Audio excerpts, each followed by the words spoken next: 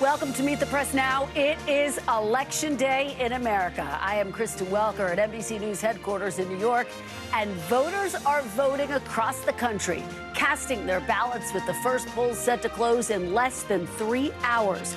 In-person voting kicking off bright and early in Dixville Notch, New Hampshire, as is tradition, with the town's 6 registered voters casting their ballots at midnight. The results? A tie, folks. A small example of just how close this presidential race could be. Today, both Vice President Harris and former President Trump are off the campaign trail after making their final pitches to battleground voters overnight. Mr. Trump spending Election Day in his home state of Florida, where he and his wife Melania voted earlier today. The former president briefly speaking to reporters and telling our own Garrett Haake that he has no regrets about his campaign. Look, regrets, you always have regrets. I can't think of any, to be honest, to use her expression. I can't think of any. I ran a great campaign. I think it was maybe the best of the 3. We did great in the first one. We did much better in the second one, but something happened. And this was the best. I would say this was the best campaign we ran. Now, it comes after Mr. Trump closed his campaign in Grand Rapids, Michigan, the same place he finished his campaign in 2016 and 2020. Last night, mixing optimism with unsubstantiated claims about voting machines, along with familiar attacks on his opponents. With your vote tomorrow, we can fix every single problem our country faces and lead America, indeed the world, to new heights of glory. Look, the ball's in our hand. All we have to do is get out the vote tomorrow. You get out the vote, they can't do anything about it, we win. If we show up, they can't win. They can't. They mathematically can't win because they're so far behind. I'm not running against Kamala. I'm running against an evil Democrat system. These are evil people. Meanwhile, Vice President Harris was in Philadelphia last night urging voters to turn the page on the Trump era and nodding to the city's most famous underdog. Here at these famous steps, a tribute to those who start as the underdog and climb to victory. We have an opportunity in this election to finally turn the page on a decade of politics that has been driven by fear and division. However, the race ain't over yet. And we must finish strong, and this could be one of the closest races in history. And just moments ago, the vice president hopping on the phone with voters during an unscheduled visit to a Democratic phone bank at DNC headquarters. She will spend tonight at her election headquarters at her alma mater, Howard University. This morning, talking to Georgia Radio about the significance of that location. The first office I ever ran for was freshman class representative at Howard University. And to go back tonight to Howard University, my beloved alma mater, and be able to hopefully, recognize this day for what it is really, it's full circle for me. And, if elected, I'll be the first HBCU president. It is now a waiting game, folks, to see what voters will decide, not just in the presidential election, but also which party will control Congress, as well as closely watched ballot measures, including abortion on the ballot in 10 different states.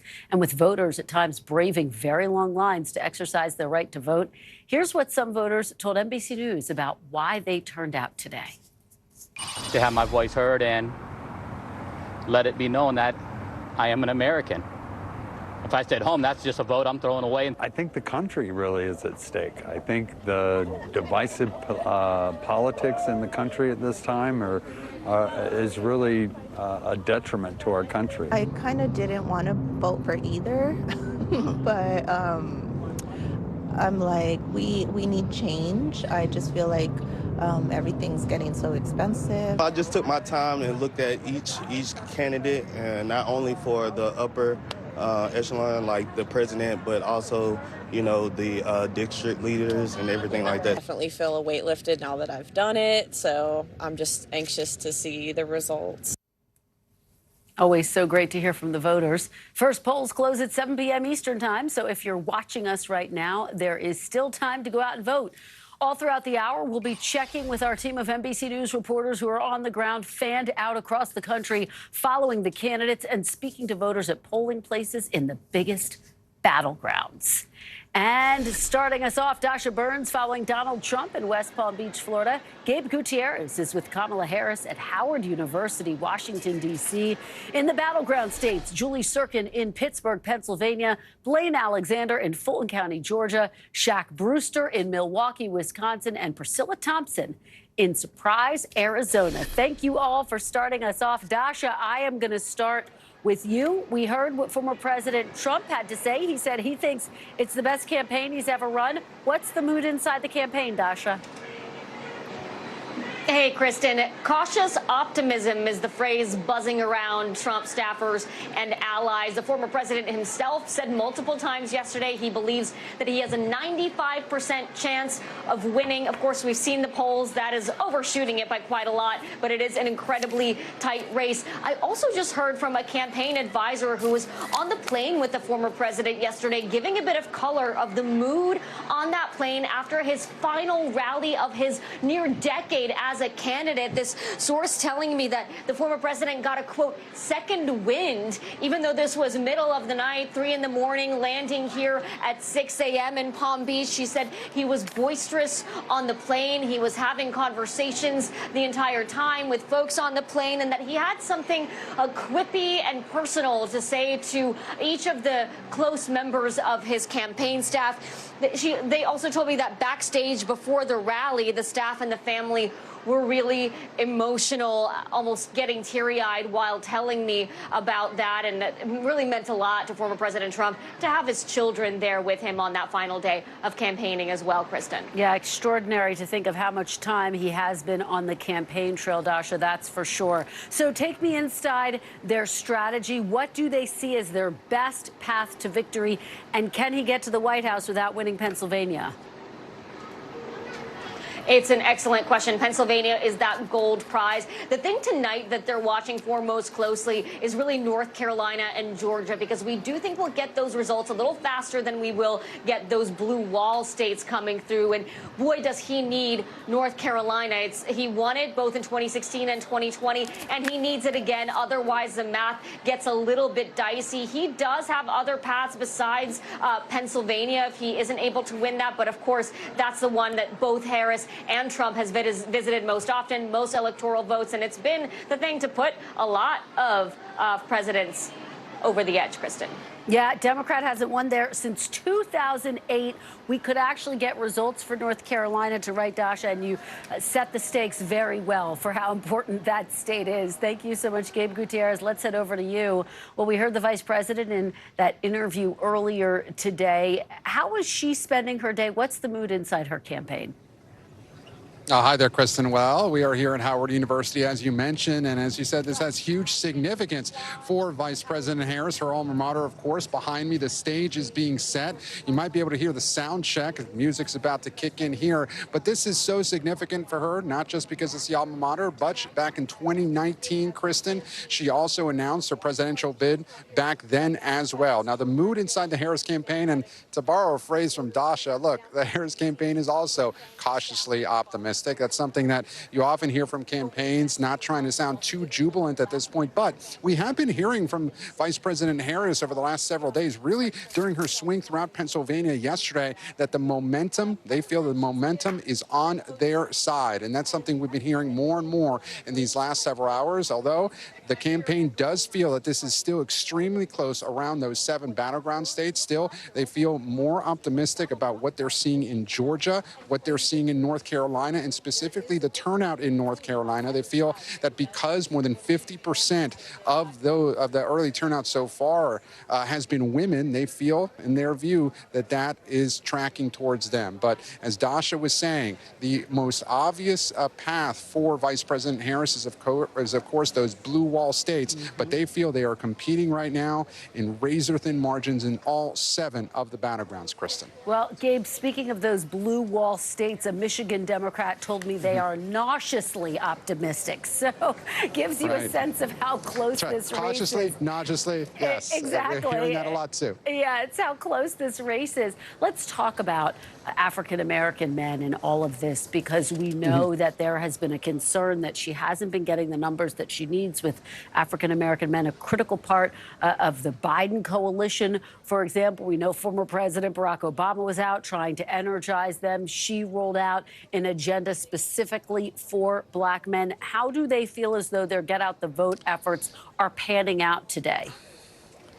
Well, look, the campaign does feel it's going extremely well. You just saw Vice President Harris just a few moments ago at the DNC for that photo op at that phone bank. Now, campaign officials are trying to brush off those stories that enthusiasm is low among young black men. They're brushing them off as sort of overblown. But you can't deny, Kristen, that the campaign has been focusing on that demographic quite a bit over the last several weeks. Former President Obama also voicing that concern in one of those stops. And look, for First Lady Michelle Obama was also out making that case. So they have been going towards that demographic quite a bit, trying to get them out to the polls in these last several days. They feel that it has been working. They're very encouraged by the early turnout numbers, but not just black men. We saw yesterday they're really going after Puerto Ricans in places like Pennsylvania. They think that that could be the key in order to win such an important blue wall state, Pennsylvania, Kristen.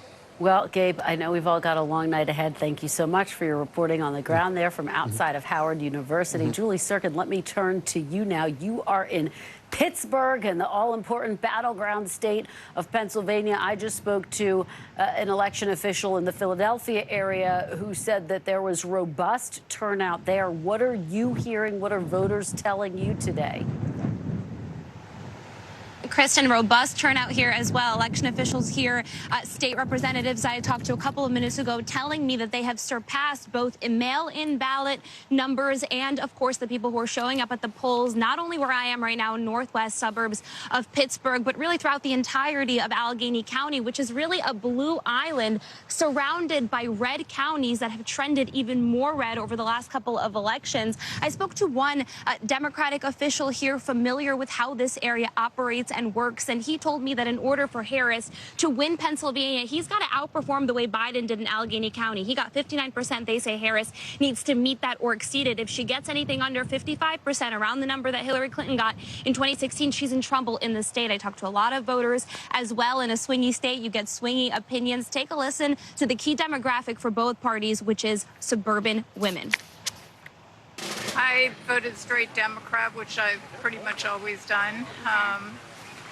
I'm just afraid of what would happen if Trump got in. I feel his way is going to be really crazy, and I just would fear not only for my democracy, but I'm old, my children, my grandchildren, my grandchildren's children, and that's how I really looked at it. It was really important. Voted straight Democrat. Yeah, I'm a lifelong Republican. Because I feel that although she doesn't represent all my values, she represents more of them than the Republicans do right now. And I'm very concerned about the split in the Republican Party, and until they fix that, I can't consider myself a true Republican anymore.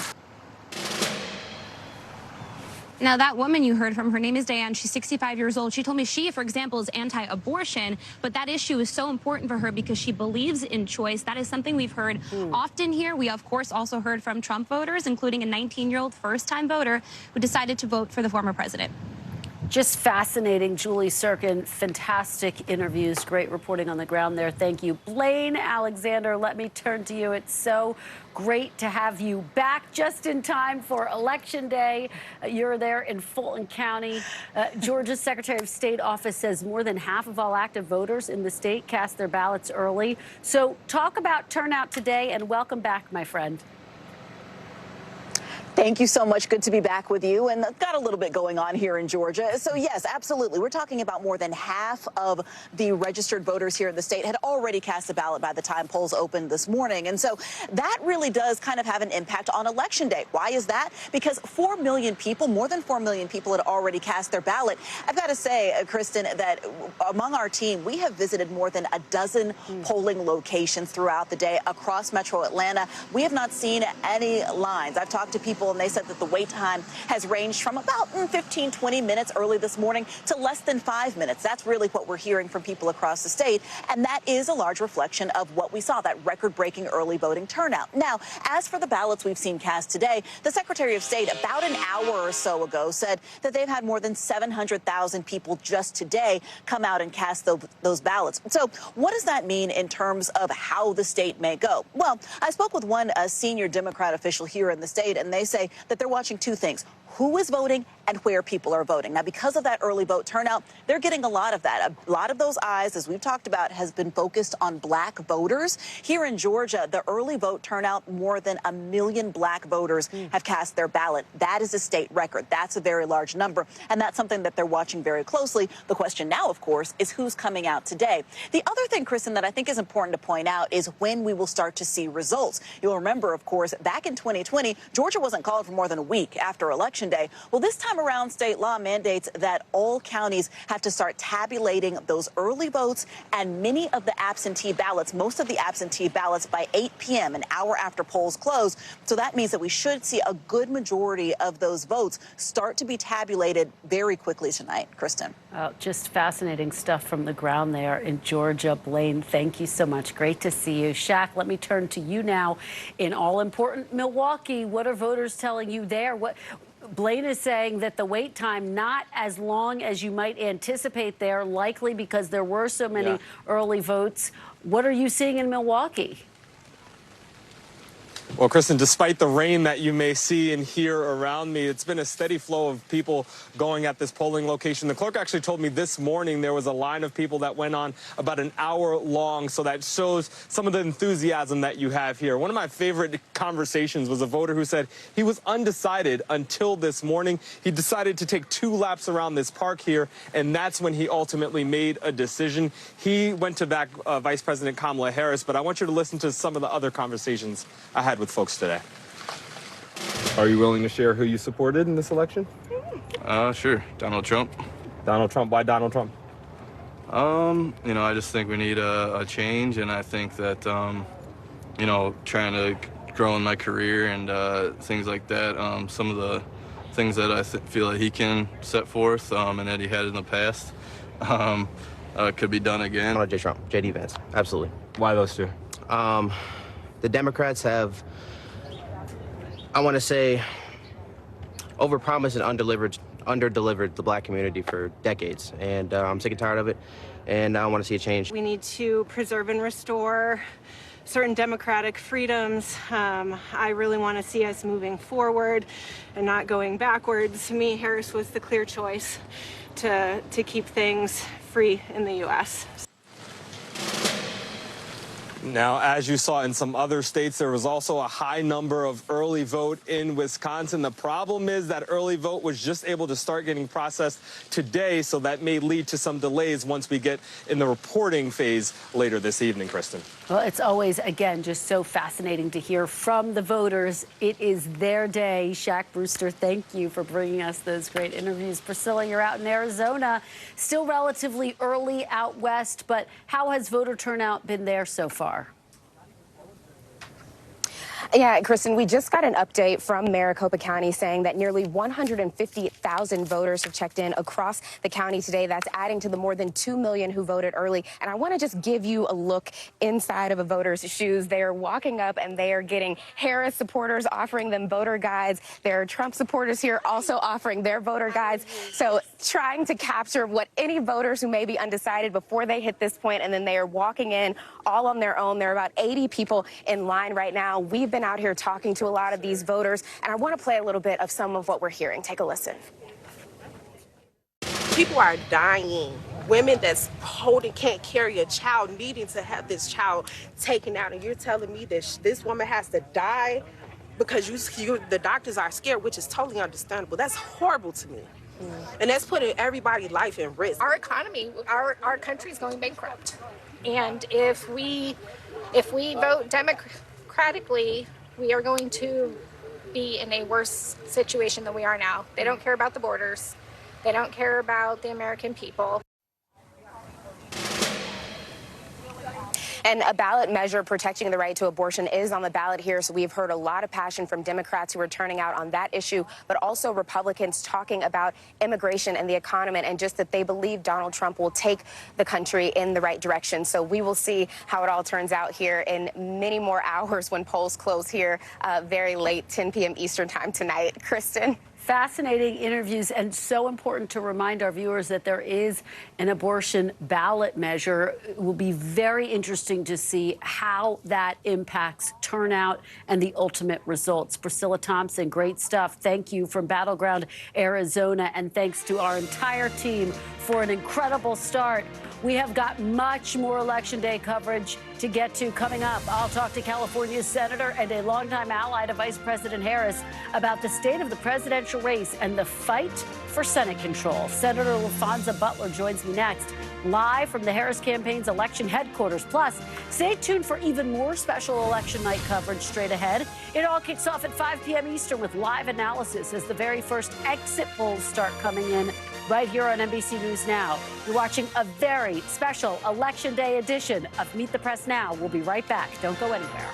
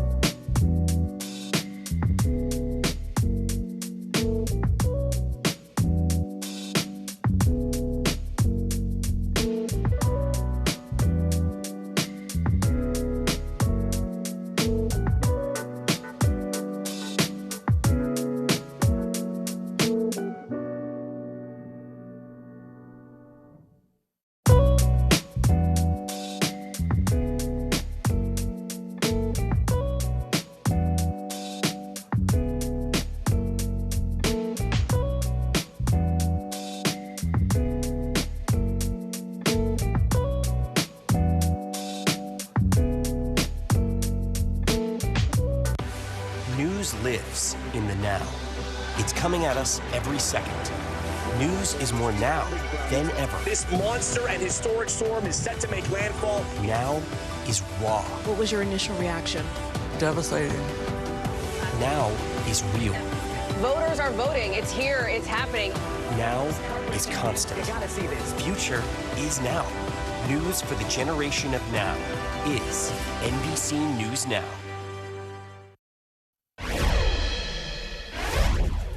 Welcome back. As we mentioned, Vice President Harris and former President Trump have wrapped up their final battleground blitz, and now the wait for results begins. Either candidate could make history tonight. If elected, Vice President Harris could become the first female president of the United States, while former President Trump would be just the second president to win non-consecutive terms. Joining me now from the Harris headquarters is Democratic Senator from California and Harris campaign co-chair LaFonza Butler. Senator Butler, thanks so much for joining us on Election Day. We really appreciate it. Glad to be here. Thanks so much. So take us inside the campaign. What is the mood? An official in Michigan described it as nauseously optimistic to me. How are you feeling? Look, I don't know that I would be nauseously optimistic. What we know is that we have made a high-quality case to the American people in a very short period of time.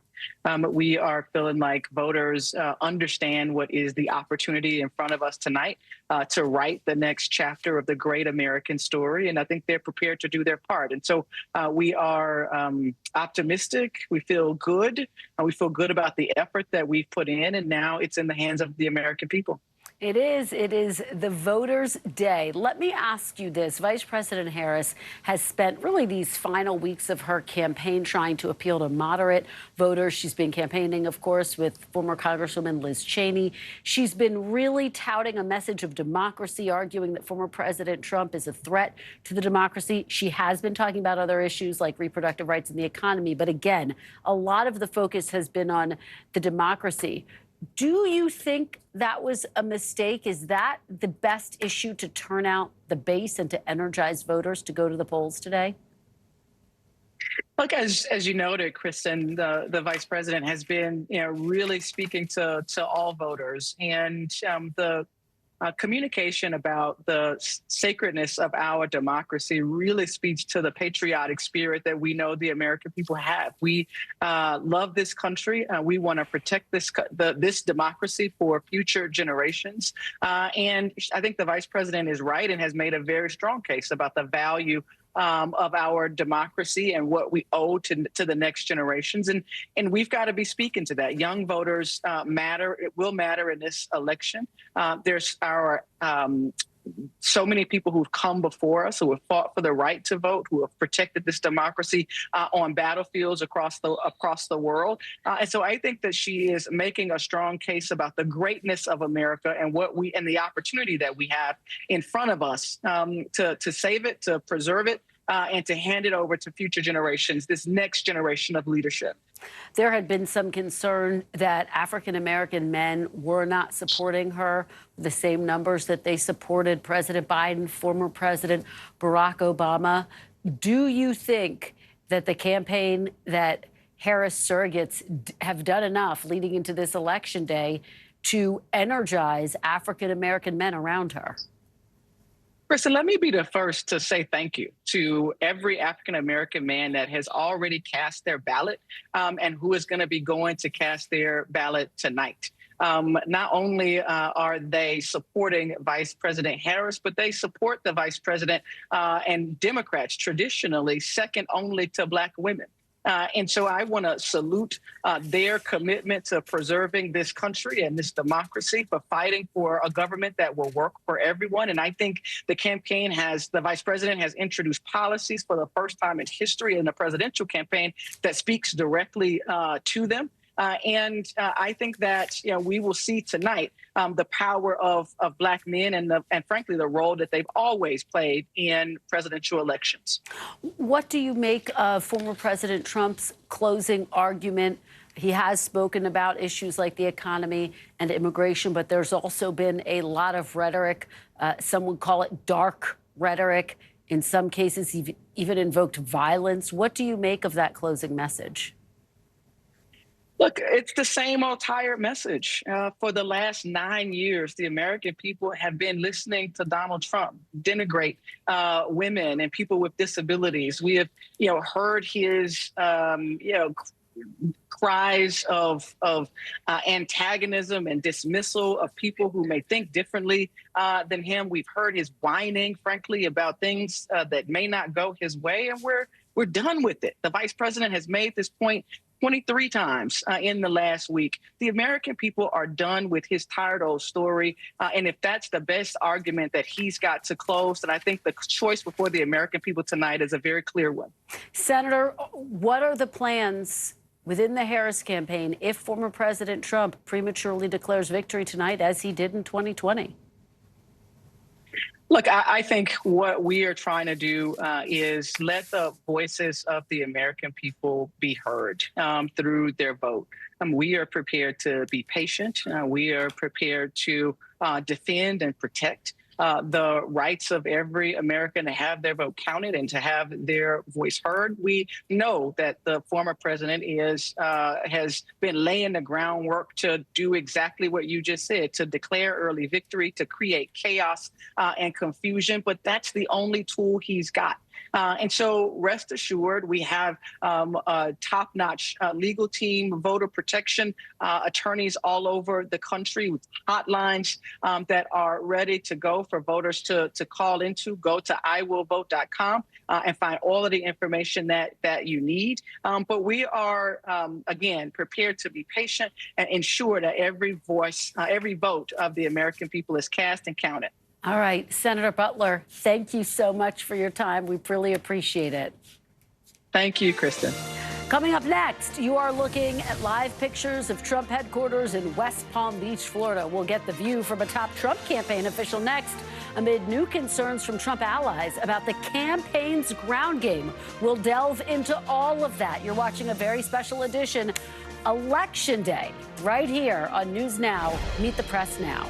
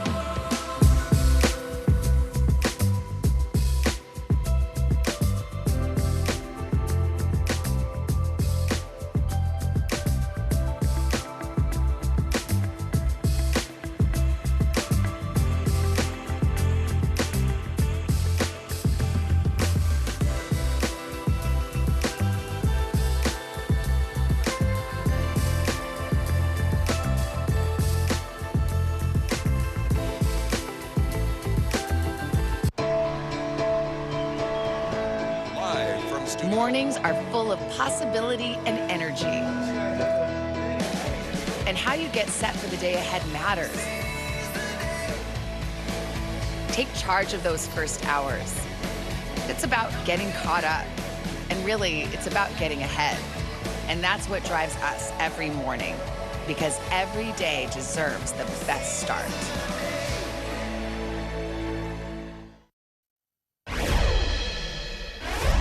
Welcome back. We just heard from the Harris campaign headquarters. Let's now turn to the Trump campaign. Joining me now is Trump campaign press secretary Caroline Leavitt. Caroline, thanks so much for being here on Election Day. I know it's a busy time for all of you. Thanks for having us, Kristen. We appreciate it. Well, we really appreciate your being here. Let's dive right in. So all of the campaign stops are now over. Give me the mood inside the Trump campaign, the mood for former President Trump as you all await results. The mood is very optimistic here at the Trump campaign headquarters. We are cautiously confident that President Trump is going to win this election tonight. When we've been looking at the early voting data over the past couple of weeks during this early voting period, Republicans have been outpacing Democrats in many of the key battleground states. And what we're hearing across the country today is that turnout is exceptionally high, especially in rural areas. So all signs point to President Trump supporters showing up at the polls, and we're just continuing to encourage people throughout the day to get out and to vote and to stay in line if you are in line. We understand some of the lines in these key battleground counties and states can be particularly long today, but we're encouraging everyone to stay in line to cast their ballot for President Trump. Well, let me ask you something about what Charlie Kirk said. He, of course, is a Trump supporter. Part of the ground game is being conducted by Charlie Kirk, Turning Points USA. Here's what he tweeted earlier today. He said, turnout is mixed and not where we want it to be. We need more people to vote. We can't let turnout flatline. What do you make of that, Caroline? Does that concern you? Does it concern the former president? No, as I said earlier, we are hearing that turnout is high, particularly in rural America. Turnout is low in urban America. But again, as Charlie, I think, was trying to say with that tweet, I don't want to put words in his mouth, but look, we are not taking anything for granted. And that's why we have been doing GOT efforts here at the Trump campaign headquarters, continuing to call voters and encourage them to get out the polls. We believe in our ground game. We have spent months training hundreds of thousands of volunteers across the country who are responsible for turning out low propensity voters in their respective communities. So we trust our ground game, we trust our people on the ground, and we're continuing to work to get voters out to the polls. So again, we are cautiously confident that as long as President Trump's supporters continue to show up as we have seen them do throughout the morning and the early afternoon today, then we're going to win tonight. Well, you're right. It's all going to come down to those low propensity voters. I know there has been so much focus on making sure they do turn out to vote. I have been talking to some allies of the former president who are somewhat concerned that the ground game was outsourced to some extent. Do they have reason to be concerned? We're getting a lot of stats coming in from the Biden campaign. For example, they say they're knocking on 2 million doors per minute in Pennsylvania. How confident are you in the ground game? We are 100% confident in our ground game. We have truly put together the most robust, data-driven, and people-powered ground game that we believe in American politics. That will be proven again when President Trump hopefully declares victory. But there was a lot of criticism and concern because we changed some things from past years. And in politics, when you change up the game, then sometimes there's criticism from the outside. But in this building, we believe in the ground game that we have put together. We have exceptional data experts who are looking at the numbers coming in. And again, all of the early voting trends and also the voter registration trends that we have seen over the past several weeks in Pennsylvania, for instance, where we were out registering, Republicans were out registering Democrats by a margin of 2-1. In Arizona, Georgia, North Carolina, where Republicans were outpacing Democrats, not just with voter registration, but also early voter turnout. I think that's a testament to our ground game. We just have to finish the job today. And I should correct myself. It's 3 million total. They were touting 2,000 per minute over the weekend. So no regrets about outsourcing part of the ground game, Caroline? Absolutely not. We believe in our team, and we believe in the hundreds of thousands of people who have signed up to be volunteers for President Trump, who we have given low-impact tasks to that we believe will make a big difference today in turning out their fellow Americans to the polls. Let me just ask you about some of the rhetoric that we've heard from former President Trump on the campaign trail. Some of his supporters feel as though he hasn't spent enough time focusing on the economy and immigration and instead has focused too much time on, at times, dark rhetoric, talking about training guns, for example, on Congresswoman Liz Cheney. How do you respond to some of that criticism and concern from inside your own orbit? Well, let me just correct the record or set it straight, at least, when it comes to the Liz Cheney comment. President Trump was referring to how politicians like Liz Cheney sit in Washington, D.C. and make decisions that send America's sons and daughters over to fight in wars, but have never served in combat themselves. That was the greater context of that discussion. And frankly, I think a lot of Americans, Democrats and Republicans, agree with him on that. When it comes to the alleged dark rhetoric, he's talking about the reality in this country right now. More than 70% of the country feels that we are moving in the wrong direction. When you look at our border, when you look at the economy, prices are still 25% higher. Americans are falling behind. There's a lot of pessimism across the country. People want an optimistic leader, and President Trump is offering that optimistic vision to make America affordable, safe, and strong again. Caroline, one more question. Can you guarantee that former President Trump will not declare victory before the votes have been cast, before this election has been called? President Trump will be watching the votes tonight, and he will address his supporters at the appropriate time. But can you guarantee he won't declare victory prematurely? I don't think that will happen. I will leave it to him, and I believe that he's going to declare victory and give a speech to his supporters, again, at the appropriate time. All right, Caroline Levitt, thank you again for being here on Election Day. We really appreciate your time and perspective. Thanks, Kristen. Still to come, an extraordinary campaign for president comes to a close, and the future of the White House and Congress are both on the line. We have much more to get to. You're watching a very special edition of Meet the Press Now. Stay with us.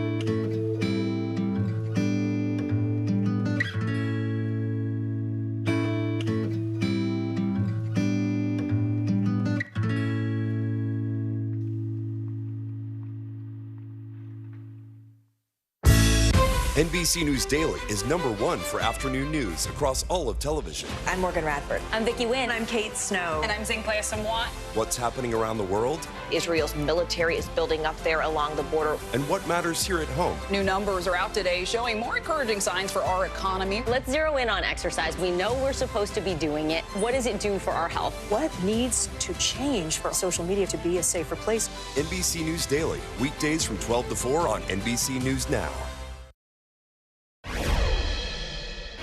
What matters to me most is autonomy over my own body, the ability to make choices for myself and my family. I think the border is one of my biggest concerns because I'm an immigrant, but I came here legally.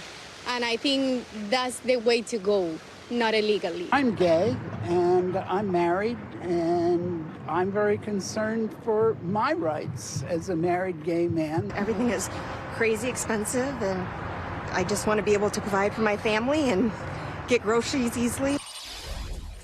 Welcome back. As we've mentioned, the road to 270 all comes down to just a handful of states. Both Harris and Trump have spent a significant amount of time and money on the ground in those critical states, including the blue wall states of Pennsylvania, Michigan, and Wisconsin, as well as Georgia and North Carolina. Some of the first battleground states will start to see those election results roll in just a few hours. Joining me now, we have got a supersized Election Day panel, former Democratic Senator from North Dakota and a CNBC contributor, Heidi Heitkamp, Democratic pollster and an NBC News political analyst, Cornell Belcher, Republican strategist and a Meet the Press contributor, Sarah Fagan, and former Director of Strategic Communications for the Trump 2020 campaign, Mark Lotter.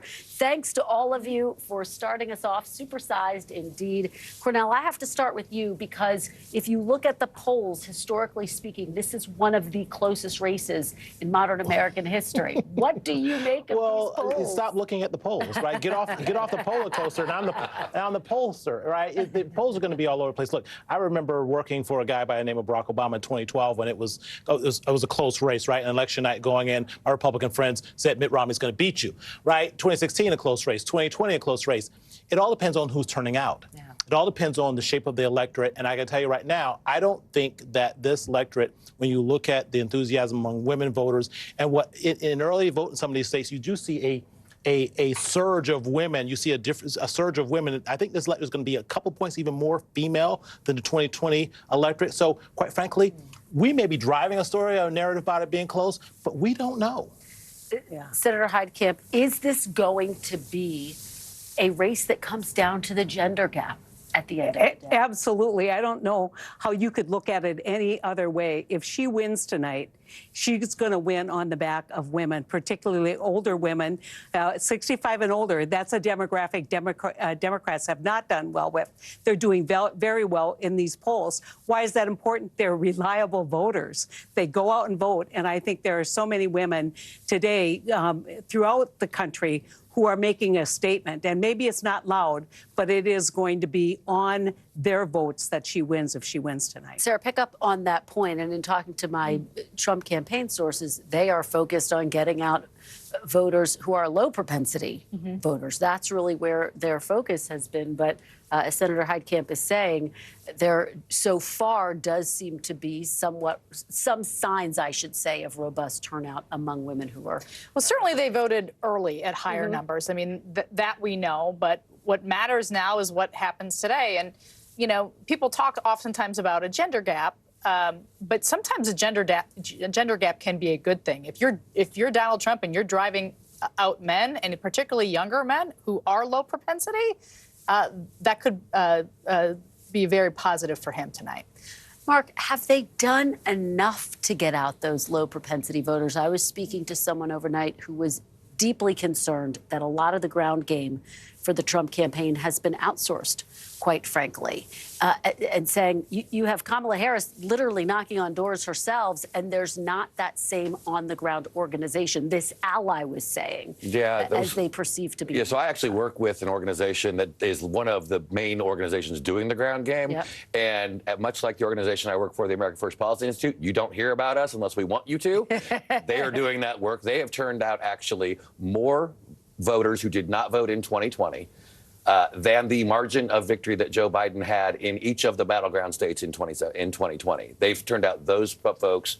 And then when you add on the voter registration that we've talked about for a lot here in the battleground states, the early vote turnout, their deficit in urban voters and female voters that we've talked about.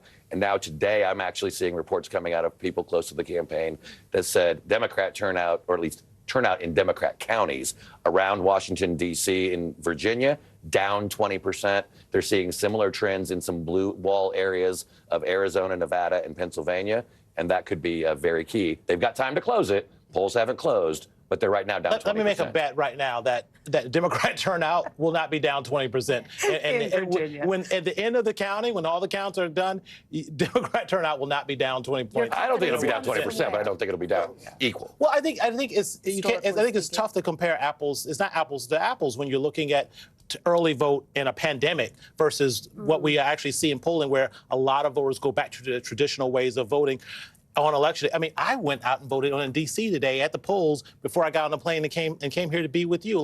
So I think sometimes we can read too much into the early voting because we want to know so much. Yeah.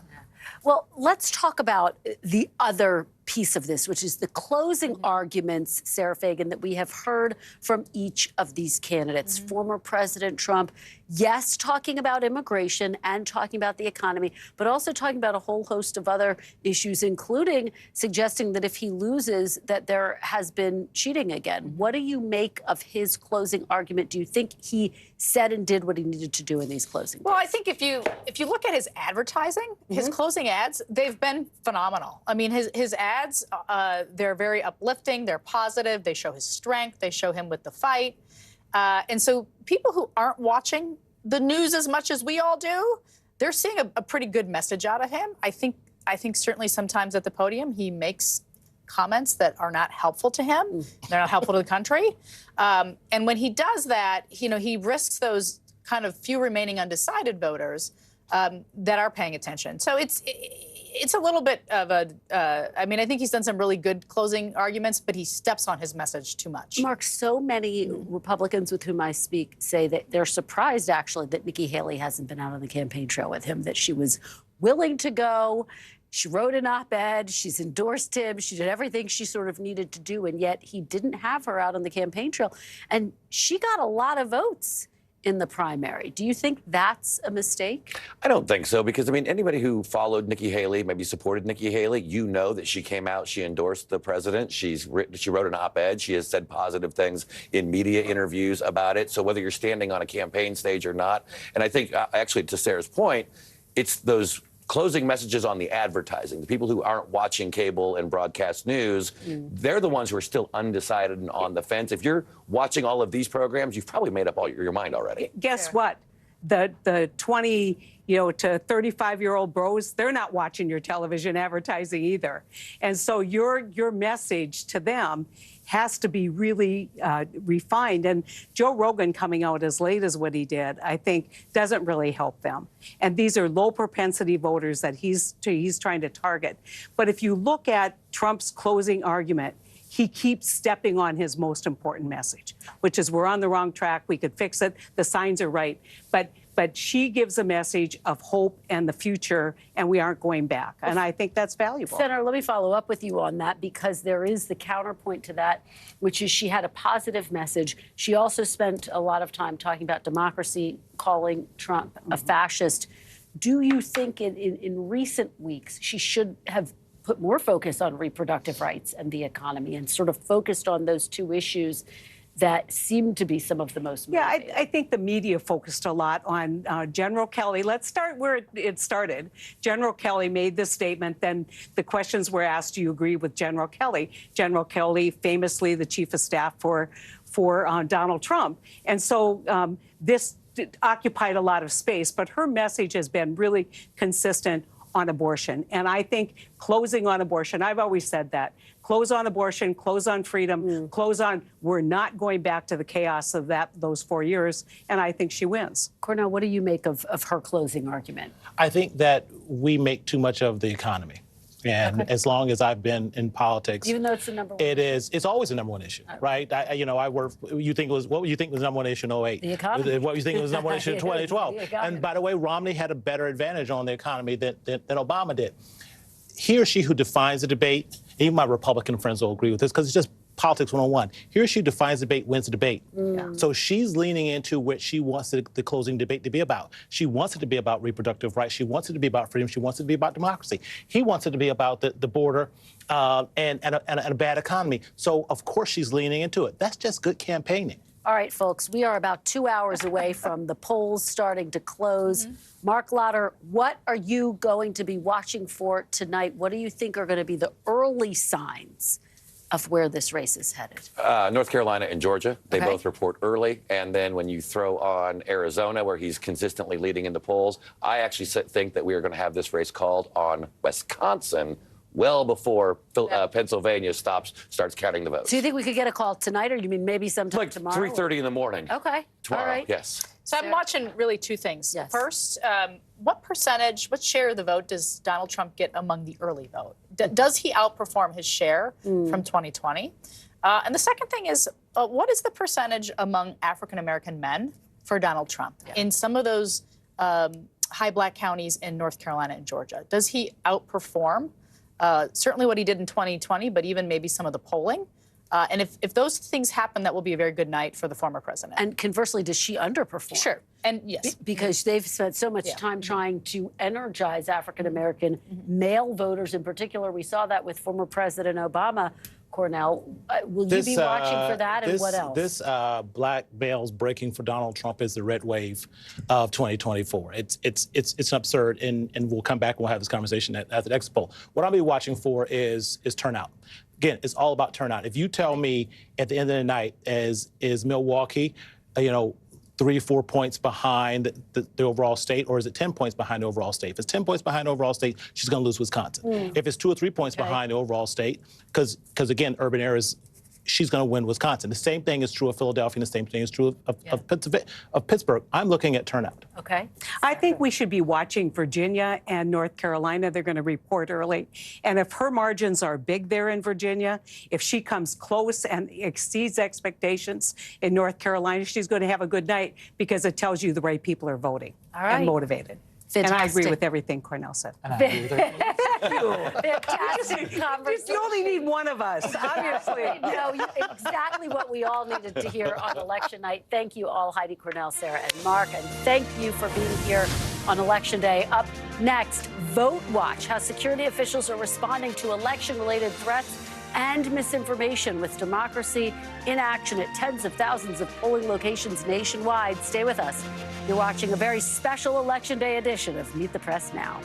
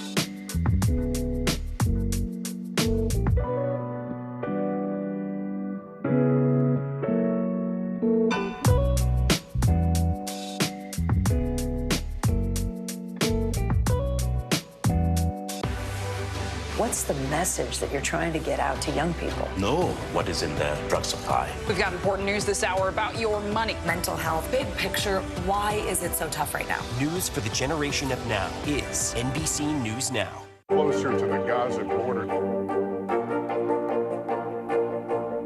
A story of resilience and hope.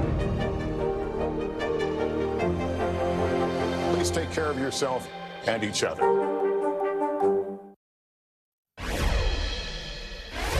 Welcome back. As we continue to report on the millions of Americans voting today, we are also following developments on efforts to ensure the election is secure. NBC News Justice and Intelligence correspondent Ken Delaney joins me now with more. Ken, great to have you here. So you're tracking the investigations into bomb threats in 3 different states. Apparently the Russians are behind this. What can you tell us? That's right, Kristen. Big picture, it's been a pretty quiet day in terms of potential violence, but the FBI did say that non-credible bomb threats in 3 states have come from Russian email domains. That doesn't prove it was the Russians, but it suggests that this is part of the Russian effort to destabilize the election. And this comes on the heels of a warning this morning from the FBI about fake videos that they said were designed to keep people away from the polls. That said that there was a terror threat at polling places. It was a fake FBI video. They wanted to clear up that that isn't happening. So we are awash in disinformation. So clearly you'll be watching that throughout the night. The other thing that you're watching, the Justice Department waging a legal battle with some red states over election monitors. What can you tell us about that, Ken? Missouri, Texas, and Florida, Republican officials in those red states wanted to keep the Justice Department out of their polling places.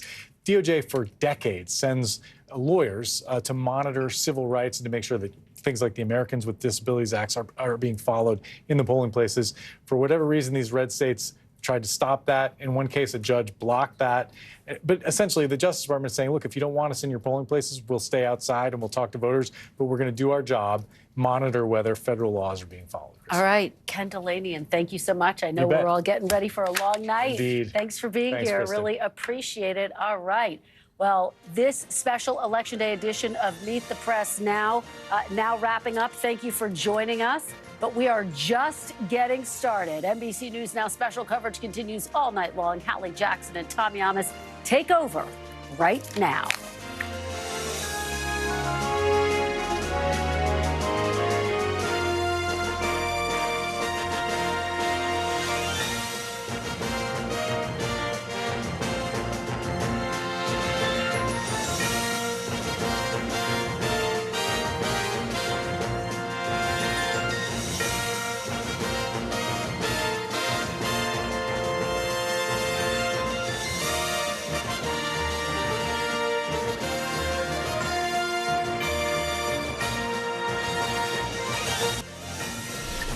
Welcome to Election Night on NBC News. Decision 2024 starts right now.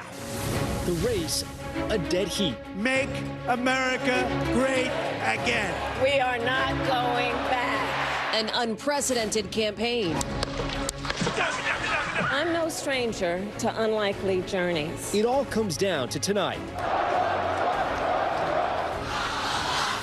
The key contests. Pennsylvania will be key. If we win Michigan, we win the whole thing. The biggest issues. I will protect our jobs. I will protect our borders. The government should not be telling her what to do with her body. Now, America decides.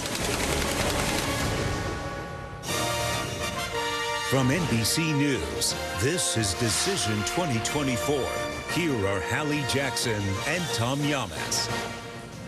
Hey everyone, welcome to NBC News Special Report. We're now less than 2 hours away from the first polls closing, and we've got breaking news. Our first look at exit poll data. I'm Tom Yamas. And I'm Hallie Jackson. And listen, this is our first look at some of the numbers on who's voting and what matters, even as some folks out there are still in polling lines in every state across the country. Yeah, and as soon as we get that exit poll data, again, it's going to come in at any moment. We're going to bring this to you live. And again, this is our first check-in with the voters across America, how the electorate is thinking about this election and what's most important to them. Remember, all of it is coming as we are seeing huge turnout numbers. And Tom, some 79 million people at least have voted early, either in person or in the mail. You also look at a place like Michigan, one of those 7 key battlegrounds that I know you'll be watching in that big board tonight, where the Secretary of State there says they are on pace to set records. A lot of people want to have their voices heard. Yeah, we should set the table on these exit polls too, right, Hallie? So exit poll data coming from 10 states. Hallie mentioned those 7 battlegrounds that we're watching: Wisconsin, Michigan, Pennsylvania, North Carolina, Georgia. Then we go out west, Arizona, Nevada, plus 3 more. Texas. We're also going to be looking at Ohio as well and see what else we get from the exit poll data. That's right. And Florida, at 600 polling sites all across the country. And we want to be clear here. This includes not just day of exit polling, but it also includes in-person, early voting. It includes mail-in ballot voting as well. So that is how you kind of get a sense of the landscape. I have to give you a grain of salt, a bit of a caveat. These numbers could change a little bit. They come in several different waves that are called in throughout the course of the evening. So right now at 5 o'clock, it is 5:02 East Coast time. That is when wave 1 is set to come in. Yeah, and we won't lie to you. We're tap dancing here because usually we have these exit poll data in by now. And again, it's going to be the first batch. Chuck Todd joins us, chief political analyst here at NBC News. Chuck, look, it's the big issues, right? It's the economy, the state of democracy, abortion. Right. What do you think we're going to see at the top? Well, look, I am very curious. If economy's not at the top, that's a tell. Right off the bat. And there's been a question, is this a micro election or a macro election, right? What do I mean by that? We've been talking about a lot of specific issues. You and I have spent a lot of time this year talking about inflation and the importance of that. And there's no doubt it's been a real drag on President Biden's job rating. It's been sort of the wind at President Trump's sails. But if it's not the top issue, that means there's something else that they went into that voting booth. And, look, state of democracy you got to be careful here because it's a subjective, I think. Well, it cuts both ways. It can cut both ways. It's the Democrats and Republicans both have different visions of what that means to them. I really want to see the gender gap on that. Well, guess what? Because that, to me, will be whether that is a tell. If you've got a massive gender gap on state of the democracy, and it is something that more women are picking than men, and when we see the top issues by gender, that's going to tell us a lot about this election. You know, Chuck, we already have one tell, and that's the early voting data. Right. Record-breaking across all the battleground states, something we've never seen before, but we're also seeing an uptick between both parties, right? So it's tough to say, what is that going to show us? Look, we've seen this polling, right? If you are a regular voter, the more regular you are in voting, the more likely you support Harris. If you don't vote in every election, and the less frequently you vote, the more likely you're a voter for Trump. So the higher the turnout, that actually might benefit Trump more than it benefits Harris, even though traditionally, and this has all been since the Trump era, Trump does a good job at getting sort of non-traditional voters to the polls. It's why we've seen his party do so poorly when his name is not on the ballot. There's 2 storylines that I'm looking at here, and you've mentioned both of them obliquely here, Chuck. One is this issue we're talking about, these low propensity voters. Right. And in my conversation with Trump campaign officials and advisors, just even in the last few hours here, they're feeling pretty good about getting those low propensity voters. In plain English, all that means is people who don't tend to vote a ton. Don't typically vote. They feel good about getting them out. The other big thing, of course, is the gender gap. And I want to say we finally do have these numbers in now on the most important issue. Look at that in bright pink there. 36% of voters say the most important issue to them is the state of democracy, not the economy as the top issue. That is right there at number 2 at 30%, the economy. Abortion, 14%, followed by immigration. Chuck? Immigration's where? Think about it. Just take a step back here, okay? Look at those top 4 issues again. We know what the number 1 and number 2 issues have been for Donald Trump this election season. The economy and immigration. Correct. Add that together. Okay? Add up together state of democracy and abortion. It says I'm being a little simplistic here, but already, if this, and again, one of the things that I want to warn people is that there has been a tradition in these exit polls I was just that going to they say, you're skew doing a little it. left. That's right. The first wave skews a little left. And sometimes the top issue can become the second top issue. And it has happened to us in previous elections. So we absolutely want to, there's a little grains of salt we want to give you That's here. right. We're not overreading into it, but we do want to tell you what we know as we're directionally, if this is what this electorate is saying, you would be, and the Harris campaign will be ecstatic that that's the direction right now of where things are at. So we have another exit poll we want to go to right now. Who do you trust more to handle the economy? 51% Donald Trump and 4% behind Kamala Harris. This is not surprising. Trump closed on the economy. He also closed on immigration. Chuck, your take on this? But you know, it is a little surprising. I think the gap, exactly. it's a very narrow gap. Should be farther, right? Yeah, Donald Trump had been leading on this pretty heavily. 8 to 12 points in many of our, when we would say who'd be better for the economy. She didn't have to win this issue. She just couldn't get clobbered on this issue. Again, early data. That's right. Early data. But wow, that's not an insignificant. And again, this is the first data we're getting, so we're obviously going to be talking about it for a while. Do you know who else is interested in this data, right? Not just us, not just voters, the campaigns. They love to know where this early data is coming in, what it means, and what it says about the electorate, what trends we can draw more broadly from some of the numbers that we're seeing here. We have another exit poll that's just in. This is who do you trust more to handle the issue of abortion? Let's take a look at that. I think we have that one in. We don't yet. We're actually working on that one. Okay, we're still working. It's about to come, and as soon as it is, we will bring it to you live. I have to tell you, we're seeing this at the same time that you're seeing this. It's loading into the system. We're bringing it up the second that we have it. But I want to bring in Christine Romans, who's with us here in the studio, as we talk about that gap on the economy here and where it stands. Listen, it is one of the most important issues to voters, right? We know that based on these early numbers now. You and I have been talking for months about the disconnect for some voters between the actual numbers in the economy, inflation, the lowest it's been in several years, the unemployment rate at just over 4%, and yet people don't necessarily feel great about it. Yeah, these top-line economic numbers that are so strong and robust for the American economy, but when you ask voters how they consistently feel like higher prices is something that's holding their family back. And it's not just inflation. You know, I've been going to a lot of battleground states. They're concerned about the cost of elder care, about child care, about housing.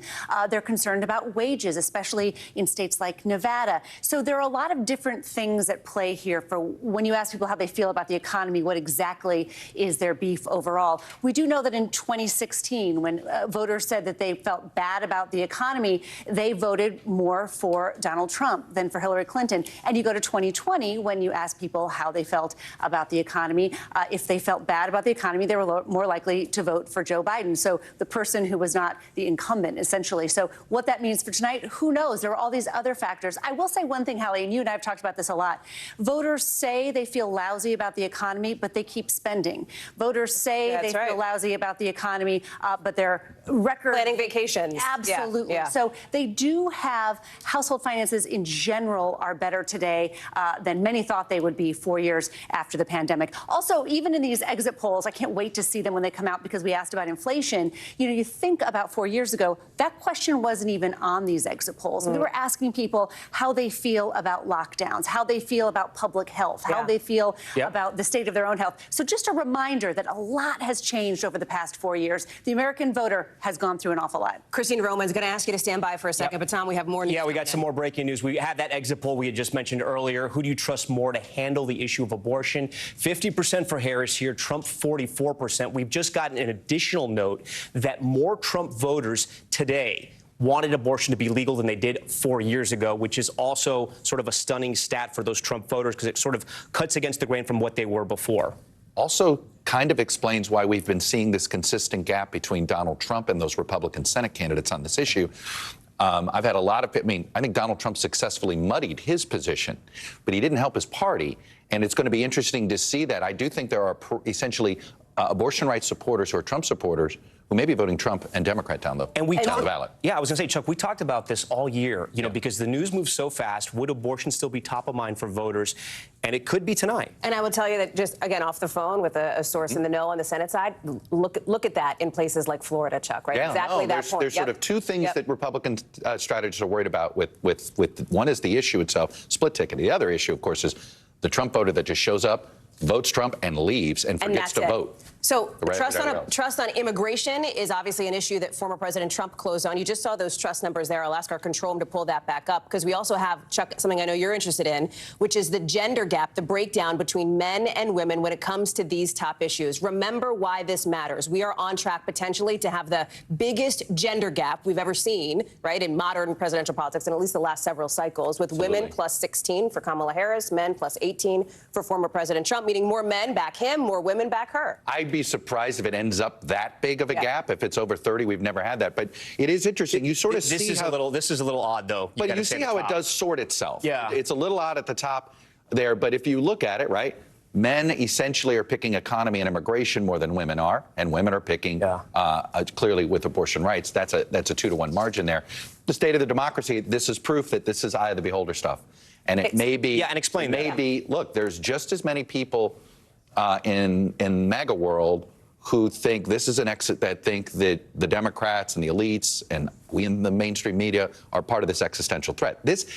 I think a better umbrella for this issue is sort of, this is the cultural divide in America, right? And we have not come up with a great way of doing it. And I think this is, if you believe this is a macro way of life election, that my way of life is going to be put at risk if the other party wins, this is likely the issue you're picking, which is why I think it's a very difficult one for us to break down, because I do think every voter looks at it slightly different. You think about Vice President Harris, her closing message largely focused on democracy. It largely focused on abortion access. Democrats see that as very mobilizing up and down the ticket for Democrats. Former President Trump closed on the issue of immigration. This has been something he's been talking about since, Tom, you remember covering that. He came down that golden escalator, now back almost 10 years ago. I want to pull back up that board we had up, that picture, essentially, of trust on immigration.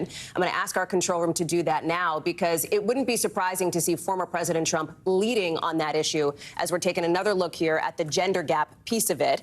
Again, split between men and women. And I got to tell you, Tom and Chuck, as we're sitting here, I know we said it 11 minutes ago. Let me just remind folks, these numbers could change a little bit, right? They could shift here. And here's trust on immigration, and there, unsurprising to see former President Trump with that lead there. Yeah, still, again, but I'm looking at the margins here. I mean, it's not a blowout here when it comes to immigration. As we were talking, Hallie, I kept looking over at Christine Romans, and I'd like to get to Christine Romans right now, because she has a lot of data on the U.S. economy, and it's sort of fascinating, right, Christine? Christine, walk us through what we see there and what you're seeing in these exit polls. I know Tom sees me geeking out over here. No, it's fascinating. I love it. It really is. So the condition of the U.S. economy, and remember, these are people who actually voted. I think it's really important to make that distinction again. We've been asking people in opinion polls for 2 years now about how they feel. These are people who actually voted. So this is the clearest view of how people are feeling in the voting booth or when they're filling out their mail-in ballot. So not so good to poor. Look at that number, 67% there. That's a big number. That's the biggest number we've seen in terms of poor and not so good in the last 3 or 4 cycles here. Only 5% say excellent, which is pretty interesting. Only 28% say good, when there are all of these top-line economic numbers that have been so consistently strong. But this is exactly what we've been hearing from people for so long. They just feel like the economy is not working for them, guys. So, Christine, no surprise there. You're at about 67%, right? People thinking the economy is not that great. But you're saying that tracks with what we've seen all year. What else have we learned? Well, we've learned also family finances compared to 4 years ago. Think about 4 years ago what was happening. People were voting in masks, or they were trying to figure out how to social distance. This broadcast was very different 4 years ago than it is today, because we were in the middle of a coronavirus pandemic. So people, honestly, every 4 years always ask how they're feeling. But when you look about 30% say their family finances are about the same, a quarter are better, 45 worse today. So this is one of those things that's really been top of mind for people, especially because inflation has just been this grinding problem for so long. And do we have data on inflation? I thought we did. Okay. Yeah, we do have an inflation number. In the last year, has inflation caused you and your family a severe hardship, no hardship, or a moderate hardship? This is a big number here. People who feel it. 74, that's a big percentage of people who are voting saying that inflation is something that is still top of mind in their family. I would just tell you, having recently been in a couple of key battlegrounds in Pennsylvania, in Erie County, in North Carolina, in New Hanover County, talking to people about this exact issue, inflation, you know what you hear about again and again? The cost of burger meat, the cost of milk and eggs, and the cost of a gallon of gas, right? Because even as these macro numbers, as we've talked about, are adjusting, people still feel like every time they go to the grocery store, they're spending a ton. And that's almost more important, right, Christine? Because it's not the number, it's not the percentage of where inflation is, it's how they feel every single day. Absolutely. And when you look at grocery prices, for example, they're up 22% compared with 4 years ago, but the wages are up 20%. Just looking at wages alone, you're like, that's great, 20% bigger paycheck than 4 years ago. When the grocery bill is 22% more, that is a reminder every week or every 10 days for families that things aren't the same as they were the last time they were voting. Christine, I'm going to let you get back to crunching the numbers. Chuck Todd next to us is already crunching more of the numbers. The campaigns are looking at this stuff, too. So I want to get to Peter Alexander and Garrett Haake, both of our correspondents covering both the Harris and the Trump campaigns. We're just getting in, Garrett and Peter, what we call fave-unfaves. In other words, the favorability ratings for each of these candidates. And let's start with former President Trump. We're going to pull that up here. And you can see he is what they say underwater, essentially. 54% of voters in these early exit polls have an unfavorable opinion of the former president. Garrett, as you well know, though, the strategy for the Trump team has long been supercharge the base. Get that 44% who do see him favorably to actually show up and vote either today or during early voting. Yeah, that's right, Hallie. And I remember a briefing with Trump campaign officials several months ago now in which they said by the time this race is over, both of these candidates will be unpopular. And that's broadly true. Kamala Harris underwater as well in these polls, but not quite as badly. And I think that's going to be part of the challenge for the Trump campaign as we look at these early exit polls, which I should caution that the campaign was telling us sort of all week not to overinterpret them. And I think that's a worthy acknowledgement to make here. But they also wanted to use President Biden as an anchor around Kamala Harris's neck and essentially hope that Biden's unfavorability would drag down Kamala Harris. And the delta between Biden being far more unpopular than Kamala Harris is right now is the kind of thing that I think would be a warning sign to the Trump campaign about that messaging not being as effective as they'd like. Garrett Haake, thank you very much, live for us down there in South Florida. Appreciate it. All right, let's move over to my friend Peter Alexander. And Peter, let's take a look at the favorability for the vice president. Here it is. This is the first time we're seeing this. What we have here, the opinion of Kamala Harris, unfavorable 50%. Favorable 48%, unfavorable 50, favorable 48%. Her unfavorable slightly lower than what former President Trump's was. Peter, talk to me about how the Harris campaign is feeling. I know you've been reporting all day about sort of their momentum and sort of maybe a changing of mood. They were feeling a bit more positive today. Yeah, not just positive today. They've been feeling increasingly confident over the course of the last several days. Let's look at that favorability number, though, for a moment. And Kamala Harris, she performs better than both Donald Trump and Joe Biden. 4 points ahead of Donald Trump, 7 points ahead of Joe Biden. One of the concerns about Donald Trump had been that there was some sort of an evaporation, a memory gap where Americans forgot the way they felt about Trump at the end of his term. Right now, his number's coming down. Her number is particularly high in their view right now and higher than the man with whom she served, Joe Biden. So that's something they're feeling, I think, good about this evening. One other data point we'll share, we just heard from a senior campaign advisor. They're seeing some new information coming out of Pennsylvania, obviously the crucial battleground, the biggest prize of the swing states with 19 electoral votes among Puerto Rican voters in the 3 wards with the largest Puerto Rican populations. As of midday today, the numbers were already at 79% of turnout in 2020, which is to say they believe Puerto Rican voters are turning up in big numbers, particularly notable as it comes only about a week and a half after those offensive comments by the comedian who led off for former President Trump at the Madison Square Garden event just a couple of weeks ago. All right, Peter Alexander for us. Peter, we appreciate all that. I'm going to hear at the big board, Tom, because I want to talk through the road to 270, which is what you are going to be watching tonight here. This has been my best friend for the last 2 or 3 months here. Sweet. We've just gotten to know each other. Again, the road to 270. We're going to start tonight, election night, where we left off in 2020. Except those 7 battleground states you see here are not colored in. Remember, President Biden won 6 of those 7 battlegrounds. So let's talk about Kamala Harris and her easiest path. Her easiest path tonight, if she holds that blue wall, Pennsylvania, Michigan, and Wisconsin. Hallie, you see the electoral votes That's there? Right. 270, that gets her right to the White House. But if she were to have a terrible night tonight and the blue wall were to collapse and Trump were to win all this, she has another path. Nevada, Arizona, hold Georgia, and flip North Carolina. She gets to 275 there. Again, if this is the night for Democrats, Hallie, as you know, they'd be having heart attacks all night, but she can still get there with that path. Talk about, then, former President Trump's clearest and cleanest path to 270. The easiest way to remember this, Hallie, for President Trump when you're watching election night tonight, if he kicks it East Coast style. Pennsylvania, he wins Pennsylvania, flips that, holds North Carolina, and flips Georgia back red. If he does this, look at his number, 270, he gets there. But if something were to happen and he doesn't win Pennsylvania, he has to win somewhere else in the Midwest. This is important. There is no Sun Belt strategy for President Trump. He has to win somewhere in the blue wall. He has to break through. If he can flip North Carolina, hold North Carolina, flip Georgia. If he wins Michigan, if he just picks off Nevada or Arizona, either one gets him there. Even the 6 in Nevada get him there. But if he can only win Wisconsin, he has to win in Arizona. He needs those 11 electoral votes to get to 270. Let me ask you about a possibility that we're not anticipating necessarily, but that could happen, and that is, what if nobody gets to 270 and it's 269, 269? It's a tie. That can happen. So listen, let me give the blue wall to Vice President Harris, and you're going to say, Tom, are you crazy? She's at 270. I'm going to say, hold on. I'll give you all the Sun Belt states to President Trump. Remember, I told you he can't get there with that. He's at 268. So we come to Nebraska. Nebraska has that Where's Waldo effect right now on our map, and that's because Nebraska gives out their electoral votes by total vote, popular vote for the state, but also by congressional district. Maine does this as well. So there's 3 congressional districts. They each give 1. CD2, that's a battleground district in Nebraska. That's Omaha. Trump won it in 2016. If he wins it again, look what happens. 269 to 269, Hallie. And you know what happens there? Do we go down that road? We don't have to go all the way down the road, but we can say that road leads to Congress. Yeah, Congress. The new Congress will essentially pick the president, the House, the Senate would pick the vice president. You heard Tom lay out the importance of Pennsylvania. We're going to take you there when we come back, breaking down how voters all across the country feel about some of these key issues you've been talking about, like the democracy, immigration, abortion night. It is election night here on NBC News.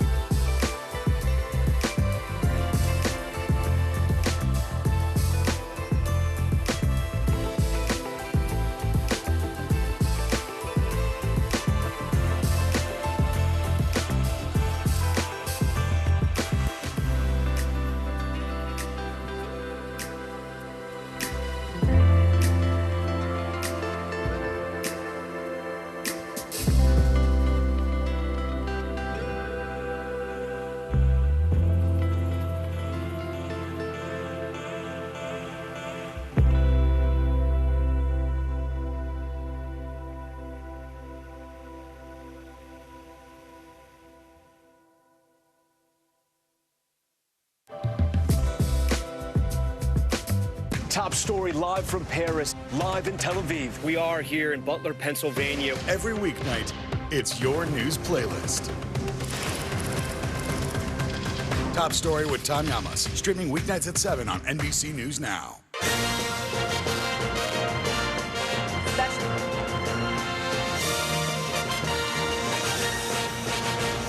We are back now with our special election coverage, Decision 2024, right here on NBC News. We are just over an hour now from the first battleground polls closing, and we've got that exit poll data coming in showing what is driving voters on some of these key issues. We asked this question: which one of these 5 issues matter most in deciding how you voted for president? You can see it there. State of democracy at 35%, the economy following, abortion access after that, followed by immigration and foreign policy. Yeah, and an interesting note that Chuck Todd just brought up, that in the state of democracy, when you dig a little deeper into that exit poll, it actually splits almost 50-50. So essentially, whether you're a Republican or you're a Democrat, the way you look at this issue is different. And that doesn't tell us too much, but it's interesting that it's more important than the economy at this point. Yeah, and again, these numbers are early. They could shift a little bit, but there's some other pieces to this as well, including on abortion. Yeah, so let's take a look at abortion, which comes closest to your position on the issue of abortion. This is what we asked. Should it be legal in all cases, legal in most cases, legal in some cases? The first question was, who do you trust more to handle abortion?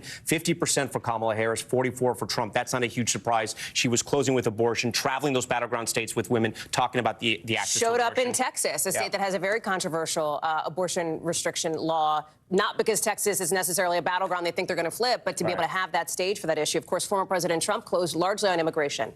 Okay, let's go to Pennsylvania right now. It is the key maybe to all the battleground states, the Keystone State. Jacob Soboroff on the ground for us in Pennsylvania. Jacob, tell us exactly where you are and what you're seeing tonight. We're at Temple University, Tom, at a polling place that's got a 2-hour-long line. These folks have been waiting for 2 hours. I'm just going to make this short and sweet. 1, 2, 3, 4, 5, 6, 7, 8, 9, 10 different election machines over here. Let me split this line and tell you a little bit about what happened here. Earlier today, we reported how long the lines were. Well, the city of Philadelphia has showed up with 2 new election machines right now. These are going to get set up. The voters are going to be able to vote on them here. And hopefully those lines over there are going to go a little faster, guys.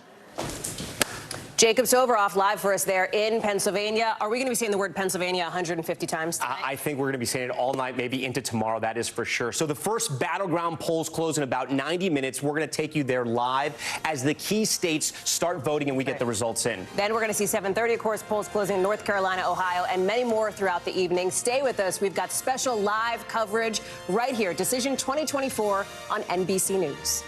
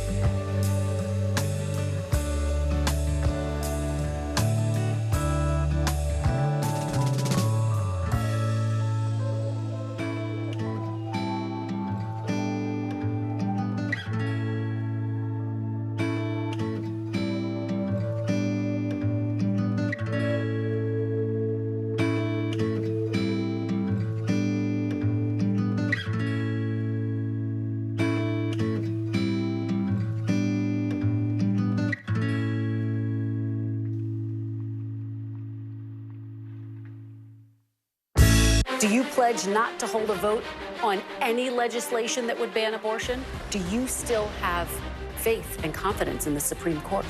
Is this plan to ban price gouging anything more than a gimmick? If it's Sunday, it's Meet the Press.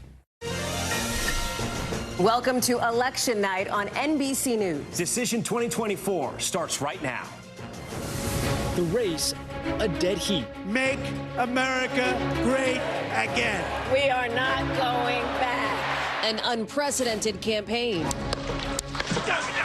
I'm no stranger to unlikely journeys. It all comes down to tonight. The key contests. Pennsylvania will be key. If we win Michigan, we win the whole thing. The biggest issues. I will protect our jobs. I will protect our borders. The government should not be telling her what to do with her body. Now, America decides. From NBC News, this is Decision 2024. Here are Hallie Jackson and Tom Yamas. Hey everyone, welcome to an NBC News special report. We are less than 90 minutes away from the polls closing in that first key battleground state of Georgia. And we've got breaking news right now. New exit poll data just coming into us. I'm Tom Yamas. And I'm Hallie Jackson. And listen, this is our first look at some of the numbers on who is voting and what matters to the people who are voting, even with some folks, maybe somebody you know, still out there in polling lines in every state across the country. And this is really significant because this is the data we're just getting from actual voters as they leave those polling places. So it tells us a lot, more than any of the opinion polling we've seen in the last few weeks. So let's talk about the issues, right? What's taking voters to the polls? Here, voters were asked about the most important issue to them: the economy, abortion, foreign policy, immigration. And look at that, Hallie, 35% saying the state of democracy, 31% on the economy, and 14% on abortion. Again, we want to say this is the first wave of exit poll data. We want to be real careful about this. This was in 10 battleground states, but this is huge. 600 polling places across the country, early, in-person, mail-in, and election day of. That grain of salt is well noted, Tom, because these numbers could shift a little bit. But here's why this is so surprising and why we're pausing on that 35% on state of democracy, because all along, and you know this for months, the economy has been the top issue that voters said would be driving them to the polls. And usually immigration was right up there in the top two, followed by abortion access. You can see here abortion there, 14% of voters say it was the most important issue to them, with immigration trailing. Now, again, these numbers could shift a little bit, but one other note on state of democracy, Tom, that can cut both ways. There are Republicans who are concerned about state of democracy. There are Democrats who say they're concerned about state of democracy. Let's talk about this other exit poll. Who do you trust more to handle the economy? And remember, the president, he closed on immigration and the economy. Former President Trump, 51% saying Trump, 47% for Harris. We thought this divide might be bigger, and this may change as the night goes on, but that's not terrible news for Democrats right now. No, the other piece of this is the issue that Vice President Harris largely closed on, and that is abortion access. Who do you trust more to handle abortion? It is no surprise here to see that she is leading on trust on this issue over former President Trump. Yeah, it was a big issue. She was traveling with women all throughout states like Michigan, Pennsylvania, to make sure she got that message out as well. Again, not a huge surprise here. And again, this could change, but this one right here likely will stand. Donald Trump, of course, closing on immigration. This is a message that he has hammered now for months with his rhetoric on migrants in this country and on trust on immigration. Here he leads, again, consistent with the public polling that we've seen. But I want to bring in NBC's Chuck Todd now because, Chuck, there's some interesting stuff here with all of the noted caveats, with all of the warnings. We don't want to overread into it. Like, let's be super clear on that. But talk me through your takeaway. Well, look, I think the biggest thing is the fact that when you take economy and immigration, which are the two strongest issues for President Trump, and the fact that neither one of them's the top issue. If you're in Mar-a-Lago right now, that makes you a little bit nervous. And look, state of democracy. Although I bet Mar-a-Lago would tell you we're not too super worried about it. Of course, because that's you always have to be projecting confidence on there. I get it. But when you look at the fact that obviously abortion rights ahead of immigration. That had not, by the way, that has been going back and forth in all of our polling. A lot of times it's how do you ask that question? And of course, when we had been asking voters if there's a single issue you would vote on more than any other in polling, that has been abortion rights. We didn't ask a question like that. But the state of democracy question is interesting to me because, look, I'm going to confess here, I don't think we're asking the right. I don't think we're giving the right punch to voters. You're saying broadly for a while now. Correct, because if you think about it, we've offered them 4 specific issues, foreign policy, immigration, abortion, the economy, and then we say state of the democracy. Yeah. So if you're Who doesn't want democracy? Correct. Right. So if you're a voter that says, I'm really motivated by sort of the current climate, right? Whatever that is. There's so many different ways you could describe it, but that tells you it's not a single issue that's getting you to the polls. You're reacting to the climate. There's a group of voters on both sides here that believe their way of life is on the ballot, right? Who are we as Americans? It's fundamental. Correct. This is not to be dismissive of the single issues, but there's a micro campaign specific on those issues, and then there's the macro, who are we as Americans, right? And I think what we're finding out here is that maybe we need a better punch for people, but that's the way I view it. And when you look at the splits on this, not to give away too much, but when you look on the splits and you realize that it's a 50-50 essentially on which side of the aisle you're on, it tells me that's who those voters are. These are my way of life is on the ballot. We've been talking about the gender divide since we've been talking about early voting and how voters may break for either candidate. Here we have it right here, Chuck. State of democracy, 36% for men, 33% for women. The economy, 34, 28. Abortion, 8, 19, and then immigration, 12, 10. Again, this is early. This might seem a little odd to viewers at home watching and looking at this, thinking this is the most important issue, but this is the data we have right now. It is, and early data. I've been hearing. There's a running joke on Twitter already. This is the 20th anniversary of John Kerry's inauguration. Right, early exit polls. Were so sunny for him. So any of us that have experienced that, you take it all with a grain of salt here. But if this is how voters were thinking about this election, if this is the makeup, it's certainly something you'd rather be the Team Harris. This is what they would want to see versus what Team Trump is saying. Keep in mind, both candidates, right, over the course of the last month or so, nodded to this issue of who we are fundamentally, with very different visions that they had, right? Former President Trump, the country is in a dangerous and broken place, and he's the person who can come in and fix it. Vice President Harris, it will be more dangerous if Donald Trump is reelected, and she's the one who can represent that fresh start for people who might be exhausted. Well, and it's interesting, if you want to look in the exit poll and say, boy, what is the evidence that Trump's doing well? Well, by the way, Joe Biden's job rating is really low in here, 41%. That's very low. People are dissatisfied with the direction of the country. But just like with state of democracy, you can view the direction of the country negatively because of Donald Trump's existence, in the political scene. And that may be why you pick that number. And I think we're seeing some evidence of that, too. So, look, I do think what this exit poll is saying, and what I really believe this is a macro election. This is an election about who we are. This is not about the economy and inflation. Certainly, they've been the mood music of the conversation, but the voters are what this is telling me is they went in there with a much bigger concern about the direction of the country. Yeah, and it's still very early. It's actually just getting started.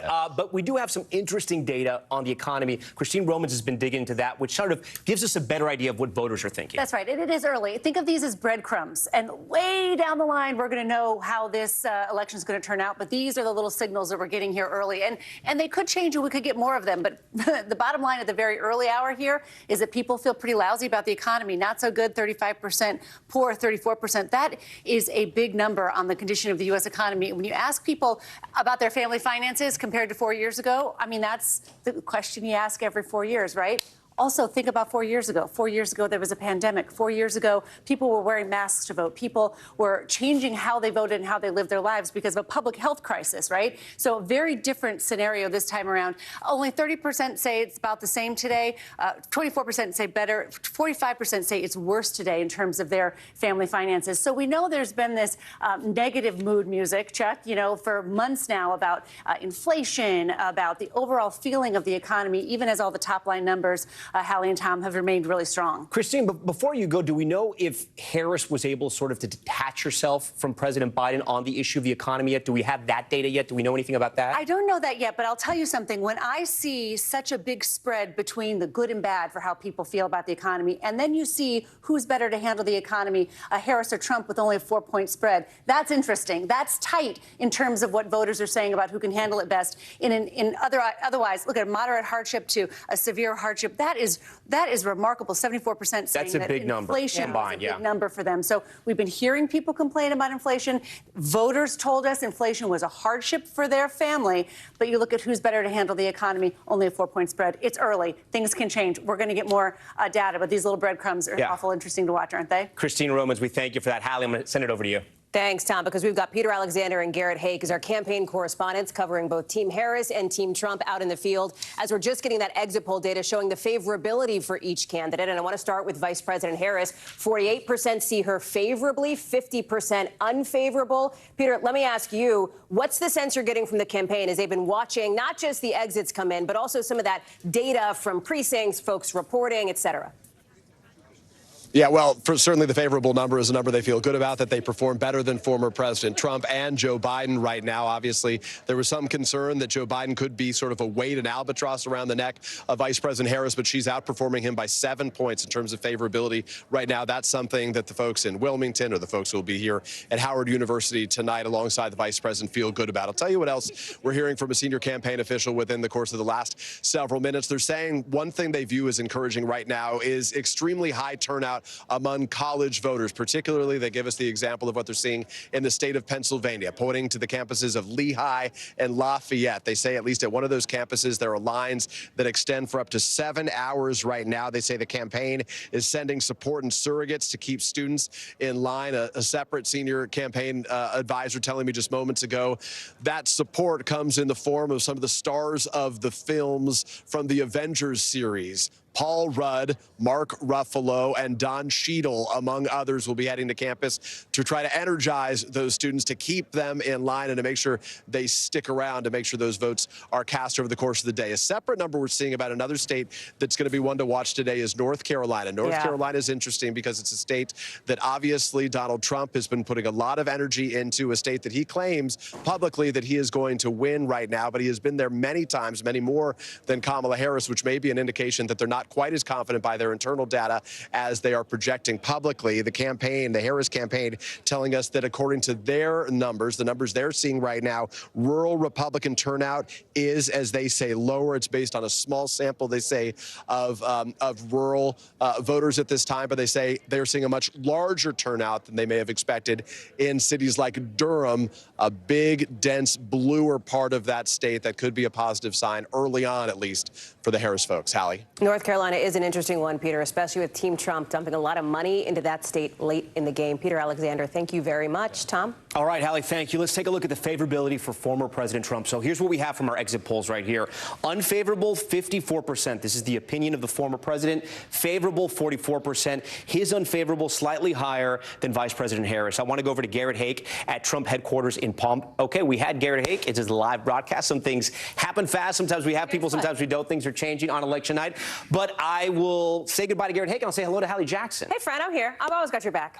So listen, it's hard to kind of parse those numbers. Yeah. 54% unfavorable for Trump, about 50% for Kamala Harris for the vice president. Still early in the night, but a little bit better for Democrats in that poll. Keeping in mind that both of these candidates are trying to say that they would be the better one for the country over the course of the next 4 years. Can I ask you, Tom, since you're here at the big board, which is going to be your sort of dancing partner throughout the night, to pull up the road to 270? Because remember, that's what this is all about. The Electoral College, first one to 270, has it in the bag. Talk us through the dynamics here. Yeah, so we're going to start election night where we left off in 2020, right? This is the way the map ended up. The 7 battleground states aren't penciled in. A reminder, President Biden, he won 6 of those 7 battleground states. The only one he didn't win was North Carolina. So let's talk about Kamala Harris's path tonight. Her easiest path to 270, she wins Pennsylvania, wins Michigan, wins Wisconsin. She holds that blue wall. Hallie, you see the number right there? She gets to 270. But if she were to have a terrible night and she were to lose the blue wall, say it were to collapse and Trump were to win all those states, she has one more path, but this is going to give Democrats heart attacks. Nevada, Arizona,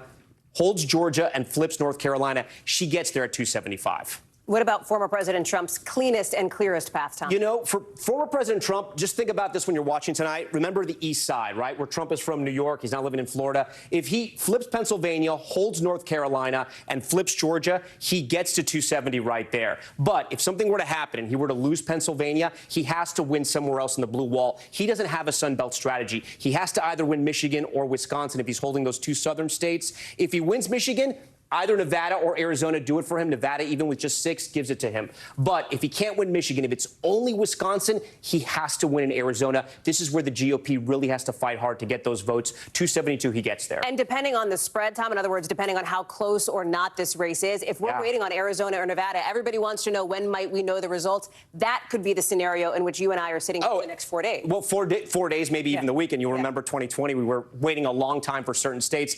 Arizona, look, everyone is telling us this time around, and again, take this with a grain of salt, that the states have improved, that the reporting has improved. We should get things sooner. We're hearing about states that took a long time in 2020. We may get them earlier tonight, which is going to make for a very exciting election night. It might make for an earlier election night, but you never know what can happen. Something else that would potentially be exciting and rare would be if this was a 269 to 269 tie, if nobody got to 270. People's political minds, if they're political fans, their minds would explode. So here's how it happens, the easiest way. She wins the blue wall, Wisconsin, Michigan, Pennsylvania. You'll You'll say, Tom, 270, she goes to the White House. And I say, hold on, Hallie Jackson, hold on. And I give Trump the Sun Belt, Nevada, Arizona, Georgia, North Carolina. He's at 268, and you're like, Tom, did you go to school? Still not there, dude. Yeah, did you get that? No. Okay, so Nebraska, it's got that Where's Waldo status. And the reason why it has that Where's Waldo status is because it gives away electoral votes through popular vote, the whole state. If you win it, you get 2. Each congressional district, though, you each get 1.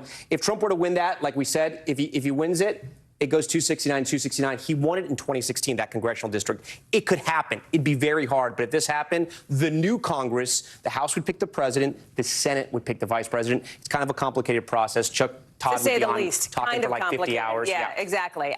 One of the things we were talking about, too, the favorability, unfavorability for both Vice President Harris and for former President Trump here. We now see those unfaves for the former president. And again, underwater, 54% unfavorable, 44% favorable. And we were talking about him all night. Garrett Haake, he's finally up and ready to go. Garrett, so look, the unfavorable favorables are in. Donald Trump slightly ahead when it comes to unfavorable, so you wouldn't be ahead. I guess you'd be under. But I do want to ask you something. People were watching former President Trump today when he was voting in West Palm Beach with his wife, Melania. He sounded a little tired. He sounded a little hoarse. He had been talking nonstop for the last 4 or 5 days on the campaign trail. Should people misinterpret that? Because I know there was some sort of Monday morning quarterbacking saying, oh, he's tired. He doesn't look positive. Maybe it's the body language. What are you hearing from the Trump campaign? Look, Tom, former President Trump's almost 40 years older than me. I was on that same overnight flight with him last night from Michigan back to Palm Beach, landed about 6 o'clock in the morning, and I was tired, too, at that voting place. So I don't know that I would read too much into that as any particular signal. There was a brutal schedule here the last 24 hours of this campaign with Donald Trump trying to do something not about those unfavorability numbers, which the Trump campaign has long understood are kind of baked in. There's not a person in this country who doesn't have sort of an already pretty well-established opinion of Donald Trump. They were trying to attack Kamala Harris on the issue sets rather than make him more popular, except I would say on the edges with some of these podcast interviews that they were trying to do, where they thought they might be able to introduce him to young men in particular who didn't already have fully formed opinions of Donald Trump, convince them that maybe he was a more normal guy, sort of a more laid-back guy than the public perception would be. They wanted to win on some specific issues, including immigration, which, as I dig through this poll data, I'm not convinced that they've done. In the early exits that we have seen on the question about what should happen with undocumented immigrants in this country, a significant majority of Americans saying they think they should be offered a pathway to citizenship, not deported back to the countries that they came from. Tom, this is a staple of every single Donald Trump rally, interview, press conference appearance for the last 2 years, his idea of the world's largest mass deportation program. The voters are telling us in those exit polls they don't agree. Garrett, just before you go, give me one data point you're hearing from the Trump campaign that gives them hope tonight. It's rural voters, Tom. They think there's a landslide out there and rural voters coming out from. If that's true, we'll see it one tiny county at a time across the country tonight. It'll be a rural-urban divide tonight, all those battleground states pretty much. Garrett Haake, great reporting as always. Great work on the campaign trail. All right, Hallie, I'm going to send it over to you. Tom, thanks, because we are just over an hour away now from the thing that everybody has been waiting for, actual vote counts in the battleground states. 7 o'clock, watch for Georgia. That's when polls close there. 7:30, it's going to be North Carolina. It's going to be Ohio. And then 8 o'clock Eastern, this is the big one because that is when polls close in battleground Pennsylvania. You see it there. As Tom has laid out, that could potentially be ball game for these candidates. We know that that is so critical here, Tom. Yeah, coming up right here on NBC. The night is just getting started. New data out on these exit polls on how you, the American public, feel about issues like abortion and the border. Stay right here with our special coverage of Election Day 2024 continuing on NBC News.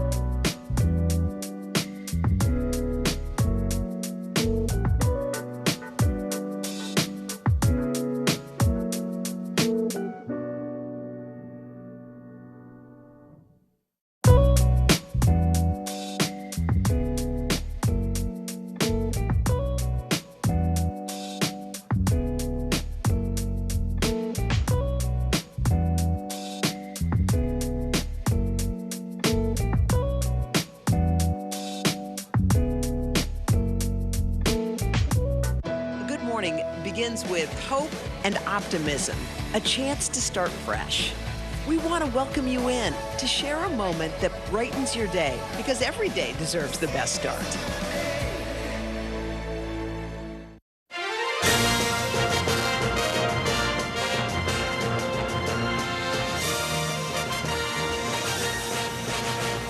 And welcome back. We are back now with our election coverage. The country in a lot of places still voting, but we have some breaking news, which is our first exit polls that have just come out. That's right. Remember, the first sense that we're getting, early sense of what the top issues are for voters. And you can see the pie chart here, right? 35% say the most important issue to them is the state of democracy, followed by the economy at 31%, then abortion, 14%, immigration, and foreign policy following. Interesting here because, remember, for months, that public polling had suggested that, in fact, the economy was the biggest and most important issue to voters, especially with those inflation numbers, Tom. Yeah, and also, we also have to tell our viewers, state of democracy can break both ways. It depends if you're a Republican or you're a Democrat and how you look at that issue.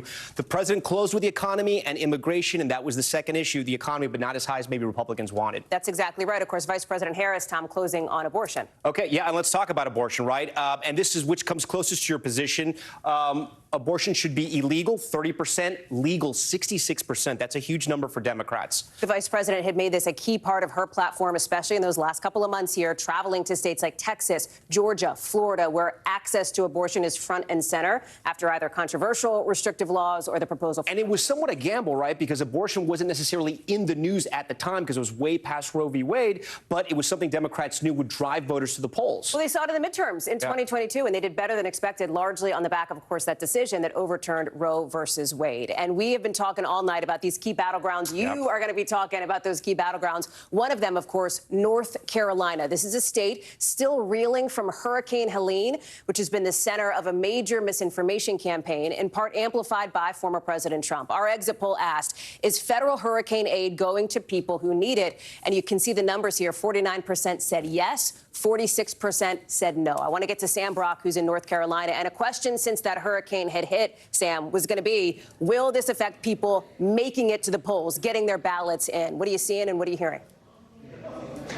Sure. Let me start with Part A, Hallie and Tom. Good to be with you. I'm in this tiny precinct right now, about 15 or 20 minutes outside of Ashland in Buncombe County. And what's amazing is they just celebrated 1,000 people voting just in this tiny precinct. Guys, the reason that it's relevant, as we see the last voters here that are lining up, we have about an hour and a half left, is the fact that you had another location where this was supposed to be that's still having helicopter supplies dropped in for victims of Hurricane Helene, as officials here are trying to coordinate and figure out where people will go to vote. And yet, despite all of that, you only had about a quarter of all the election sites in this entire county that were impacted in some way, whether it's combining with an existing polling site or having to move it all together. But folks seem to be finding where they need to go. The early voting numbers in Buncombe were at about 58%, which is outpacing the rest of the state. So we are, in fact, Hallie, to your question, seeing people come out and actually exercise their civic duty and be able to vote. As far as the misinformation component of this is concerned, though, I did have a conversation recently with a young couple that just voted for the first time.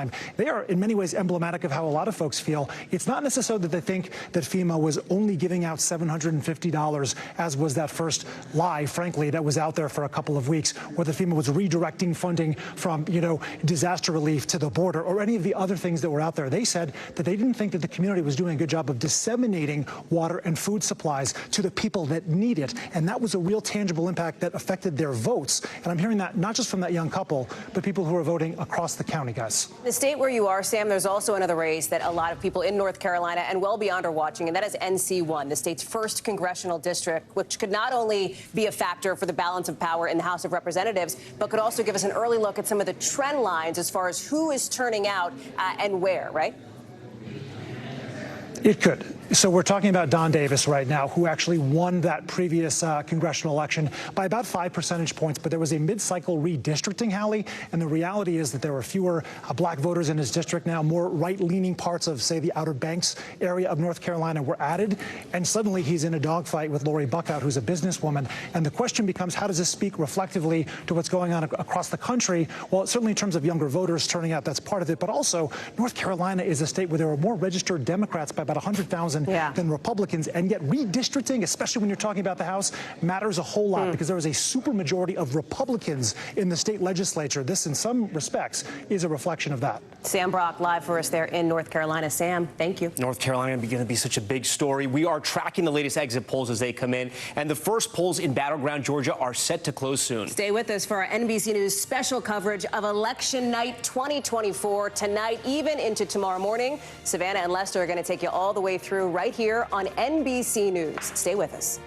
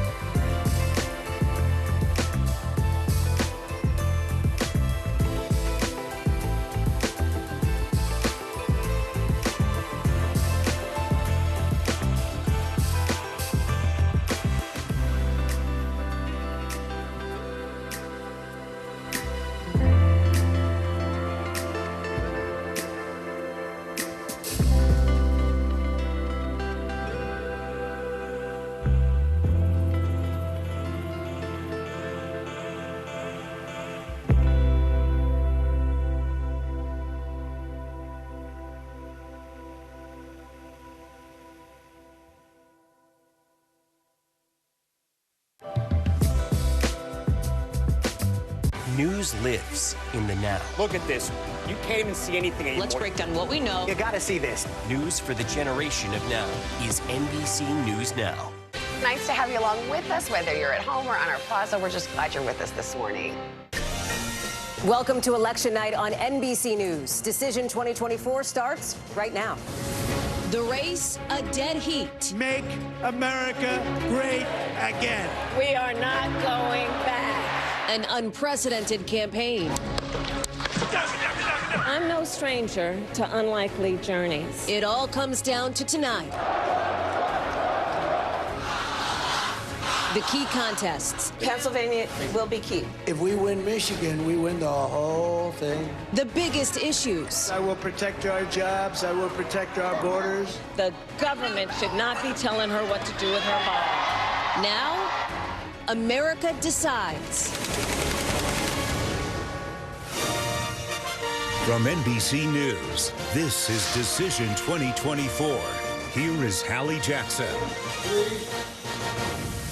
I'm Hallie Jackson, and we are coming on the air here on NBC News with brand new exit poll data. Our first early look at what voters think, what matters to them. All of it as the first battleground polls are closing less than an hour from now in the state of Georgia. That is going to be crucial. We're going to take a look at some of this exit poll data as it's coming into us. We've got our team in the field spread out across campaigns, coast to coast as well. You're taking a look there. I think that was Erie County, Pennsylvania. The idea being, what do people think right after they cast their ballots? They come out at some 600 polling locations across the country, and they tell these exit pollsters how they voted, why they voted, and when they decided to make their decision. So let's get into it here. The issues that are driving people out. We asked voters, what is the most important thing to you between foreign policy, abortion access, the economy, immigration, and the state of democracy? And you can see it here. The top issue, again, based on these early exit poll numbers, interestingly, is the state of democracy at 35%. That is followed by the economy at 31%, abortion 14%, and then immigration and foreign policy after that. Why is this so interesting? It's because for months now, voters have consistently been telling public pollsters that the economy and inflation were the most important issues to them. So let's take a look at who these voters said they trusted more on each of these issues. On the economy, it is former President Trump who has an edge here over Vice President Harris on trust on this particular issue. On abortion access, remember, this is an issue that Vice President Harris largely closed on. She made it a centerpiece of her campaign. She is leading him as it relates to trust on abortion. And on immigration, that's the flip side of the coin. That is the issue that former President Trump has hammered now for months. He is leading her, not quite by double digits at this point. I want to bring in Chuck Todd to talk through all of these numbers. And let me just start with this. Yeah. The grain of salt, because I think it's important that people know. These are early numbers. Okay. These numbers likely will change. This is just the first wave of data coming into us. We have more data coming in as well. But at 5 o'clock Eastern, so over the course of the last hour, is when you see that drop, basically, of the exit poll information. You've been in our systems. You've been taking a look at all of it. Tell me what's standing out to you. Well, there's a couple of things. A big one right now is just, and this is across the battleground states, and I'm going to generalize here because we always want to be careful for all the caveats that you put out there, which is fewer people are identifying with either of the two major parties. That is a big deal. Like overall, we believe if you just look at the two major parties, there was we think that there's a slight Republican registration advantage over the Democrats by about a point. But the largest cohort is non-party or independent. And then we ask you ask people what party do they belong to? Democrat, Republican, or something else independent. But then we ask, what's your ideology? Liberal, conservative, moderate. This is if this poll is right, this would be more people are identifying as moderate in this poll than in any of the previous elections featuring Donald Trump. And fewer people are identifying as conservative than any election featuring Donald Trump. The liberal number is actually pretty stagnant, pretty neutral there. What does that mean?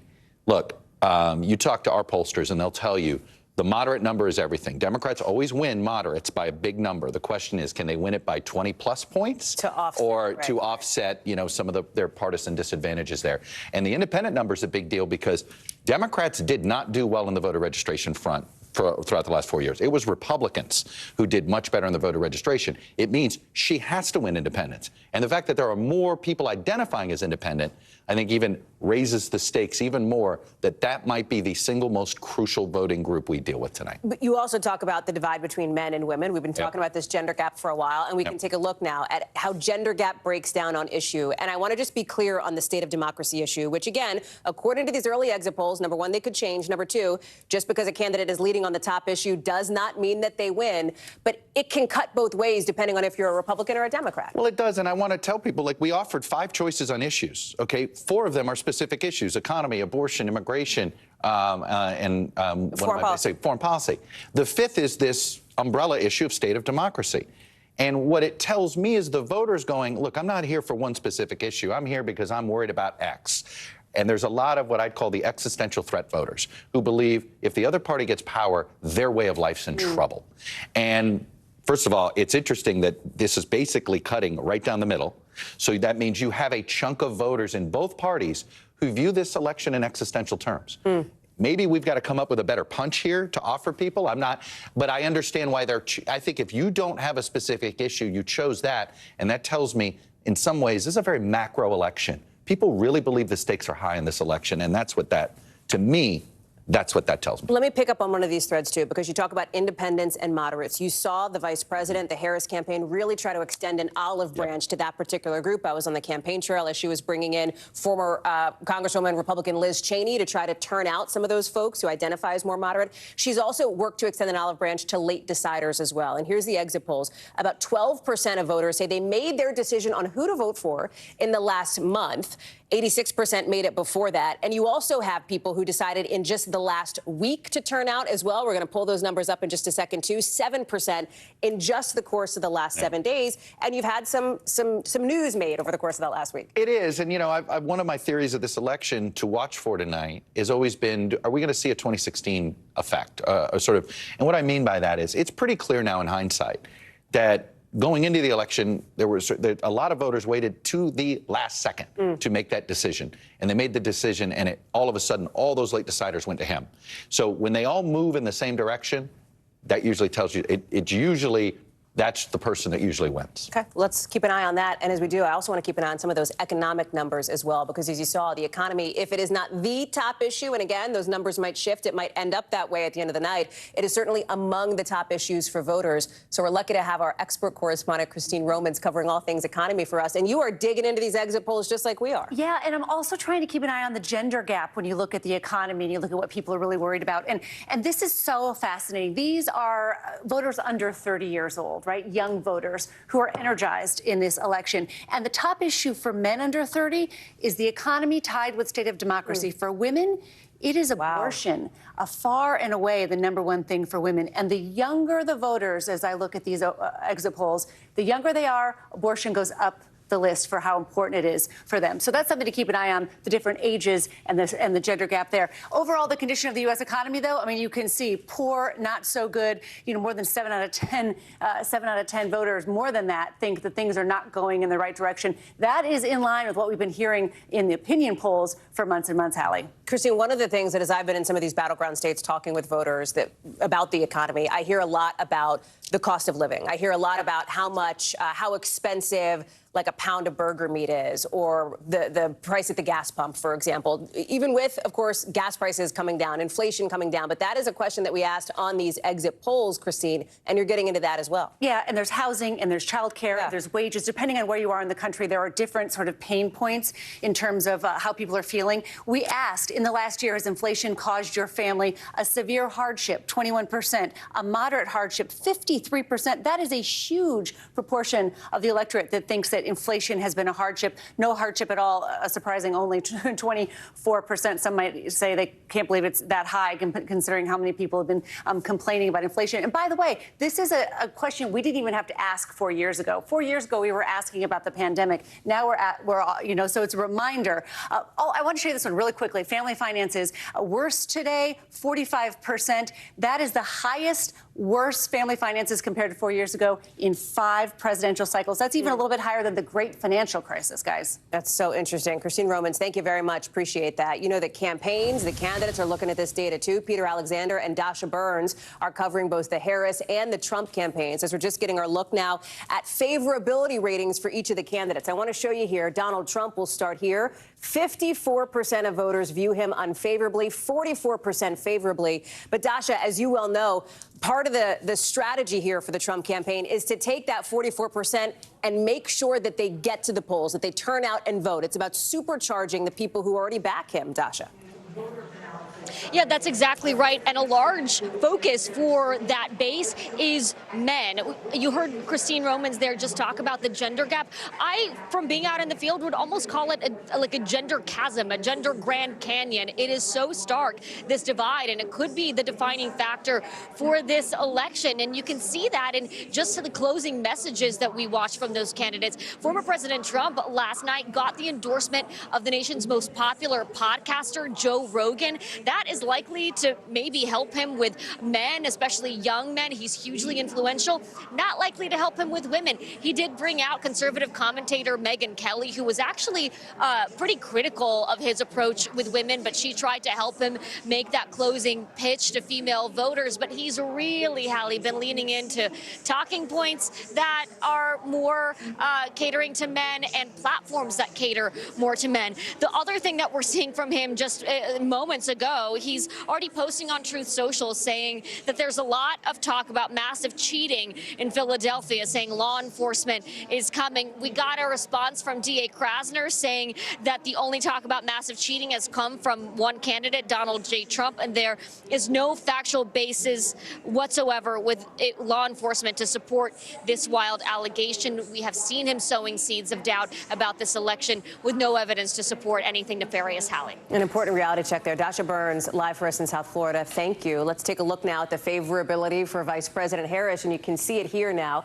50% of exit polled voters say that they have an unfavorable opinion of her versus 48% who say that they have a favorable opinion of her. In other words, that they like her, that they are into her, if you will. Let me bring in Peter Alexander, who's live for us just outside Howard University in Washington, where the vice president is holding her watch party. Peter, give us a sense of what you're hearing and seeing from the campaign at this moment.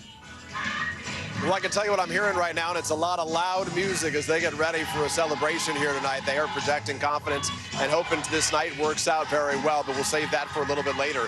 To the favorability numbers right now, I think particularly what is satisfying or is viewed as a good sign among Harris campaign officials with whom I'm speaking is the fact that Kamala Harris, the vice president's favorability, is at 48%.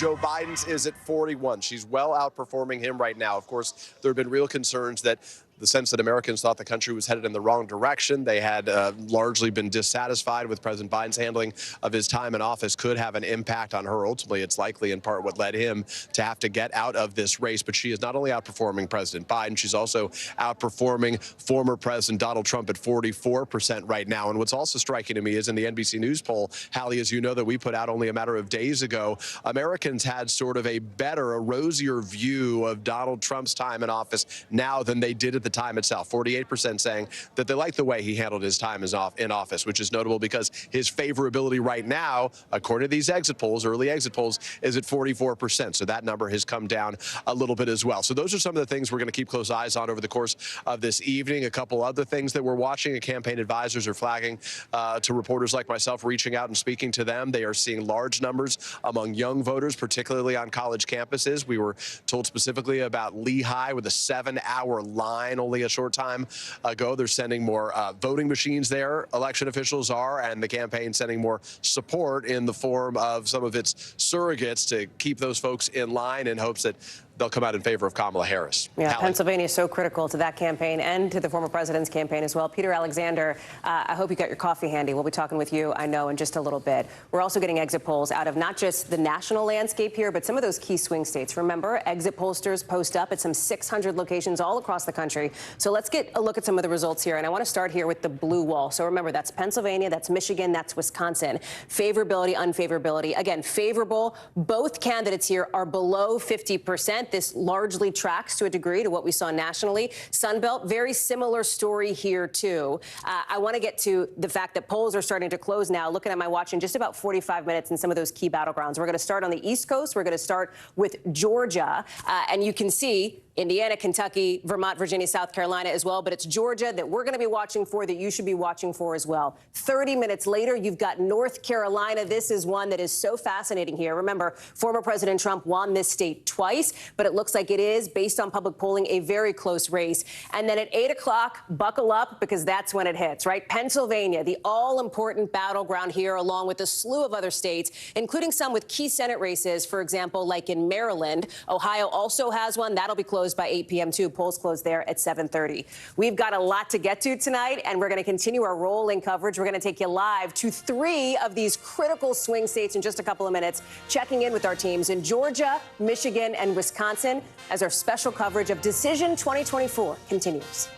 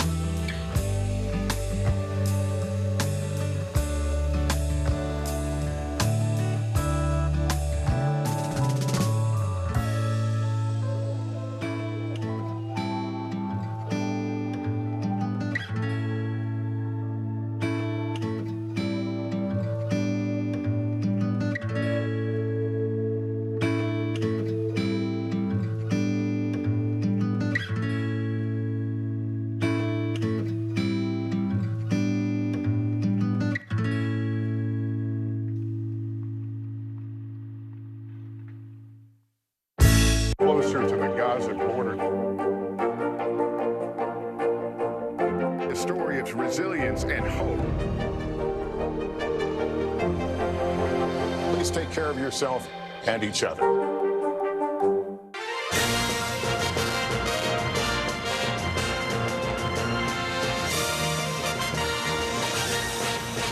We are back now with our Decision 2024 election night coverage right here on NBC News. The country is still voting. Somebody you know may be out at the polls even now, but we are getting some data in from our exit polls here, like how voters feel about the way things are going in the country today. You see 72% of those polled say that they feel dissatisfied or angry. It's a negative view of where we are in America right now. 26% say they feel enthusiastic or satisfied. We've also been talking about what early exit polls, and again, these numbers could change throughout the course of the night and the course of the next couple of weeks as we get information in. But with the state of democracy as the top issue, 25% feel that it is secure, 73% feel that it is threatened. I want to bring in our political editor, Chuck Todd, to talk us through some of these numbers. Chuck, your takeaways. Look, this is a macro election. This is not one that's being decided by a single issue.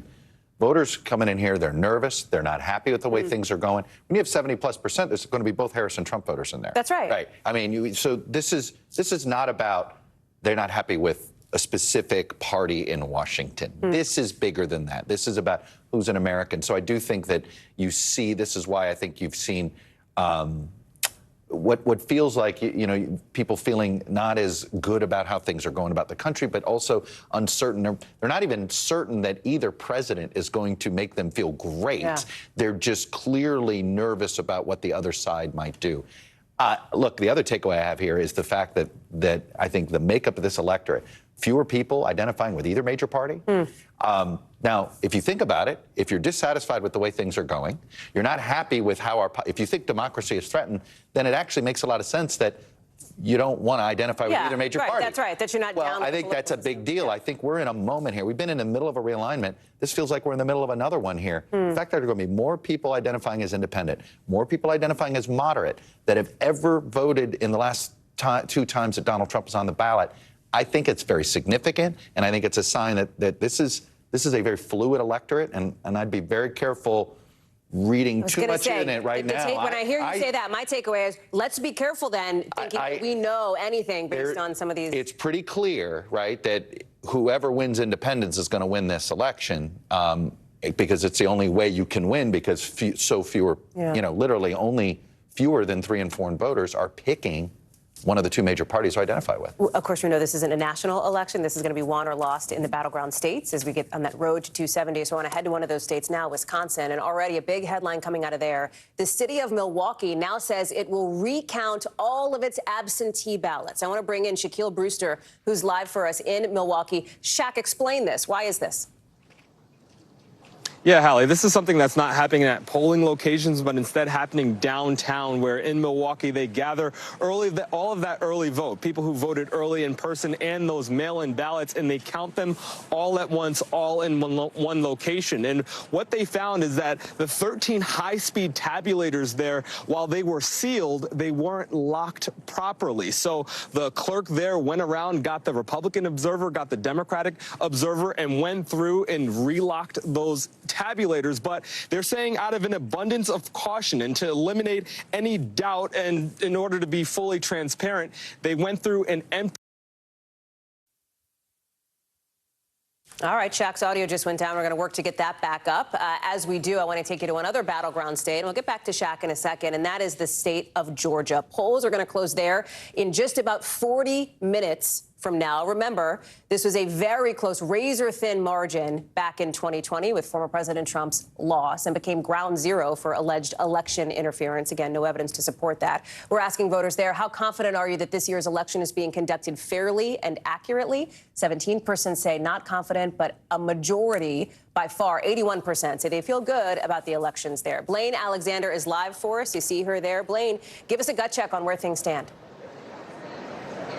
Well, where things stand is right now I'm standing in the Fulton County Elections Hub. You talked about polls closing here in Georgia in about 40 minutes. Once that happens, the activity here is going to start to pick up. Let me show you a little bit of what's happening over my shoulder. Right back there, those machines, that's where we are going to see the tabulations for the votes as they come in here to Fulton County, Georgia's most populous county. Of course, Hallie, you know it very well. We've talked about it plenty of times. It was kind of ground zero for all of those mini claims during 2020. I think what's interesting, Hallie, about this location, this building didn't exist back in 2020. This is something that was built new since the election last time. It's kind of a way to get all of the operations here under one roof, a way to streamline this process here in Fulton County. It's also a place that allows members of the public to come in and observe this process. We've already seen some people who are coming in to watch this tabulation from both parties, Republicans and Democrats, kind of here amongst the general population with us members of the media. So that's what's happening here. Now, just for a big picture of what's kind of happening around the state,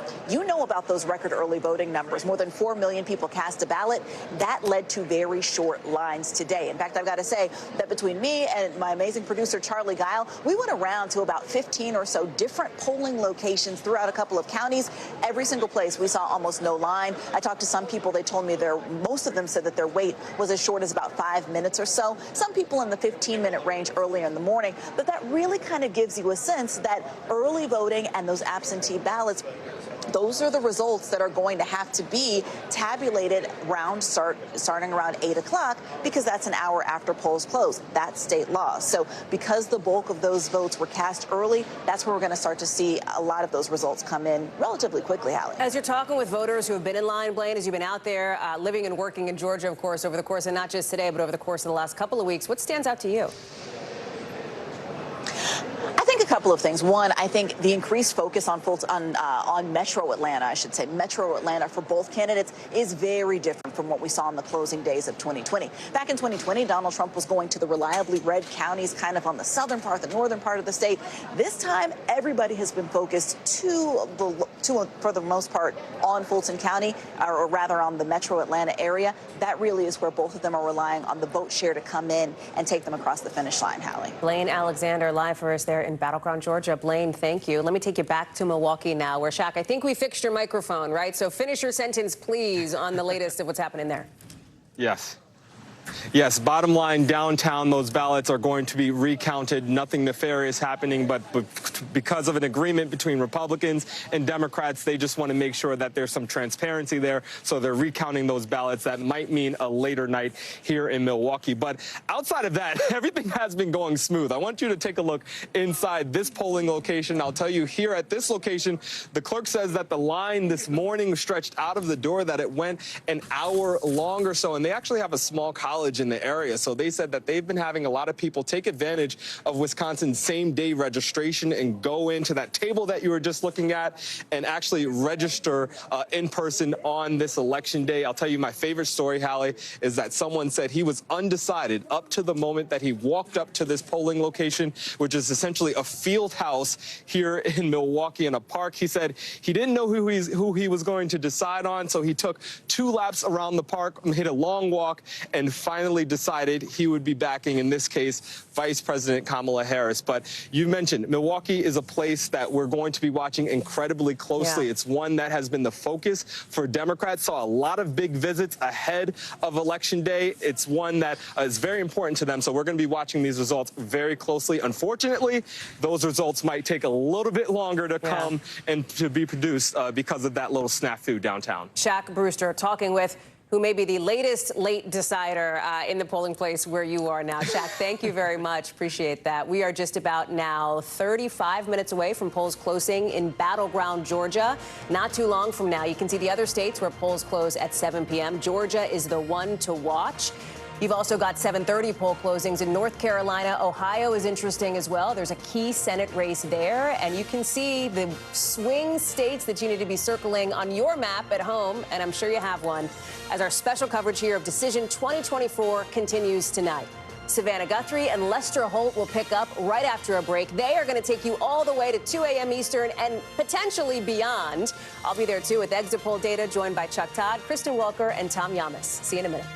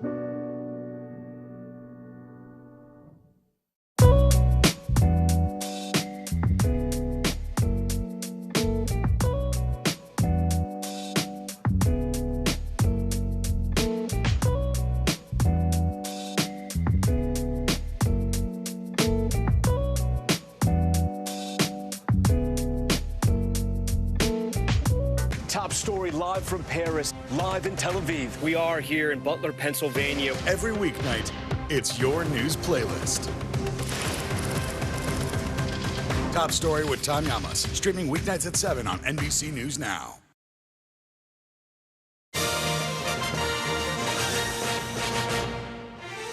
Good evening from our NBC News Decision 2024 election headquarters. It may be the closest election this country has ever seen, and we are going to cover every moment of it. Our live coverage of election night begins right now.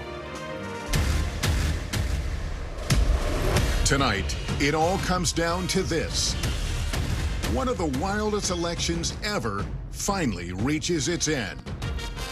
Will Vice President Kamala Harris make history as the first female president? It is time to turn the page on the drama and the conflict. Or will it be a historic comeback for former President Trump? This will be America's new golden age. An election rocked by upheaval. It's been the honor of my life to serve as your president. And violence. Now in the hands of some 150 million Americans who headed to the polls to have their voices heard. Our correspondents live at campaign headquarters and with real-time updates from across the battleground states. Our decision desk ready to call the races. And our expert team here to break down all of it. We have brand new exit polls just in, with the first poll closings of the night just a half hour away. Who will control Congress? Who will be the next president of the United States? It's all decided beginning tonight.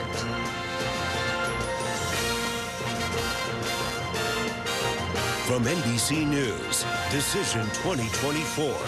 Live from Democracy Plaza at Rockefeller Center. Here now, Lester Holt and Savannah Guthrie. Good evening and welcome to our live coverage of Election Night 2024. Hi, everybody. Good to have you along with us. Never before in modern political history have we entered an election night with the polls so close and, Lester, with so much uncertainty. Yeah, the campaign for president has really been a two-year-long roller coaster ride. Some have found it exciting, most, however, anxiety-inducing. But it's ending, as it always does, with you, the voters. You can see here the long lines across the country as Americans carry out their civic duty. After all the speeches, the debates, the $1 billion in TV ads, have you seen some of those? The first polls are finally set to close in less than a half hour, and we'll begin to answer the question of who will be the 47th president of the United States. Today, Kamala Harris was working the phones, talking to voters, and Donald Trump cast his ballot in Florida along with his wife, Melania. A reminder of what will be decided tonight. It's not just the presidency on the line, but control of the Senate and the House of Representatives as well.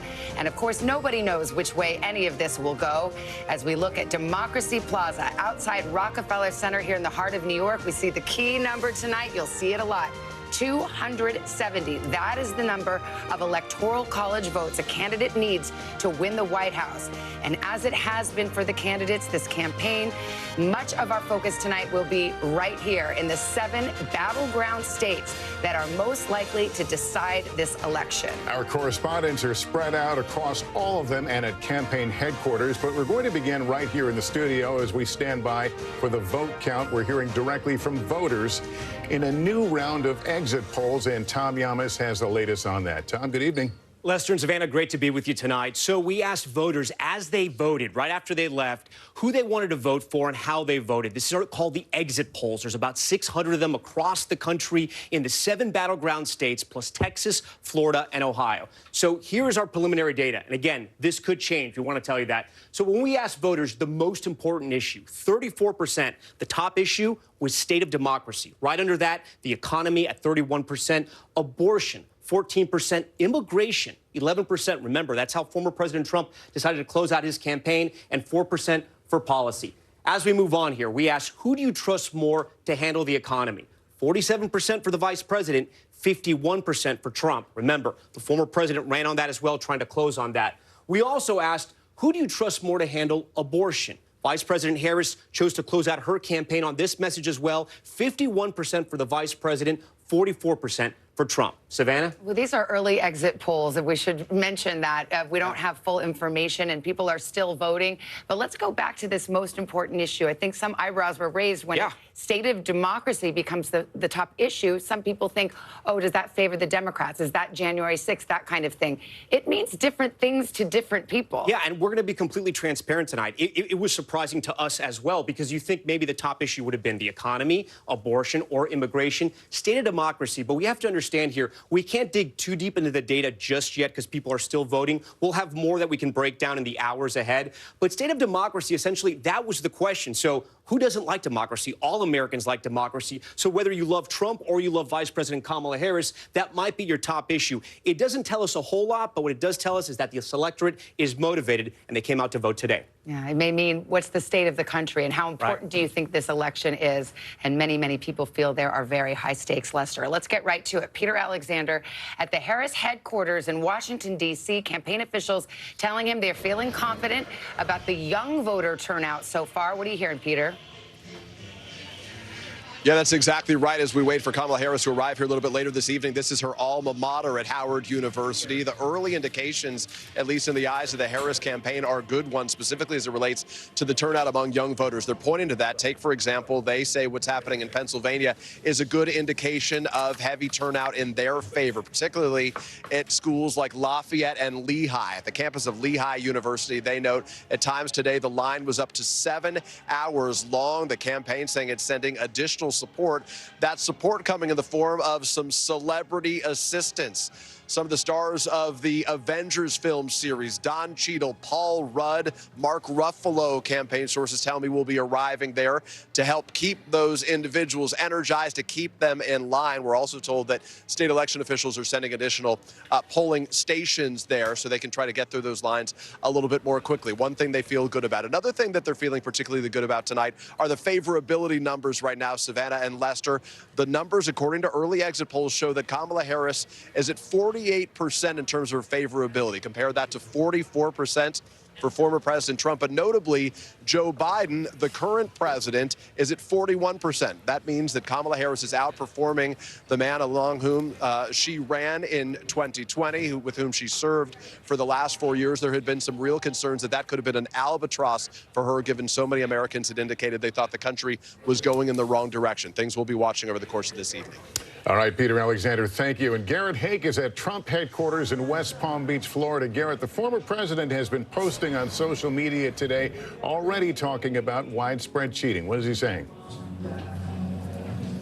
That's right, Lester, and his posts running contrary to the campaign's spin, their official statements at the moment right now. Listen, they came here tonight expecting to throw a party. I'm on the floor of the Palm Beach Convention Center, an absolutely massive ballroom that they have booked out, ready to throw a huge victory party, something that didn't really happen in 2016, a race that's victory surprised even Donald Trump, and of course didn't happen in 2020 when they lost. I just got off the phone with a senior Trump campaign advisor who told me they are cautiously confident in what they've been seeing across the battleground states so far today, and that the former president is trying to run through the tape, making calls to radio stations in Pennsylvania and Wisconsin, urging his supporters to go vote, stay in line if they're already there, and trying to focus on an economic message, something that they've always felt is better for them on sort of the broad spectrum of issues in this race.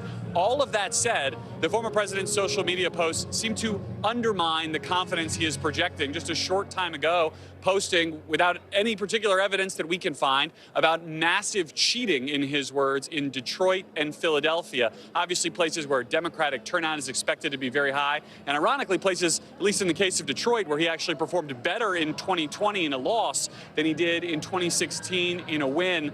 Trump has said for the duration of this campaign, and especially in its closing days, that he believes the only way he could lose is if there is some kind of cheating out across these battleground states. We'll be watching to see what else he has to say about it tonight. Lester? Okay, Garrett, thank you. We're going to go to battleground Pennsylvania now. NBC's Jacob Soboroff is in Philadelphia, where they've actually added 2 extra voting machines at one polling station because of the huge crowds. Jacob. Yeah, Lester, good evening to you. That's absolutely right. We have been here all day long. We've been watching the line at Temple University. As a matter of fact, it used to stretch all the way down to the next avenue over here. Now the line, which was about 2.5 hours long, is quickly moving inside ahead of the 8 o'clock poll closing time here at Temple University. This is one of 1,703 different election divisions all across the city of Philadelphia. That's the same jurisdiction as the county of Philadelphia, 700 polling places. About 500,000 people were expected to vote in person today. Some of those students who had been waiting 2.5 hours are quickly inside right now. As you can see, they're coming out at a pace that we haven't seen all day after they added those 2 machines you referenced. It is, as you said, a positive sign for the Harris campaign. But of course, until all the ballots are cast and counted, we won't know that for sure, Lester. All right, Jacob, thanks. All right, well, we're right over here at the big board, 270. We mentioned it is the magic number tonight. That is what it will take to win the White House. Each campaign says they have multiple paths to get to that magic number. So let's get back to Tom Yamas at the big board, because this is the big picture. Yeah. Here's the map. The gray areas are the battleground states, and there are various ways to get to that magic number of 270. Yeah, and this is how we ended up at the end of election week in 2020. As you mentioned, those battleground states, we haven't colored them in yet. Biden, he won 6 of those 7 battleground states. So the easiest path for the vice president is to hold the blue wall. Pennsylvania, Michigan, and Wisconsin. If she does that, Savannah, she gets to 270, she's going to the White House. But if she's having a terrible night tonight and there's an emergency, she doesn't win Wisconsin, Michigan, or Pennsylvania, the blue wall collapses, she has an emergency route through the Sun Belt. If she can win Nevada, win Arizona, remember, Biden won those, keep Georgia, and flip North Carolina, she gets to 275. But if this is the path for the Democrats, they're going to have a few heart attacks. Well, I was going to say that's a much tougher path, and polls bear that out. Let's talk about the Donald Trump path. Okay, just think about the east side. This is the easiest way to understand Trump's path. If he flips Georgia back to red, holds North Carolina, and then turns Pennsylvania red, he's going to the White House again. But if he can't win Pennsylvania, he has to win somewhere else in the Midwest. Donald Trump tonight cannot get to the White House unless he makes a crack in the blue wall. If he wins Michigan, he holds North Carolina, he flips Georgia. He can do it with just Nevada and those 6 electoral votes. But if he can't win Michigan and the blue wall comes down to Wisconsin, he has to win down in Arizona to get those 11 electoral votes. And that's what we're going to be doing tonight, counting up electoral votes. Tonight, maybe tomorrow, maybe tomorrow, the days ahead. Maybe next week. We shall see. Lester, let's go over to you. You two are terribly optimistic. Thank you. Let's bring in Kristen Welker now, moderator of Meet the President. Kristen, what are you looking for tonight? Some early indications that suggest one or more of those paths we just talked about are real. Absolutely, Lester. I'm looking for a couple of things. First of all, let's talk about the historic gender gap that could be one of the big stories of this election. We've seen it in polling leading up to tonight. Vice President Kamala Harris has a significant lead with women voters. Former President Donald Trump has a real lead with male voters. So we'll be watching those early returns to see how that bears out, to see how the split actually falls. Abortion on the ballot in 10 different states. So that will be notable, could potentially drive up turnout. Early bellwethers, Lester. Virginia in particular, there's a key race for Congress there. Virginia 7, Eugene Vindman running against Derek Anderson. This was a Democratic-held seat. Do Democrats continue to hold on to this seat, or do they lose it to Republicans? If they lose to Republicans, that could spell trouble for Democrats early on in the evening. And then this is a really fascinating one, Lester. Split ticket voters. In 1988, you had 17 states that voted opposite parties for president and Senate. In 2020, down to 1 state, Maine. What do we see tonight? It's really been dwindling over the years. All right. Thank you, Kristen. Let's go over to Savannah now. Poll closings are about to start in 7 o'clock Eastern time, including in the battleground of Georgia. And if you've ever wondered how we're able to call some of these races so quickly, stay put. We're going to take you inside. We'll show you how we do it right after the break.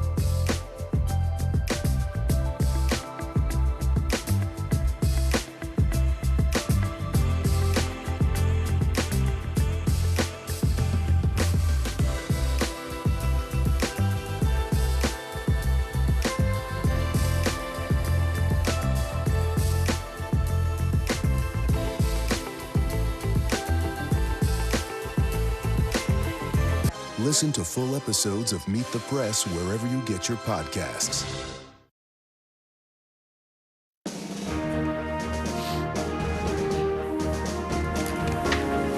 Welcome back to NBC News election night coverage. Vote tabulation centers across the country hard at work right now. You can see their election workers coast to coast counting ballots as they roll in on this historic night. One place that's speeding up its vote count system is battleground Michigan, with 15 electoral votes up for grabs. Jesse Kirsch is in Detroit, where people are still registering to vote. Jesse. That's right, Lester. Our colleague Julia Jester tells us in downtown Detroit there are still people lining up to register to vote or to deal with a registration issue like a change of address. So people continue to be going through that process. We are outside of a polling location right now, which will still be open for a little bit more than an hour. Of course, if people are in line by 8 p.m. Eastern time, the expectation is they will still be able to cast their ballot. Once we have all of the votes in, we should be getting the results potentially faster compared to 2020, as you alluded to. The Secretary of State says that we could have unofficial full results here in Michigan by around noon tomorrow. This time around for this presidential election, this is the first one where in Michigan, municipalities can pre-process absentee ballots. They're not releasing those results, but they can get those votes ready to be tabulated and be announced to the public. And in Detroit, obviously a massive city in this state, we are told by the Secretary of State that 95% of the absentee votes have been pre-processed already. And so that will potentially accelerate the timeline compared to 2020, where there was a vacuum of time that led to issues and misinformation and a lot of concern. And so that's something that we're going to be watching for, how that plays out. I got off the phone a short time ago with Congresswoman Haley Stevens from the Detroit area. She tells me, she's a Democrat. She tells me that if we see over 50% turnout in Detroit, that will be something that gives Democrats reason to smile. But there are multiple shifts potentially in the electorate we're watching for in this state. The war in Gaza, the situation in the Middle East, something that the substantial Arab American community in this state will be paying close attention to. We have a third-party candidate, Jill Stein, who has made a concerted effort to appeal to that community. That's one of several things we'll be watching for tonight. Savannah, back to you. All right, Jesse, we waited till Wednesday afternoon in 2020 to get Michigan's results. We'll see if they improve on that record. In about 10 minutes, the first polls will close, and our decision desk here at NBC will make the first projections of the night. We've got Tom Yamas here to pull back the curtain. I think a lot of people wonder, how do they do this, and how careful are we? And you're going to give us a sneak peek. Yeah, no, it's a great question, right? Because all through the night, you'll hear us projecting states, sometimes within minutes of polls closing, other times, as Savannah mentioned, days later. So tonight, we wanted to give you an inside look to show you how our team makes those calls. Tonight, election officials across the country on a mission to count millions of ballots. They then report out their tallies, where our decision desk pulls them in and gets to work. John Lipinski runs the decision desk. We have zero tolerance for errors. His job, project the winner in each race, often before all the votes are counted. Election night 2020. Calls like this one in 2020 came just seconds after the polls closed at 7 p.m. The president will easily carry Indiana. So when viewers tuned in 4 years ago, they saw we called Indiana with only 7% of the vote in. How's that possible? We leveraged exit poll data and actual real vote returns. That exit poll data comes from workers spread out across the country asking in-person and mail-in voters who they voted for. But that real-time vote count is also put through advanced computer models, which are then analyzed by data experts and political scientists at the decision desk. The only thing we care about is getting it right. The main factors: how big is the difference between the two candidates, and how much vote has yet to be counted. Think of it like a basketball game. If a team is up by 20 points at halftime, they're favored to win, but there's still a good chance the trailing team can catch up in the next half. But if a team is up by 20 points with only 2 minutes left in the fourth quarter, there's just not enough time to close the gap. That's how it is with the outstanding vote count. We're trying to figure out, are there enough votes for the second place candidate to overtake the first place candidate? And sometimes it's mathematically impossible. Lipinski and his team will also know where that outstanding vote is coming from. Is it from a very blue area or a red area, which adds to their formula? And if a race is really close, that could take days. You really need all of the vote in to be able to make a call, to be able to sort of be absolutely certain of who the winner will be. And the mantra of our decision desk is that they want to be right. They do not want to be first. And Savannah and Lester have had a lot of time to spend with the decision desk, getting me ready for the big board and for tonight's election night. I can tell you, they take their job so seriously. They're mathematicians, they're scientists, they're journalists. Thank God they do the math. We don't have to do it. And they're getting so much information from around the country. Sometimes the information is changing within the second. It's incredible. But again, they want to make sure they're right before they give that information to us. By the way, they're siloed off. They're not even here in New York. They're in Philadelphia. So they are doing their work, and they tell us when they're ready to make a call, not the other way around. We are about to see some of their work in action. We're coming up with the first poll is about to close. Our decision desk is standing by to make its first projections of the evening as we begin to answer the question, who will be the next president of the United States? Stay with us for our live election night coverage on NBC.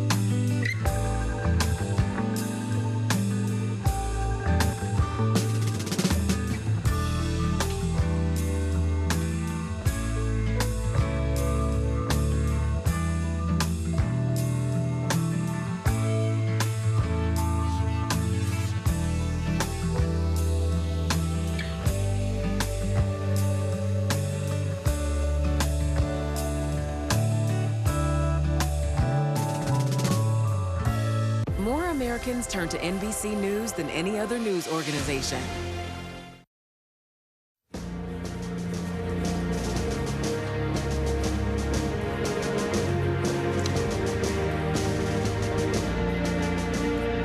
All right, we're back at 6:55 in the East. We are just minutes away from the first poll closings of the night. And that also means we are minutes away from our first calls of the night, including one of the biggest battlegrounds of all.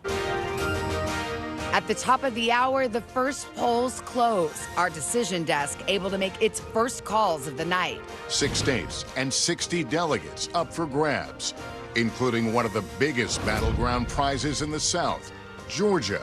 The polls showing a race down to the wire, the state key to former President Trump's strategy for victory. We are going to win the state of Georgia. And if Vice President Harris wins it, The path to the White House runs right through this state. she opens up another path to the 270 Electoral College votes needed to take the White House. We are standing by for the first vote count and new exit poll information from this critical battleground as our decision desk gets ready to make the first calls on the road to 270. So let's get to it. Who's ready to count some votes? Blaine Alexander is in Union City, Georgia for us tonight. Polls just about to close in that battleground. Hi, Blaine. What are you seeing? Well, Savannah, really, this is the nerve center for Fulton County elections. This is the elections hub. I can give you a quick look inside right over my shoulder. This is where we're going to see the tabulations. And I spoke with a top county official who tells me how this process will unfold through the night. Basically, what happens when the polls close here in Georgia, about 3 minutes from right now, poll managers are going to take the memory cards and they're going to take the paper ballots. They're then going to drive them to one of 7 check-in centers that spread throughout the county. And then all of that information, all of those things are going to come right here. It's going to be an interesting thing. We're going to see each one of those precinct managers walk in escorted by a law enforcement officer to bring those memory cards and the paper ballots, and that's when the tabulation process will begin. Now, of course, the big question is how long is it going to take? Well, we know that Georgia law now requires them to start being uploaded, the early voting ballots and the absentee ballots, to be uploaded within an hour of polls closing. So around 8 o'clock, we're going to start to see those results. They'll be shown on a big screen that's not too far away from where I'm standing. And certainly all of this is going to start to come alive once the polls close in about 2 minutes, Savannah. All right, Blaine, thank you very much. Now to our panel. Hallie Jackson is our senior Washington correspondent. Kristen Welker is host and moderator of Meet the Press. Hallie, let me start with you.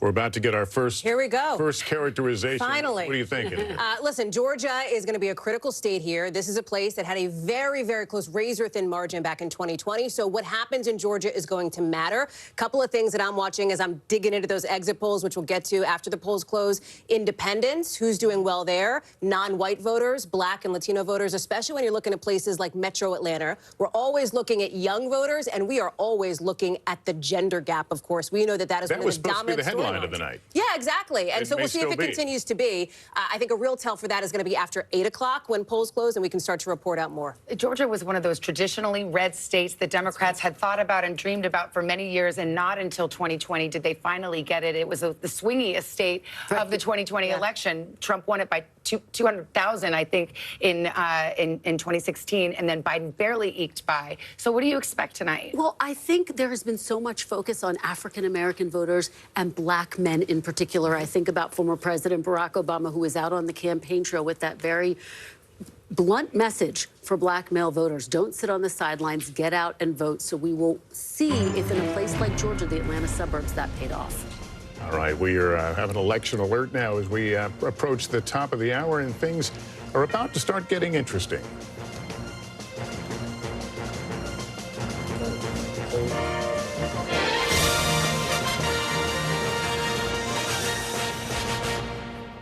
All right, 7 o'clock in the East, and we will not waste any time. This is the moment where we move from those months of speculations to actual results. That's right. The polls have just closed in 6 states, and NBC News is ready to make our first projections of the night. Here we go. We start with the state of Kentucky.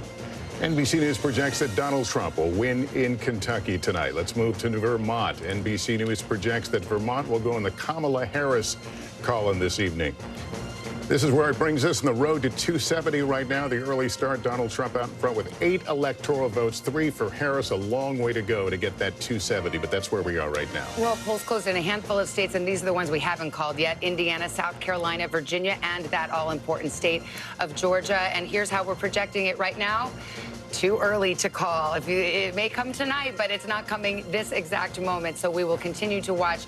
We don't have any results yet to show you out of Georgia. It is simply too early to call. But Georgia is one of the faster states to count. So as I go over to Tom Llamas, who's starting to pull up the big board there and looking into some of the states that we're looking at. See, you've got Kentucky up on your map. Why is that? This is the earliest data we're having so far. We have called Kentucky for former President Trump so far. I'm just trying to get a lay of the land to see, how is it looking compared to 2020? Again, a lot of that vote is still out, but we were able to make the projection as we explained to you. I also want to talk about Indiana because we're getting some vote data here. Still too early to call. Remember, only 14% of that vote is in right now. We also have this great feature on our board where we can show you where the remaining vote is. So obviously, the bigger the bubble is around those counties, that's how many votes are still outstanding. So here in the Indianapolis region, still a ton of votes waiting there.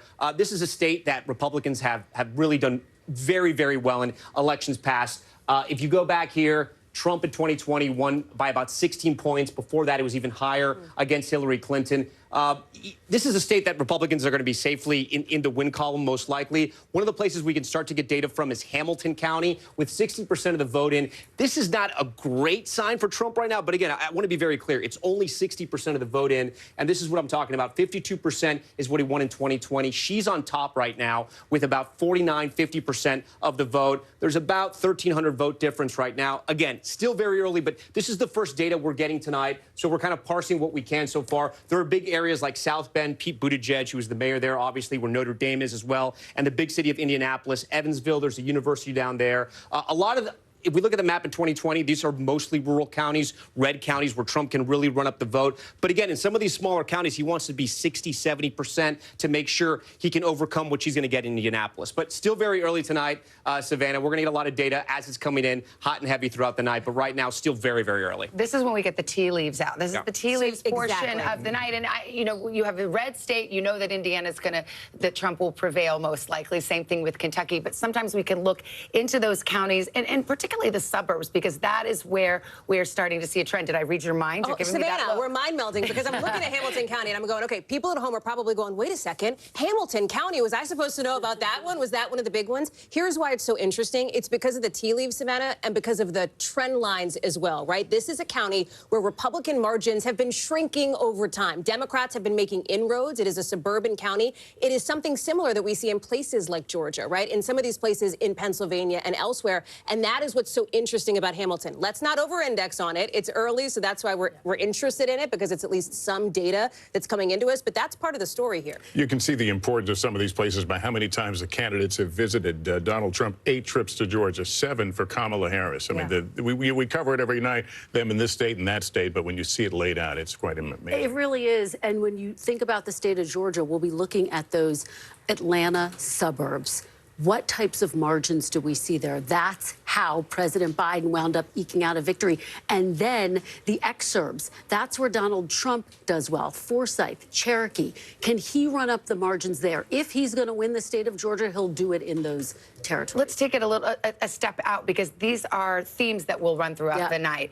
Kamala Harris has to get the turnout up in the cities. She has to get her margins even higher in the suburbs, and why she has to make up for the rural vote that is expected for Donald Trump. And he has been very good in past elections at finding these voters who aren't traditional voters who come and vote for the first time. Absolutely. That's where the ground game is so significant. And tonight will be, to some extent, a test not only of their campaigns, but of the ground games. Was the Trump campaign able to get out some of those voters who don't typically go out and vote? One note about Pennsylvania, one of the biggest states we're going to be watching throughout the course of the night. Joe Biden won it, not just by running up the margin in the Philadelphia county, but in the suburbs of Philadelphia, those collar counties that make all the difference. Hallie and I are both in Pennsylvania. That's our Bucks County in the House, folks. Yeah, what do the exit polls tell you? Okay, so let me disengage myself from the chair here, because we can start to get into some of the vote breaks here in Georgia. And here's what's really interesting. We've talked about people who identify as independents. This is a category, right, of voter that Vice President Harris really extended an olive branch to. She wanted to win them over. But look at this. Based on our exit poll data,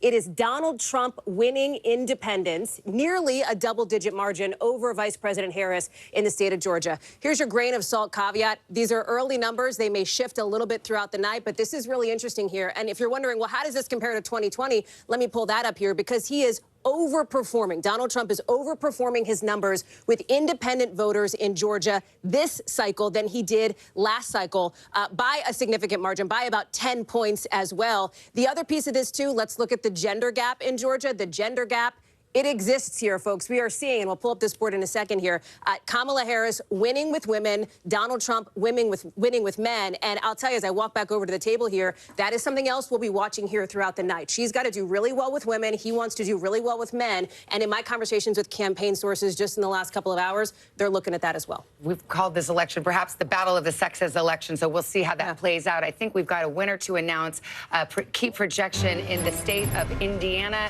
And no surprise here, Donald Trump will win that state again. Here's the data that's just coming in. See if we can get some numbers. And you now know, because we've taken you inside the decision desk, how is it that we can project this with just 15% of the vote counted? It is because we are confident that the margin is sufficient to make that call. So let's go to the 270 map. We're going to see this a lot, and we start to fill in some of the gray. Indiana, red for Donald Trump. Let me go right over to Tom Yamas, who's actually looking at Florida. So Florida had a poll close, or is it about to poll close? Yeah, they've closed. We have some voting data. Okay. And we have in Osceola County. I wanted to show this, why this is important. So here in Florida, we have the I-4 corridor, right? And this is kind of the central part of the state. It cuts right through here. When you think about Florida, you can think about it in three parts. The Panhandle, it's very red. That's Trump country in a lot of those counties. South Florida, usually reliably Democratic, but Republicans have made some inroads. And it's this I-4 corridor that is really the swing region. It's also the area where you find a large number of Puerto Rican voters as well. So when we come into Osceola, I wanted to highlight this because we have 71% of the vote in. This is usually a reliably blue county for Democrats. Again, not all of the vote is in. It is still early, but you can see Harris is underperforming in what is historically a blue county for Democrats. 56 for Joe Biden in 2020, 51 for Harris right now with 71% of the vote in. Again, it's still very early. So how is Trump doing? Well, in a county that he usually does very well in, Volusia County on the East Coast here, 56% in 2020 with 70% of the vote in. He's now at 59%. So he's overperforming. Again, still a lot of vote out. Still a lot to do here and kind of see where the vote is going. But those are good signs for the president. Listen, Florida has been trending red. Trump won it in 2016. He won it in 2020. Actually, in 2016, when that political earthquake happened, it really happened once we started calling Florida. 30 electoral votes. The map gets very, very hard for Trump if he doesn't win Florida. Without Florida, his sort of strategy in the blue wall and everywhere else kind of collapses. He needed this in the win column. Still very early. Right now, statewide, only 18% of the vote is in. We can find out where that remaining vote is tonight. So you can see in the major cities, Tampa, we're still going to find out how that hurricane, both Milton and Helene, affected voters there. Pinellas County, just to the west of that, a big swing county. Orlando, that's a hub for Democrats. Duval County, we actually have some vote in Duval County. I want to take a look at this. This is Governor Ron DeSantis' old district when he was a representative. This has been a swing county. Biden won it, but Trump won it in 2016. Look, Harris is doing pretty well. In 2020, Biden was at 51. She's now at 50%. 66% of the vote is still out. This is a county that Republicans had hoped to flip. We're going to have to wait and see. But again, that vote's trickling in, but we can start to kind of read those tea leaves, Savannah and Lester, and kind of see where the vote's going. Again, still very early, but this is going to be, this has to be a win for Trump. If not, it's going to be a very long night for Republicans. And a rapid pace there as well in the counting. We're seeing that in some places tonight. We anticipate, of course, as Tom's just saying, that Florida is a good state for Donald Trump. It is also the first test of Trump's strength. So that is why all of those areas that Tom is just laying out, these are, again, very early data so far, but significant nonetheless, because it will help us, once we get in more, understand how strong he's Fun running. fact alert for those who remember the hanging chads of 2000. Oh, yes. Florida, in the wake of that debacle, has some of the fastest vote Yes, counting in the country. So I tell you, you will not be waiting for Florida for very long tonight. They really get that vote counted very, very quickly. They have the modern machines. They're allowed to pre-process the ballots. So you won't have to wait too long for that. At this point, are we seeing anything unexpected, though? So far, I do think the independent numbers are going to be really interesting to watch throughout the course of the night, especially in what we saw in those early national exit polls that a lot of people were identifying not as Republican, not as Democrat,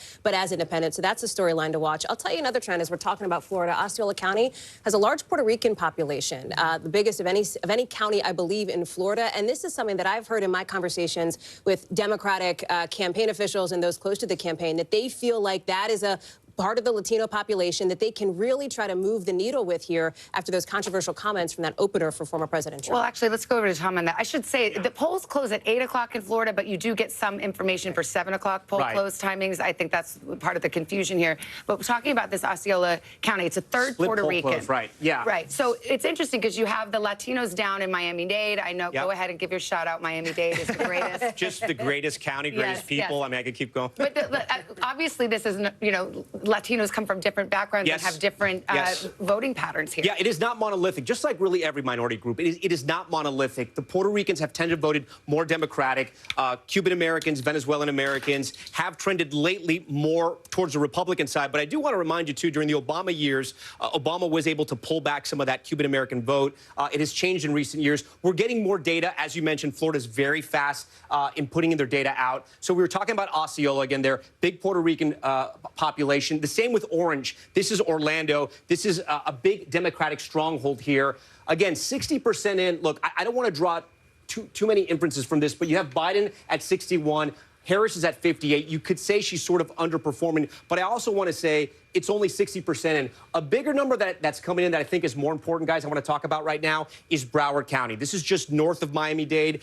Think about Fort Lauderdale, think about Sunrise, all those areas and those big cities that have been growing over the years, especially post-pandemic. This needs to be a place where Democrats really drive up the vote, right? Hillary Clinton won big here, 66%. Biden did the same at 64. Tonight, Harris is at 60. Again, I always point to this number, all the votes not in, but if you were to call it right now, she is slightly underperforming. We'll wait for that other vote to come in. Guys, all right, over to you. Tom, thanks very much. We are just minutes away from polls closing in Ohio and battleground North Carolina. We're standing by to make some new calls in the race for the White House. Stay with us.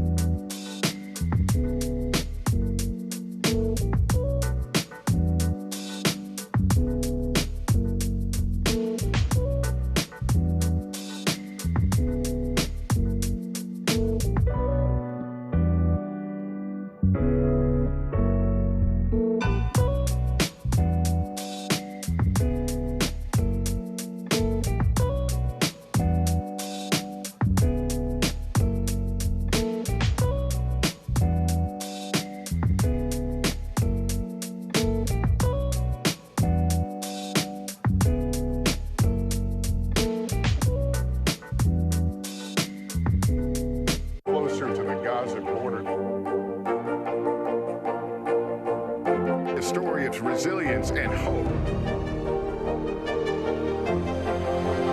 please take care of yourself and each other.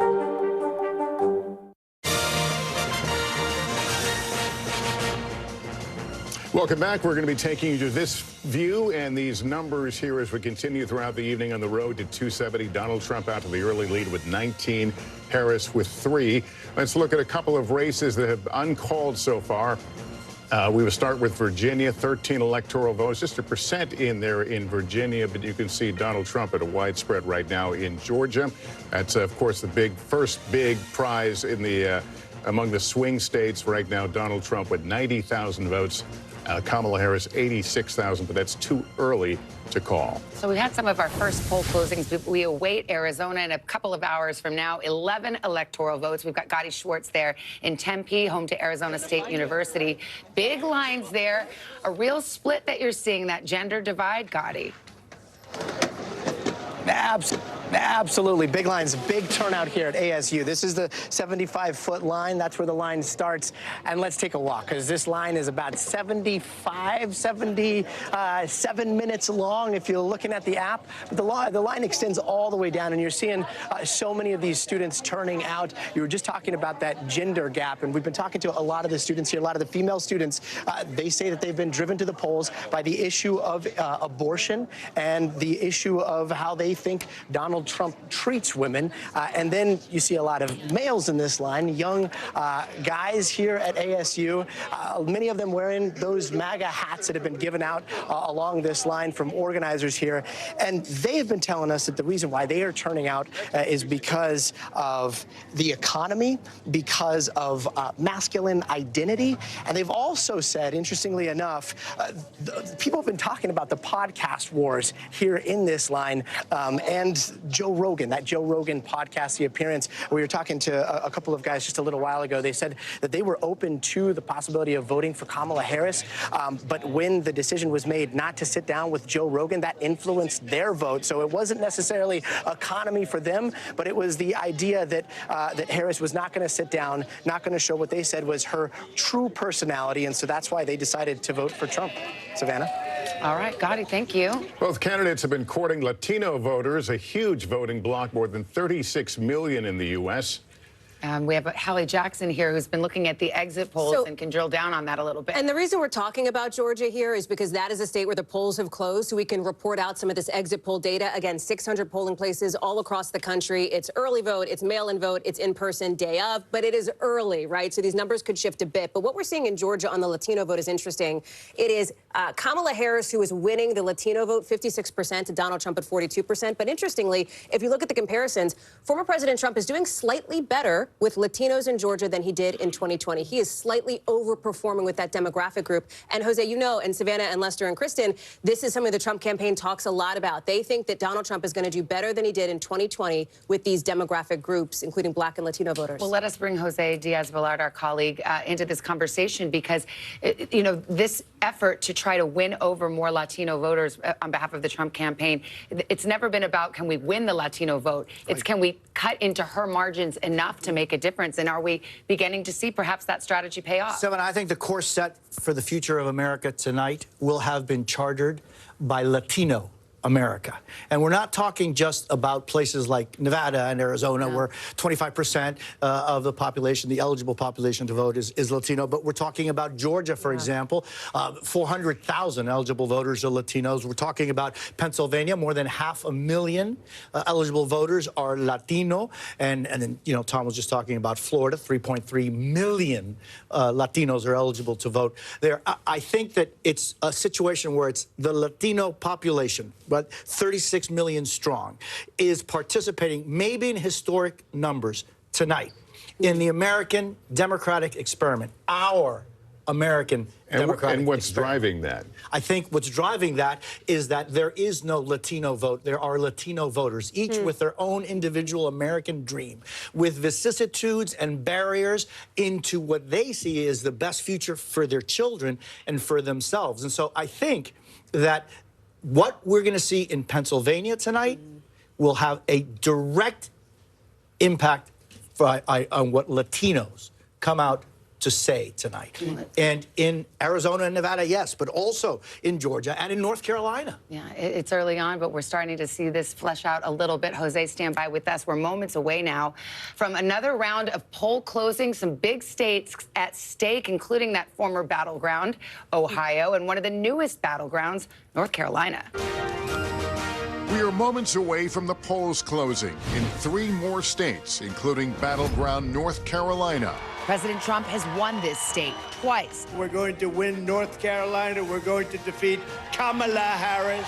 But this year, North Carolina, we will win. Kamala Harris is making a serious run for its 16 Electoral College votes. North Carolina, it all comes down to this.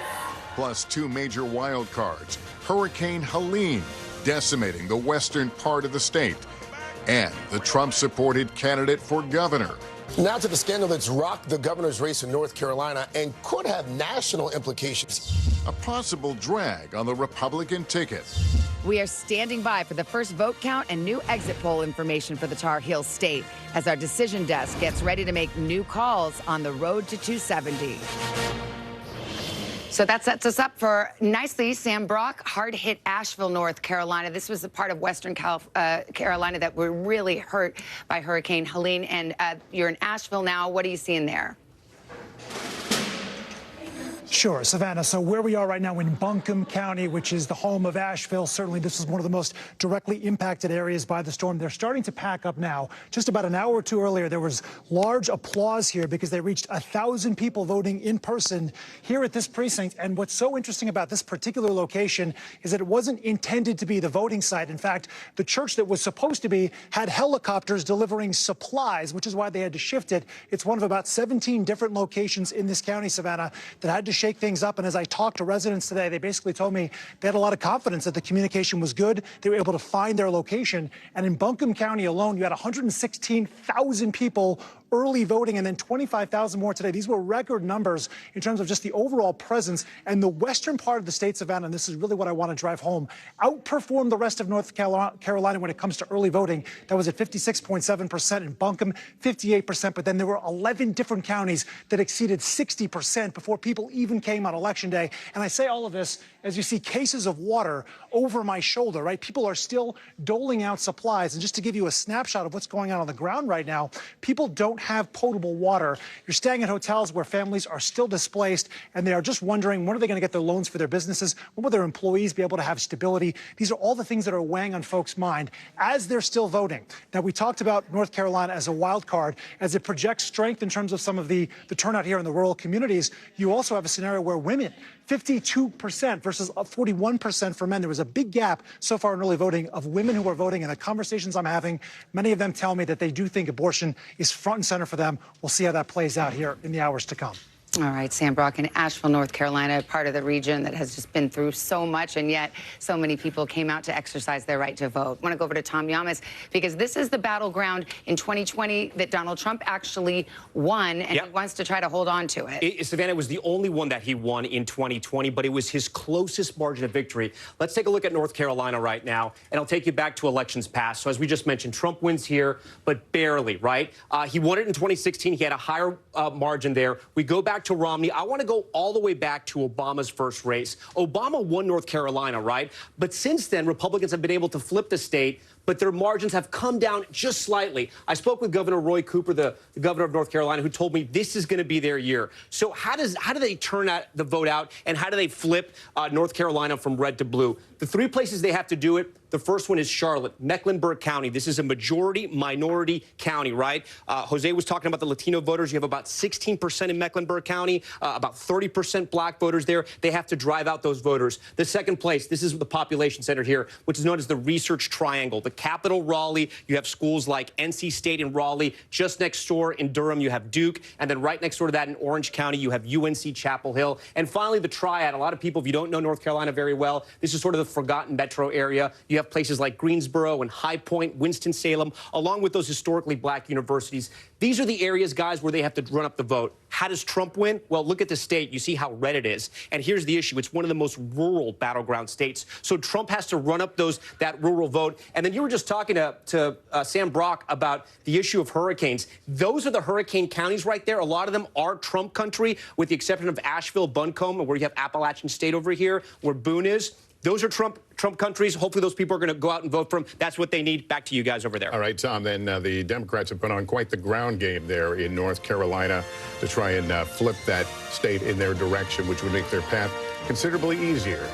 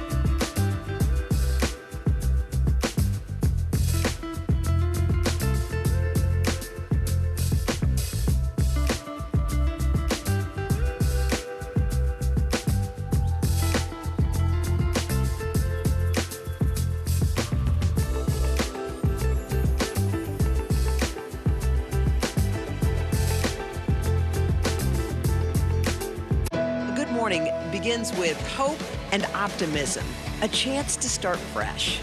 We want to welcome you in to share a moment that brightens your day, because every day deserves the best start.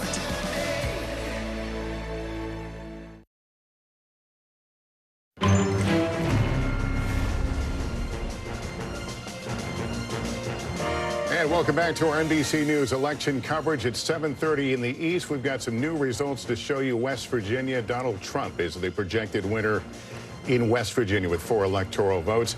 Here's where it puts us on the road to 270. Donald Trump out in front with 23-3. for Kamala Harris. Polls just closed in a handful of states. Here are ones that we cannot call yet: Ohio and the battleground of North Carolina, which we've been talking about. Here's our projection at this hour. Too early to call, just not ready to release any information about that yet. Georgia is also too early to call. Polls closed about a half hour there now. And we do have a projection. This has to do with the United States Senate. West Virginia, the winner is Jim Justice. As expected, he will go to the Senate. This is a pickup for Republicans. This was a long-time held seat by Senator Joe Manchin, who was a Democrat, then an independent, but still caucused with the Democrats. Well, now the Republicans have picked up one Senate seat. As I turn to the table here, and Kristen, just so people understand, right now it's Democrats who hold a very narrow lead in the Senate, but they're looking to, the Republicans are looking to flip that tonight. They need a net pickup of 2 seats. They just got 1. They just got 1, so it is significant. We are looking at, and this was expected, as you say, Governor Jim Justice winning that seat. So they now turn to the state of Montana. They turn to the state of Ohio. Sherrod Brown looking for a 4th term there. He has gotten a pretty fierce challenge from a Trump-backed former car dealer, Bernie Moreno. So we'll see how that pans out. But one of the things, just zooming out a little bit, a lot of these Senate races have gotten a lot closer in recent weeks. Democrats who felt somewhat comfortable as we've gotten closer to Election Day have seen that margin really narrow. And again, this brings us back to this discussion of split ticket voters. Yes. In 1988, 17 states had different people vote for president versus Senate. That was down to 1 state last year, the state of Maine, when Susan Collins won, but the state went for Joe Biden. So we'll have to watch that very closely. But again, we were expecting that result out of West Virginia. Ticket splitting has become more rare in the Trump era. However, it's making a comeback in some of these Senate races where people might vote for a different party for president than they do for the Senate. That's one of the things we'll be watching closely. And how are you doing some more exit duty on North Carolina? That's right. So now that North Carolina polls have closed, I want to talk you through some of what we're seeing from these exit polls numbers. And it is interesting here, right? First, we're going to take a look at the non-white vote in North Carolina. These are the black voters, include Latino voters that Tom was talking about in some of those key counties in North Carolina. As expected, Vice President Harris is winning non-white voters based on these early exit poll numbers. But take a look at Donald Trump here. He's got that 25% slice of the pie. Let me show you the comparison. He is outperforming where he was 4 years ago with non-white voters in North Carolina. He was at 19% in 2020. However, 2 things are also true here. Let me show you white voters here, and we can take a look at the comparison here. You can see that it is former President Trump winning with white voters at 61%, Kamala Harris at 39%. But again, take a look at the comparisons to 2020. She is actually outperforming where President Biden was back in 2020. She is doing better with white voters in North Carolina. So you might look at that and you might go, as we take a walk back to the desk here, you might go, okay, well, those 2 things, do they balance out?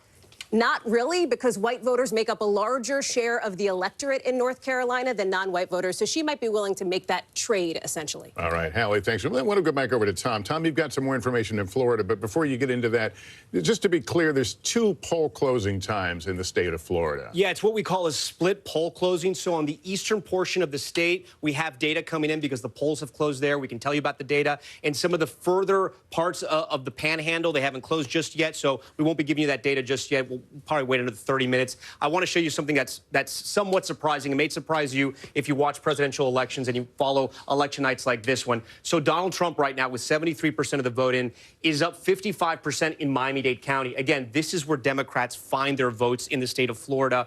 Biden won Miami-Dade County by 53. They've now flipped those numbers. This is pretty astonishing when you think where Hillary Clinton was in 2016, 63%, 53. Now tonight, 55. Again, there's still 73% of the vote left. This shouldn't be a complete shocker because Governor Ron DeSantis won Miami-Dade 2 years ago by about 11 points, which was a surprise at the time. But this shows how Republicans are expanding the map and how Florida is becoming more and more red. I do want to show you some potential good news, possibly for the Harris campaign, if they're watching tonight. So we're watching some of the vote come in Georgia. Remember, I told you more than 50% of the vote from Georgia is going to come around the Atlanta metro region. Let's take a look at some of these counties around Atlanta. 74% in Douglas County. Look at her number, 65%. Biden was at 61. So this means she's overperforming in the exact counties where she needs to find those votes. Let's look at another county here. Right now we have Gwinnett. We don't have any vote just yet in. Rockdale County, this is another big one. She's at 75%.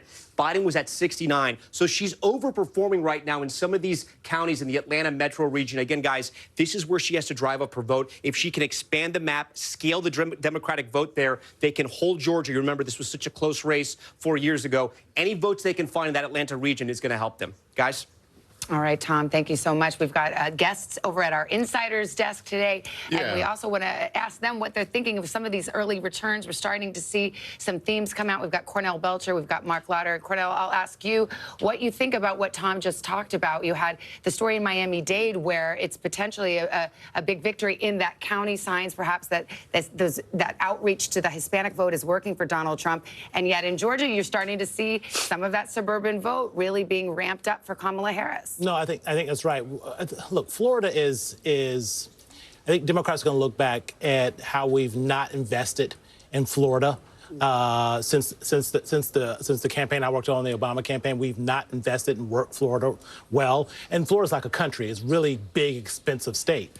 I think we've taken those resources and we moved them more to battleground states like Georgia and North Carolina, and where you see a sort of a difference. But Florida, you know, it's a state that Democrats did not invest a lot of money in, did not run a lot of advertising in, and it shows. Let me bring in Mark Lauder, Director of Strategic Communications in the Trump 2020 re-election campaign, former spokesperson for Vice President Pence. Mark, give us your view as we wait for a call in North Carolina. What is the Harris camp right now thinking? Right now, they're looking at turnout, I think, and really for both sides, it's going to be all about turnout. Do you get your voters out? I've seen some, I've heard anecdotally from some of my colleagues on the campaign that turnout is not where it needs to be in the urban areas for Kamala Harris. It's overperforming in some of the rural areas, including the hurricane-impacted areas. So I think that's a good sign for President Trump, but we're going to have to see how that plays out. Another thing I'm watching, and I know Tom alluded to it with Miami-Dade, but I also looked at Hillsborough County, Tampa Bay in Florida. It was both Hillary and Biden, both +7. Right now, it's only Kamala +1. And Hillary Clinton actually did some campaigning there for this particular election as well. Mark and Cornell, thank you. We'll be back early and often as we go along here. And we will take a break here. I think we're going to come back with more on the make or break state of Pennsylvania as the polls get ready to close there.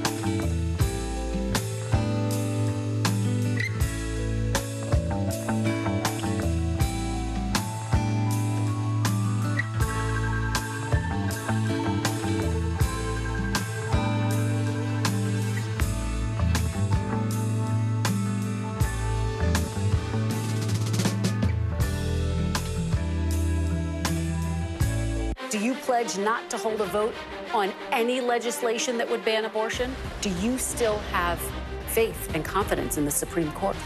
Is this plan to ban price gouging anything more than a gimmick? If it's Sunday, it's Meet the Press.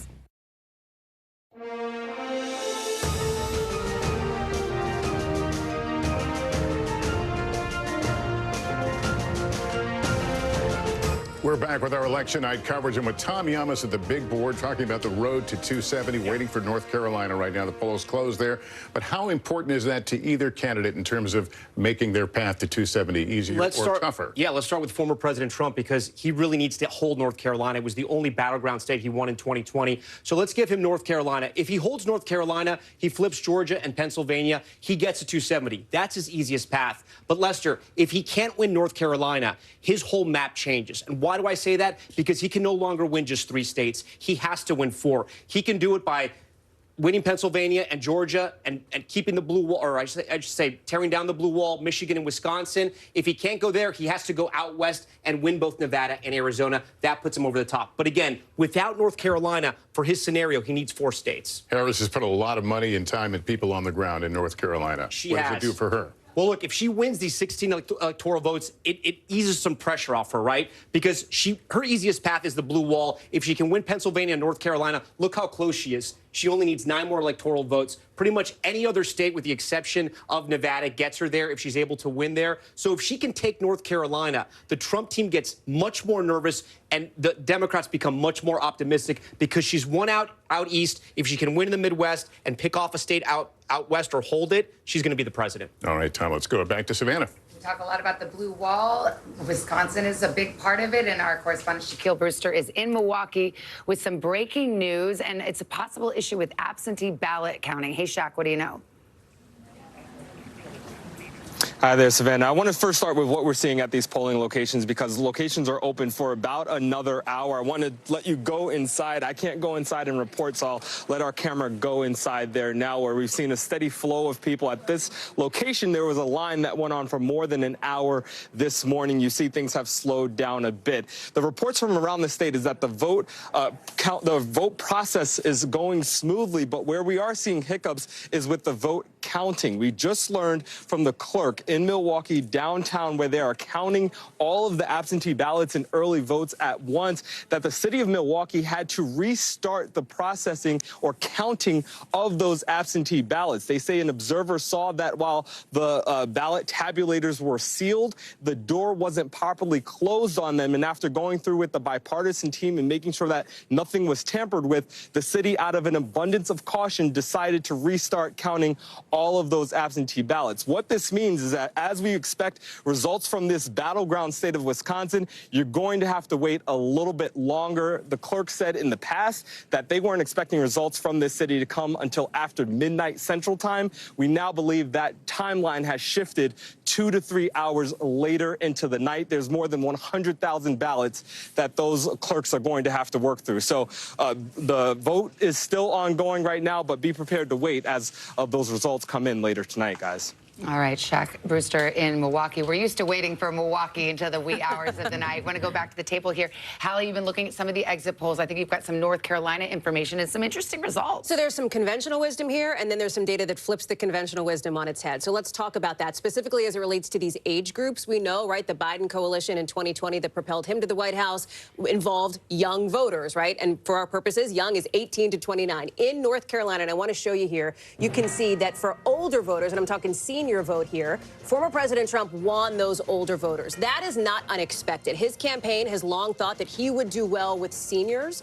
But here's what's interesting. Look at Vice President Harris. She's got 47% of the senior vote. She's doing better than President Biden did with seniors in 2020 in North Carolina. So she is outperforming where he was 4 years ago. Then you look at that youth vote, right? Again, not unexpected that Vice President Harris would have a slight lead. And I would say this is very close. We are waiting for more numbers to come in, more of these waves, as they're called, from the exit polls, but still interesting.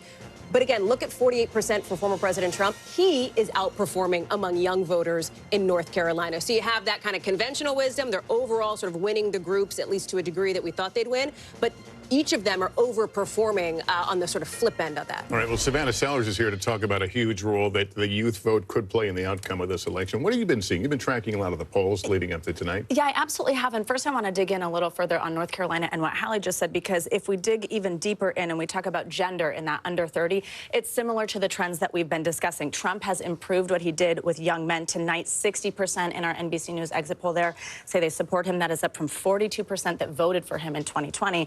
Whereas with Harris, she's performing even better than Biden did with women. 65% saying that they support Harris in this exit poll, when 58% actually supported Biden. Is that just North Carolina, or is that a national That's just poll? North Carolina. Okay. That's our North Carolina exit polling tonight.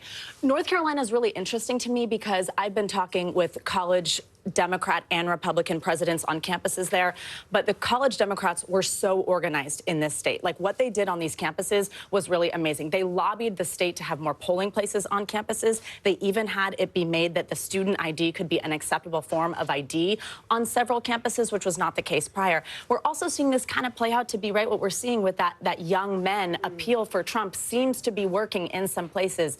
I'm interested to see if that continues throughout the night. We heard Gotti mention like those podcast appearances earlier in the night, Joe Rogan, Logan Paul, things like that. This seems to be where he is gaining that ground. I'm interested to see if it continues in other battlegrounds. And just underscoring how important the young vote is, the Harris campaign tonight touting the fact that they have Paul Rudd, for example, out trying to energize college voters in Pennsylvania. Jennifer Garner as well. Keep them in line. Stay in line. Mark Cuban is FaceTiming voters in a 4-hour line at UNC Chapel Hill right now. It speaks to how close this race continues to be as these results come in. On the other hand, you have the Trump campaign saying, hey, we're seeing good turnout in Philadelphia, yes, in the Trump areas. We'll have to see how that actually bears out when we start to get results in Philadelphia. But it does speak to the fact that there's a real focus on this epicenter and on young voters. And when we talk about young men in particular, and to the point that you're making here at the table, that the Trump campaign has really looked to turn those young men out, they're not typically the people who show up to the ballot box every 4 years. They're what's called those low propensity voters we've been talking about.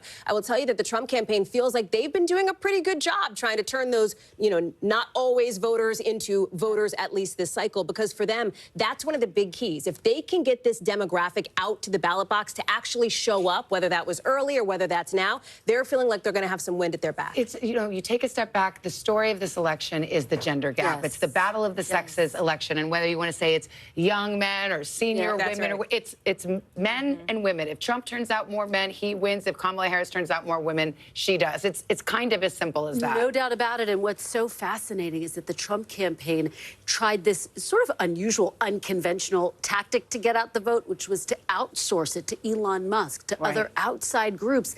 And they were quite bullish heading into tonight, saying, look, we feel good about this decision. And remember, the Harris campaign was concerned about black men as well. I mean, they brought in President Obama to make the case. Any evidence right now how that appeal has translated into votes tonight? Well, that's one of the things that she has talked about on the campaign trail. I sat down with the vice president not too long ago, and she feels like she needed to earn every single one of those black male votes just as much as Joe Biden would have. That's why you saw her. We talk about podcasts, doing like an NBA podcast, a football podcast. Sure, she did call her daddy to try to reach out to those young women. That's the name of course, that very popular podcast with women. But she also was trying to extend an olive branch to men. I would just say this. Two things are true. Right? Kamala Harris, let me say it this way. Donald Trump is doing better with men based on public polling right now than Kamala Harris is doing with women, though that gap exists. But also remember that historically, women have turned out more than men in every election dating back to 1980. And so that is going to be one of the big key factors into tonight. And that's why that moment with former President Obama was so significant when he called on them not to stay at home. All right. Well, we're just a few minutes away now from a big batch of poll closings at 8 o'clock Eastern time, including the one that everybody's been watching, Pennsylvania. And we'll be right back.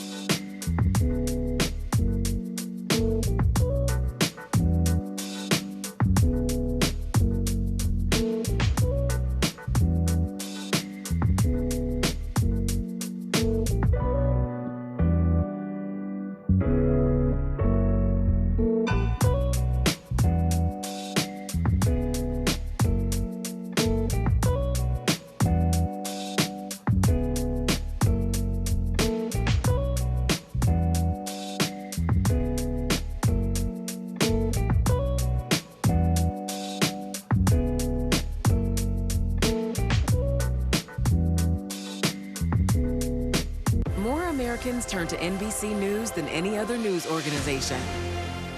News lives in the now. Look at this. You can't even see anything anymore. Let's break down what we know. You gotta see this. News for the generation of now is NBC News Now.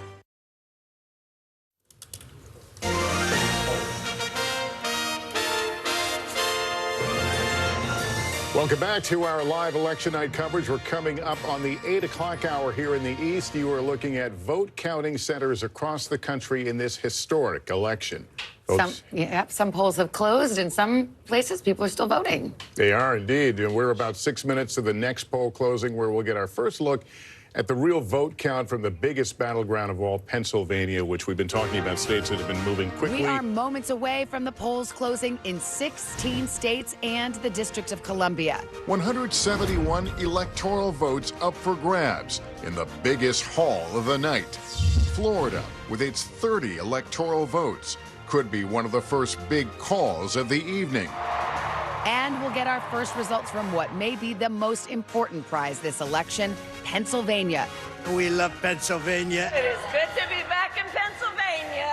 The race could all come down to the Keystone State. Pennsylvania is extremely crucial. If Vice President Harris loses this state, Pennsylvania, it all comes down to this. her path to 270 narrows significantly. We're going to win Pennsylvania. So, Pennsylvania, are you ready to make your voices heard?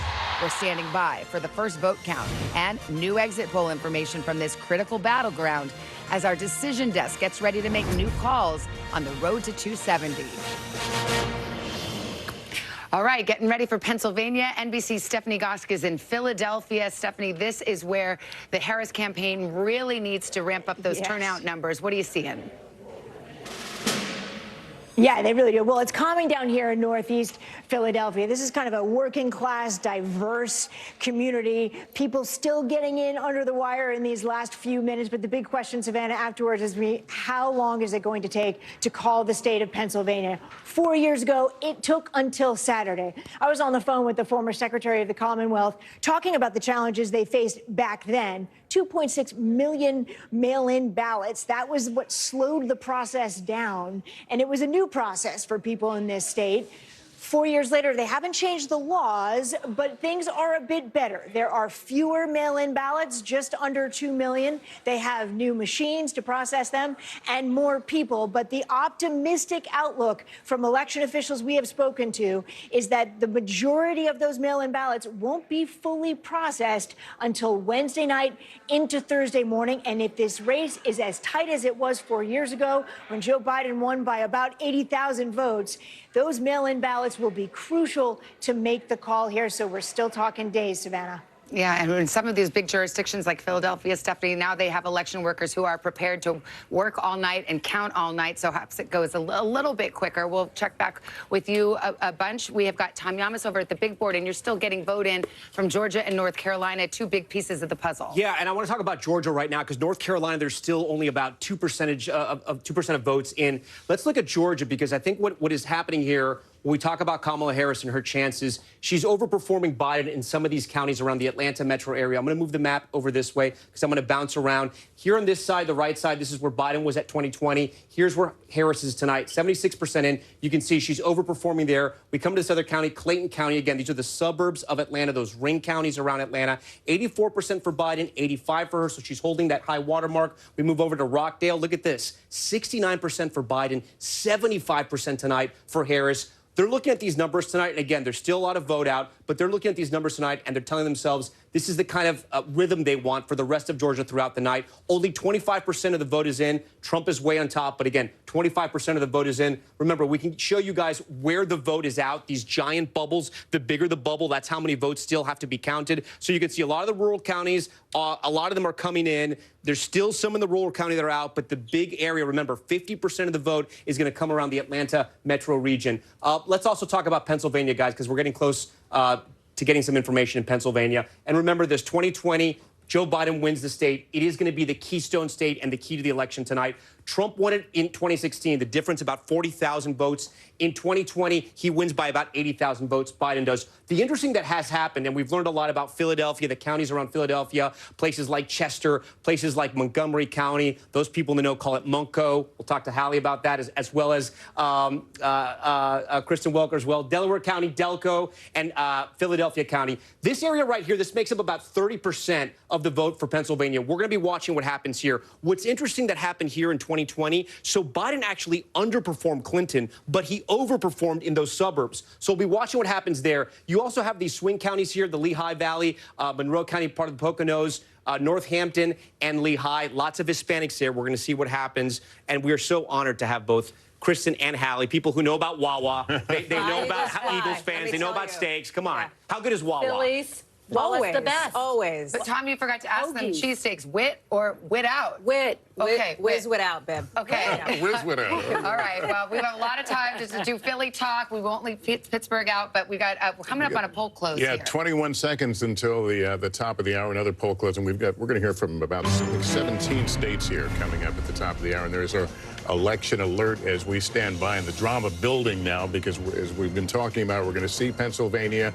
Those are the other states that the poll closings are about to occur in fact about 1 second, and we'll be able to get some characterizations for you here in just a moment. Look at those 8 o'clock poll closings. Here's an NBC News projection. State of Florida, NBC News projects that Donald Trump will win Florida and take its 30 electoral votes. The state of Massachusetts, Kamala Harris, the projected winner tonight with 11 electoral votes. Donald Trump, the projected winner in Tennessee tonight, 11 electoral votes there. In the state of Maryland, NBC News projects that will go in the Kamala Harris column. We move on to the state of Missouri. NBC News projects that Donald Trump is the victor in Missouri when all the votes are counted. Here's what Alabama looks like. That will also go to Donald Trump. State of Oklahoma, this will be projected to go to Donald Trump. And in D.C., District of Columbia, 3 electoral votes at stake. NBC News projects that Kamala Harris will win there. So where does that leave us now in the road to 270? There it is, 90 for Trump right now, 27 for Harris, 270, of course, the magic number and the keys to the White House. But we await calls in those all-important battlegrounds, and there are still outstanding states. Just as polls closed at 8 o'clock, we will wait for New Jersey, Illinois, Connecticut, and, of course, Pennsylvania as well. Let's show you what we can right now in Pennsylvania. No surprise here. It is too early to call. North Carolina, same story. They do count fast there, but not fast enough to call it. It's still too early to call. Just 5% of the vote in. And in Georgia, we're seeing a lot more of the vote, but still too early to make a projection. Let's go to Tom, who's starting to look at some of the numbers here. And I see you've got Virginia up there, which is a potential bellwether, something that might give us some indication about how this night might go. Yeah, and it's a state that we can look at to see how the suburbs are going to perform across the country. I know a lot of you guys know the D.C. area very well. 30% of the vote is going to come from these northern suburbs. It's a good barometer to know also how Harris is doing with suburban women. So let's go to 2020 to compare here. So Prince William County, it looks like Harris is slightly down with 75% of the vote in. This one stood out to me. 95% of the vote is in Loudoun County right now. Biden was at 61%. Harris is now at 56%. Again, there's a difference of about 35,000 votes. 95% is in, and we can actually see how much of the vote is left. Only about 3,600 votes remain in Loudoun County. So she's underperforming a little bit there. As we keep going here, Fairfax County, 45% in. She's at 68%. Let's see how Biden was doing there. 69, about the same. Something else that's interesting that's happening in Virginia, Virginia Beach. This is a swing county. Trump won it in 2016. Biden was able to flip it. Tonight, Trump is on top, but only about 20% of the vote is in. A lot of the western part of the state, as we know, is going to be more rural. Some of that coal mining country, it's going to resemble West Virginia. We have some of the vote in a county like over here, Wise County. This is a good Trump barometer. He's at 78%. He was at 80% in 2020, but 41% of the vote is out. He's underperforming slightly. I guess the thing that sticks out to me, which it's too early to know if it's a red flag, but Loudoun County, again, you know, this is a place where Democrats want to run up those votes in Virginia. Not that Virginia is in danger for Democrats because they were able to run up the score in 2020, but Trump in 2016 got close. He got within 5 points. A number like this, it's going to worry them a little bit, but I know you guys know much more about that area than I do. Well, actually, we're honored to have a resident of the Commonwealth of Virginia with us, Chuck Todd. So, I mean, you look at that, you know those suburban collar counties around Washington, D.C. very well. Is that a warning light if Kamala Kamala Harris is not performing as well as Biden did in some of those suburban, exurban counties? It could be if we're going to see that if it's moving. You know, Virginia is sort of the gateway now to the north rather than being, I always joke, it's sort of seceded from the Confederacy, right? It is the one southern state that has been consistently a Democratic state, not even a swing state anymore. So if that is consistent, yes. One thing I've learned, though, with the Northern Virginia vote, you may have 95% of the vote in. That 5% can account for a lot more uncounted vote than people realize. So, and there is a sense. So that's a wait and see. Look, the bigger thing that I've taken away so far is we're in the middle. We've been in the middle of a political realignment for a decade, and every one of these presidential elections, we're like, hey, look at this. The fact of the matter is, Donald Trump's makeup of his electorate this time is much different than it was in 2016 or 2020. And I think we're seeing it both break on ethnicity and geographically. So it looks like that Donald Trump's going to be stronger in the Southeast. Why? Because he is doing better with Hispanics. That's right. And there is a larger population of Hispanics in the Southeast and the Southwest than any other part of this country. The exit polls indicate that she is going to do better with older white women. I've been messing around with Indiana. Indiana's not going to, it's a red state. Yeah. Donald Trump's underperforming about a point or two in almost, even in the rural counties. Indiana's a very white state. That's a tea leaf. Yeah, I just throw it out there. It's a tea leaf. They obviously border where those voters go. No, that she's performing a couple of points better. So clearly there are some older whites, and we could really see this country divided by regions where she's stronger in the north because she's improving with white voters, and he's stronger in the South because he's improving with voters of color, in particular Hispanic voters. We're not seeing as much evidence among African-American voters, but definitely Hispanic voters. It's not just Florida.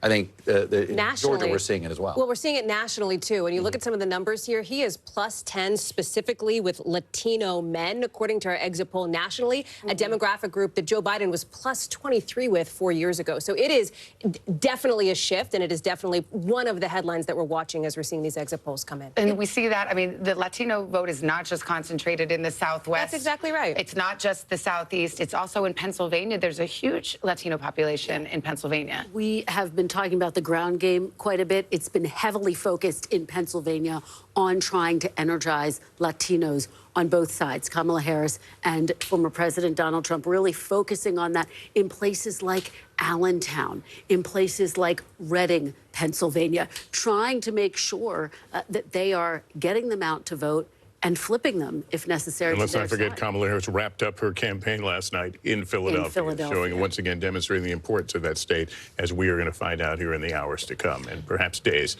And Hallie, you've got some more from your exit polls. You know, it's interesting. Chuck's talking about the graceful removal from the chair. Thank you all for bearing with me. Chuck's talking about the realignment here and where people are sort of politically. One of the things we're watching on that front is this idea of independent voters. We know that they are going to be potentially a crucial voting bloc here. Vice President Harris had made overtures to this group in the closing weeks of her campaign, really trying to win them over, to get them over to her side. Look at how they're breaking nationally here. She is winning independent voters nationally, 51%, Donald Trump 44%.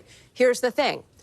Nationally is not how you win or lose the White House. You win the White House in the battleground states. And look at the state of states, Pennsylvania, right? The most key battleground this year. In Pennsylvania, it's the opposite. It's former President Trump who is actually leading with independents over Vice President Harris in this really important state where the margins could be really close here. You can see it here. He's at 50%. She's at 44%. Again, that's in Pennsylvania. So you might ask, okay, well, how does that compare to how he did 4 years ago? He is overperforming generally with independents now in Pennsylvania. You see in 2020, 44%. He's doing a bit better now in 2024, 50%. And Savannah, Lester, Chuck, Chris, and I'll toss it back to you at the table. This could be really interesting as we watch this develop throughout the course of the night, not just in Pennsylvania, but in some of these other key battlegrounds as well, like Michigan and Wisconsin, which we'll get to later. Actually, I think Chuck wanted to weigh in. No, I just think we are seeing something else happen, which is you have a country that's really sour about our politics, sour about the direction of the country, and we now have fewer people identifying with the two major parties, according to our exit poll. It's a huge development. Independents are the fastest growing flock. Now, it's very rational. If you don't like the direction of the country, you don't like what's happening, and you think there's a threat to democracy, do you have a lot of faith in the two major parties? But the lowest share of major party people identifying with the two major parties in at least 4 elections, it means these independent votes are going to be the whole ball game. They're going to decide who's president. We are keeping a sharp eye on the state of Georgia. We can show you where things stand, but we've just had really a change of characterization here. Our characterization from the decision desk now is that this is too close to call. You can see about a 267,000 vote difference between the two, with 37% of the vote in. But again, the NBC News characterization at this point, too close to call in Georgia. We've got a lot of contributors lined up to talk to you tonight. We've got Senator Claire McCaskill, I believe, over at our Insider's desk. And Senator, I wonder what you thought about that. What some are seeing is something of an alarm bell. This Loudoun County, suburban Washington, D.C., Northern Virginia, where it seems that Kamala Harris is underperforming. And as you well know, the suburbs in the battleground states are key to her victory. Yeah, listen, this is the witching hour. You know, this is when it is very early. We have exit polls. And by the way, if exit polls were correct, I would be governor and John Kerry would have been president and Hillary Clinton would have been president. So I think we've got to take all of that with a big, giant grain of salt and wait for the actual numbers to come in. Because as we all know, these come in from different places. Typically, rural places come in before urban locations. So I think she's going to be fine in the suburbs. I think, and I don't think the exit polls will actually reflect accurately what will happen with independent voters. I'm not saying she's going to dominate independent voters, but I'll be very surprised if there are a whole lot of women that call themselves independents that don't vote for Donald Trump. At what point in all this do you begin to let out a sigh of relief here? Well, listen, I think depending on what happens in Georgia and North Carolina, if by any chance she wins those two states, then I can breathe again. If she does not, then obviously Pennsylvania becomes even bigger. And don't sleep on Nevada. I think that may be the closest margin in this race. I think it may be literally maybe 500 to 2,000 votes separating the two candidates. I think it's that close in Nevada. Well, we're waiting polls to close there in less than an hour. Nevada and Arizona, those big western battlegrounds, but we do not expect results there, frankly, for days. So I guess Senator McCaskill is going to be holding her breath for a very, very long time. We've got Sarah Fagan here, too, a veteran of Republican campaigns. And again, with all the caveats, we are reading tea leaves right now, Sarah. What are you looking at? What are you noticing? And how do you see this shaking out? So if you look at Florida, you look at Virginia, Donald Trump is running about 4 points better than he did in 2020. But then contrast Georgia and North Carolina, where I should caveat that less of the vote is in. He's running 1 point ahead in Georgia. He's running a little behind in North Carolina, where he did in 2020. And that says to me, perhaps, that the Harris GOTV effort is quite strong, that she's pulling her votes out in places where the campaign organized. So she's holding that margin closer. And the GOTV, for those of you just joining us on Political Nerd Fest, get out the vote, the ground game, what we're talking about it. You know, this is about when you say, you pull the bus up and you say, let's go. We're going to hold you by the hand and take you to the polls. And organizing is the key to any successful campaign. Absolutely. And you have the Harris campaign touting the fact that, for example, they knocked on 3 million doors over the weekends. It winds up being numbers, though, until people actually go to the polls and vote. And I do think, just bouncing off something that Chuck said earlier, it's just to zoom out for a moment. Remember that one of the biggest issues of this campaign was change.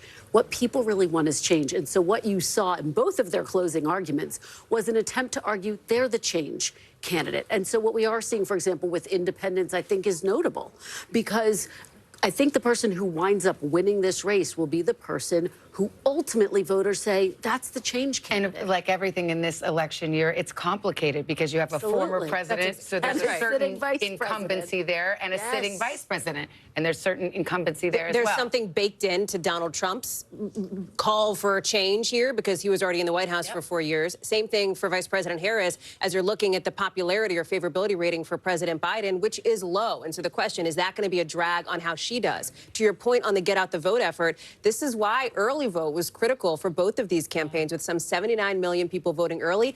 Better to bank those votes. What if somebody gets sick? What if somebody's, kid has to stay out of school or whatever? Get those votes in now to get them locked and loaded. Let me just change the conversation just for a moment, because we do have another call to make, and it's an NBC News projection in the state of South Carolina. South Carolina will go to Donald Trump when all the votes are counted later. And here's where the breakdown right now that Donald Trump, again, the projected winner. 24% of the vote in there, a vote difference of about 104,000. But again, Donald Trump will pick up South Carolina. Here's where it leaves us on the road to 270. Donald Trump out in front with 99. Kamala Harris, 27. We've got a few key battlegrounds where polls have closed. They're counting, but we don't have results yet. Still either too early to call or too close to call. Let's go to NBC's Garrett Haake. He's at Trump headquarters in West Palm Beach, Florida, at Mar-a-Lago. Tell us what the campaign is saying to you. Well, Savannah, what seems to be calming nerves down the street at Mar-a-Lago is what they're seeing out of Georgia right now, a state you were just discussing, where their key to victory was essentially blowing the doors off in rural turnout and improving their margins among minority voters, Latino voters, black voters. The campaign is seeing, in the same exit polls we're looking at, improvement among black voters, particularly black men, who the Trump campaign has spent heavily for months and months and months to try to win over, even just a few percentage points, the kind of thing that could make a difference in a state decided by fewer than 12,000 votes 4 years ago. The other thing that I think has accrued to Trump's favor in Georgia is the resumption of unity among Georgia Republicans. Remember, there was a huge fallout with Brian Kemp, the popular Republican governor there, after 2020. Trump and Kemp made amends, although they rarely appeared together on the campaign trail, the two singing from the same hymnal in the race's closing weeks, along with a lot of these other Trump candidates, could be helpful to Trump in that state. All right, Garrett, we have a call to make. This is North Carolina, the governor's race there. Josh Stein, the Democrat, takes the race there. He faced off against the Lieutenant Governor Mark Robinson, a very controversial candidate. And the polls had showed, well, we talked about ticket splitting, where perhaps the vote for the presidency might be different than the vote down ballot. This perhaps will be an indication of that. Josh Stein, the winner of the governor's race in North Carolina. Just a brief word about this controversial lieutenant governor candidate. You both are jumping to tell me who wants to take. Let me just say one we got small 9 more hours to go here. One small thing, which is this, because Kristen will get into, I think, how controversial this Republican gubernatorial candidate You're was. leaving that to me? But just remember, the ticket splitting piece, this is a state that has ticket split president, governor before. Yeah. That's it, right? So this, I think... They have a Democratic governor right now, That's Roy exactly Cooper. right. So if somebody's looking at this going, well, the Democratic governor won in North Carolina, doesn't that mean maybe that Vice President Harris is a lock? It does not. And just to throw that out there, this is a state where Republicans know how to check a Republican for president and a Democrat for governor. But this was a campaign on Mark Robinson's behalf. It was beset by problems. Beset by problems because he was determined that he posted some highly controversial comments on an adult website. And so the backlash was massive. This result was expected. The question is, that was, by the way, one of the controversies. I'm giving you the biggest one. The question is, will he drag down support for former President Trump? We don't know the answer, but we do know that in 2020, President Biden was not able to win this state because there was, in part, it's believed, a controversial Democratic candidate for Senate. And that did sink his chances. Now, just to zoom out a little bit, a Democrat hasn't won the state of North Carolina since 2008, when Barack Obama did it. Trump added 3 campaign stops in these closing days of the race. Spent the whole weekend there, 3 days straight in North Carolina. How important this state is to his path. Also a sense that it might have been slipping away and trying to shore up that. Absolutely. North Carolina was very, very tight in 2022. Trump won it, but it was right up there in terms of narrow margins. Which is absolutely. And it's a good reminder that even if the electoral vote count ultimately has a pretty wide gap, these margins can be very tight, and those electoral votes, listen, they all go to the winner, right? So that's what matters here in a state like North Carolina. Well, we already talked to Garrett Haake, who was in West Palm at Trump headquarters. Let's go over to Peter Alexander. He's at the Harris headquarters in Washington. Hey, Savannah, you just heard from Garrett a moment ago talking about how Donald Trump's team seems to be satisfied that he is doing a bit better with those black and Latino voters right now. Similarly, the Harris campaign feels good that she is outperforming with white voters over Joe Biden's performance with them in some of our early exit poll indications in parts of the country right now. One thing they're keeping an eye on. Another thing I'm hearing from senior officials within the campaign as they get ready to start the program here is that they are seeing really good enthusiasm among those youngest voters, those college students in particular right now. They're talking about long lines. You know what? Let me do this. They're starting the Star-Spangled Banner. I'll give it back to you with respect to our country, then we'll come back in a moment. All right, Peter, that is Harris headquarters in Washington, D.C. We've got Tom Yamas over at the big board. Yeah, we're talking Georgia, right? Because it is so close. A reminder here, we're talking about Democrats feeling a little hopeful in North Carolina, Republicans feeling a little better about Georgia. If they swap, right, if Democrats win North Carolina and Republicans win Georgia, they're both 16 electoral votes. We're back to square one where we were in 2020. Let's talk about Georgia tonight, because what we're seeing is both camps are overperforming, so it's going to be a nail-biter. Remember, in 2020, it came down to about 12,000 votes, a little under that. Let's start in Atlanta, the metro region. Cobb County, we have 57% of the vote in.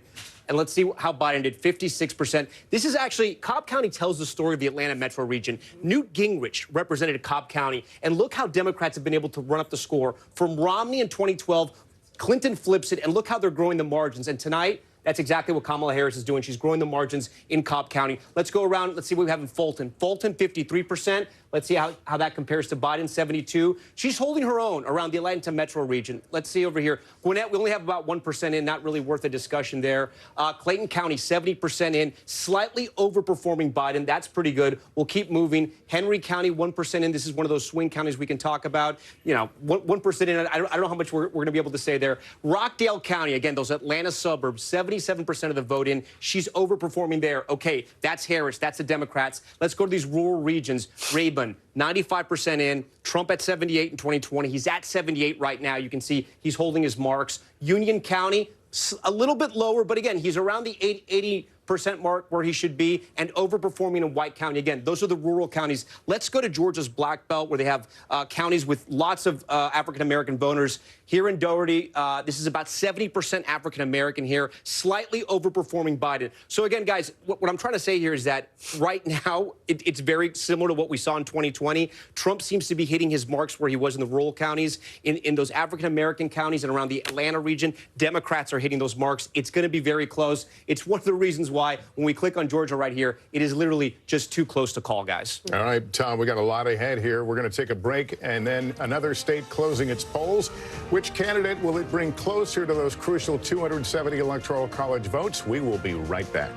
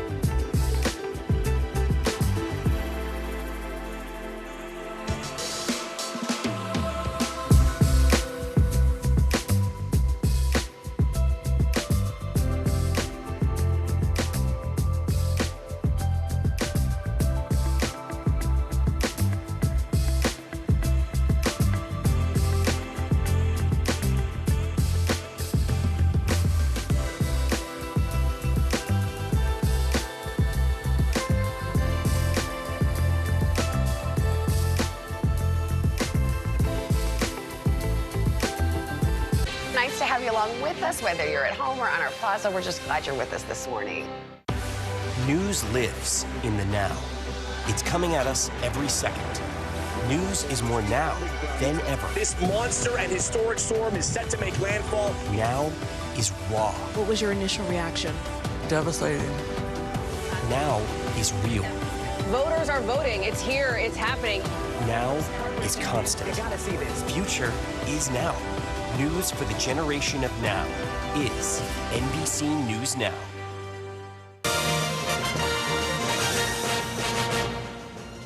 8:20 in the east, 5:20 in the west. We've got some major battlegrounds closed their polls, and the votes are being counted as we speak. That's the road to 270, filling out a bit with some predictable wins and losses in this country. But let's go to the battlegrounds.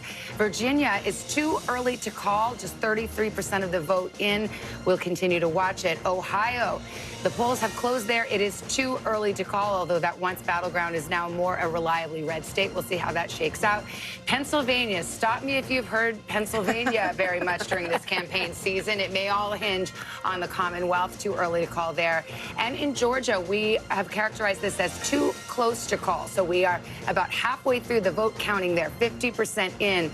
And though you see that margin, depending on where the votes are coming from, it is our expectation that right now this vote in Georgia's 16 electoral votes just too close to call. All right, let's go over to Hallie Jackson with some new exit polling information on the gender gap. So this has been a storyline we're talking about all night, right? We say it, Savannah, Lester, you both said it, the battle of the sexes, men versus women. It gets a little bit more complicated at that, but let's start with the gender gap nationally here. And you can see it absolutely still exists. So these are our exit polls nationally based on gender. You can see, obviously, this is just the vote here. Women, 53%, 47% men. Typically what we might see. When you get into vote break, I'm going to ask our team to pull that up. You are seeing that more women are backing Vice President Harris. More men are backing former President Trump. More women, 55% for Harris, Trump 43%. We'll go to men, and you'll see it flips, right? That red slice of the pie gets a little bit bigger for Donald Trump when it comes to men nationally, and we'll pull that up so you can see it. The other piece of this, though,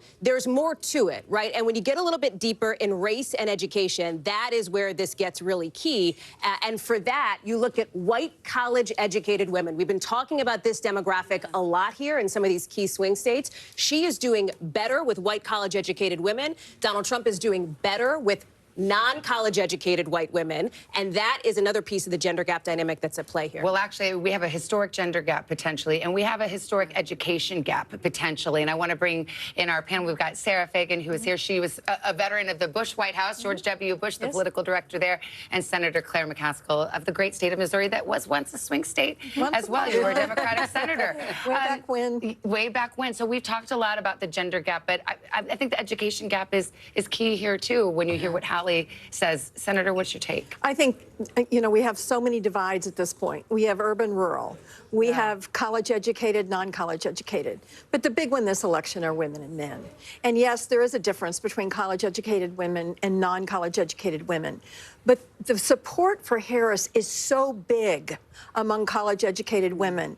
And the key in this election, I think, is are they going to drag their husbands, their sons, their uncles with them over to the Trump side? Because these are my peeps, Are right? those the shy Harris voters? College-educated older women. Yes. I mean, you know, I live in that place. Is this the battle of the sexes, or is that being overplayed? Well, I do think that college-educated women are a critical, if not the critical, voting bloc in this election. And, you know, Hallie, you pointed out that according to the exit polls, it's 53% of the electorate.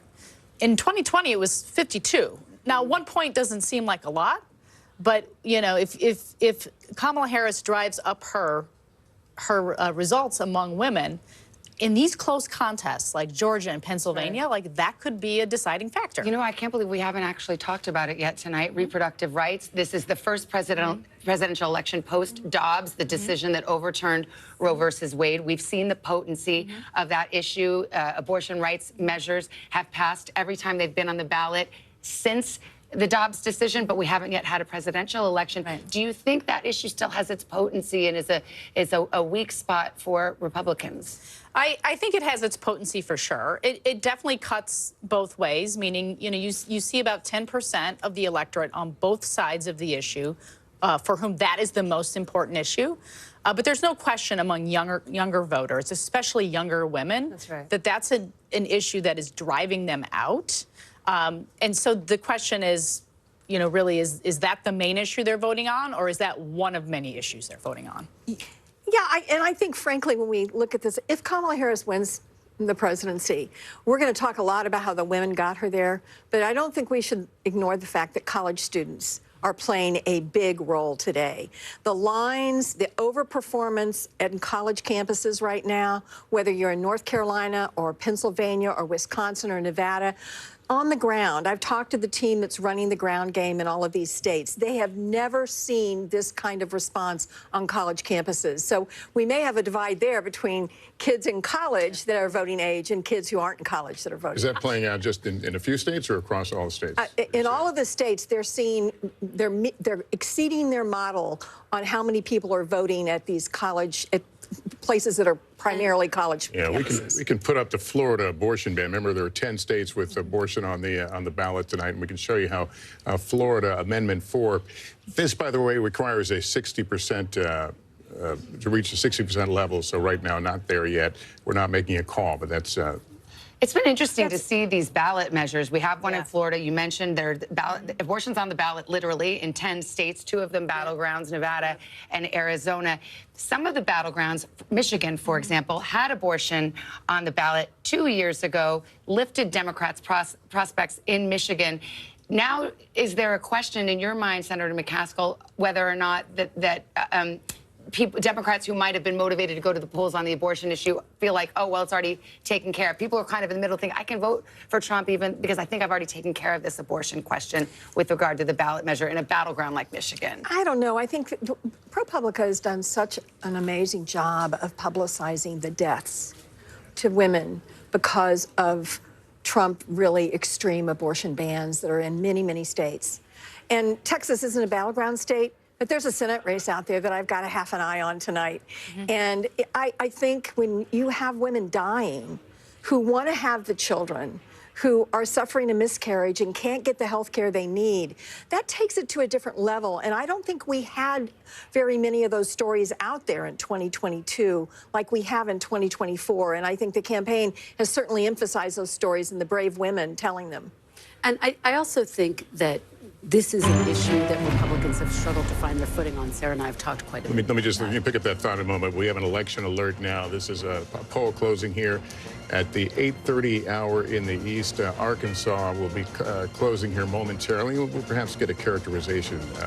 That's the only one at 8:30 we're going to see. And here's the projection. NBC News can project that Donald Trump will win in the state of Arkansas when all the votes are counted. 6 electoral votes. Here's where we are on the map to 270. That leaves Donald Trump with 99 electoral votes, 27 for Harris. Again, the goal, 270. All right, let's go to the battlegrounds. Georgia's race for president too close to call at this hour. 53% of the vote in, just too close to make a prediction there. Pennsylvania, too early to call. They're just getting started in the Commonwealth of Pennsylvania. And North Carolina also too early to call. We do have more vote there, but we're just not in a position yet to call those races. However, Tom, as I go to you, these are some of the races. Georgia and North Carolina, these are fast counters. And we may be able to make a call by the middle of the night or in the early hours this morning, and that would be quite telling. Yeah, our decision desk guidance is that Georgia and North Carolina both improving the way they tabulate votes. We should have a projected winner some point tonight. Those will be the 2 first battlegrounds that we hope to project and we hope to call at some point earlier tonight. But we'll have to wait and see. We're ready for anything. We could be surprised by anything. I want to talk about Virginia for a little bit, and a caveat here, as Chuck Todd reminded us. Northern Virginia, the suburbs, they do sort of report late. That vote is still coming in, but we still see some troubling signs for Kamala Harris, at least in some of these counties. So Biden was at 61%. 95% of the vote is in, and I just want to highlight this. There's only about 2,800 votes remaining, so not a lot of votes going to come in. She's at 56%, 57%. 61% was where Biden was. As we keep going around, my team flagged another county. Fairfax County, she's doing fine. Prince William, though, underperforming here as well. 80% of the vote is in. Biden was at 62. She's at 58. Again, these are suburban women, highly educated, college degrees, sort of your establishment Democrats. And a growing area of Virginia as well. A lot of people move here for the jobs, to work in government as well. Again, it's still very early. We're still waiting for all the votes to be called in Virginia. An area we watch, too, is Chesterfield. This is just south of Richmond. African Americans who originally lived in Richmond moved out to places like Chesterfield and Henrico as well. It's one of those swing counties. Biden won in 2020. 2020. Trump won it in 2016, so we're keeping an eye on it. And you see, this is where Biden was in 2020. This is where Kamala Harris is tonight, 49.4. But there's only 35% of the vote in, so still a lot of vote to be counted there. So we're going to stay and watch that. As we move further west, we have some counties out here, rural counties. This is Wise County. This is Trump country near West Virginia. You can see 94% in. He was at 80.4 in 2020. He's at 81.6. Again, how does he win states like Virginia? They're going to run up the votes in the suburban areas, the Democrats. He runs up the votes in the rural areas. So that's going to be good there for the Republicans if they want to hold those marks. Virginia Beach, this is another area we're going to be watching. Again, an area that sometimes tends to swing. Trump with 48% in 2016. Biden was able to flip it, 30% in. Again, still early, but Trump is ahead there. So we're watching Virginia, guys, and we'll see what happens. We're still waiting for some of the vote to come in here, but some signs that, you know, maybe trouble Democrats, maybe they trouble Republicans as well. We're going to have to wait. Back to you guys. All right, we shall wait. We do have a key projection right now. The state of Delaware, the home state of the sitting president, Joe Biden, will go for Kamala Harris as expected. Here's how the vote shook out, just 48% in, but this is an easy projection with the margins as they are expected to be. So here's where we fill out our map at 8:30 on the East Coast. Delaware being added to the tally for Kamala Harris. Donald Trump leading as some of these big states in the South, which are expected to go his way, are starting to report in. Speaking of the South, we've got NBC News correspondent Allison Barber. She's in the key county of Gwinnett County, Georgia. First vote starting to come in there. And what are you hearing? We've got both campaigns really laser focused on this area. Yeah, they care a lot about this county, Savannah. And let me just show you, because we've just started to see precinct captains coming in with their memory cards, with the votes that happened in person on Election Day. You see this line that goes out the door around. What you're looking at are all of the precinct captains from Gwinnett County. Ultimately, what they're doing is they're coming in here. They have with them little bags that are secured with the official election seal on the top of the envelope and memory cards, and at least 2 from each precinct that have the total of votes for today. So they come in here, they check in with these folks, and then they ultimately take their memory cards to the different election workers that are sitting around here, and they open up, they look at those envelopes, make sure they're sealed properly, make sure it has everything necessary by Georgia law inside of it, and then they send them back into this room here, where we start to see those votes processed and then sent out to the public. In addition to all that's happening on here, back here, and come with me, we'll weave a little through everyone here, there's more counting going on in the back. You mentioned this county is really important to both political campaigns. I will tell you why. This is a rapidly growing county in the state of Georgia. It's also incredibly diverse. It leans blue, but back in 2020, Donald Trump carried about 40% of the vote in Gwinnett County. And ultimately, what Republicans in the Trump campaign were looking for tonight is to see if they could increase turnout just enough where they run up the margins by a few percentage points and hold on to Republican strongholds in the state, and then are maybe well positioned to carry this state. Democrats, the Harris campaign, they were also hoping to up their turnout here so they could create that blue wall Tom has been talking so much about in Metro Atlanta. And a lot of it has been happening in here tonight. Keep coming a little this way, because one of the most significant aspects of tonight that we've watched in here are the early votes, early in-person voting numbers in this county. Over 50% of active voters in Gwinnett County alone voted early. That's either by mail-in ballots or early in person. Back over here, you see all these things? I've been describing them today almost as like trash cans, but what's inside of them? All of the in-person early votes, about 300,000 of them. There was a team of election workers here who had been sequestered since 9 a.m., prepping all of these so they could process and get the early numbers out quickly. Every election official and the supervisor of Gwinnett County Elections has told us they've been on track to hit all of their markers to have results in on the earlier side, and they're still working over here tonight. This is where the mail-in ballots will come through and are coming through, and they're sorting all of those.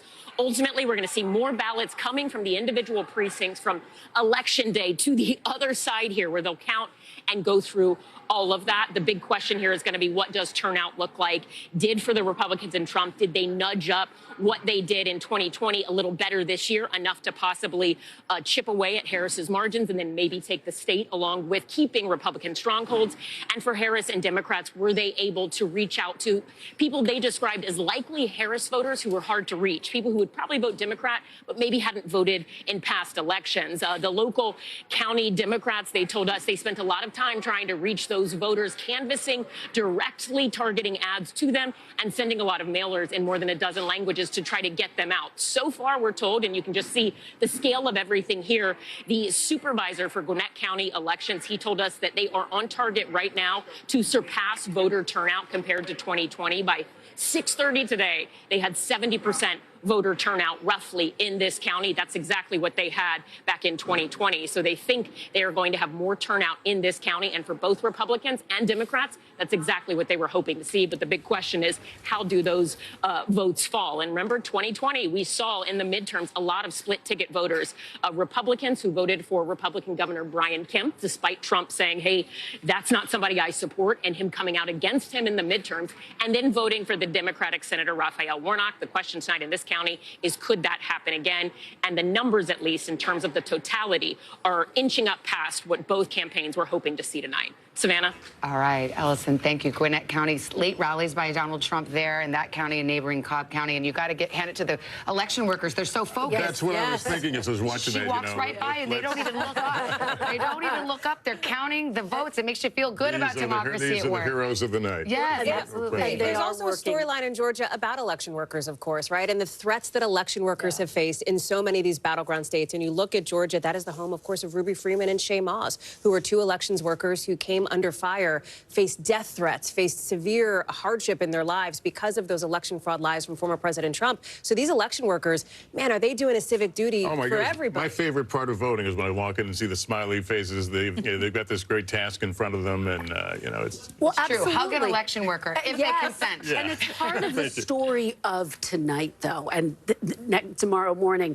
because they've brought on more election workers in all of these states to make sure that they can count more quickly. I do think Ellison's report was fascinating. Gwinnett County, it went for Clinton by 6 points, for Biden by 18 points. So this is a county that Democrats have been increasingly eyeing, as have Republicans. Well, we talk about the gender gap as I go to Senator McCaskill and Sarah Fagan. I mean, I mentioned there were Trump rallies in Gwinnett County. One of them was the one where Tucker Carlson, the former Fox News host, talked about daddy's coming home and going to give a little girl a spanking, like, the sheriff's come into town, which was a message that, if you're trying to reach female voters, I don't know how the females on this panel feel about that, but that's where that happened. Not good. Don't feel good about that. Yeah. I think most women don't feel good about that. But, I come from a state that is very Trump heavy. So I certainly know that there are women out there that have bought what he's selling. I like to say I think there's about a third of the Trump voters that don't believe a word he says, but they really like the idea that their tax cut's going to stay in place, and they think their business interests are going to be better protected with less regulation. And then 2/3 of the Trump voters who believe every word he says and like it just fine. Sarah, I want to get your thought on something at work right now. And there was a bit of a mixed message in the campaign, the Donald Trump's campaign, about early voting. Yes, do it, don't do it. How do you think that is playing out tonight? Well, if you look at some of the early vote returns, certainly we saw higher numbers of Republicans voting early. It looks to me like a lot of those were election day voters previously who voted early.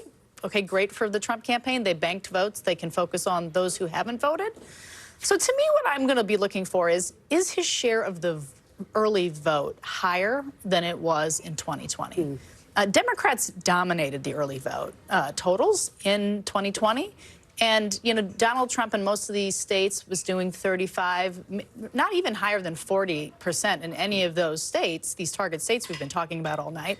So does he do 42, 43, 44%? I mean, in 2020, we were in the midst of a pandemic. Donald Trump was actively telling people not to vote early or not vote by mail, saying he was suspicious of it. To Lester's point, he changed that tune. Now they're actively encouraging Republican voters to go in and early vote, and Republican voters seem to have answered that call. That's right. It was a huge strategic blunder in 2020 to have done that, particularly in a close race. Had he not done that, perhaps he would have won. So I think he learned that lesson. And also, if you just look at the trends in early voting and the trends in absentee by states, it's a prudent thing to do. To be clear, the Republican apparatus absolutely made a big push this cycle to get voters out to vote early. Donald Trump himself was all over the map on that. You see it at his rallies. He talks about at one rally, he would say, go out and do it. At another rally, he would cast doubt on the validity of ballots that were put in through the mail, et cetera. Some of that likely seeped down to some of his voters in some of these key battleground states, as we heard from talking to voters in some of these battlegrounds. Remember that this is a former president who, over the summer, you look at, let's say, 20 rallies. At 5 of them, he cast doubt on the results of the election even before votes were counted. That ramped up in just the last month. At 14 of 20 rallies, he did the same thing. So he has not been super consistent on this. Let's go to Tom Yamas right now. Tom, as we speak, North Carolina, Georgia, and Pennsylvania are counting votes right now. Yeah, and we're getting ready for poll closings in places like Nebraska, and Nebraska could be the key to it all. And I know what you're saying, Nebraska? Yes. So when you look at our beautiful map here, you see the maps, the states that are red, the states that are blue, and our battlegrounds here that aren't colored in. And then Nebraska and Maine, they have this kind of Where's Waldo effect. When we hit it, here's why. Nebraska and Maine, they both give out their electors a little differently, their electoral votes. If you win the popular vote, you get 2 in Nebraska, and then they give them by congressional district as well. Trump is going to win 2 of the congressional districts most likely in the popular vote, but Congressional District 2, CD2 in Nebraska, is a battleground district, and the entire election, I say, could come down to this. Let me explain why. So let's take you to Nebraska and show you where CD2 is. It's essentially the city of Omaha, right? I'm going to draw it for you and then show you the congressional district. It's the city of Omaha, a little bit of Saunders, and then a little bit of Sarpy as well. I should say all of Saunders as well. That's essentially the way it looks, right? I'm going to give you the congressional map so we can cut it out a little more. So this right here, that's Congressional District 2. It's a swing district, as I said. 2016, Trump wins by 6,000 votes. In 2020, Biden wins by 20,000 votes. So why is it important? Because if we come down to that scenario where it's 269, Savannah, I gamed that out. It's going to come down to Nebraska, too. So every vote does matter. It matters so much that we spoke to people in Omaha asking them about what this campaign was like. They say they've never seen anything like it. They've been inundated with ads saying on the television, on the radio, people calling them, unlike anything they've ever seen before. Again, it likely won't come down to Nebraska, too, but it might, and that's why every vote matters. Again, Omaha, the biggest area of Nebraska, fastest growing area, and tonight we'll be watching it. Tom, you promised me you would not raise the specter of the 269 to 269. It could happen. We're ready for it. It could happen. The Constitution has provisions for it, but can we just all agree? Let's hope we don't get there. Is that Chuck Todd's music? Is that Chuck Todd's head exploding? Yes, perhaps it is. But you know, it's interesting to see these are such contested races, and it's actually nice to see. I think we've divided our country so much into red and blue. It's nice to see that once you get on a county by county level, all of these states they're not monolithic. There's more to it, and we still do live right next to each other. And Nebraska, too, is a very good example of that. Yeah, but I would say you're right. We live right next to each other. But the folks that live in Omaha, I guarantee you, some of the folks that live out in a very sparsely populated rural county don't relate to some of the same issues that the people in Omaha think are important. It's much more of an urban area. There's also a hot Senate race there right now where the Republican was expected, you would think, would just cruise to re-election there, but there's an independent candidate, Dan Osborne, who's really giving a run for her money for Deb Fischer. Yeah, and I will say that one of the things about the urban-rural issue is when you think about the ground game, I don't think we talk about this enough. The ground game for the Republican Party is much harder.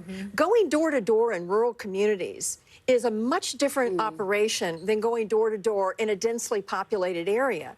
It's not as efficient. It's more difficult. Frankly, a lot of folks out in the rural area don't want strangers knocking on their door.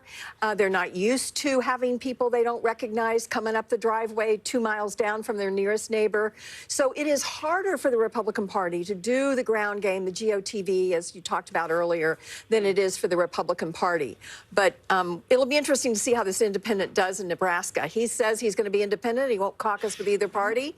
He won't vote for either leader. He says his job would be to try to bring the two parties together. It's probably a winning message right now. I just don't know if Nebraska's pretty red. All right, well, the drama is continuing to build. 3 big battlegrounds closing at the top of the next hour. Don't go away. We'll be right back as we count down the road to 270.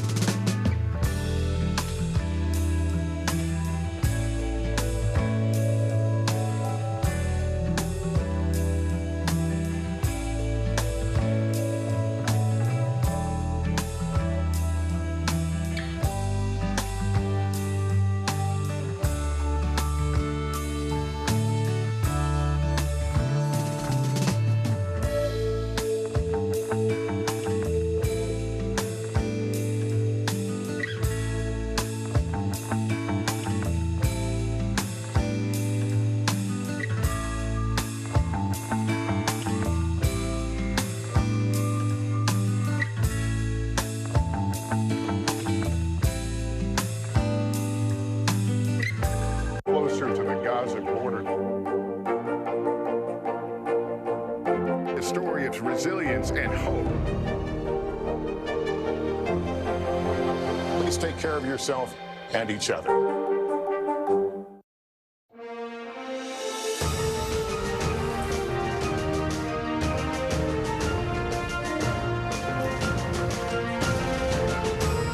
Welcome back. It's election night in America, and we're just getting started. Almost 9 o'clock here in the East. We're going to have a bunch of poll closings, 3 big battlegrounds that will close. They are make or break races on the road to 270.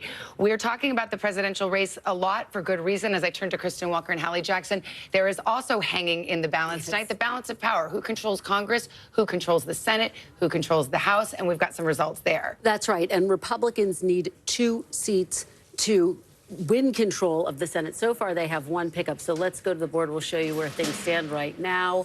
In West Virginia, as we have already reported, Jim Justice has won this seat after Senator Joe Manchin, who was a Democrat, who then switched to an independent, announced he was not running for re-election. This is expected. It is the first Republican pickup, so that makes this significant. We can call that Rick Scott has held on to his Senate seat in Florida handily. He first won this seat back in 2018. This was one of these races where reproductive rights was a big issue.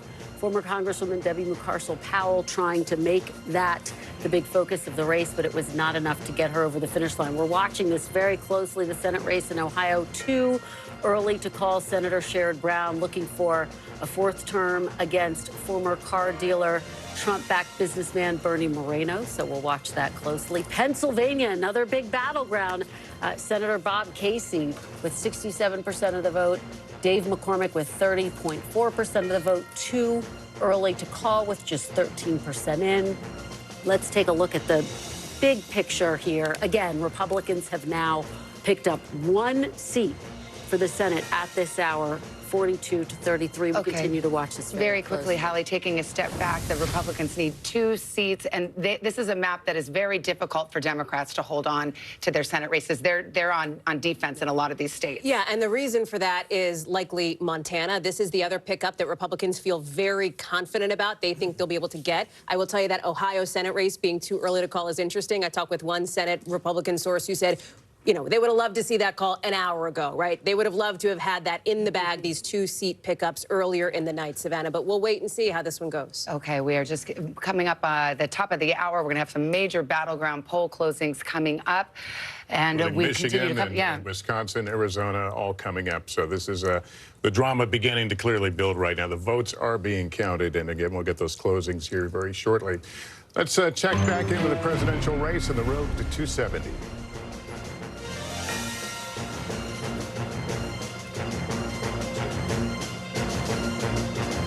All right, it is 8:51 in the East, and here is where we stand right now on the road to 270. And it has been a night of big surprises so far, with more to come. We're now just minutes away from additional closings. Yeah, we are, and we see that map starting to fill out, so we will watch for those next poll closings. It's in all corners of the country now, almost at 9 o'clock in the East Coast, and they're some of the biggest states to close yet. At the top of the hour, a major round of poll closings with the most battleground states of the entire night. 15 states and 163 electoral college votes up for grabs, including 3 critical swing states. Will Vice President Kamala Harris hold on to the blue wall that cuts through Wisconsin? Good evening, Wisconsin! And Michigan? Michigan, we are not going back! Or will former President Trump break through like he did in 2016? We are going to win Wisconsin. Plus, the first Western battleground, Arizona, moments away from closing. A very big hello, Arizona. We love you, Arizona. Arizona, we need to fight this battle on every front. We are standing by for our first vote count in from these make-or-break states as our decision desk gets ready to make new calls on the road to 270. Many votes to be counted, battlegrounds all coming in. Michigan has 15 electoral votes up for grabs, a key state. And Jesse Kirsch in Detroit for us today. Jesse, the polls are just about to close, moments away. What do you expect? What are you hearing? Yeah, so Savannah, statewide, they close at 9 p.m. Eastern, but here in Detroit, in the East Coast time zone, the polls have been closed for almost an hour. You can see this ballot drop box is sealed off here. However, despite all of that, we're going to move down the block here. This is the city elections office. And what we've got going on here is people who have been in line well past when the polls officially closed to continue registering to vote. And inside, it appears we do still have some people in that line. We had people telling us they'd waited in line for around 4 hours. One young woman told us that she almost got out of line because of that duration, dealing with logistics as well as just waiting to be able to register to vote, but was ultimately able to do so. Someone else told us that they got out of line because of the wait. If people got in line by 8 p.m. Eastern time and they closed the doors here at that time, people were going to be allowed to go through the registration process. And it seems people are still going through that at this hour. This is a traditional Democratic stronghold, the city of Detroit. However, when we've spoken to GOP operatives in the state, they tell us that they see Vice President Harris's base as, quote, crumbling because of various headwinds. However, there are other potential headwinds that could send traditionally Republican voters toward the vice president. We will have a clearer answer as those results start coming in at 9 p.m. Eastern. Savannah, back to you. And we'll get a better idea about turnout, too, which is all important for the Harris campaign in Detroit and also those collar counties. Well, we want to switch over. Let's go to Arizona, the Mountain West. Polls closed. Gotti Schwartz, they're outside of polling place. Have you seen a lot of crowds? Yeah, polls close in about 6 minutes here. This is the end of the line, and this is about a 60 to 70 minute wait here. So you got the people that are at the end of the line right now, probably about 300 to 400 people in front of them. You're noticing a lot of MAGA hats here talking about the gender divide. Gender divide is very much in play here at Arizona State University, and there's been so much talk about low propensity voters. One of the things that we've been noticing here and talking to students about is the involvement of fraternities. Normally, fraternities, they may not be organizing and may not be turning out to vote as much as you'd expect, but here at the ASU campus, it does seem like the fraternities have been involved in turning out the vote, and those that we've been talking to say that they are turning out for former President Donald Trump. We've also talked to a lot of other students that have been coming out for policy issues. There are several props. The issue of abortion is extremely important in turning out the vote. Immigration is also important, but I gotta say, just eavesdropping what people have been talking about in line, it's been surprising how often the topic of the Joe Rogan podcast keeps coming up. We've talked to several students now who say that they listened to that Joe Rogan podcast with the former president, and that was the deciding factor for them. And they've also said that if the Kamala Harris, the vice president of the United States, would have appeared on that podcast, they may have had their vote skewed. It's really interesting because, you know, some people are talking about policy. Others are talking more about kind of like vibes. Well, I like the vibe of Trump, or I like the vibe of Kamala Harris, but it's not so policy specific. But that's just some of what we've seen. We're almost to the end of the line. We just wrap around this corner. But again, right now we're in Maricopa County. This is a county with 2 point something million voters. ASU has 74,000 students here, most of them voting age. So what we see here at Arizona is going to be very important in this election.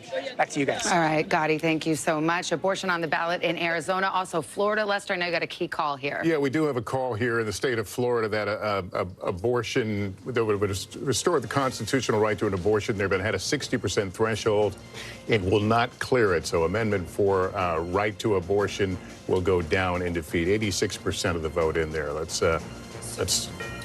This is super interesting. I'll just drop in here to say this. Okay, it was yes to protect in Florida, but you are seeing it needed a 60% threshold, as you said, Lester. This would be the first ballot initiative that we've seen anywhere in the country since the overturning of Roe versus Wade that has failed. However, but it had a higher bar. Exactly. The other ballot initiatives were not this high of a threshold here. And I see you want to jump in. No, it's just the same number. Right, it was 57, 58 in Ohio, 57, 58 in Kansas. I mean, I think we know what the number is. Ironically, I've talked to some Florida Republicans who secretly had hoped this would pass because now Florida elected officials in 2026, which is their big election year, they will have to face the It's a voters live on a wire. 6-week Well, ban. And then suddenly that will sort of upend just the state's politics. Yeah. But Ron there's clearly, DeSantis actively really campaigned did. against this Amendment 4, which is And he used the government power. It's going to create an interesting, there's going to be a fascinating, if the Democratic Party ever wants to have a chance in Florida again, they're going to get an opportunity, Well, ironically, because this thing went And down tonight. Think about how complicated this was for former President Trump. I asked him about this. He said it went too far. And then he was asked about it repeatedly throughout the course of this campaign. Well, how are you going to vote on this? And he was shifting his positions in the weeks leading up to this very vote. So it sort of underscores the point that Chuck's making. This is a very complicated This issue has for Republicans in knots, and Donald Trump in knots, and now it lives to see another day in Florida. And this is why the vice president and her team have been pushing on this issue. It is on the ballot as well in Arizona and Nevada. Trump orbit folks that I'm talking to think that there is a likelihood of perhaps ticket splitters in those states, people who will back these abortion ballot initiatives, but who will also back former President Trump. But you have seen the vice president hammer this in the state of Georgia. She went to the state of Texas, which nobody really thinks is going to flip blue on the presidential race, but she wanted to use it as a stage to highlight that state's controversial restrictive abortion law. She did it in Georgia with Amber Thurman, and in Florida, she talks about it as a place that she is concerned about. We don't have a ton of time because we're coming up on a poll closing, but in Iowa, whose polls are going to close, there was a late election poll. Iowa just had a very restrictive abortion ban passed. And this shock poll on the eve of the election had Kamala Harris carrying a red state. So it's just a very potent issue. Not to overread into it, but it is an indicator perhaps, and the pollster there, Gold Standard pollster, thought perhaps the abortion issue was motivating these older white women, right? A demographic we've been watching tonight. And Chuck, well, let's go to the election and we'll move right here. As we get some more poll closings here, we can give a few more characterizations. In just 3 seconds, all of these states will see their polls closed, and we'll begin counting the votes. Here is state of Texas. We were just talking about Donald Trump will win in the state of Texas when all the votes are counted. NBC News projects that Donald Trump will also win in North Dakota tonight. South Dakota, same story. That will also go into the Donald Trump column this evening.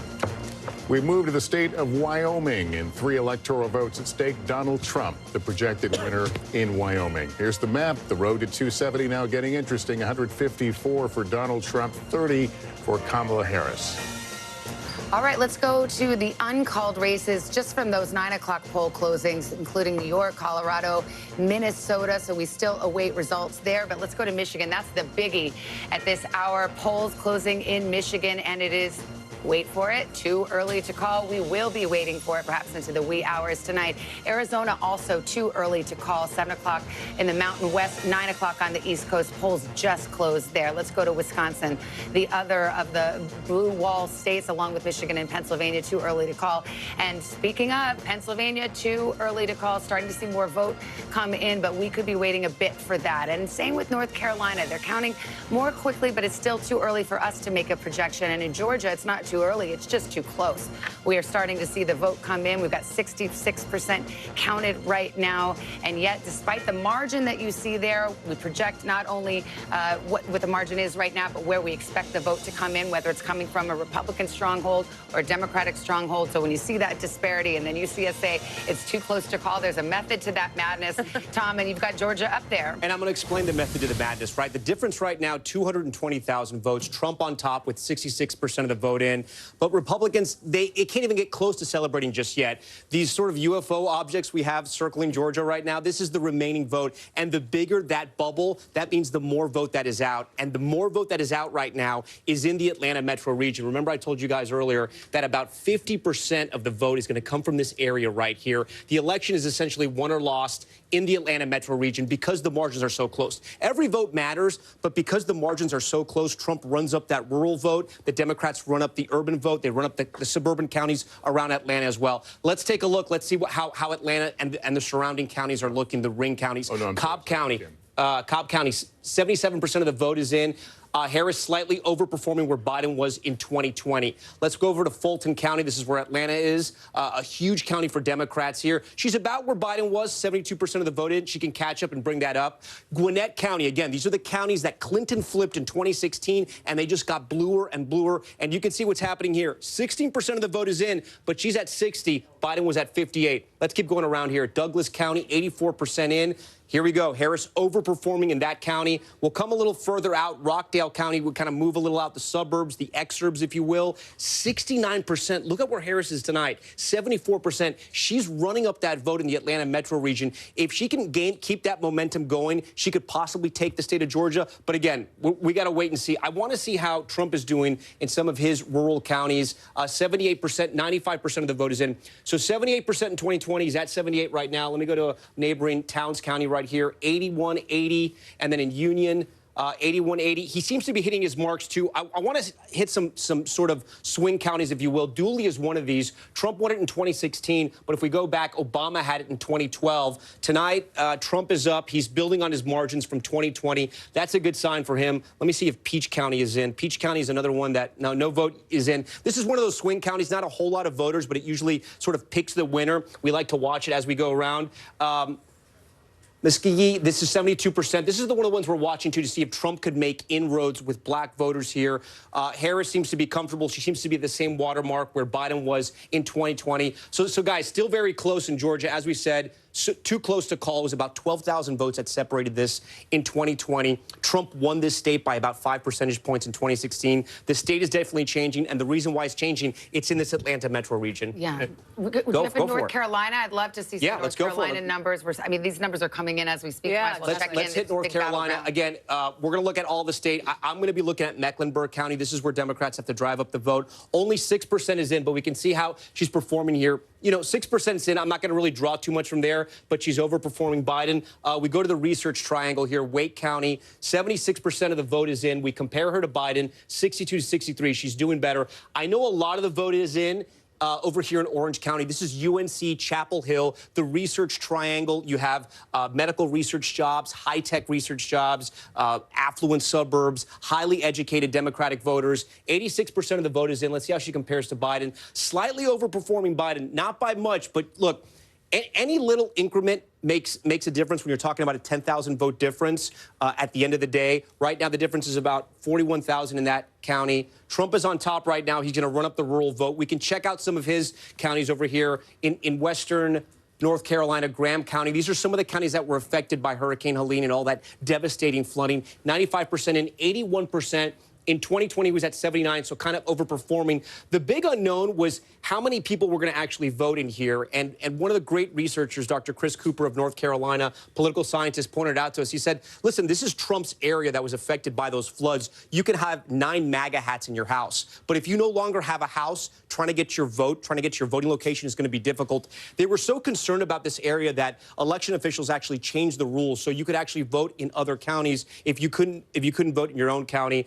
It looks like turnout's okay. We heard that from Sam Brock. Asheville is that blue dot in the sea of red in North Carolina.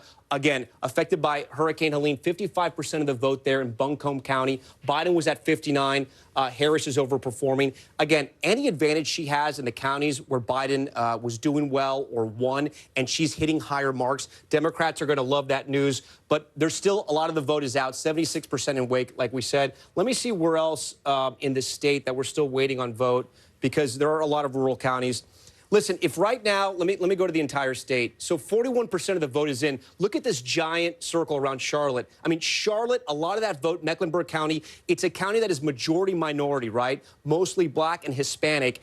And they're still waiting a lot of the vote there. That could be a very good sign for Democrats tonight. But some of the vote is out, like in these rural counties right here. If we check out Johnson County, just outside of Raleigh, connected to that, I'm actually kind of curious, even though only 8% is in here. This was a county that they were looking at to see if Democrats could make inroads there. It looks to be about the same, only 8% in, guys. But we're going to keep a close eye on North Carolina as more of this map gets filled out. All right, so here's where we are, 7 minutes after 9 o'clock in the East Coast. Polls have closed now of 6 of 7 battleground states, still waiting, obviously, for the 7th. Hallie, you heard the numbers. Break it down how we're viewing it through the lens of the through the exit polls, which are coming yeah. in. And I got to give the grain of salt caveat, which is these numbers don't get finalized until closer to Thanksgiving, right? So we don't want to overread into them, but they are an indication of where things stand. And what I'm looking at, given that polls have just closed now in the rest of the blue wall states, Michigan and Wisconsin, here's something interesting. Look at the youth vote here. This is a little tricky to look at, but I'm going to walk you through it. Look at Vice President Kamala Harris. She is winning younger voters under the age of 30 in Wisconsin, but Donald Trump is right on her heels there with 47%. He is actually winning younger voters in Michigan, 51% to 46%. And if you take a look even further into this, you can see that he is overperforming where he was among young voters in the state of Wisconsin, 47% now. That's a double-digit increase from where he was 4 years ago. It's a similar story in Michigan, and I will also tell you it is a similar story in Pennsylvania as well. You see the Michigan numbers here. Similar story in Pennsylvania as well when it comes to young voters. Now, we've been doing a lot of counterpoint tonight, so let me fill you in as I walk back to the desk. One of the counterpoints here is in Michigan and Wisconsin, Vice President Harris is doing better with older voters than she was relative to 2020. So there's some interesting dynamics at play here. Well, it's interesting because we saw Gotti Schwartz in Arizona on the campus of Arizona State University, which gives me personal pain as a graduate of the University of Arizona. But I mean, he may be in ground zero of this very thing that exit poll is showing, which is young voters, young male voters, which the Trump campaign worked very hard to turn out, are responding accordingly. Some of them are talking about this Joe Rogan podcast. Can't say I'm a regular listener to it, but he endorsed on the eve of the election, and that was extremely influential. It could be very influential. And remember, in some of these states, you have same-day voter registration. And who takes the most advantage of it? Younger voters. That's right. You know, it was interesting. A lot of Democrats were very optimistic about some of their chances in some of the big Midwestern states for House, Senate, and the presidency, because unlike 2020, the Ann Arbor kids are going to vote in Michigan this time. In 2020, they voted in their home state. The Iowa City kids in Iowa, the Madison kids, and that this time they were all going to actually be in the battleground states. Because of the pandemic, they were home. The pandemic, they were home and more dispersed. Obviously, a big chunk of Michigan voters are from Michigan. University of Michigan folks are from Michigan, but there's quite a few that aren't. And Democrats thought that could be a secret weapon for them. If the young men are pulling for Trump, then it's not as much of an impact.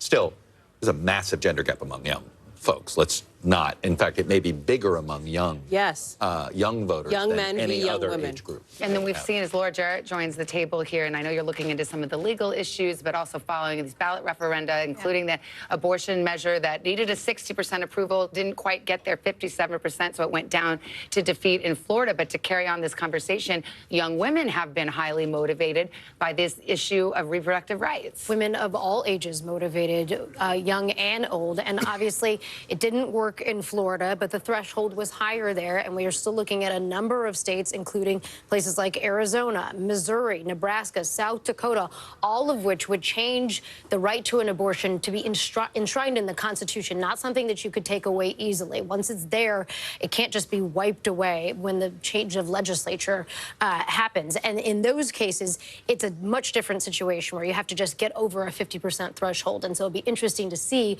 whether they can carry the ballot initiatives in those states, even if the former president is going to win in some of those states. We've seen these ballot measures, pro-abortion ballot measures, even in very red states, pass, and sometimes pass with 56, 57% of the vote, which, by the way, is what they got in Florida. There has been a significant shift in the electorate, if these exit polls bear out to what we see right now, into how people feel about abortion rights and abortion access since 4 years ago. I would suspect it is entirely probably because of the overturning of Roe versus Wade. In 2020, 51% of people felt that abortion should be legal in all or most cases. You know what it is now? 66%. That is a significant jump. Let me just quickly interrupt. We go back to this in a second, but I believe we have another call to make, and this is in the state of Mississippi. NBC News now projects that Donald Trump will take all 6 electoral votes and will win in Mississippi. There is the breakdown right now, 21,000 vote difference, 10% in. But again, Donald Trump, the projected winner in Mississippi. Here's the map. Here's where it leaves us in the road to 270. Donald Trump well out in front with 160. Kamala Harris now with 30. Let's expand the conversation. Simone Sanders Townsend, former spokesperson to Kamala Harris. I wonder what you're seeing in these numbers. I assume you have good sources inside the campaign. What are you hearing? Greetings, everyone. It's good to see you. So what I am hearing is that Democrats writ large in all of the battleground states, and I've been talking to party chairs, folks within the campaigns, but also the organizers on the ground, they're feeling encouraged by what they're seeing from college campuses specifically. In Wisconsin, for example, in the 3rd Congressional District, there are 2 large college campuses in that state. And as one individual in Wisconsin told me, that they could flip a House district seat. In Philadelphia, the turnout in Philly specifically has surprised some Democrats. From in Baltimore, D.C., New York, there were buses that left early this morning of strategists, organizers, even some donors, and they all went down and knocked doors in Pennsylvania, in the Philadelphia area and Philadelphia suburbs. Well, the numbers coming out of places like Temple University, where the lines were so long, people were standing in lines for 3 hours, college campus, they had to add more voting machines. They were not expecting that, Democrats particularly in Pennsylvania, so they're encouraged, what I'm told, by the raw data, emphasis on the raw data they're seeing. So they don't want to speak out of turn, but they feel all right. Yeah, Simone, what is worrying the Harris camp right now, looking at it from the other end of the glass? Well, the lines are very long, and they want people to stay in line, Lester. I'm told that actually in Pennsylvania specifically, celebrities are FaceTiming in to the people who are in line, encouraging them to stay in line. So the organizers are out there with the phones saying, hey, so-and-so is on the line.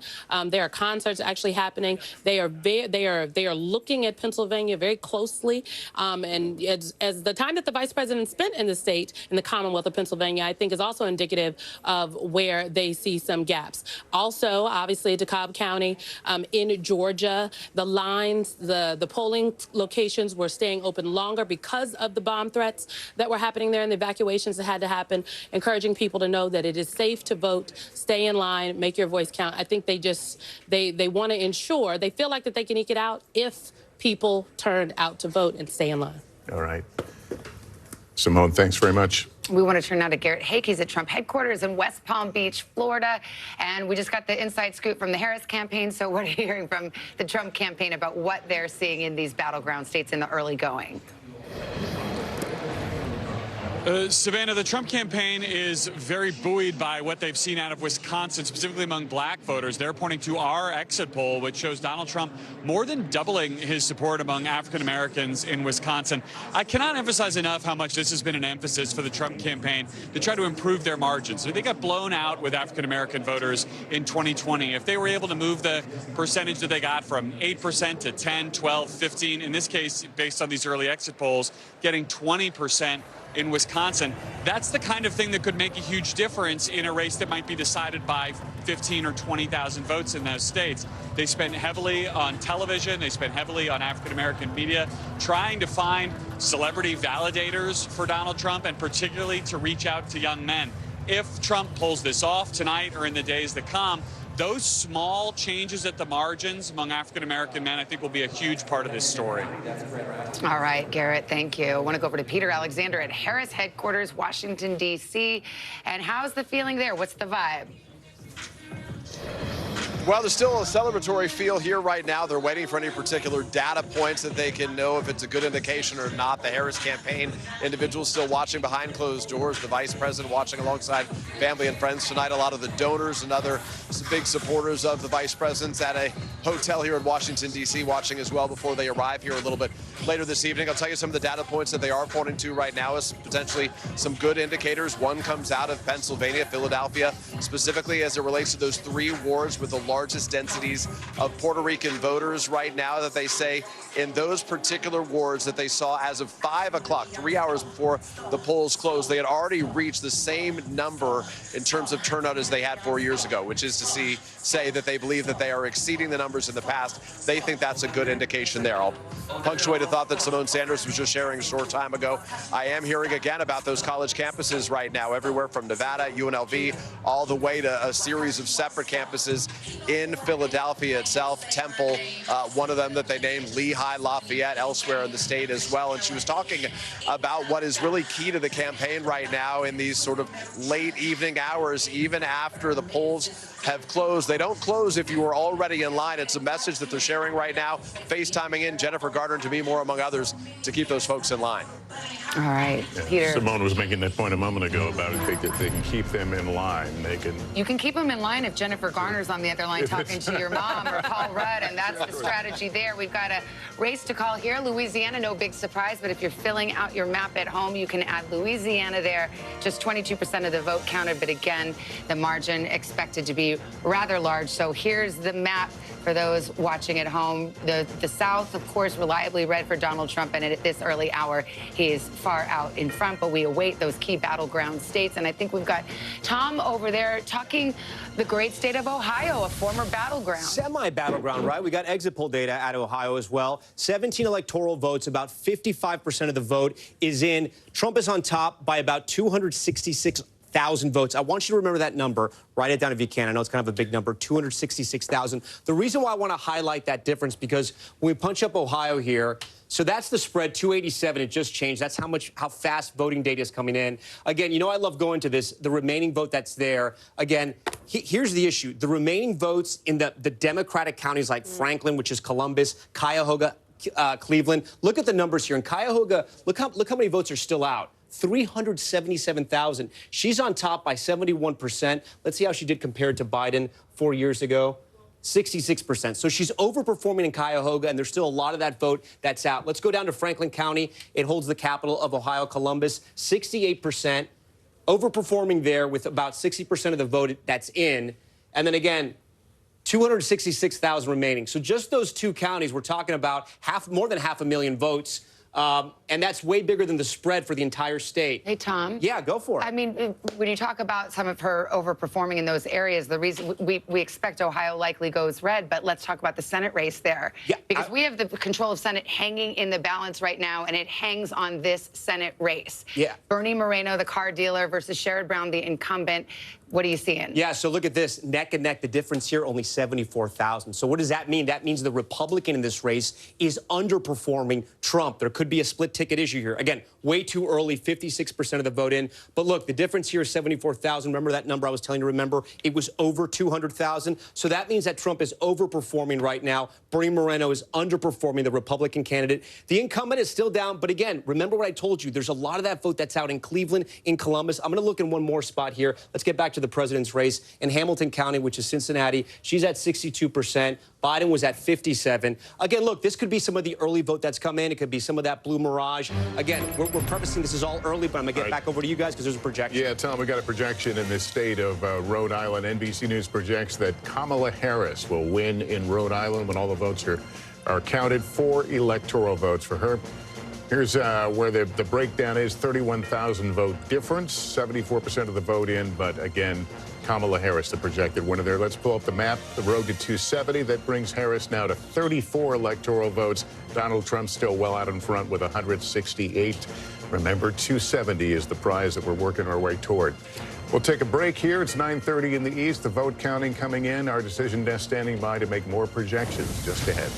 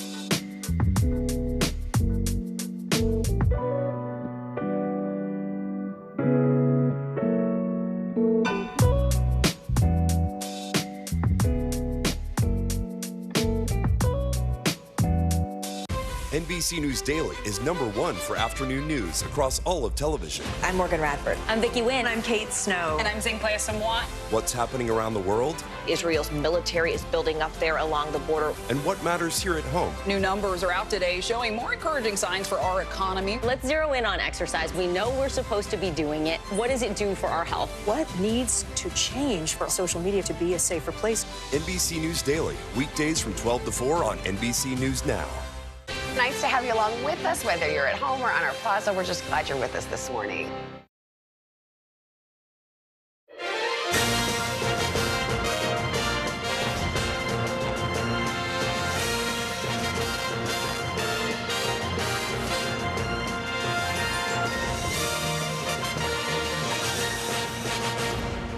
Welcome back on this election night. The road to 270. You can see Donald Trump out front with 168 to 34 for Kamala Harris.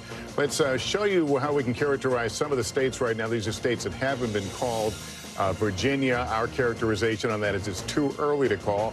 More than half the vote in there as well. Let's look at Ohio. We were speaking that a moment ago. 17 electoral votes, not considered to be a battleground. Nonetheless, we look at it, that's too early to call right now. Also, Colorado, too early to call. Kamala Harris leading now with over 100,000 votes. In Iowa, Kamala Harris, Donald Trump, that is too early to call as well. Let's go over to Tom Yamas right now, who can give us a little bit breakdown on the path to 270. Clearly, at this point, they're both wide open. Yeah, still very early so far. No big surprises. If you're watching at home, you can find your state here. We've already given some. We've projected some states for former President Trump, some for the vice president, and still so many, the bulk of states right there in the middle, and still so many people still voting along the West Coast in places like Hawaii and Alaska as well. Let's remind you and walk you through the paths that each candidate hopes to take to get to the White House. Let's start with Vice President Kamala Harris. We'll click her in here, get to 2024. This is the predetermined map of how the states voted in 2020 and then the 7 battlegrounds that will be decided tonight.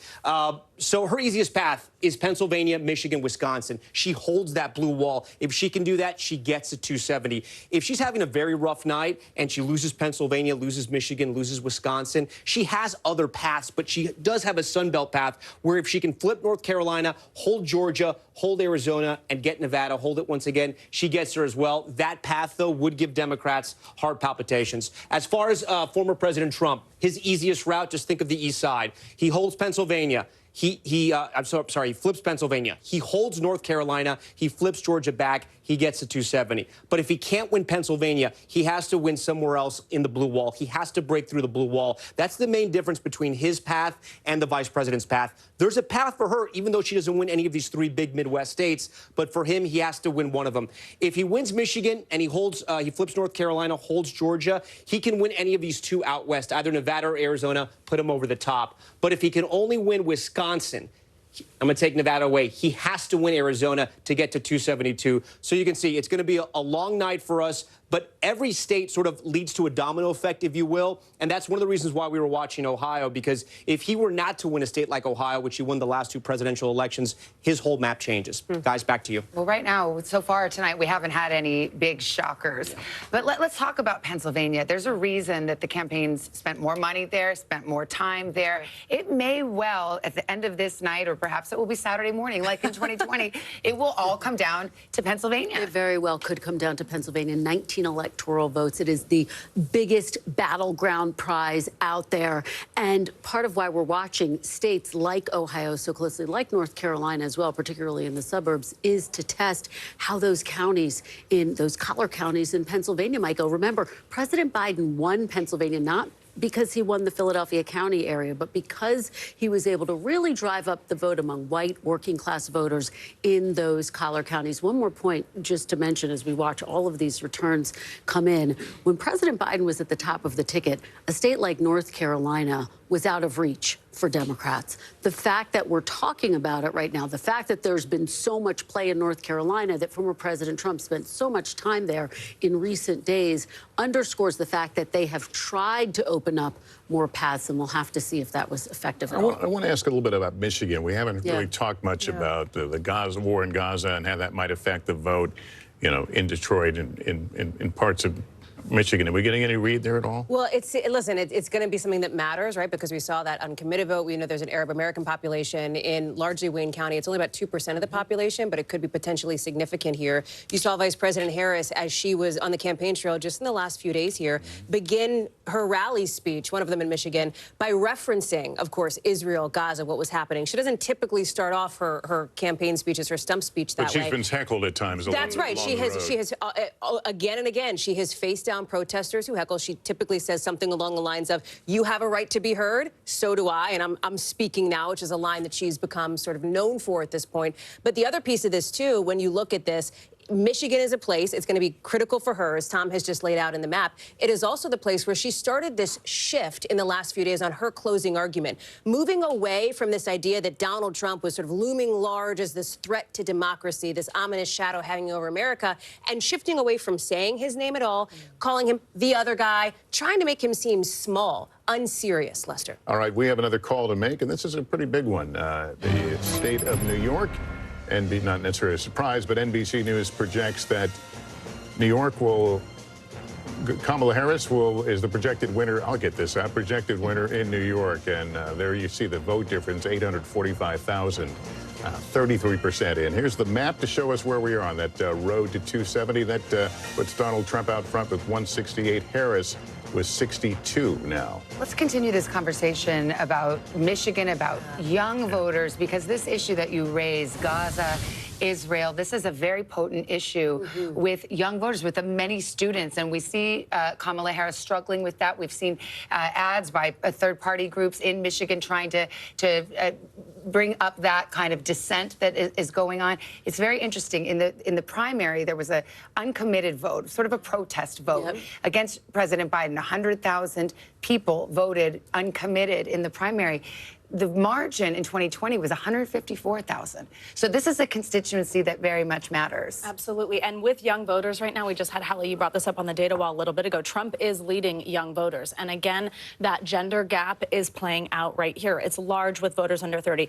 Of men, 59% going for Trump, 39% going for Harris. Women, 54% Harris, 44% Trump. He's continuing to close those margins. The other thing that's interesting about Michigan, of course, there's a 52,000 person campus, University of Michigan. Back in 2016, Trump only won by about 11,000 votes. On that campus, I actually anecdotally heard students energizing other students by saying, if only a fifth more of this campus were to have come out, it could have made a difference. So what does that look like right now? Who does that mean did better on those campuses if we start to see those margins be eat away at? And you'll recall back in 2016, sorry, Hallie, you'll recall in 2016, Hillary Clinton, when she did the postmortem of her campaign, the criticism was she didn't spend enough time in Michigan. And so what we've seen from the Harris campaign is she has been there. And Trump has certainly been there as well. He closed out his campaign there. And so the Democrats have tried to learn from the mistakes of the past. Trump has been very focused on that area as well because he knows he's got to. Well, just to demonstrate how complicated politics is, Harris is on defense to a certain extent over her stance with Gaza and Israel, the Biden administration stance in Michigan, but then also losing some of the Jewish vote, for example, in Pennsylvania and Florida. We've heard about that anecdotally as well. It's about the bottom of the hour.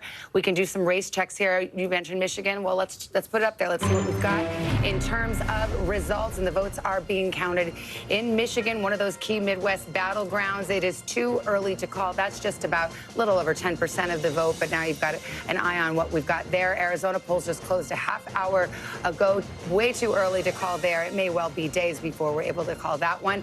Wisconsin, another in the industrial Midwest, too early to call. Just starting to get the votes counted. Pennsylvania, stop me if you've heard it before. It may all come down to Pennsylvania, and it is too early to call, but we're about 30% of the vote there. North Carolina, also too early to call at this hour. And staying down south in the Sunbelt state of Georgia, which President Biden carried 4 years ago, and former President Trump badly wants to get back into that red column. That is too close to call at this hour. So here is the road to 270. That is the magic number that a candidate needs to win the White House, and that is where we are in the early going at this hour. I always wonder what it looks like from the other side, from the candidates, when they're doing the same thing we are, essentially, pulling up these numbers, trying to weed through them, trying to figure out where you can be optimistic. you know, when you don't have the pressure of people looking at you. You want a fun fact? Fun fact alert? We love it. The last election was decided in 4 states by approximately 79, 80,000 voters. You could fit those voters into Cowboy Stadium. Wow.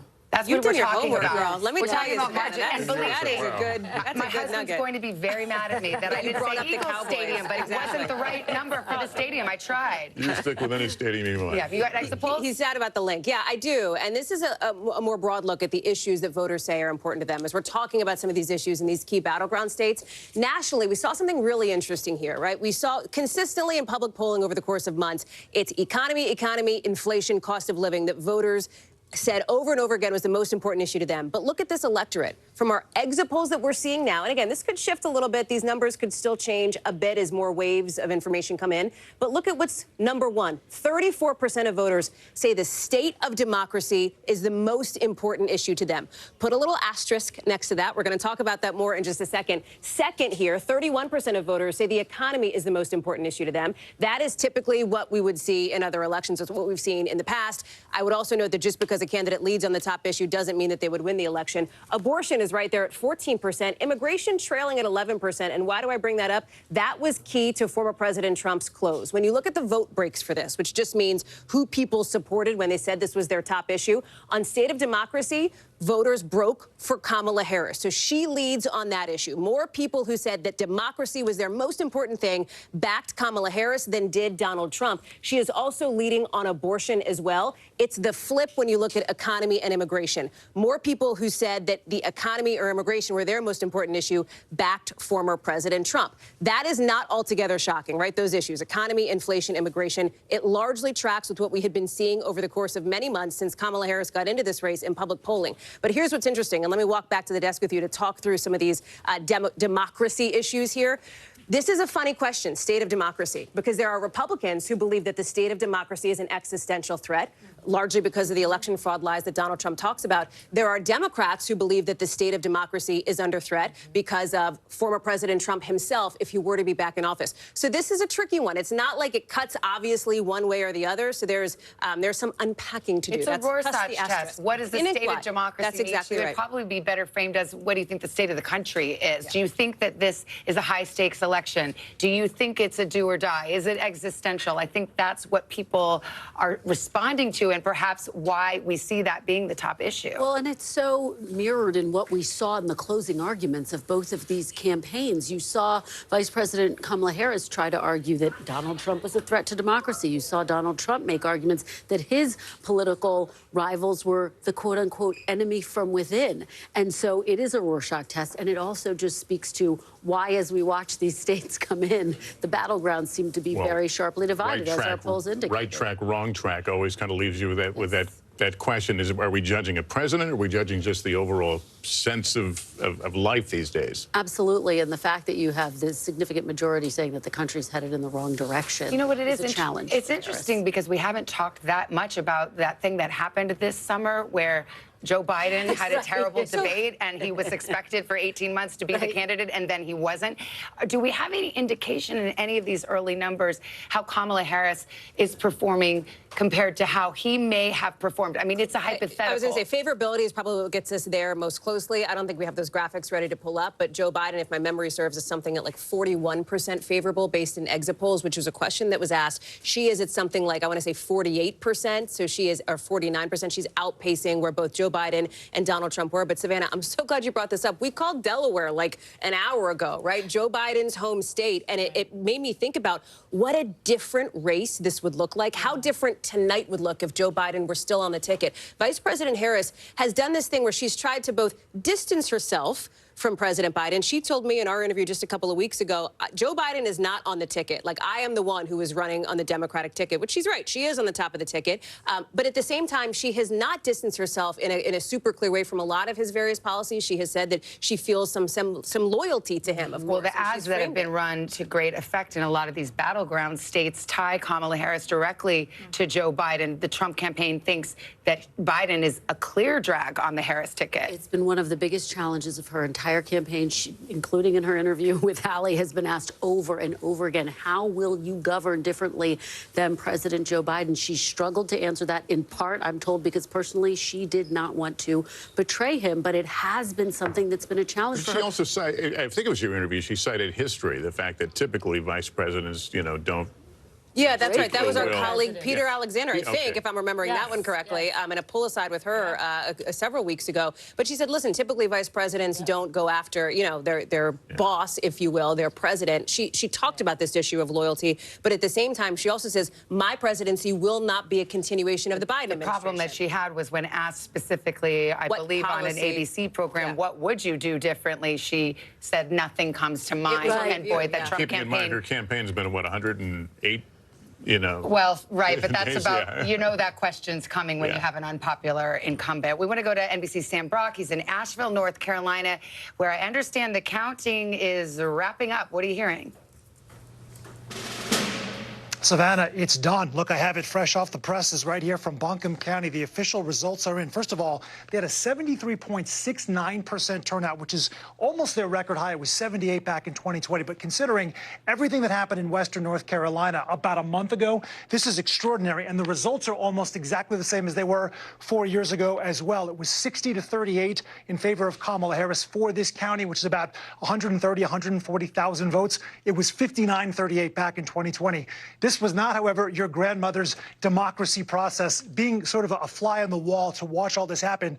Walk with me here for a second. So these are the tabulations that came out. These receipts, guys, were so long, they were strewn across this entire table. I watched as the board went through line item by line item to authenticate it for the unofficial results. There's basically a caravan of cars that comes in. They're all holding from each of the 80 precincts these thick orange cases that have flash drives in them. Bobby, who I'm told has been here with Buncombe County for generations, a 70-something-year-old woman, takes the flash drive out, comes in here and brings it into this room. In the room, it's unencrypted, and so they actually get the data up there and they upload it directly to the county site and then to the state site from this room, and then all of the day of votes get tabulated over in these machines. Fascinating to watch. It is actually now done. Let me send it back to you.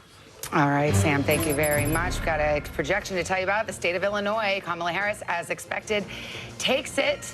So that's a Midwest hold for Kamala Harris and the Democrats. Let's look at the breakdown here. Half the vote in, and it looks like it will be an easy victory as expected. And so we can fill out one more state on our road to 270 map, the state of Illinois going to Kamala Harris. Let's go to Tom Yamas. You're in North Carolina, where we just heard straight from the horse's mouth. Buncombe County right there, Asheville. It's been through so much with Hurricane Helene, and Sam Brock had the poll results in his hot little hands. But were you calling him a horse? That's like, I'm not sure if you were or not. Sam's a tall drink of water, but he's no horse. He's a handsome man. So listen, along the lines of from what he was reporting, and I just checked out those Hurricane Helene counties, we can show you the ones that were affected by the floods. Let me go, hold on one second. Here we go. So these were all the counties, the 13 counties that were affected by the floods, where people could vote in other parts of the state if they weren't able to vote in their home county. It's interesting. I was going through the numbers. It doesn't look like there's any kind of drop-off there. That's actually better news for the president, because there are more Trump voters out there in the western part of the state, with the exception of the blue dots like Asheville, places like that. Here's where a lot of the vote is still out: Charlotte, Mecklenburg. Look, Trump is on top right now statewide.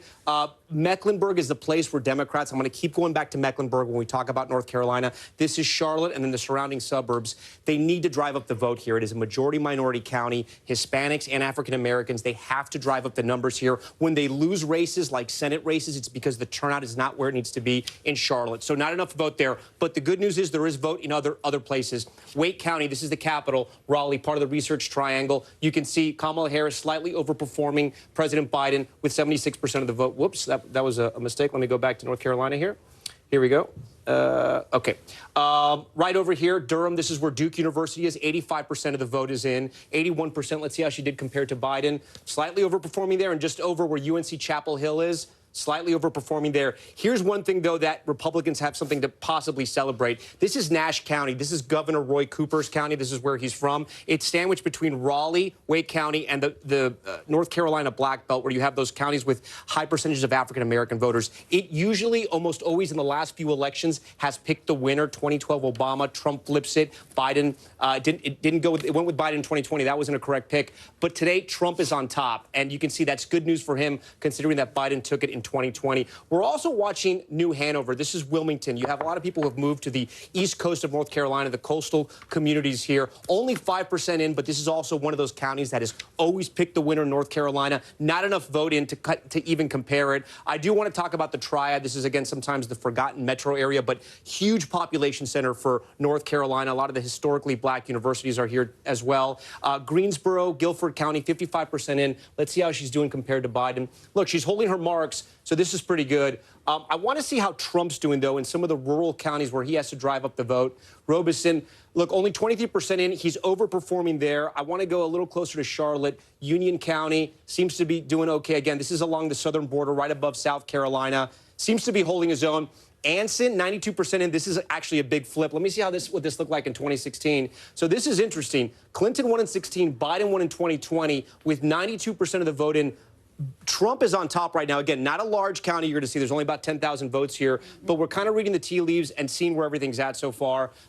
Again, statewide, 63% in. This is the only battleground state that Trump won in 2020. That's why we're watching it so close. It was very close. It was his slimmest margin. 63% of the vote is in. We're still watching and waiting here in North Carolina. As soon as we can make a call, again, too early, you know we're going to project it, guys. Tom, you had a little something for everybody in that, no matter who you're rooting for. We got a couple of results to read to you right now. These are ballot measures. We saw the abortion measure go down to defeat in Florida. It had a 60% threshold. In New York, it passes easily. 71% of the vote is the margin there. We'll go to Maryland. There was also an abortion rights measure, and that easily passes as well. Both of those blue states. Let's bring Laura Jarrett into this conversation because we do have 10 states that have these ballot measures, and obviously Democrats have hoped that that would help their fortunes, and especially in these battleground states. New York, obviously not a place where people think of abortion rights under threat, but the initiative there was broader than just about abortion. It had to do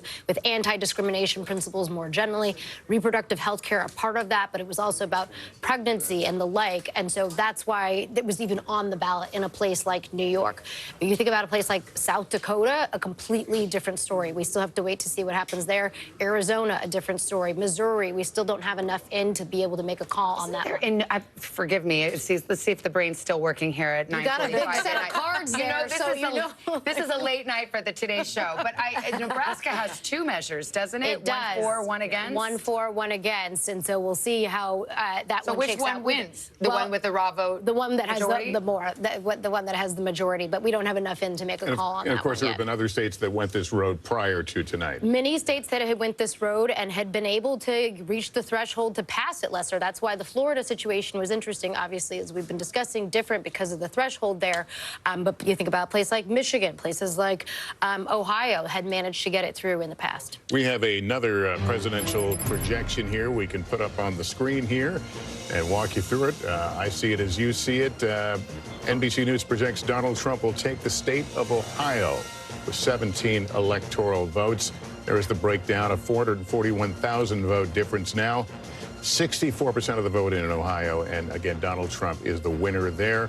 And there's where it takes us on the road to 270. Donald Trump out in front with 185 electoral votes. Harris with 81. All right, let's go to Savannah Sellers. We always need not one, but two Savannahs sitting at the desk at any time, if possible. Exactly. Savannah, I mean, you've been looking a lot into the youth vote, and we were just talking about abortion. And for young women, that obviously is a galvanizing issue for many of them. It certainly is. For young women, it is their top issue. And that's where we're really seeing a huge gender divide also. For young women, 42% saying it is their top issue to just 10% of men saying that it's their top issue. When you talk about men, it's what you guys were mentioning earlier, the threats to democracy is up there, as well as the economy. There are certain states, too, where we are seeing, I know we were talking about North Carolina a moment ago, where we are seeing Trump improve specifically with that young men, the under 30. In North Carolina, when I came to set just a little bit ago, 60% said they supported him. That's up from 42% that voted for him back in 2020. So continuing to watch that. Abortion was also one where I saw a lot of activation on those college campuses all over the state of North Carolina, just talking about getting out to vote for the presidential ticket with that being attached to it. Of course, with the issue being attached to Harris, and within Michigan, as well as in Arizona. Arizona's an interesting one, though, because, of course, as I'm talking to the expert when it comes to Arizona, but the state of ASU. We're going to check in on the blue wall here, and we have a new characterization in the state of Wisconsin. Our decision desk now calling it too close to call. You can see Kamala Harris out front right now. 23% of the vote in there, but again, too close to call in Wisconsin. Our election night coverage continues next with another batch of poll closings, including a critical swing state. We hope you can stay with us.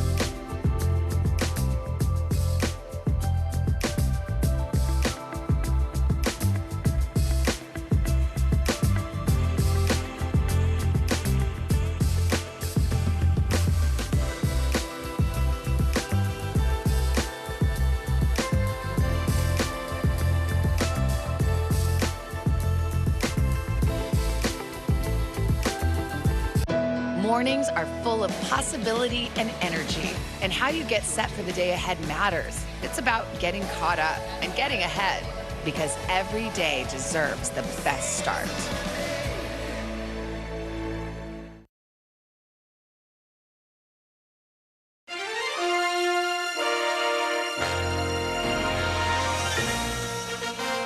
As we come out of the commercial break, a new characterization here in Pennsylvania. Our decision desk now calling this race too close to call.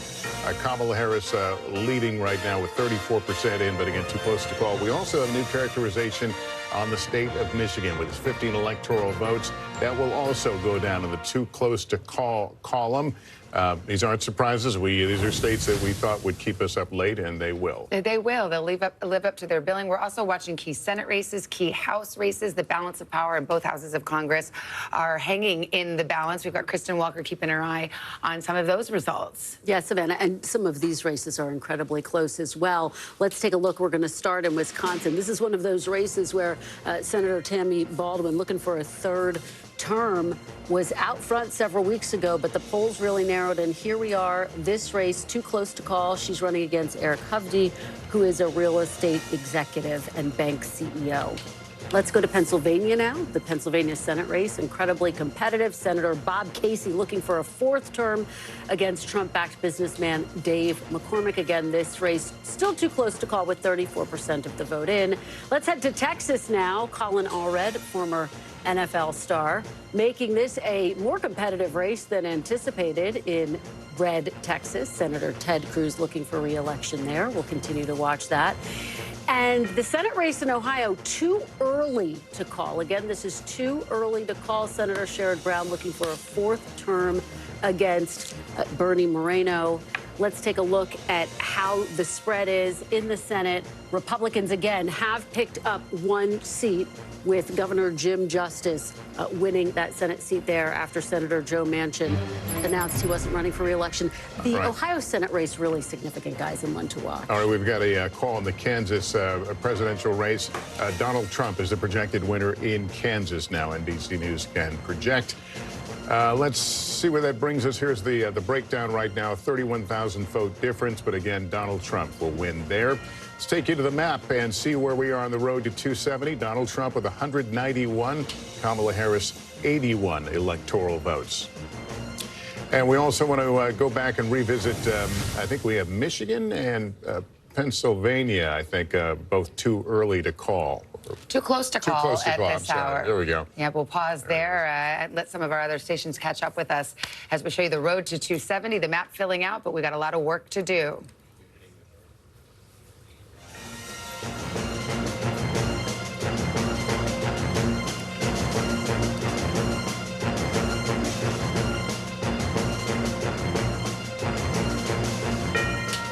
All right, welcome back. Here is where we stand right now on the road to 270. The map is slowly filling in. I think we're still at 6 of 7 battlegrounds. We've seen the polls close right now, so we are kind of in a waiting game. Actually, we have Kansas now. I believe we can make a call on. NBC News projects the state of Kansas will go to Donald Trump with 6 electoral votes. Here's the map now to 270 as we add that to the group. And Donald Trump out with 191 now to Harris's 81. You mentioned we have 6 of 7 presidential battlegrounds to get to. Nevada will close here at the top of the hour, but let's look at Michigan. Too close to call right now, just 15% in. We could be up all night and perhaps beyond. Michigan didn't get called till late the next day in 2020. Pennsylvania, need I remind you, we were here till Saturday waiting for its results, but officials think they will be able to move a little bit more quickly, but at this hour, it's much too close to call. A tight race there, difference of 48,000 votes, so we will see how that shakes up. About 9:53, we've got more polls set to close soon. Candidates hoping to strike gold in the silver state, Nevada, rolling their dice. We're heading into the final stretch. More poll closings across the West, including another battleground state. Nevada and its 6 electoral college votes could be critical. Nevada, get out and vote. Nevada, ours is a fight for the future. Both sides going all in, trying to win the state by targeting its large population of service workers. No tax on tips. We will continue our fight and eliminate taxes on tips. We're moments away from the first results from Las Vegas and the rest of the state as our decision desk gets ready to make new calls on the road to 270. And that brings us to NBC's Steve Patterson, who's in Reno, the biggest little city in America and a key swing county there. Hey, Steve.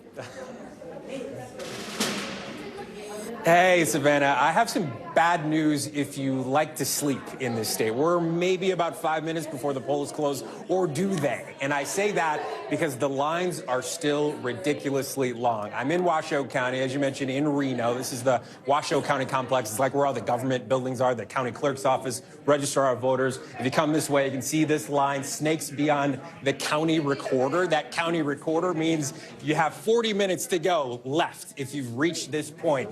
Meanwhile, though, we're hearing about lines that continue to be long all across the state. Southern Nevada, there's a place called Nye County where we're hearing lines that are up to 3 hours long. They don't have enough machines per people in that county. What that means is, unfortunately, because they cannot really release the data on how many people have voted, who has voted, some of the returns until the last person in line across the state has voted, it means numbers are going to be very slow. They can obviously tabulate sort of in person, they can tabulate the early voting, they can tabulate the mail-in ballots, but they can't release any of that data until the last person has left the line, which means it's going to mean a lot more coffee tonight for people that are trying to watch the vote. Also, one thing to keep track of, the nonpartisan vote. That's the reason why we're in Washoe County. This is an incredibly purple county. People vote the issues. They vote their feelings. They don't vote party line, which leads us to talk about nonpartisans. It is a third of the electorate in this state,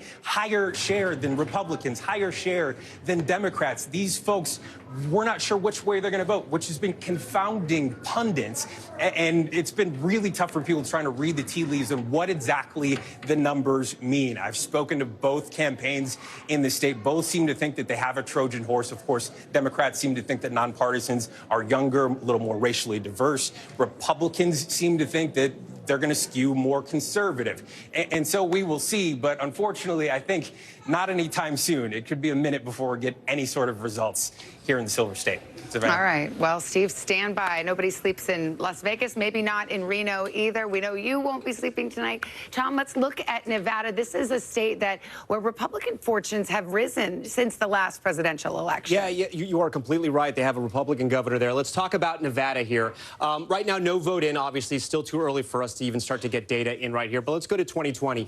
Both elections, both in 2020 and 2016, the winner were Democrats. Clinton in 2016, obviously, and Biden in 2020. The spread, though, was only 2 percentage points, a little over 2 percentage points. That's why it's a battleground for us. It's one of the reasons why we're watching tonight. I'm going to give you a primer on Nevada. What you have to understand is a lot of Nevada is Clark County. It's Las Vegas here. This is 3/4 of the electorate here. If Democrats can turn out their voters here, there is no way that Republicans can catch up. Between Las Vegas and Reno, which is Washoe County, this is the battleground county here. About 15% of the vote here. The vote in Washoe actually is more reflective of the entire state, much more than Las Vegas is. It's reflective because it's a mix of both Republicans and Democrats. Democrats have been able to hold Washoe County for a couple of elections now. If they can hold it tonight and do well in Las Vegas, it's game over there. But look at all of this Trump country in the middle. It's not a lot of people, but it is rural desert. With the exception of Elko, you have some population centers there. And this is where Trump hopes to run up the score. Something else we have to understand, I'm going to zoom out a little bit, about Nevada, is that you have people from Northern California who have been moving since the pandemic into Reno, right? And then Southern California moving into Las Vegas. People from California find it more affordable. They find it that they can get more for their money. Because of that, housing prices have gone up. So the economy and housing prices are a huge issue in Nevada. And finally, the last point I want to bring up here is that the unemployment rate right now in Nevada is over 5%. It's the highest of any state in the entire country. So the economy is going to be huge here. And you got to remember, Trump came out with his plan about no tax on tips. You have all those service workers and those service unions in Las Vegas. Democrats quickly adopted that plan because they knew it was a good idea. Unclear if it's ever going to become law or if they can even do that. But it was a plan that caught a lot of attention in Nevada, guys. And a populist appeal, definitely. And I think I'm glad Tom was talking through those points here, because I think of Nevada and I think economy, right? You talked about the Republican governor, that largely driven by anger over pandemic shutdowns on the Strip, et cetera. No tax on tips. I'll also tell you another number. I think it's $3.80, just about $3.79. That's the price of a gallon of gas in Nevada, the highest of any battleground state. The economy is a big factor in this state, as are the Latino population, of course, and that's another factor that Democrats we're watching. for a long time had a big registration advantage, but that's all but disappeared. And as you mentioned, a Republican won statewide office, the governor's race in 2022. It's also one of these states with an abortion ballot initiative as well, and a state that the Trump campaign believes you could see some ticket splitters on that. And it's a competitive Senate race in Nevada as well. We talked about the fact that some of these Senate races, if you rewind about a month ago, weren't so competitive. It is incredibly tight. Senator Jackie Rosen looking for another term. Look, if the way so far that Donald Trump's performing tonight versus Harris, this really is an indictment of the Democratic Party for the last 3 years. Because you want to talk about Nevada, you talk about the voter registration advantage. Republicans, basically, for the first 3 years of this presidential cycle, just destroyed the Democrats on voter registration. All across the country in the battleground states, Republican registration advantage. The last 3 months, Democrats have done well. 3 years versus 3 months. So far, the 3 years is paying some dividends for Trump. All right, there's the countdown. We are waiting for another batch of closings, and this will bring us to battleground Nevada, which is our last battleground state we have not heard from, or the last to close the polls. NBC News can make a projection now in the state of Utah. NBC projects that Donald Trump will win in Utah and take those 7 electoral votes. And we go further into the west, into Montana. 4 electoral votes. Donald Trump, the projected winner in Montana tonight. Here's the map. The road to 270. Donald Trump now with 201. Harris with 81. That's the road to 270. Well, let's put Nevada up on the map here. It is, as you might expect, too early to call. And if you remember, in 2020, we didn't get a result in Nevada until Saturday, so we could be waiting a while. In fact, Oh, yes, we remember. Oh, we remember. You can send your mail bell. Exactly. Don't even bring it up. They said that everyone's triggered here. Okay, Pennsylvania, too close to call. Got to say, that was a Saturday call as well in 2020. Michigan, too close to call there. Let's see how much vote we've gotten, though, at this hour. Just 16%, so there's a lot of vote to be counted there. We'll move over to the state just nearby, Wisconsin, the other industrial Midwest battleground. 35% in. They are making some progress, but too close to call. Georgia, too close to call, but we are getting to a much higher number. We can get down into the counties in just a bit with Tom Yamas. He's right over there. North Carolina as well, starting to count more vote, too close to call. And finally, out west, the great battleground state of Arizona, too close to call. That's another one that may take several days before we get results. So let's go to Tom. And I mean, Pennsylvania, we cannot talk about it Yep. enough. It may all hinge on Pennsylvania, just as it did in 2020. Yeah, and earlier I was talking about Eastern PA. Guys, now have to talk about Western PA. Go Steelers fans. Let's start in Pittsburgh and Allegheny County here. 66% of the vote, and let's compare it to 2020. Slightly overperforming. That's good news for Harris because that's what she needs to do there if she wants to win the state of Pennsylvania. And look at this. Butler County, you'll remember, that's where that first assassination attempt took place, just miles from Pittsburgh. Look what a different place this is. Trump is on top. 71% of the vote is in. He got 65 in 2020, 65%. He's now at 64. He's essentially performing where he needs to be. I also want to see how the vote is in these Western communities, Western PA communities, because fracking was a big issue here. Vice President Harris had to change her position on that. Washington County, right here on the border, Trump with 60% of the vote. Let's see how he did compared to 2020. It's about the same. Westmoreland right next to here. It butts up against Allegheny County. 47% of the vote is in. He's at 65. So he's kind of where his marks were in 2020. Remember, he has to do a little bit better. Erie's the one that we're going to be watching. This is the big swing county. We only have 1% in. The reason why we're watching this is because Erie almost always picks the winner of the election here. But we only have 1% in Erie County. But we'll be watching that. Let's move east now because I know we have a lot of people from the Philadelphia area on the anchor desk tonight. See what's happening over there. Let's start in Chester County. Okay, so I'm going to give a quick whip around here. 2020, remember. So Harris has to drive up the vote in the suburbs just like Biden did and try to turn out that vote in Philadelphia County. So Chester's one of those ring counties. Let's move over to Delaware County here. She's overperforming there. Only a quarter of the votes in. Let's get to Philadelphia County here. 79%. She's going to want to increase those numbers. Again, we're still waiting on a lot of the vote. It's still very early. Remember, some of these counties are going to report late. 28% in, 69% overperforming there. This is where Governor Shapiro is. You may remember that. She closed out her final ad sitting right next to Governor Shapiro, making sure the people of Pennsylvania saw that. And then I want to park on Bucks for a while, and then I want you guys to talk a little bit about Bucks. 24% in, but this is the county, the ring county around Philadelphia, one of those collar counties that Republicans thought they could make some inroads here. More working class than some of those neighboring suburb areas, counties. They say Southern Bucks might be a little bit more Trump country. That may have changed this election. We're going to have to wait and see. But you can see here the numbers aren't as high as they were with 24% in, 56% of the vote. Trump's going to have to try to run up the vote a little bit here if he wants to do better. I'm going to look at one more area before I send it to you guys. This is the swing here. Northampton almost always picks the winner in Pennsylvania. This is Easton. This is Bethlehem. That's that whole Lehigh Valley area there. Biden was at 49. Harris is right there. Look, guys, it's tough to draw any kind of information on who's on top or who's lower right now. Still too close to call. Trump's on top, but only about 17,000 votes. You remember the spread in 2020 was about 80,000 votes. So a lot of votes still out here. One thing I do want to mention, there was an exit poll out of Pennsylvania on Latino voters, and they broke for Trump in a major way. That could possibly be a deciding effect here in Pennsylvania because you're talking about 600,000 Latinos that are registered to vote. Guys, back to you. Can we talk a minute about the amount of money that has been spent in some of these races? Pennsylvania, I'm just looking here, Pennsylvania, Biden, Harris, plus the DNC, $131.7 million. Yeah, $314 million, I think, overall, when you add both campaigns together. It's $1 billion if you throw in the Senate race. That's right. That's right. No, on one state. Yeah. I remember making a big deal like 12 years ago. We had $1 billion presidential campaign. Yeah. One state. Isn't that so funny? Because it started out as a tie, and now tonight we're ending up, and it's a tie right now. But we'll see what happens. Yeah, we're going to be living and breathing Pennsylvania. That's interesting, though, what Tom just mentioned about the exit poll. And again, do your caveats, but for Trump to win the Hispanic vote in Pennsylvania would be pretty huge because there's a big Hispanic population in Pennsylvania, especially in that Lehigh Valley. That's right. There's a big Puerto Rican population in Pennsylvania too, the most of any battleground. So let's talk about where that is, and I want to start with the national Latino vote here. And Savannah, love you for the grain of salt caveat. We know that these exit polls could shift a little bit, but here's what's so interesting here.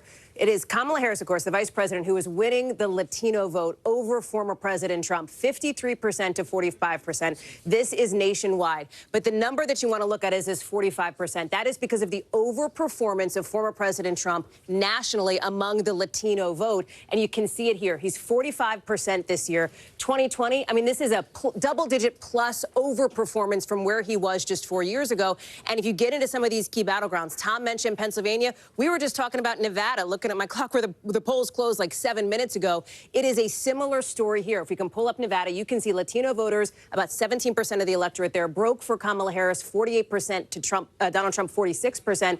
But again, it's about the overperformance. He is doing better with this group than he did 4 years ago, again, by a double-digit margin over the course of 4 years. So as I walk back to the desk, I will tell you, this is something, and Chris and I know will back me up on this, as we've been talking to our sources around the Trump campaign. What did we hear again and again? That they thought they were going to overperform with Black and Latino voters. Yep. Latino men, an interesting and important story here tonight, guys. I want to bring in someone from our insider's desk right now. Jim Messina was campaign manager for President Obama's re-election in 2012. Jim, what are you seeing here right now, and what are each of the sides telling themselves based on this data? Yeah, it's a great question. So Tom just showed the most important two counties that I'm following in Pennsylvania. Early vote in Allegheny County, Pittsburgh, better for Harris than expected. Then you look at Bucks County. When I was Obama's campaign manager, I was obsessed with Bucks County. And so far, it's looking like very early numbers, but she's doing really, really well. We talked about the Latino vote. That is a very scary number for the Harris campaign, and they're going to want to do better. But the thing around the exits that we haven't talked enough about is really the senior vote. Kamala Harris is doing better with white seniors in the exit polls and in some of the early results than expected, than a little bit better than even Joe Biden. You'd rather have those much more high propensity voters and a lot of a bigger overall number with those seniors. So those are three things that I'm seeing very early that make her campaign pretty happy. But in general, Trump is running up numbers in rural better than he did in 2020, which has to concern the Harris campaign. And we talked a lot about young men who were breaking for Trump. We saw the MAGA hats at some of the long lines at the universities. Yep. Is that unexpected, the level of the lines you're seeing? I think both sides have a little bit of excitement here. I've talked to Harris officials in the last hour who say, look at the lines in Penn State, look at the lines in Arizona, look at the lines in the Philly college campuses. They feel really good about their ground operation. They have the best ground operation person in American politics, and Jen O'Malley Dillon is the chair, who has built a billion-dollar field campaign for this moment, and they're really going for it on the college campuses, and they kind of need it right now. Jim Messina, good to see you. Thank you. All right, we've got a winner to announce. Kamala Harris takes Colorado as expected. It used to be a battleground years and years ago, but has really trended to the Democrats in the last couple of presidential cycles. And here's how it shakes out. With 54% of the vote counted in Colorado, they vote by mail, and those ballots get to be counted quite quickly. So we see that Kamala Harris will take Colorado, so we can fill out the map just a little bit more as we lay out the road to 270, but those big battleground states, we have yet to call one of the battleground states for Kamala Harris. Right now, her best path remains those three industrial Midwest states, Pennsylvania, Michigan, Wisconsin. Donald Trump flirting with Georgia and North Carolina and perhaps Arizona and Nevada. It'll be a while before we get results there. We've got Garrett Hake, who is at Trump headquarters in West Palm. And Garrett, what's the mood there? What are you hearing? Savannah, I've been talking to Trump campaign officials, and look, we all know the cliche on election days where you hear campaign sources say they're feeling cautiously optimistic. What has happened in the last half hour is my sources have stopped using the word cautious to describe their optimism. They are feeling increasingly confident as more and more votes come in, despite the fact that no battlegrounds have been called, that their theory of the case is being proven correct. And what I mean by that is the Trump campaign set out at the beginning of this race to expand the Republican Party. They knew they couldn't win with their old coalition. They had to get more younger voters, more black voters, more Latino voters, even by small amounts, to join their coalition. In the battleground states, they are seeing that happen. And if it does happen, it would be a historic realignment of the parties. Now, again, none of these battlegrounds have been called, but with all the battleground states now closed, the voting is done, except for the folks who are waiting in line. They feel like there's not much else left for them to do but watch and wait in an increasingly optimistic atmosphere, both here at West Palm Beach and at Mar-a-Lago, where Trump and his closest allies, friends, and family are watching the results come in. Savannah. All right. Thank you, Garrett. All right. Let's go with Peter Alexander now. He's with the Harris campaign in Washington, D.C. What's the optimism level there tonight? we hear in the favor? Well, I think there's certainly a level of anxiety, at least according to some of the Harris allies with who I've been speaking to over the course of the last hour or so. One ally telling me that, just look at the state of North Carolina, Josh Stein, the Democrat winning his effort to become the state's governor. That we were able to project a while back, but obviously not the same for Kamala Harris, at least not yet. That indicates that there's clearly some split ticket voters there. Some folks who will be voting for Josh Stein as governor, but then Donald Trump as president. Otherwise, we would have a projection already in that state right now. They say that is an indicator that gives some anxiety right now going forward that North Carolina may not be a state that they're able to win. If that happens, and these are all ifs, it's all very early here, that does again shrink their path to victory to 270. They really are relying heavily on those blue wall states right now. And one of those key states, obviously, is Pennsylvania, the biggest prize of them all with 19 electoral votes. I spent many of the last several days up there, and I was in the urban centers where the Harris campaign put a lot of its energy, including in Philadelphia, and particularly in places like Philadelphia, where they were sending buses up there to knock on doors to help swell the number. They're really relying on big numbers in places like Philadelphia and the collar counties that surround it. They need to run up the numbers among some of those suburban women in particular, the suburbs more broadly right now, and in Philadelphia. So that's where a lot of them are hanging their hat, at least according to the allies I'm speaking to right now. We're going to keep a close eye on that as this night progresses. All right, Peter Alexander, thanks very much. I think we have a call now in the Texas Senate race. NBC News projects that Ted Cruz will retain his seat again in Texas. Democrats have taken some big swings in recent years in Texas, but unable to land a haymaker. Colin Allred will come up short tonight in his bid to unseat Ted Cruz. Let's go to Chuck on this because, Texas is the white whale for Democrats. Chuck Schumer, the Democratic campaign committee, threw money in Texas at late in the game, thinking maybe there was something going on there. Texas has a very restrictive abortion ban, as we know. The Democratic Party went way late into both of those two races. They were sent a signal to donors for a year and a half. We're not going to bother with Texas and Florida. They're too expensive to do, and they had too many incumbents to defend in Ohio and Pennsylvania and all of that. Then Allred just kept hanging around. So they thought maybe late money, but this is, you don't just flip a, notice we haven't seen any big flips tonight in general. You don't just flip a state in 3 weeks. You don't just show up in 3 weeks and think magically things are going to happen. Not with how embedded, not with how nationalized our conversation is, not with how polarized we are. And this is a case where at some point the Democratic Party, if they're serious about Texas, they got to spend 4 years there. You can't just do it in 4 weeks. And it's the same story we just talked about in Florida. And this is the difference. Again, I go back. The Republican Party for the last 4 years has been much more aggressive. You heard Garrett talk about it, and the Trump campaign is flexing its muscles because it worked. They had massive voter registration campaigns for the last 3 years. And it has padded them. It's what Texas, look, Republicans got stronger in Texas. I mean, that Latino vote in Texas, when you've got over 60% Latino men moving in Texas towards the Republicans, that's realignment. That is realignment that's happening. And I think we have another Senate call to make now in the, I believe, in the state of Maryland. NBC News projects that in Maryland, Angela also Brooks will win. And there's against Larry Hogan, former governor, difference 171,000 votes there. So here's the Senate at this hour. The Republicans have picked up 1 seat. They need to pick up 2 to take control of the Senate. And the ones hanging in the balance right now in terms of that are Ohio, Sherrod Brown in the fight for his political career in Ohio. We've got Michigan we're watching, Alyssa Slotkin trying to hold on to that seat after her retirement there. And Montana would be the flip. If it flips, that would give Republicans control of the Senate. Yeah. Absolutely. I think Montana and Ohio are the two, if you are Republicans, that you're watching quite closely to see if they can flip those states. I do think it's notable when you think about the realignment that Chuck is talking about. You think about the state of Pennsylvania, the Latino voters, the split there, the fact that what Trump is running on, remember, is his first day in office to start a mass deportation plan. A lot of folks have asked him for details about what would that actually look like. He has not given them, but it is notable that he's increased his support based on what we're seeing so far amongst Latino voters, that is something that has resonated with them. Democrats making that late play to try to win them back. And so far, based on what we're seeing, didn't work. And yet the exit polling also shows that more people do not want to see immigrants deported if they are here illegally here. They want to see a pathway to legal immigration here, which is another nugget we got from the exit poll. So interesting dynamics at play on this issue.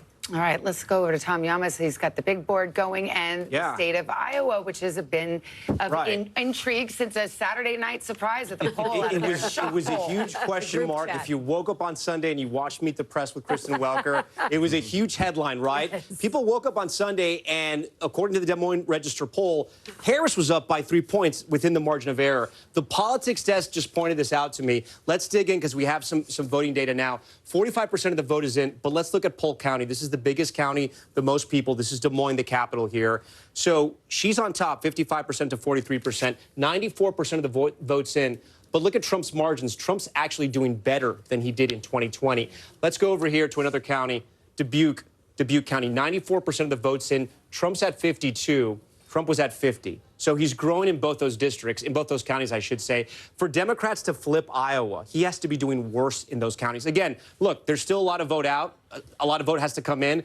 But this would be a shocker if Republicans lost Iowa. Remember, Trump won 98 of the 99 counties in the primary. And when you go back to elections past, he won by 8 points in 2020, and he won by 9 points in 2016. So my point here being that if the trend was Iowa was going to turn blue, she has to be turning out the votes in Des Moines and in other places, and right now that's not happening. We actually have a call right now. Let's play the music here. Projection, and Iowa will go red, as was widely expected until that poll.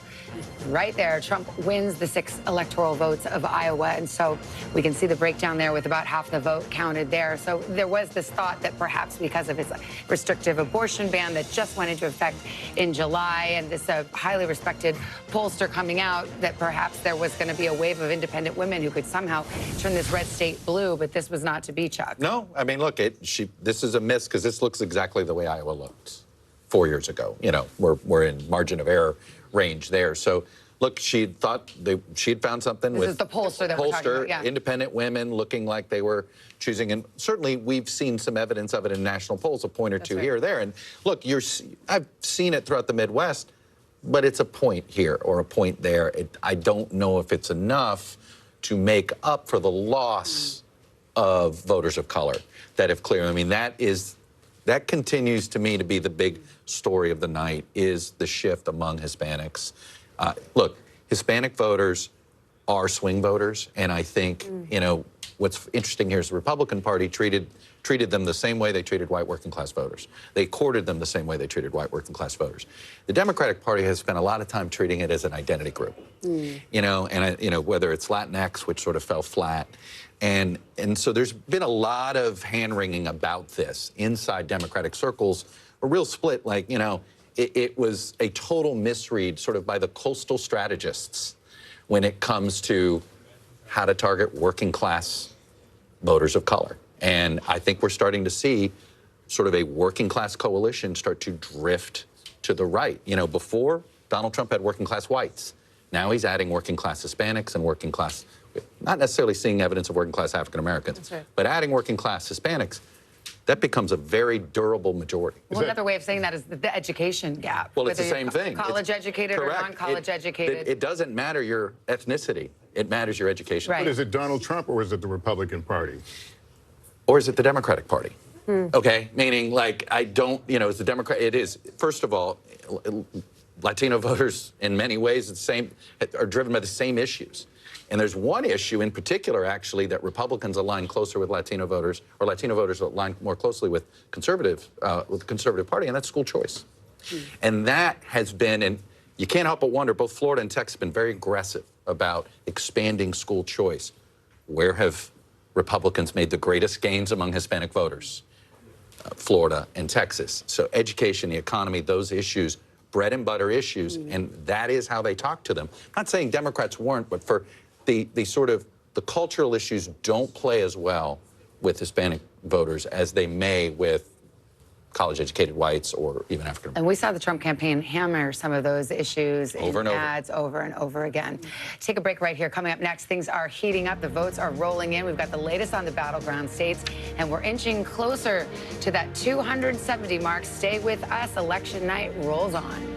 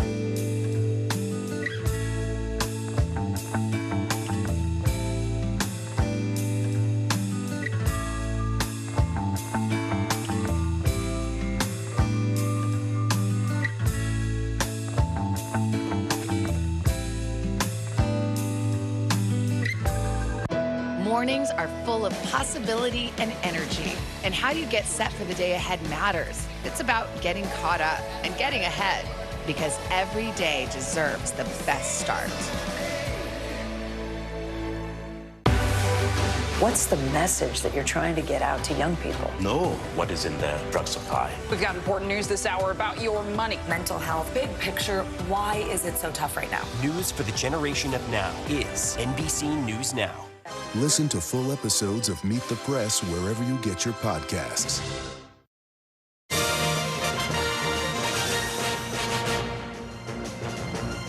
Welcome back to NBC News coverage of the road to 270 now. There's where things stand. Donald Trump out with 207.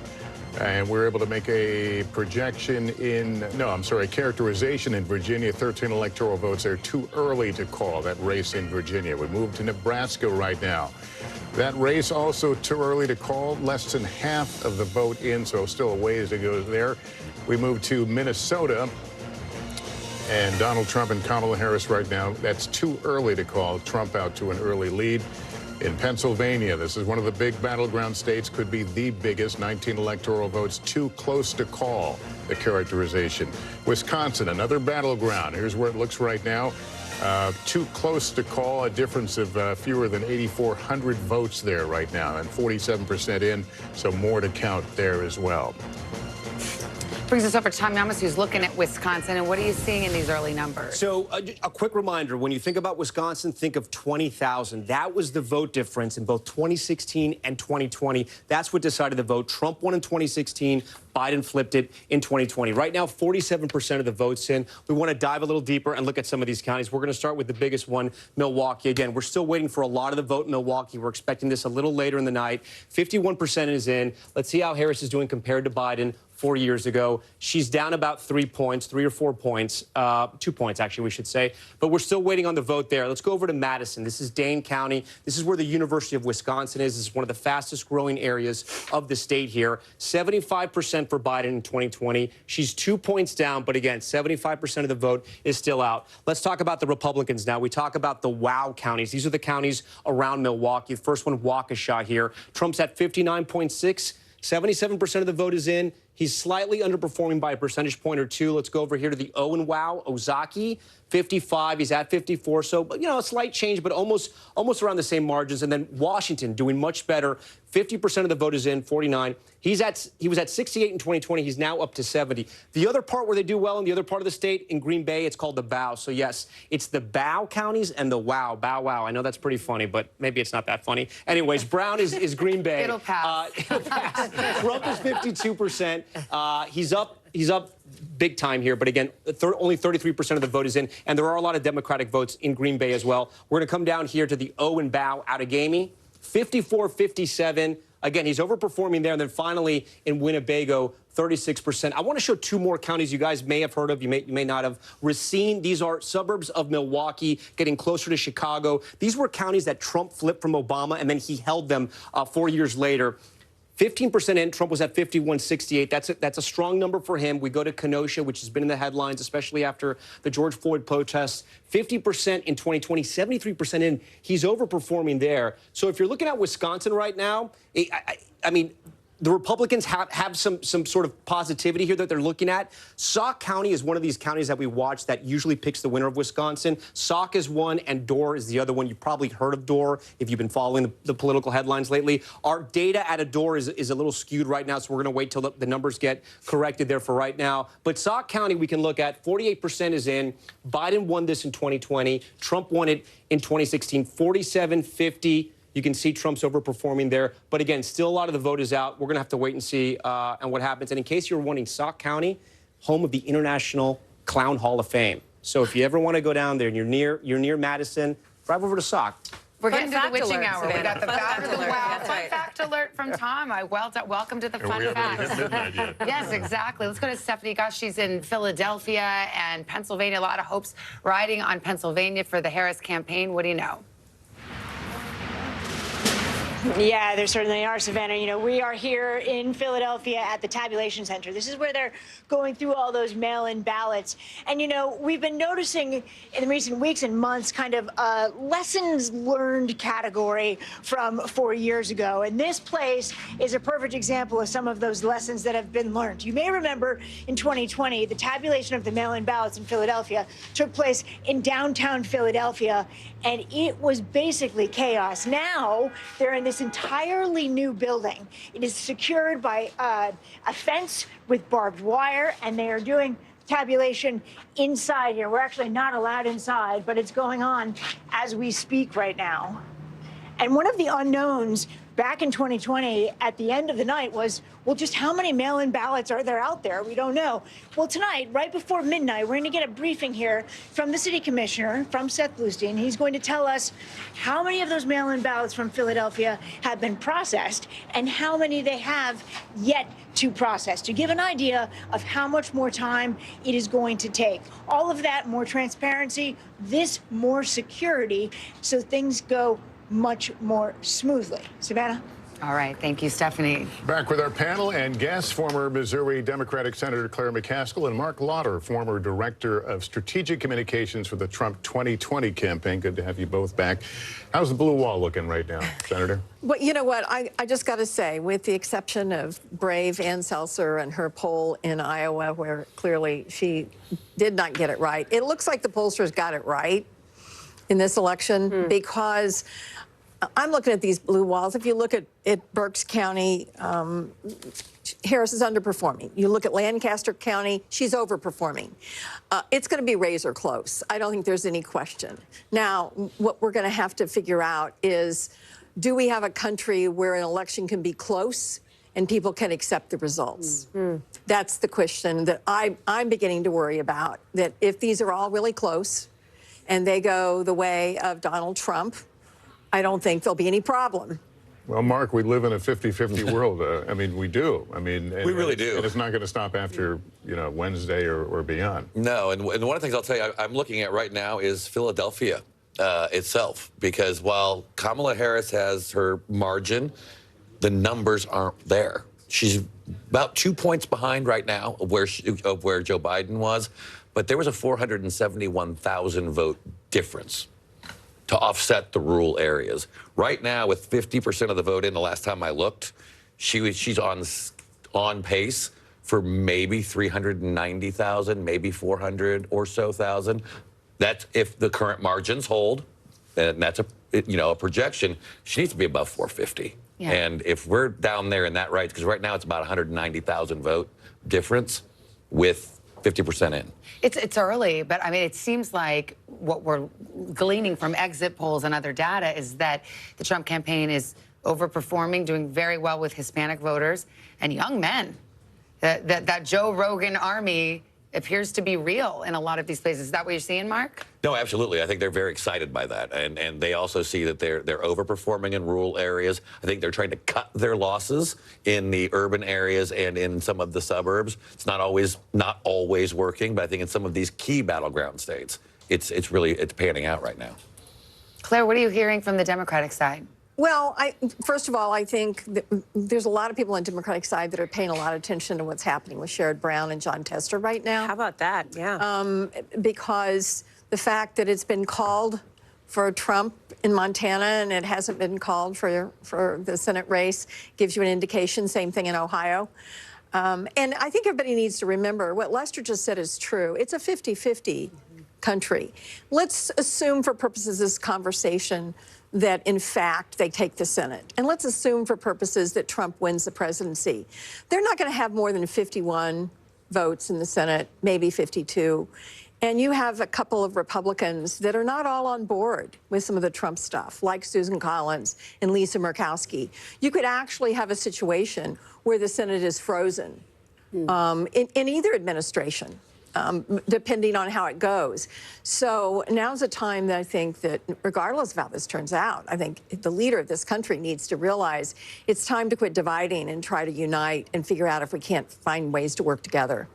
We have a divided Senate. I mean, already the status quo is, essentially tied with Democrats having control with the tie-breaking vote of Vice President Harris. We haven't even talked about the House, possibly because it will be weeks before we know. But Democrats are hoping to take back control of the House. They only need to net out 4 seats, so those races will go. But once again, I mean, you just look at a country, to Lester's point, that is very divided, and this is what the pollsters were showing. And right now, so far, that is what the results are bearing out. And I will say, we're sitting here, it's 10:30 Eastern time. This is kind of a little bit of a strange moment. We have some data in, but not all. We have a lot of exit poll data in, but not a ton of vote count yet. We still have a ways to go. We haven't called a single key battleground state yet. So this is an interesting moment in the evening, and I think it bears having this conversation, because when you look at the strategies from each of these campaigns, the vice president did something very specific. She looked to once she got into the race not too long ago, she looked to cast Donald Trump as a danger to democracy, but she also looked to make the positive case for herself and why she should get another 4 years. Her campaign spent so much time in places like Wisconsin. Think about that Ripon visit, the birthplace of the Republican Party, bringing out Liz Cheney, former congresswoman on the Republican side. I think everybody knows who the Cheney family is, trying to reach out to this tiny slice of people who aren't quite totally in their tribal corners. Former President Trump looked to supercharge his base. But it's so interesting because you say it's a tiny number, and it is, but these were Haley voters, a lot of them. I mean, Kamala Harris went around with Liz Cheney, and they went to these color counties. All these, yes. And in Arizona, we saw, Jimmy McCain and some of these big names, former Republicans, Jeff Flake, who are out there. She was trying to find those moms, those suburban women who just had enough with Donald Trump. Let me just pause the conversation very quickly because we have a call now, I believe, in Nebraska. Okay, this is NBC News projects that 3 of the 5 electoral votes will go to Donald Trump. 3 of 5, you ask? That takes me to Tom.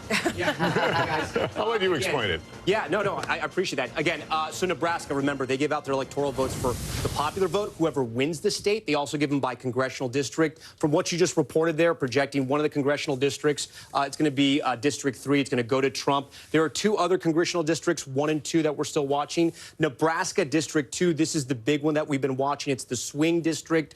The other one, Nebraska 1, usually goes red. We're still waiting on some vote there. It hasn't been called yet. But again, Nebraska 2 is the big one, because if it came down to that 269 scenario, we would come here to Omaha.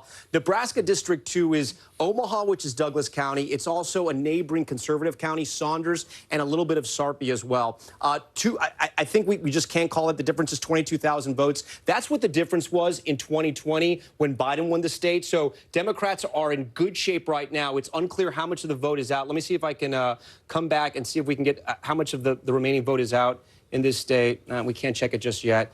As soon as we have a call on Nebraska 2, we'll bring it to you. It's 1 electoral vote. but in a razor-tight election, each electoral vote is important, guys. All right, let's take a look at the battlegrounds. It's 10:35 in the east, 7:35 in the west, and we've got all battlegrounds closed right now and votes being counted. And too close to call is something you're going to hear me say a lot over these next few moments. That's the story in Pennsylvania, about 58% of the vote in there.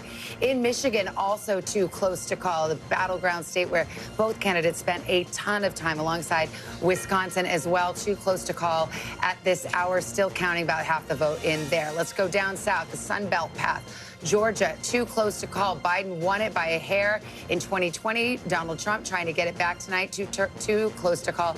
In North Carolina, we're still calling it too early to call, so we're waiting for more vote there, even though 84% of the vote is in. In Arizona, too early to call, too. We just had the polls closed there about 90 minutes ago. They got to wait a little bit before they can even start counting votes there. And same thing in Nevada. It'll be a while there. And in fact, if you mail your vote in Nevada, I think you can mail it. It could be land there as late as Friday, actually, and still be counted. Those are the rules in that state. So here's the road to 270, and it's being filled out along the familiar lines that we've all become so familiar with over these last couple of presidential cycles, with those big question marks.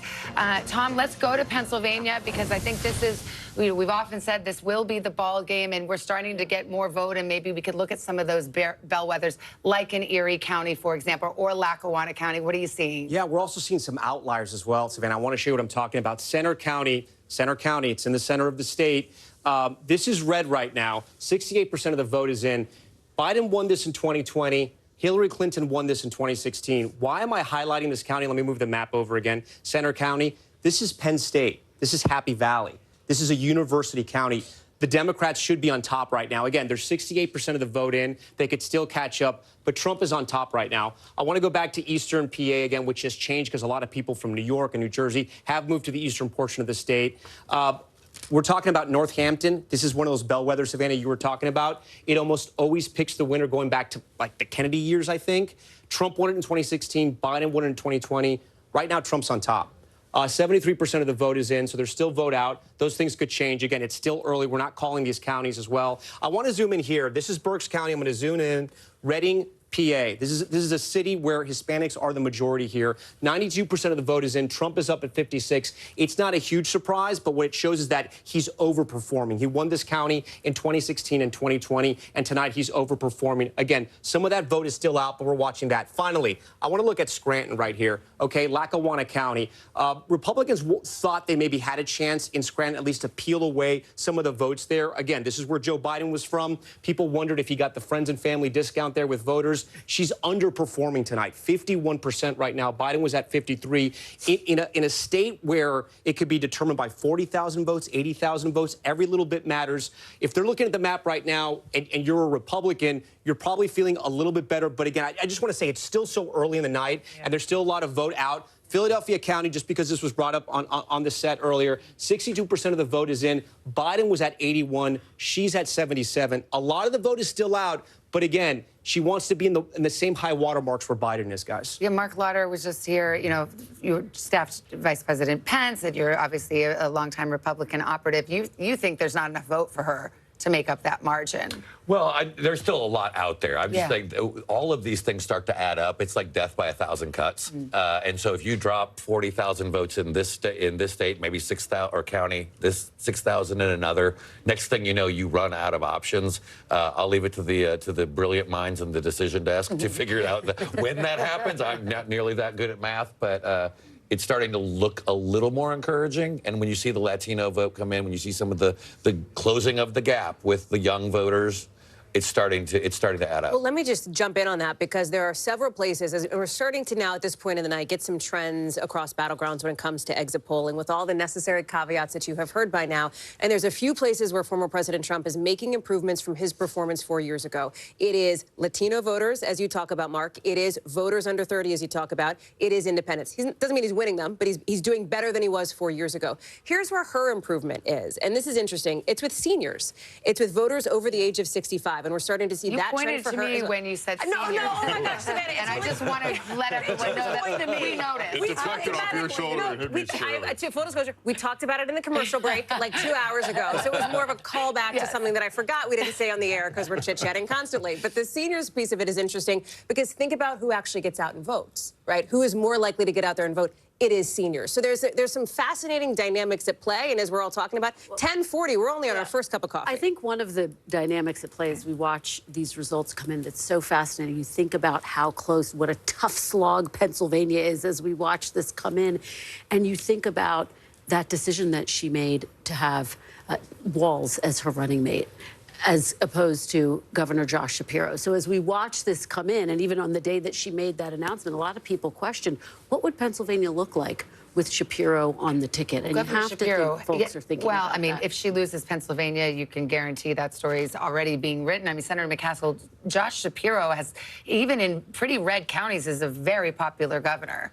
He is, but so is Tim Walz in the Midwest. And I think what her decision was, you know, one of judgment, where she looked at somebody who had a resume just like hers, and she looked at someone who was much different. He wasn't Ivy League. He wasn't all smooth. He was relatable and a coach and somebody who really kind of oozed Midwestern relatability. And I think that's, she thought, was an add plus as opposed to just a mirror of who she was. And, you know, I don't know if it was the right call or not. I think they're both terrific people. Either way, they're going to be around. Shapiro's not going anywhere. You may see him on a ballot in the future. Yeah, I'm just going to call it out. You sound like you see the end here. I don't. I do think that, you know, obviously we're disappointed about North Carolina and Georgia because there was a real feeling that there was such a good ground game compared to what the Trump And to be team clear, was we doing. haven't called those. No, we haven't. But I'm looking internally at the numbers, and they're not as hopeful as I would like them to be. I still think we have a path, obviously, in the blue wall states, and I don't think anybody knows how Nevada is going to turn out. And I think that is another one. We could have 4 states that determine the presidency that are all decided by less than a half a point. Okay. Thanks for that. That's so 2024, Senator. How's that? Let's go to NBC News correspondent Allison Barber now in Gwinnett County, Georgia. Allison, how are things going there? Hey, Lester, so we're starting to get initial numbers from the early voting in this county. Initially, they were a little delayed in uploading some of those to the public because they said they were having difficulties with their software of getting a clear image. They were going line by line with a Republican watcher, a Democrat watcher, and other election officials getting those votes up. But now they have those reported, and based on the percent of early votes that are out, Harris is leading in the early votes that they have tabulated in this county so far, but still they haven't counted any of the precincts that reported today. That process still happening here. So you see these people coming in. They're all people who have come from the different precincts in this county. There are 156 precincts in Gwinnett County.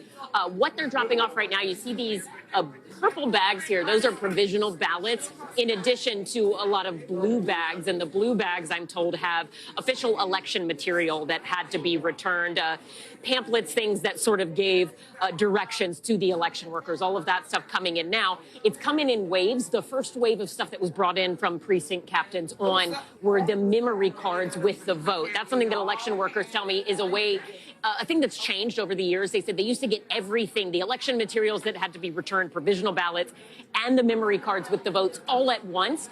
And because it took a while to clean up, it would take a little longer for those memory cards to come in. Now they get the memory cards first, then the rest of the materials. The memory cards, they're actually in all these little bags. You see them unzipping there. Those are from 156 different precincts. Each precinct has at least 2 memory cards that have the vote count from today on them. They go in here, they get processed, and they go out to the public. So they're still deep in that process right now. But let's go again to the back, because this is where we see a lot of activity happening on and off, whether it's the early votes being processed and scanned and tabulated, or mail-in ballots being opened and sorted. sorted or provisional ballots being reviewed. So remember, the thing that we were watching in this county was what would the margins be like, because it leans Democrat. We expected Democrats to carry this county, but ultimately back in 2020, Donald Trump got 40% of the vote in Gwinnett County. And what Republicans were hoping was if they could notch that up by a couple percentage points, they could cut in to Harris's margins. And then if they also did well in Republican strongholds, could potentially carry the state.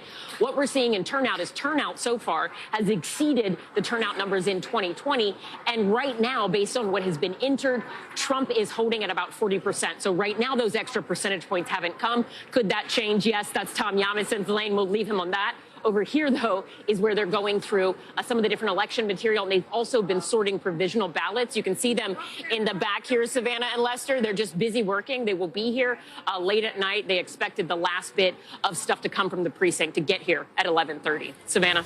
All right, Ellison, thank you so much. We're going to take a short break right here. Many more poll closings coming up at the top of this hour, including California and its whopping 54 electoral votes, and a look at who's ahead in the race to 270 on election night.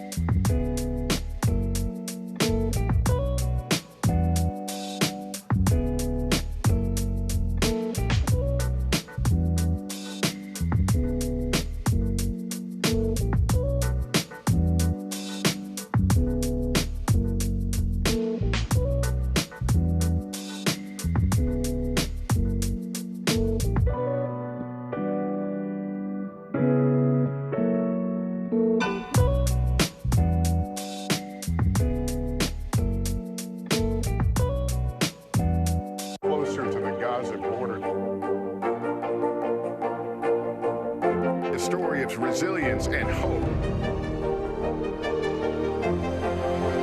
Please take care of yourself and each other.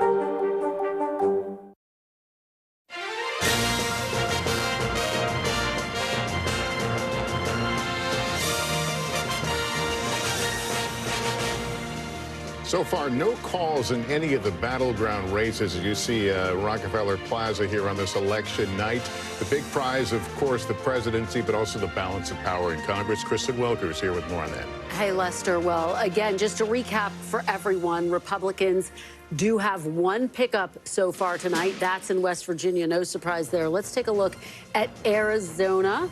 Ruben Gallego, Kari Lake, too early to call right now with 51% of the vote in. Let's head over to Pennsylvania now, one of the most competitive Senate races. This race, too close to call. Dave McCormick with 49% of the vote. Senator Casey trailing there at this current point. Too early to call right now in Montana, one of the biggest potential pickup opportunities for Republicans there, so we watch that closely. We're watching Ohio closely as well. This race too early to call. Senator Sherrod Brown looking for a fourth term against Bernie Moreno. Let's take a look at the Senate map now. Take a look at where things stand. Again, as you can see, Lester, Republicans with one pickup, but we continue to watch Montana and Ohio so closely. Again, could Ohio be a state where we see a split ticket? Split tickets, as we've been saying throughout the course of this evening, have been diminishing. Democrats came in with a tough map to defend. Very tough map to defend, bracing for potential losses. And again, Republicans don't need many pickups. They need 2 seats if Vice President Harris wins the White House. They really need 1 seat if Donald Trump wins. So right now we are looking at 1 pickup. Just put it this way, right? If Republicans don't end up winning control of the Senate based on how this map looks, It would be a shocker, right? That's a huge storyline of the night. I mean, it's a big storyline either way because control of the Senate matters for a lot of the reasons that we've talked about. But that's how the map has been looking, and so we're waiting on these two outstanding states. And they're already part of the way there. They already have this pickup in West Virginia. We cannot stress enough, if Vice President Harris were to win the White House, it would be incredibly challenging for her to get judicial nominees confirmed, to get her cabinet confirmed with the Republican Senate. So here we are, we're nearing the top of the hour, but we're still no calls in any of the battleground states. Are you surprised we are where we are right now? No, because as Claire McCaskill has said so accurately, what we are seeing has been reflected in the polls. The polls maybe were right. Leading up to this evening, it looks like the polls were right. This is a 50-50 race, and so this is going to go down to the wire in all of these battlegrounds. Close race means a long time. We can put it that way, right? I mean, I think that's generally the vibe. We'll see how it goes. I think everybody's looking towards Pennsylvania, just in chatting with. All right, well, let's check back into the presidential race, and we'll take a look at the road to 270.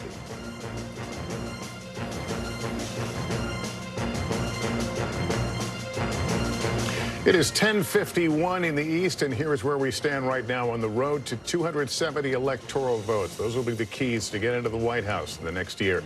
Right now, we want to go to Peter Alexander at Harris headquarters to really gauge the temperature in the room. Peter?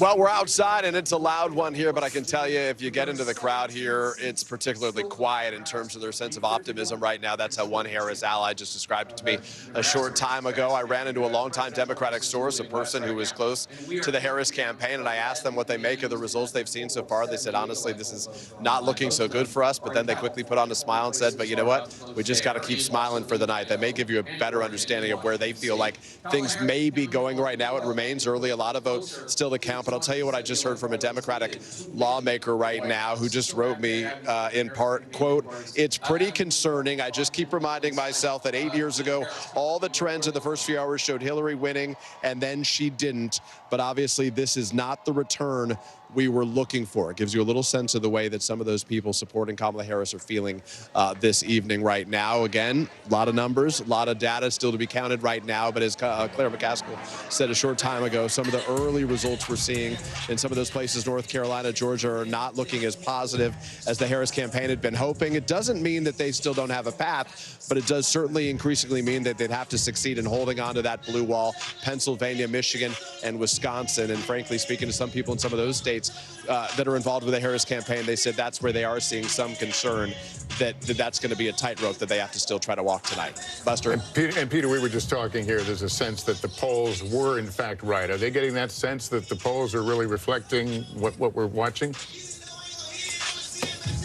Well, I mean, nationally, this is basically an evenly divided country, right? So the idea that our last poll showed at 49-49 is sort of a overall popular vote, that may be pretty close to where this thing ends up. But remember, for the Democrats to win the Electoral College, they generally have to have a better advantage as it relates to the popular vote. So if the country's evenly divided in terms of a popular vote, that may not be enough for the Democrats.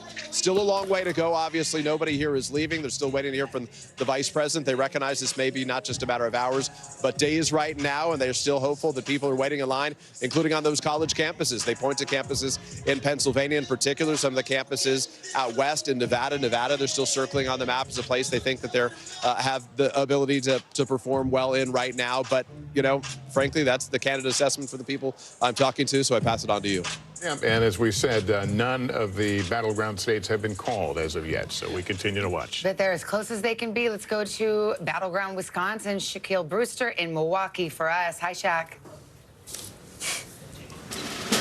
Hi there, Savannah. And, you know, one thing that we're hearing is that just heard from the Milwaukee elections clerk, and they're saying that they are processing these absentee ballots. All of the early vote, all of the mail-in vote is counted here in this warehouse. And this update is despite the fact that there was a little hiccup that we saw earlier today. I'll show you what happened. It was on these tabulators that we see. And if you look closely at that red sticker there, they say that that flap was not locked. The tabulator was sealed, but the actual flap there that opens up, it was not completely locked. So what they did is they got a bipartisan group together. They went through to all of the 13 tabulators, high-speed tabulators in this entire facility, and they went through and emptied emptied them out and restarted the count of some 30,000 ballots. Now, despite that, they say that they're moving along fairly well. When you look around here, you see at each of these stations, the election workers, the election clerks are counting those ballots. And, you know, when you talk to operatives in the state,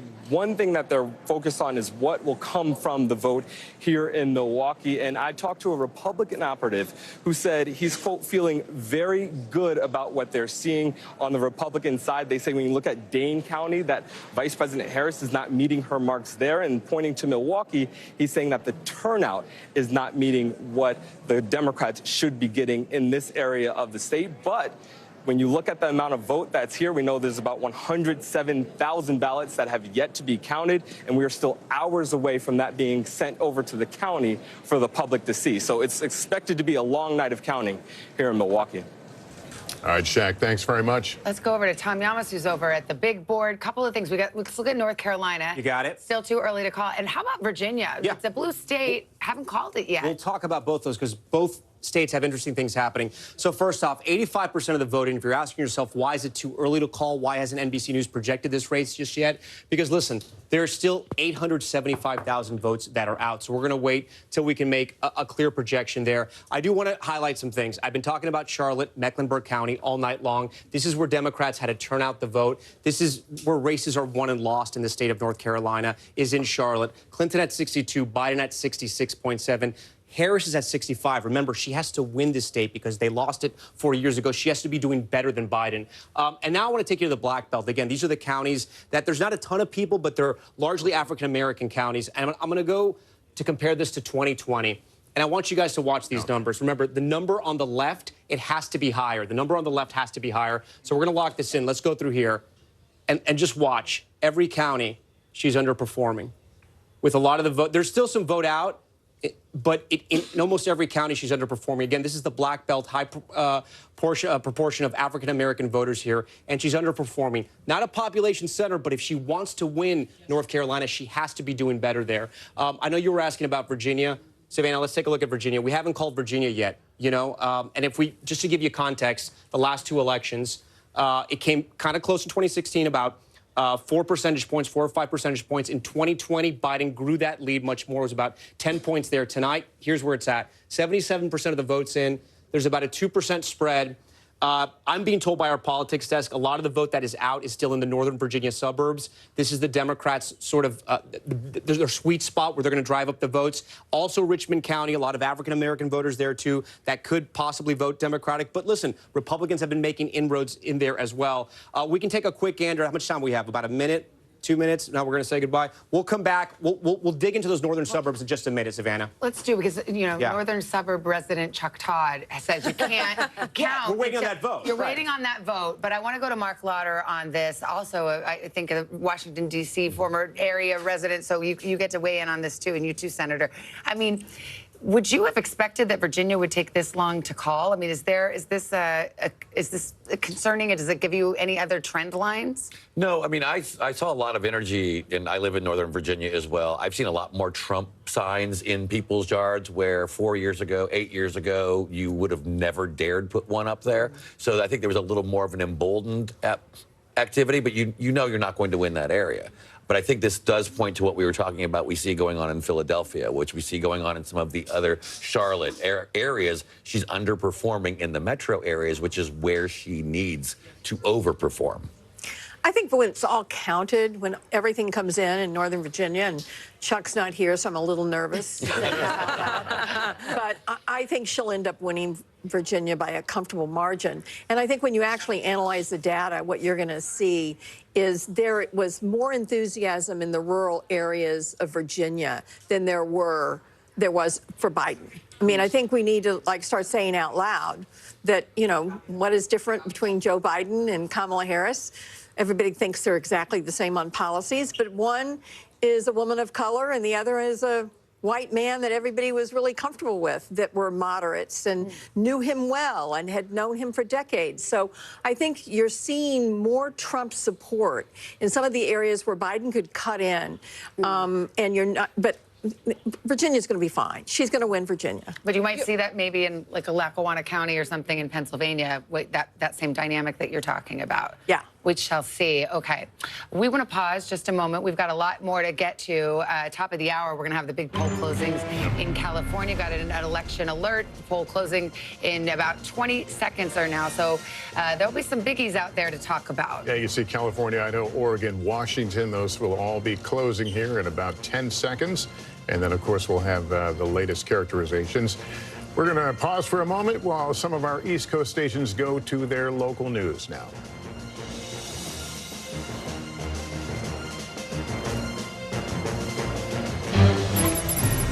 And welcome back. At the top of the hour, 11 o'clock hour here in the East, NBC News can project that Kamala Harris will win in the state of California. 54 electoral votes. In the state of Idaho, NBC News projects Donald Trump will win and take those 4 electoral votes in Idaho. Here's the map where it moves in the road to 270. Donald Trump at 214. Harris now with 145. So things certainly becoming a little more interesting as the evening progresses. Okay, for the 11 o'clock poll closings, we have a couple of uncalled races, Oregon and Wisconsin. We just called California.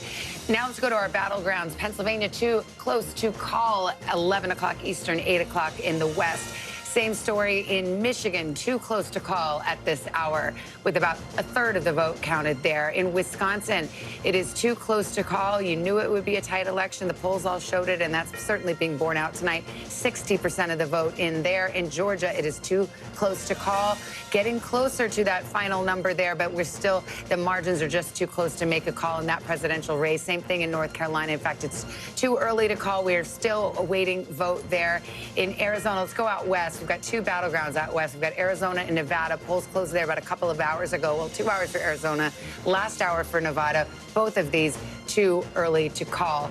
And Tom Yamas over at the board. And we talk about Arizona. We haven't given its due tonight in Maricopa County. And don't forget, the great county of Pima County, home to Tucson, Arizona. And give some credit to Arizona. Already 50% of the vote is in. I mean, they're doing their job there, so congrats to them. Maricopa County, this is the big swing county that we're going to be watching here.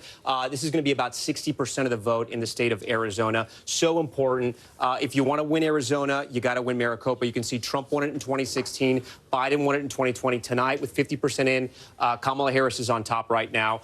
Phoenix, one of the 5th largest city in the country, one of the fastest growing areas in the country. Something else interesting about Maricopa, it's not so much people from other states moving there for the jobs. It's people from all over Arizona moving to this area. You have Mesa, Tempe, Scottsdale, a lot of growth there. We're going to go to this other county here, Pima County. Savannah, you've heard of this county? Maybe, maybe not. 50% of it is in. This is Tucson. This is a Democratic stronghold, but it's not like Cambridge, Massachusetts, right? It's not 60-40 split. It sometimes is, but not really. Tonight, she's doing well. She's turning out the vote there, about 30% Hispanic in Pima County as well. It's on the border. Just next door to Pima is Yuma. Now, this is majority Hispanic, an interesting county, but this is a place where Republicans can run up the score. Trump overperforming right now. Only 35% of the vote is in.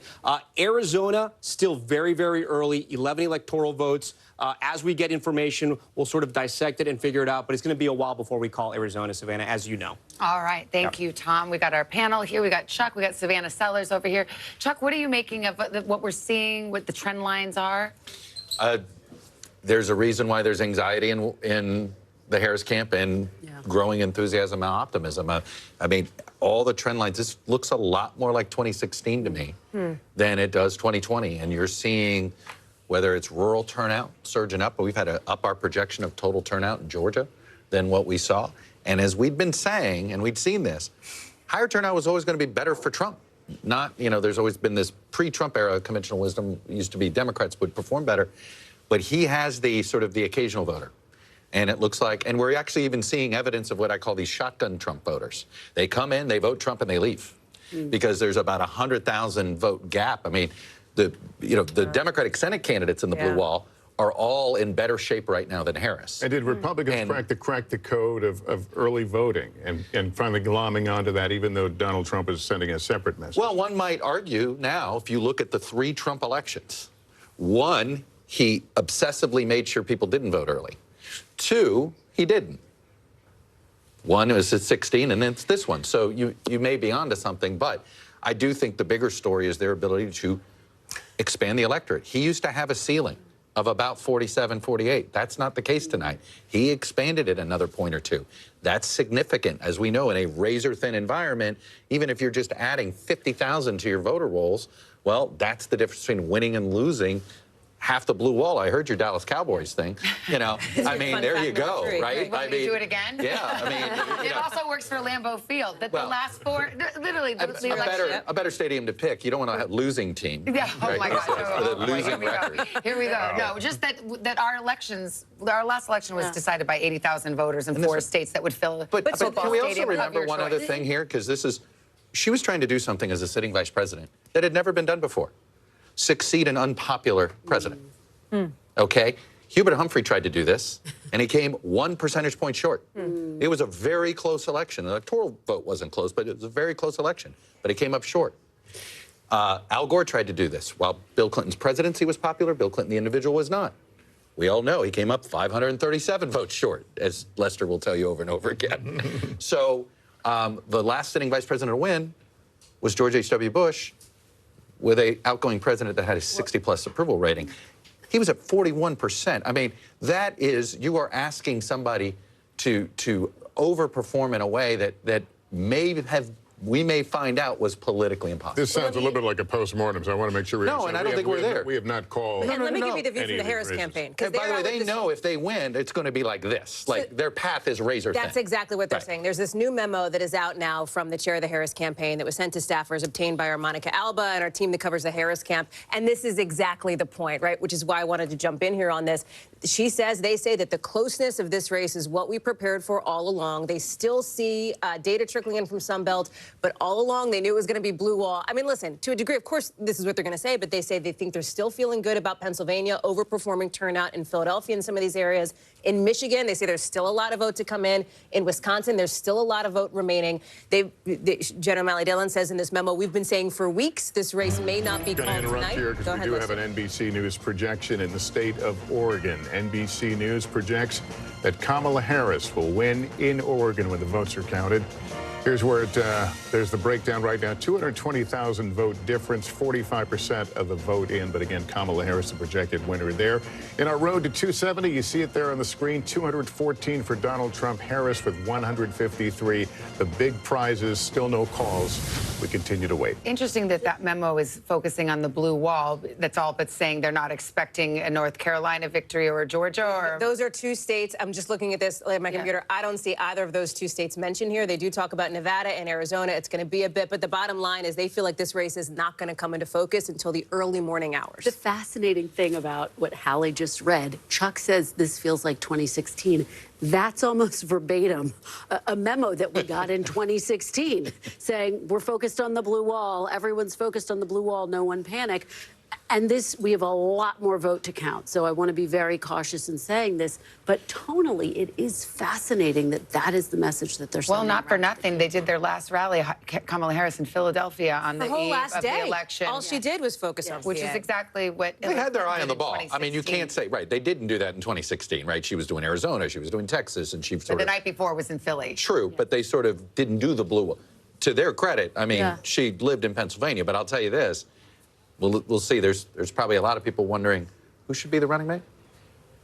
Who should be on this Democratic ticket? We had that discussion. Some people will, if she loses Pennsylvania, there'll be a lot of... And if that's the only state, right, that'll be the hand range. Because Josh Shapiro is a very popular Democratic governor who was on the short list for vice president. Let's bring Savannah Sellers into this. I mean, what are you reading out of the exit polls? Are you seeing any trend lines? I know you've got your brief. You really look at young voters, and you've got your finger on the pulse there. What stands out? Absolutely. I'll start with some numbers and then give you some anecdotal information. First, let's talk about first-time voters. This is not just young voters, but that's 57% of these first-time voters are under the age of 30. They are breaking for Trump. That is a major reversal from 2020. 53% for Trump right now, 46% for Harris. Back in 2020, 64% went for Biden. Something that I've been tracking, and I've been even watching it tonight on apps like TikTok, on apps like Instagram, when you just talk about, like, who's popular, who do people like? The Harris campaign had such a robust internal social media play. They had this team of 20-somethings. They had very little oversight. They were allowed to kind of post what they wanted, react in real time to trends, to the news cycle. We The Trump remember Brat campaign- Summer and the whole Brat They scene from the co-opted Harris that campaign, immediately, right? exactly, which, by the way, is a compliment to say Brat now. But for the former president, there wasn't so much going on internally. It was not as robust. He had this sort of grassroots organic catch-on TikTok. I heard so many young people say to me, in a positive way also, he is a meme. His things travel far. It's objectively funny when you see this information. So many young people, therefore, on these apps were served content straight from and straight about the former president. And we are hearing so much right now. I'm hearing that in lines in Arizona. Gotti was mentioning that earlier. It's so much. It was because I heard him on a podcast. It was because of this thing I saw on TikTok. I also heard from a voter in almost every single swing state and multiple in several of them, including Pennsylvania, voters who were eligible in this age group to vote in 2020 who did not. And they came out tonight to vote for the former I'd be president. so interested. He's winning the youth vote in these exit polls. I'd be fascinated to see what the gender breakdown is there, too, because this poll with young men, and that was a concerted effort by the Trump campaign, and the Joe Rogan and the bro wave seems to be two real. Gen Zers, okay? I have one who votes and one who's going to be voting next year. One in each gender, and I see it with their friends. You see it. It's real. This gap, this is not about Trump and Harris. There is a growing cultural gap, if you will, between young men and young women. I have that number, too, really if you there. want it. The gender gap on this. First-time men, Trump 62%, Harris 36%. First-time women, the gap is less here. Trump 46%, Harris 53%. Yeah, so that I mean, young men turnout is real. Well, people who thought that young women would be voting in droves for Kamala Harris, especially because of reproductive rights, I mean, that exit poll does not suggest that. Absolutely. It doesn't, and this goes back to what Chuck has been saying, which is that the person who ultimately winds up winning this war of the sexes is the candidate who does a better job appealing to the weaker gender for them, whoever is weaker for them. And so we've seen Trump not only clearly energize, drive up young men of various different racial backdrops, but also chip away at Vice President Harris's lead. I mean, her lead among women continues to be, based on what we're seeing so far, less than his lead with men. The gender gap is interesting, but also, as we've alluded to here on the table, the education gap is also becoming such an interesting storyline here, as Chuck talks about kind of a realignment in this moment and where we are. That's another thing to be watching for tonight. Again, it is 11:11 Eastern time, but there's still plenty of vote to come in. I want to go to Tom right now. Tom, I'm looking at Wisconsin. Looks like 62% of the vote in there. You're picking up some things. Share them with us. Too close to call right now. Trump on top 50%. The difference is 39,000. Remember, the last two elections in Wisconsin, presidential elections, 20,000 votes was the difference between both candidates here. We want to go back to Madison, the capital of Wisconsin, Dane County. This is also the site of the University of Wisconsin as well. 92% of the vote in. Harris doing a little better than when we last checked in with her, but again, she's slightly underperforming Biden. She still has time to catch up. There's still 8% of the vote that's out. We actually know exactly how much of the vote is out. About 30,000 votes remain there. So maybe she picks up the margins there. We also want to talk about Milwaukee. This is the biggest population center in the entire state of Wisconsin. Right now, 54% of the vote is in. So a lot of that vote is still out. It's probably going to be a little bit later till we can call Milwaukee by itself. Biden was at 69. She's down about 2 to 3 points. Again, this would be concerning for Democrats. But look, there's still a lot of vote out in Milwaukee. Door County, if you've been following the presidential race at all, everyone's been talking about Door County in Wisconsin. It's this peninsula that shoots out into Lake Michigan. The last 6 statewide elections, presidential elections, I should say, they've picked the winner. This is a good sign for Kamala Harris. She's on top there, overperforming Biden just slightly. 95% of the vote is in. Again, Door, if we bring it out to past elections, it almost always picks the winner in the state of Wisconsin. So that's a good sign for her because it's a bellwether. I do want to check in some of these Democratic strongholds. Eau Claire, 92% in, kind of performing at the same level as Biden. That's good news for her. She wants to keep it there. We don't have any data there. What else we have? I think here in La Crosse, this is another Democratic stronghold, 92% in. Biden was at 53. She's 55, I should say. She's slightly underperforming. So listen, still a lot of vote let me see how much vote is still out. Still about 40% of the vote.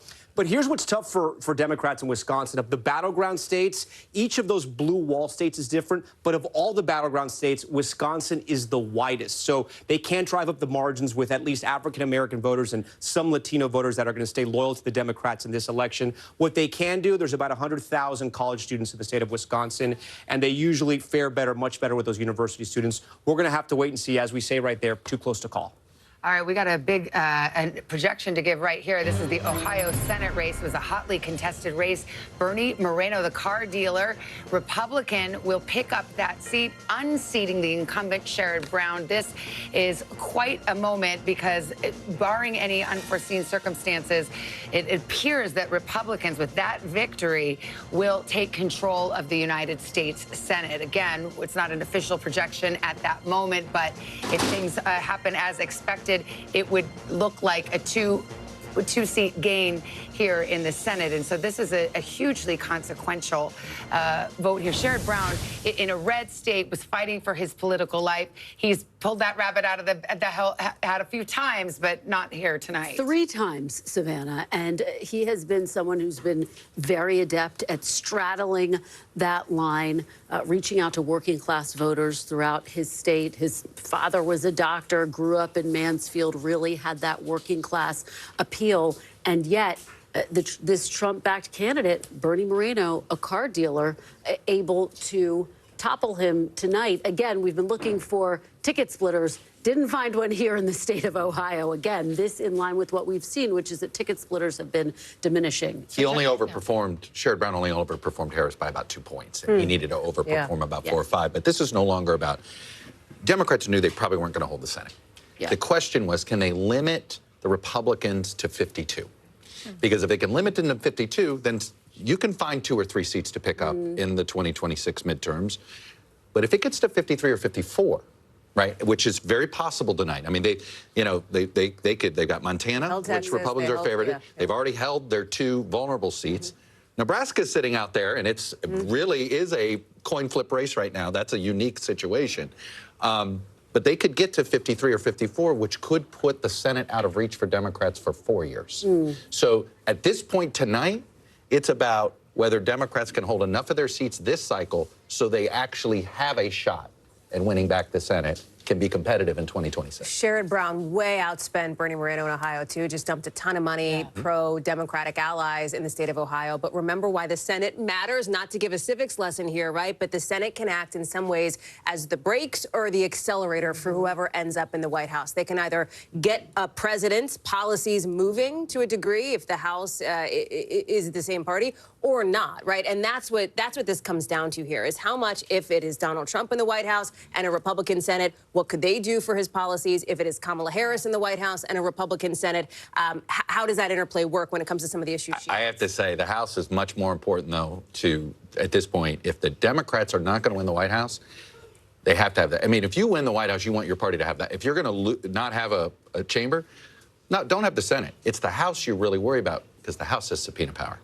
And so if the House is of the same party, you can navigate Washington a lot easier. The Senate's not easy, but you can find bipartisan coalitions in the Senate. And this is what the House looks like right now. The House, at this point, whoever wins the presidency, you want your party to have, because if you don't, then it's subpoena, and then you can be tied up. Your entire agenda can get tied up. But unlike the Senate, correct. We're not talking about the House tonight, in almost. No doubt, we might not be talking about the House until we go to Savannah's for Thanksgiving.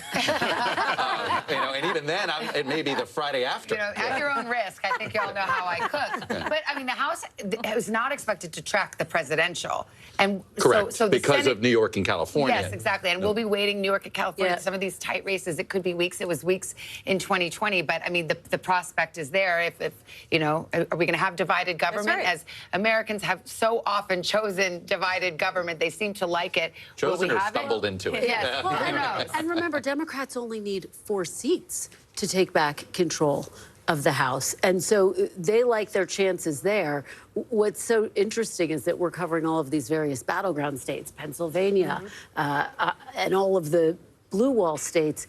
The House is really going to be won and fought in New York, in California. So it's a very different terrain, and again, could be over a week, if not longer, before we know. Let's turn to NBC's Garrett Hakey's at Trump headquarters in West Palm Beach, Florida. Garrett, what's the former president doing now? And I'm wondering if there's been any reaction to what appears could be a change of power in the Senate. Not to that specifically, Lester, but let me set the scene for you here just to get the lay of the land down here in South Florida, because some of this will matter later on tonight, perhaps. We are in West Palm Beach right now at the Convention Center, which is the giant party headquarters media center for the Trump campaign tonight. Donald Trump is across the Intercoastal Waterway at this hour at Mar-a-Lago, his home and private club, where for a portion of the night he was doing, I think, what many people sort of imagine candidates do on election night, meeting with advisors, watching the returns come in, checking the numbers.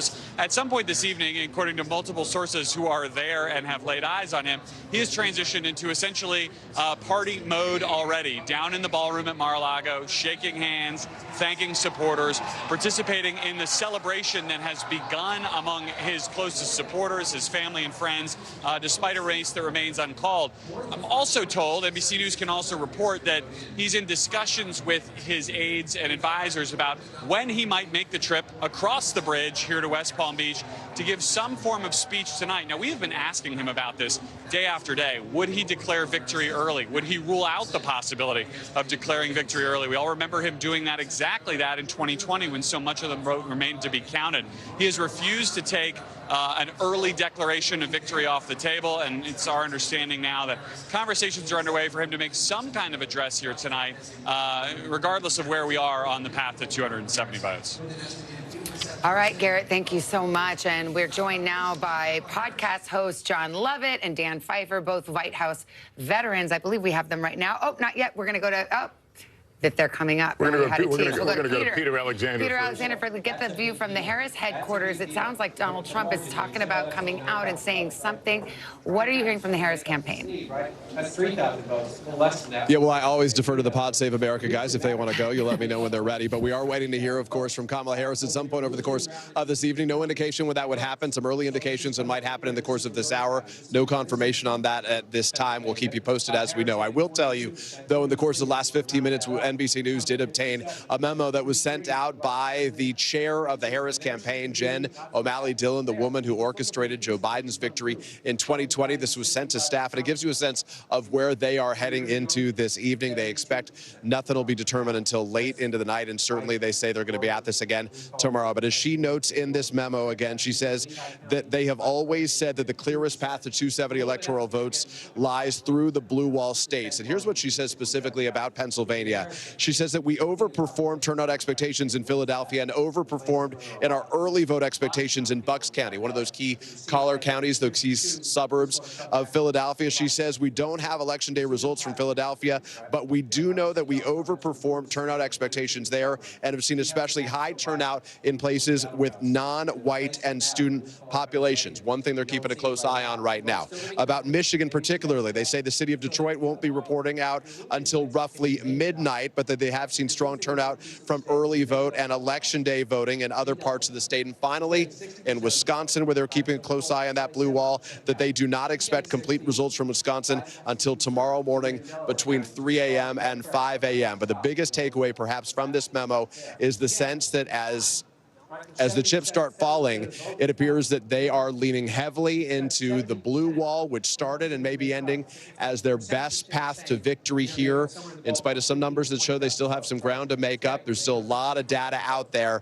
And that's where, at least according to her memo, which effectively said goodbye to the staff for the night, said we'll do it again late into the night and start again strong in the morning. That's where they are as this night heads toward midnight. All right, Peter, thank you. Now, without further ado, let's go to the hosts of Pod Save America, Democrats John Lovett and Dan Pfeiffer, both White House veterans. And Dan, I know you to be a number cruncher, and I wonder what you're thinking about the numbers that you're seeing. You just heard what the Harris campaign is saying, but the vibe check is that this path is narrowing significantly and that it's blue wall or bust at this point for Kamala Harris. Yeah, that seems right. And you look at the numbers, it's very clear that Trump is overperforming in rural counties, and Harris is overperforming in suburban counties. And what is going to maybe the deciding factor here is primarily going to be what is the turnout and the vote margins coming out of Milwaukee, Philadelphia, and Detroit. And if they are what we think they are, then she has a very clear, albeit narrow, but clear path to be the next president of the United States. John, let me ask you about what we've been observing. Young voters, particularly male voters, who seem to be breaking for Trump and him, in fact, winning the youth vote, according to our exit polls. Does that surprise you? What's your take on that dynamic?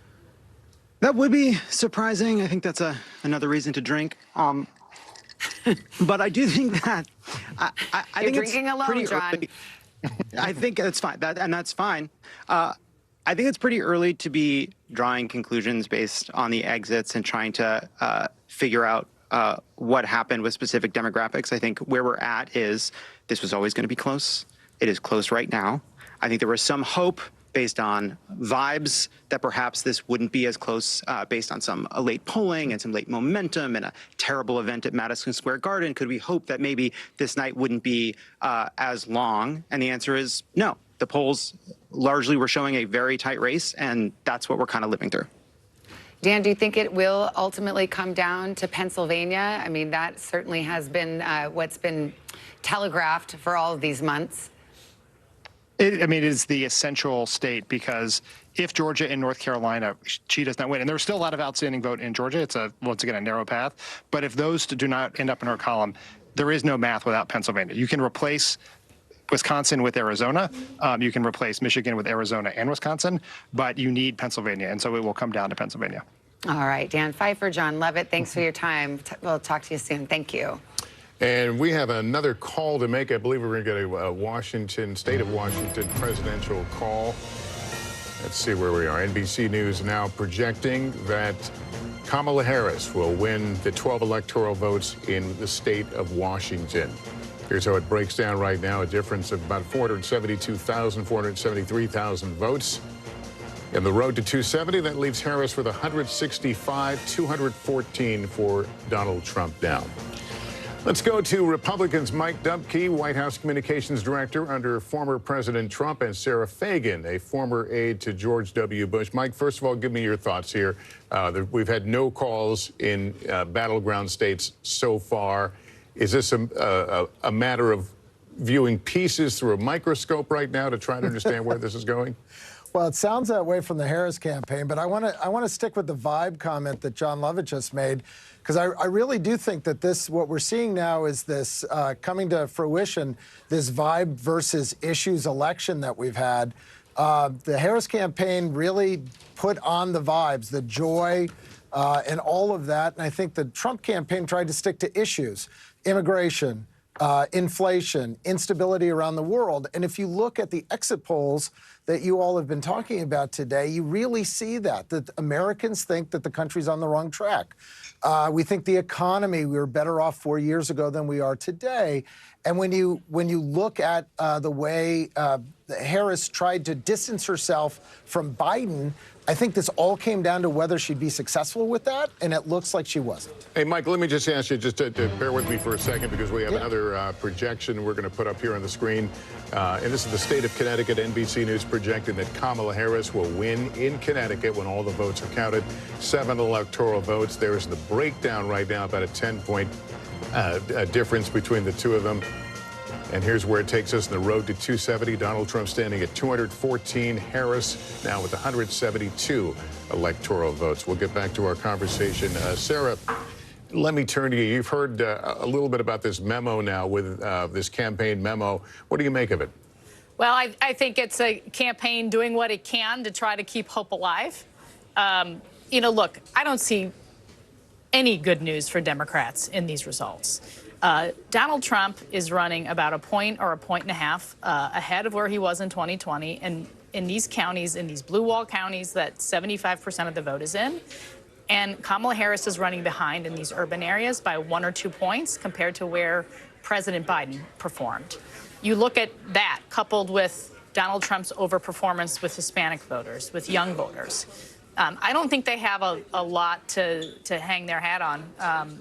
And it's not over. There's votes to be counted. We should point out that these blue wall states tend to be red mirage. They go red, and then they tend to go, the race narrows as these big urban areas come in later.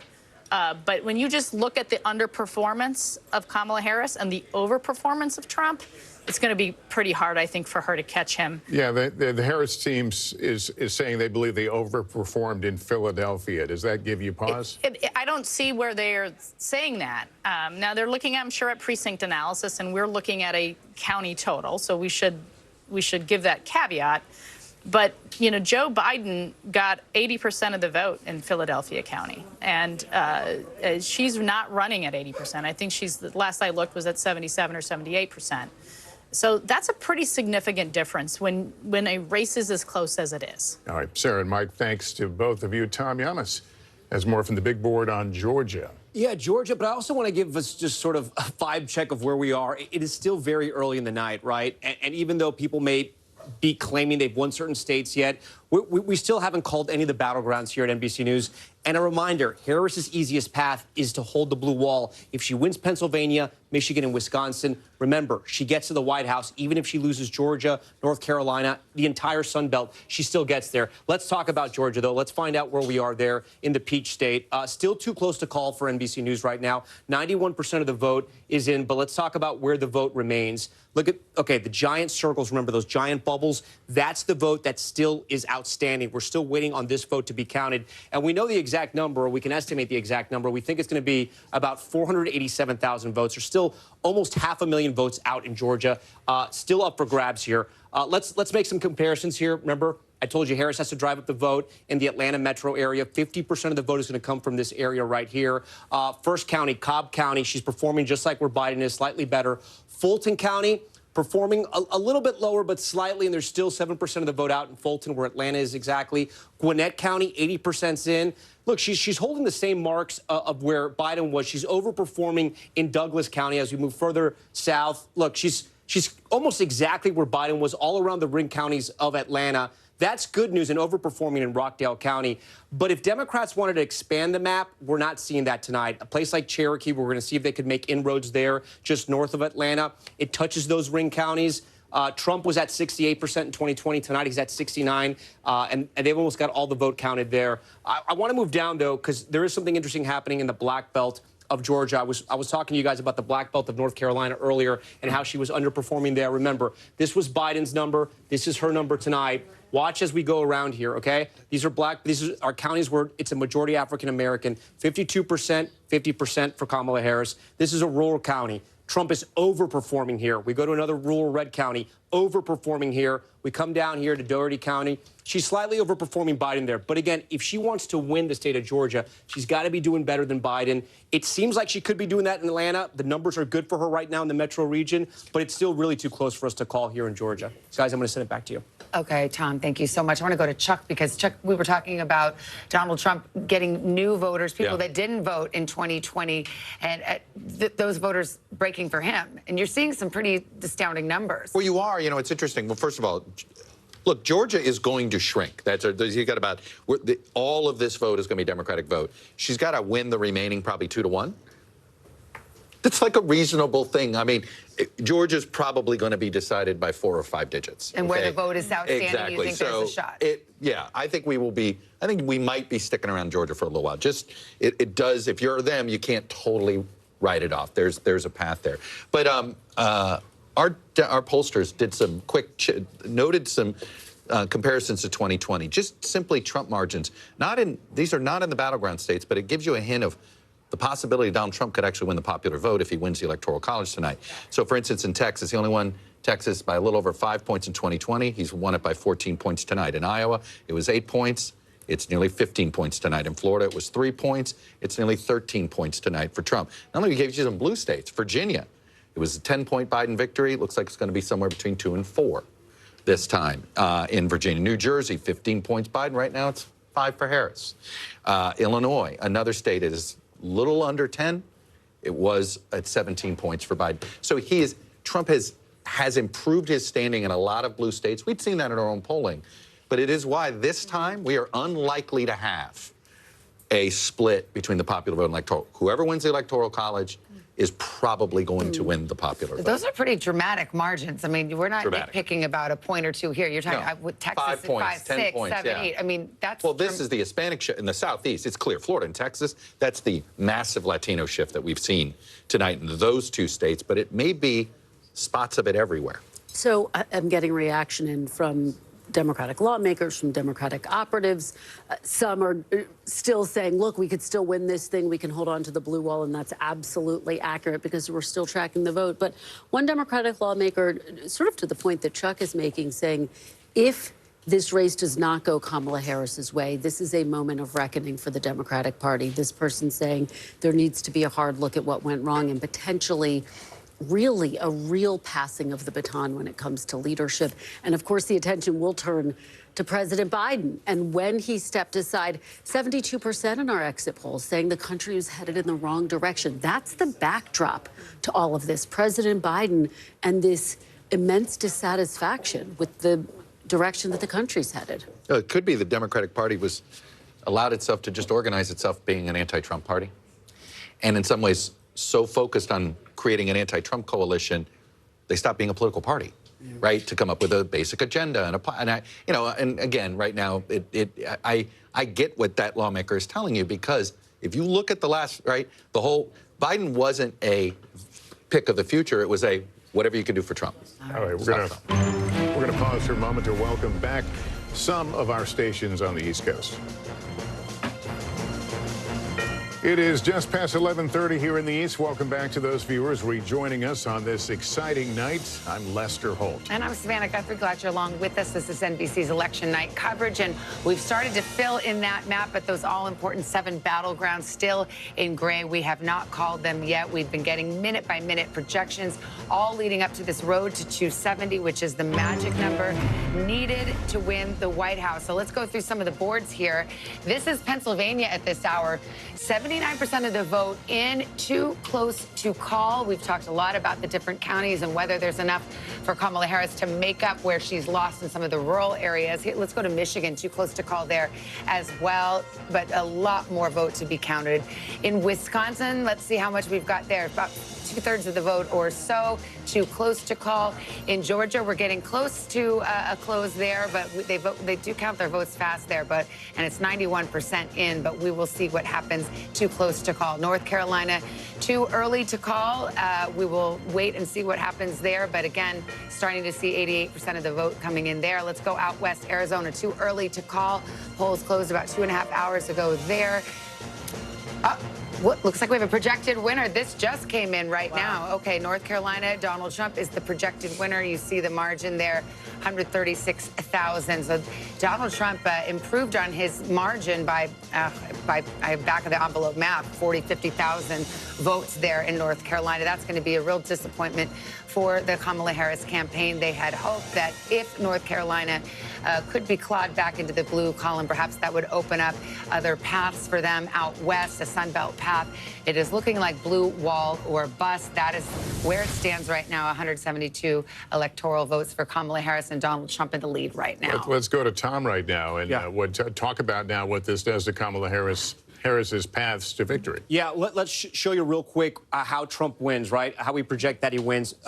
Robinson right now, 64.9%, 30% in. You can see how Trump's overperforming here. As we go along these rural counties, you can see Trump's numbers are increasing. 63 4 years ago, 66 tonight. We'll keep moving along here. 50%, 53%. So, Lester, you asked, how does this affect him in the race for president? Let's go back out to our big board here, the road to 270. When we started out tonight, right, the paths to victory here, Trump had 10, Harris has 9. That's because we just called North Carolina. We can't even remove it anymore. This number before we called North Carolina, Harris had more paths than Trump did. But this is essentially where we started the night. This is the way it ended in 2020, right? He won North Carolina. President Biden had won the rest of the battleground states. But this gives the Republicans and former President Trump some hope. We now move to Georgia. We're going to be looking at the vote in Georgia. But as Chuck mentioned, very, very close in Georgia. And we're going to be waiting on that vote, the full vote to come out of Atlanta in those ring counties right now. But a big win for former President Trump. It's the first battleground we're calling tonight. All right, Tom, thanks very much. Remember, there was some late polling in the state that came just over the weekend that suggested that perhaps Kamala Harris was surging in North Carolina, that maybe she was making gains among some of these voters. That is clearly not turning out to be the case. That said, you've seen the reporting from her campaign that they are looking at the all-important blue wall. Of course, the question is, if Georgia goes, and I know you and Chuck were just talking about Georgia, but if Georgia does end up in the red column, it is Pennsylvania, Pennsylvania, Pennsylvania. Well, to that point, the Secretary of State in Georgia, Brad Raffensperger, who people are familiar with from the last election, has said on the record that Trump has an insurmountable lead in Georgia with the number of votes outstanding. So he's the Secretary of State. I think he knows what he's speaking of, but we will continue to watch. We've got another race to call, another presidential call. This is in the state of Virginia. This call coming a little later than many people might have expected, but Kamala Harris will win the 13 electoral votes in Virginia. There's the breakdown right now, 134,000 vote difference, 84% of the vote in. That, of course, goes into the Harris column. Here's where that leaves us, the road to 270. Trump with 230 now, 40 from his goal. Harris with 185 electoral votes. Okay, let's bring Jen Psaki in, former Biden White House press secretary, and Mark Lauder, who was joining us earlier. Jen, we haven't had a chance to talk to you. I mean, look, it's getting to be a narrower path for Kamala Harris, no question about it. It's the blue wall or bust at this point. It's math. Yeah, it's math. Ultimately, look, I think that Jen O'Malley-Dillon email that NBC News obtained that you've talked about a little bit tells you a lot about where the heads are of the people on the campaign. This is the chair of the campaign. The chair of the campaign. She was also the campaign manager when Biden won in 2020. And basically, they did not talk about it. I know NBC has not made a call in Georgia, but they did not mention that Georgia is not a part of that email. Neither is North Carolina. You just made a call on that. It's about the blue wall states, and she warns that Arizona and Nevada will take some time. What does become challenging, I think part of the purpose of an email like that is also to buck up the troops inside, the team who's been working so hard for months, that's part of it, and also to send that note to supporters. But yes, it becomes, as the path becomes narrower, there's no more margin for error. Or no more margin for something going a different way than you hoped it would. And right now, what the Harris team is doing, which happens on every presidential campaign, as you know as well, is sitting in what you call the boiler room, which is kind of an intense word to use, but that's what it's called. And they're looking at their vote goals in these counties and how the outcome aligns. And you look at everything from, did they get what they needed in the big cities? In Philly, there are some cities that haven't fully come in, so they're waiting for those. But also what the margins are for Trump, which are higher, as you've been reporting, and we've been talking about over at MSNBC, in some of the rural counties, meaning he's getting more votes there that they need to make up for in the cities. So it's a numbers game in each of these states. But even in reliably blue states, we're seeing narrowing margins. We just saw it in Virginia. We called it. Kamala Harris won it, but I believe by a smaller margin than she did, or that the Democrats did 4 years ago. I want to show Minnesota right now, which we are calling too close to call. And this is a reliably blue state. Let me show you what the numbers look like, the breakdown. Half of the vote in, it's called too close to call. Again, when you see that wide margin, you were thinking, what are you guys talking about? It's because our decision desk is crunching the numbers. They know where those votes have come from, whether they're reliably Trump districts or reliably a Kamala Harris or a Democratic area of the state. And on that basis, they're saying too close to call. Does that surprise you? Minnesota is a close state. It often is a close state. It's one certainly that the Harris team would love to have been in their win column earlier. But again, I think for them, what becomes harder and harder is as you get more vote total in, and the path becomes narrower and narrower and narrower, and that's a bit where they are at this moment. The sitting governor Tim Walz on the ticket, Minnesota's governor Tim Walz, and a pretty popular governor in Minnesota. And there's a lot of things that bend the mind a little bit if you're the Harris team, including that.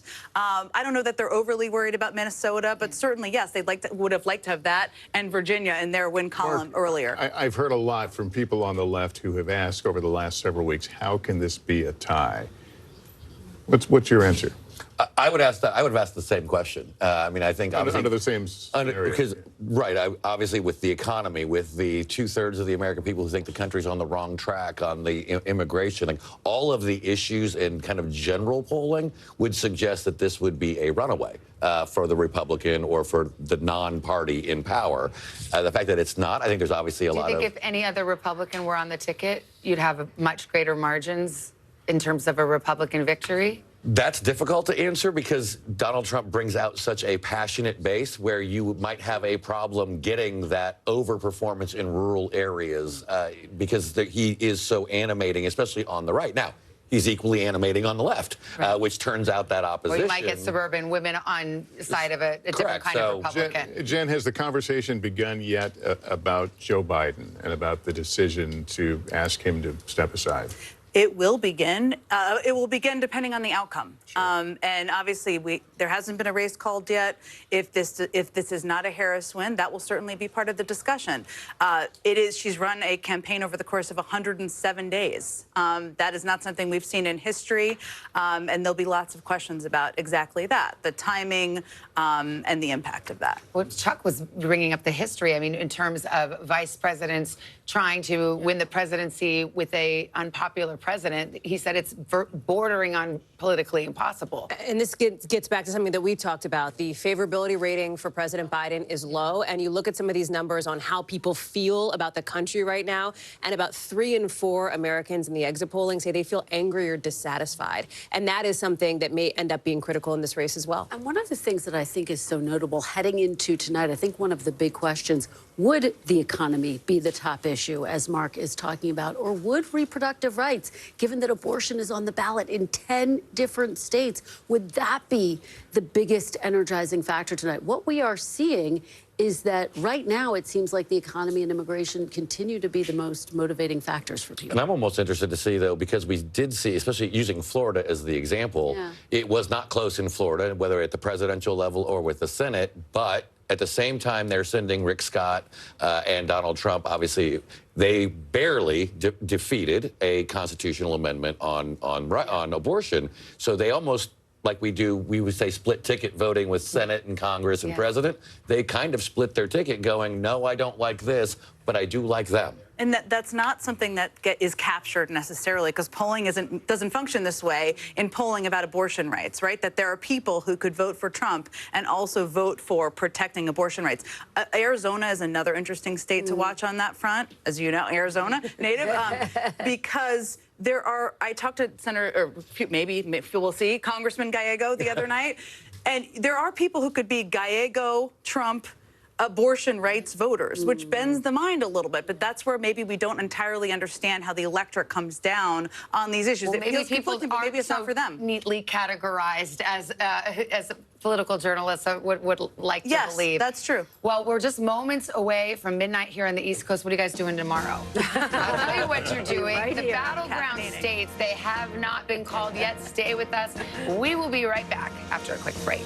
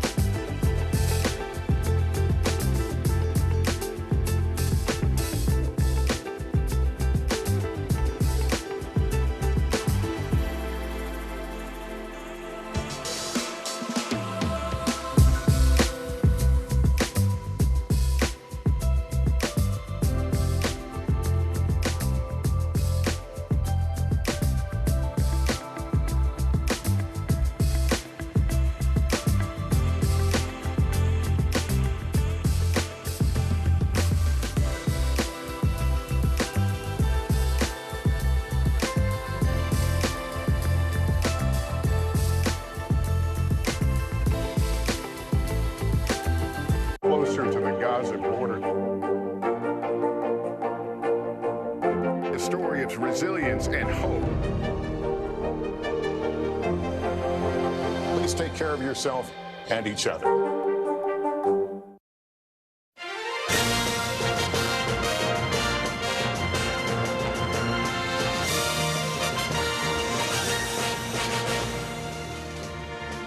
Well, election night is about to be election morning as we creep up on midnight on the East Coast. Glad you're with us. We are moments away from getting more polls, more vote, and more closings as we get new numbers minute by minute. And we're watching not just the presidential race, but of course, we're watching the balance of power. The United States Senate, the United States House of Representatives, also up for grabs tonight. We've got Kristen Walker keeping an eye on that. We just in the last hour or so made a crucial Senate call in Ohio. I know you've got some results. Absolutely. So we called Ohio for the Republican. Let's head over to Pennsylvania. Just as we await the presidential results in the great state of Pennsylvania, so too we are waiting for the results of this very close Senate race. Too close to call. Senator Bob Casey looking for re-election against Dave McCormick. 81% reporting right now. Now let's head over to Wisconsin, where we have Tammy Baldwin looking for another term. She is trying to fend off a challenge from Eric Hovde, businessman Eric Hovde. Let's head over to Montana now. Michigan. We're going to go to Michigan first. Alyssa Slotkin trying to win a Senate seat against Mike Rogers. This race also too close to call. And now let's go to Montana. This is one of the seats that Republicans are eyeing as a potential pickup. John Tester looking for a fourth term against Tim Chee. This race too early to call. Let's take a look at the map.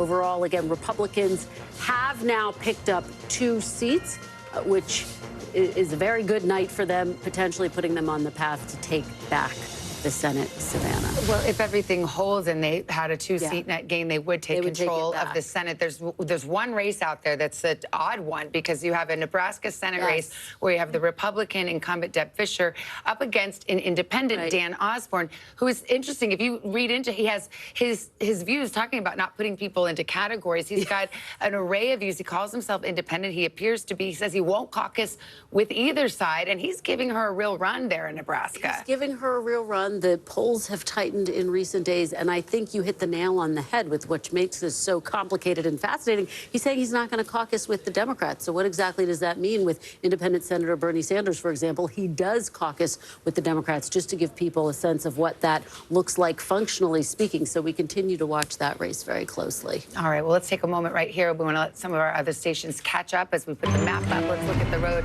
to 270. And we will wait a few moments and let some other stations join us.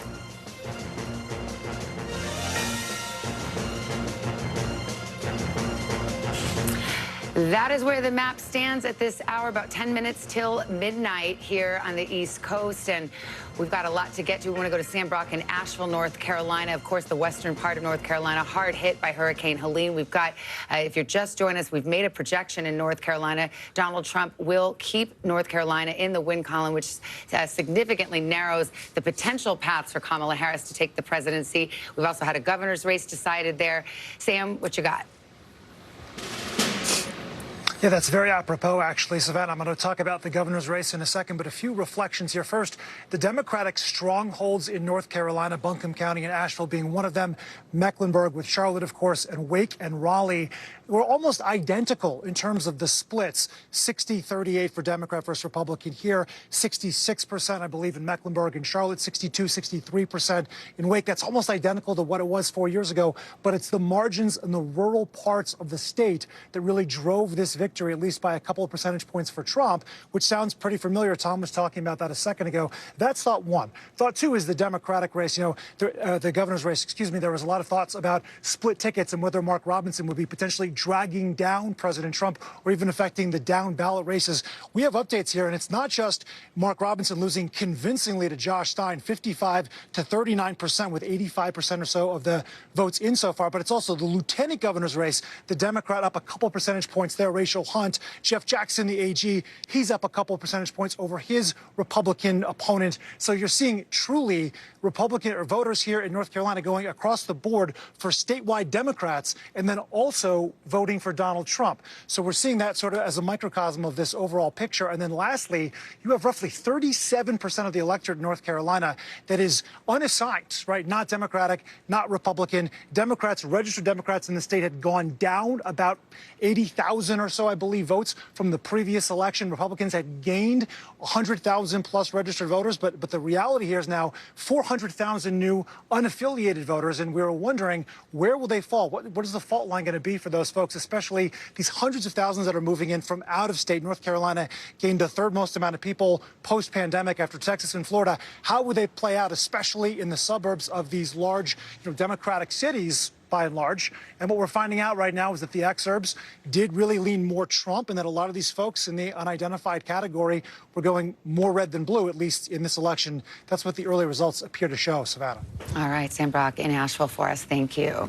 Let's go over to Tom Yamas, who's looking at Minnesota. We were just talking about Governor Walz, the sitting governor, on the top of the ticket here, and it's too close to call. Too close to call right now. Democrats, though, are okay with this margin right now. About 50% of the vote is still out. This is how it ended up in 2020. You can see Harris is overperforming slightly. Biden right here. I wanted to look at Minneapolis, Hennepin County. This is the largest county in all of Minnesota. She's doing fine. She's tracking just like Biden did. So this is not really a worry for them. I did want to show you something, though. Blue Earth County, okay? So this is a county that Trump is on top right now. Biden won it in 2020. Why do I want to show you Blue Earth County? Well, besides having the coolest name in the entire country for a county, this is where Governor Tim Walz is from. This is where he taught with his wife. This is where Coach Walz is from. Right now, Republicans are winning his county. It just goes to show when you talk about how Trump may or may not win this election, he's driving up votes in rural areas. I'll show you another one, Stearns County, which actually has a large Somali American population. 95% of the vote in, he's overperforming there. So again, Minnesota, it doesn't look like it's in trouble for Democrats right now, so 50% of the vote is out. But when we look at those rural counties, he's overperforming even in a place where Governor Tim Walz is from. Guys? All right, Tom, thanks very much. Let's bring in NBC's Blaine Alexander, who was in the Atlanta area tonight with some developing news.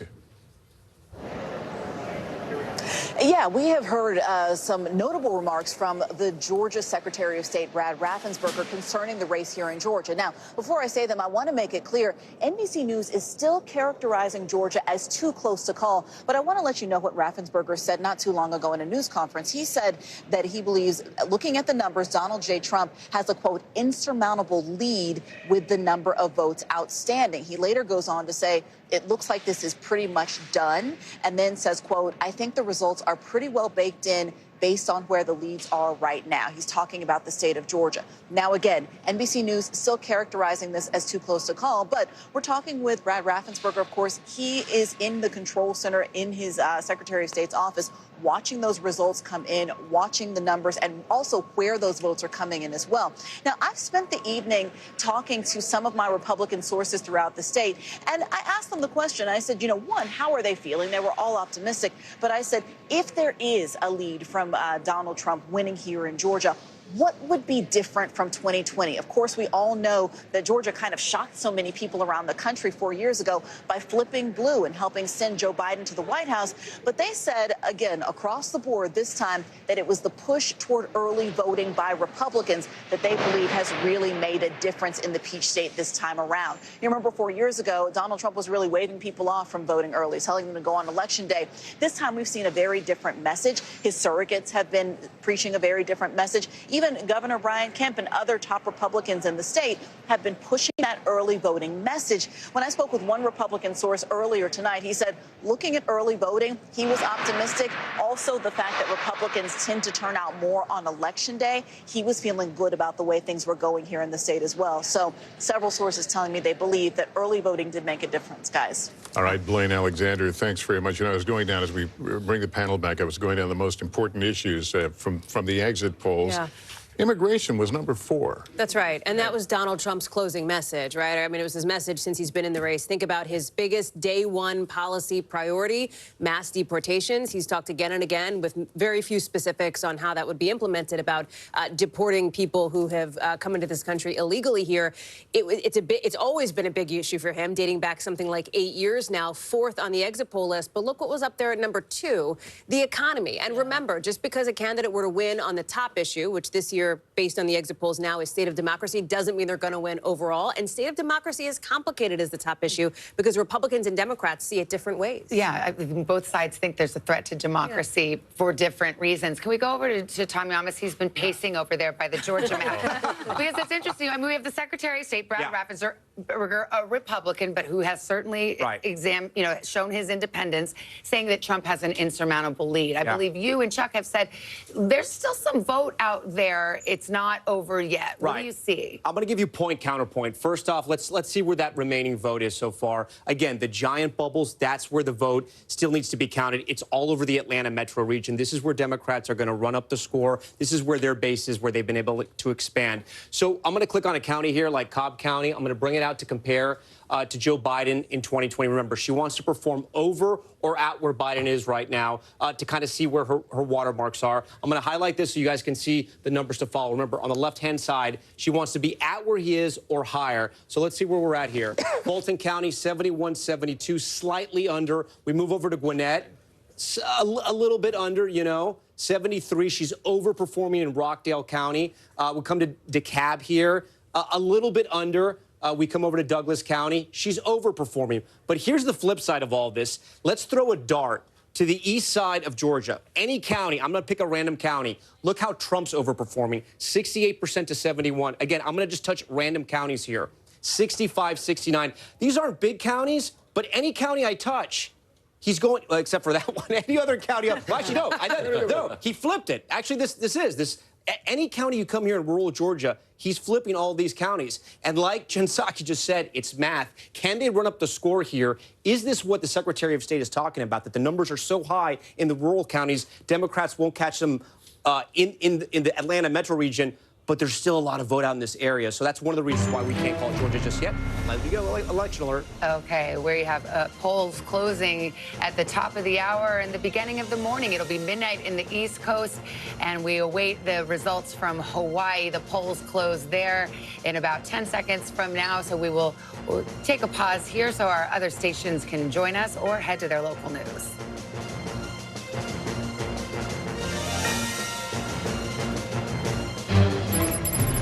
And as we hit the midnight hour here in the East, the NBC News now making a projection in the state of Hawaii that Kamala Harris will win those 4 electoral votes in Hawaii. That's the only poll closing at the midnight hour here. The road to 270, Harris now with 189, Donald Trump still leading with 230 electoral votes. All right, we've got quite a few battlegrounds still pending tonight. Pennsylvania, the biggest prize, 84% of the vote in.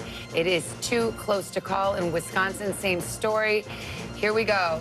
75% of the vote in, a difference of 87,000 votes. Michigan, too close to call at this hour as well. Midnight on the East Coast.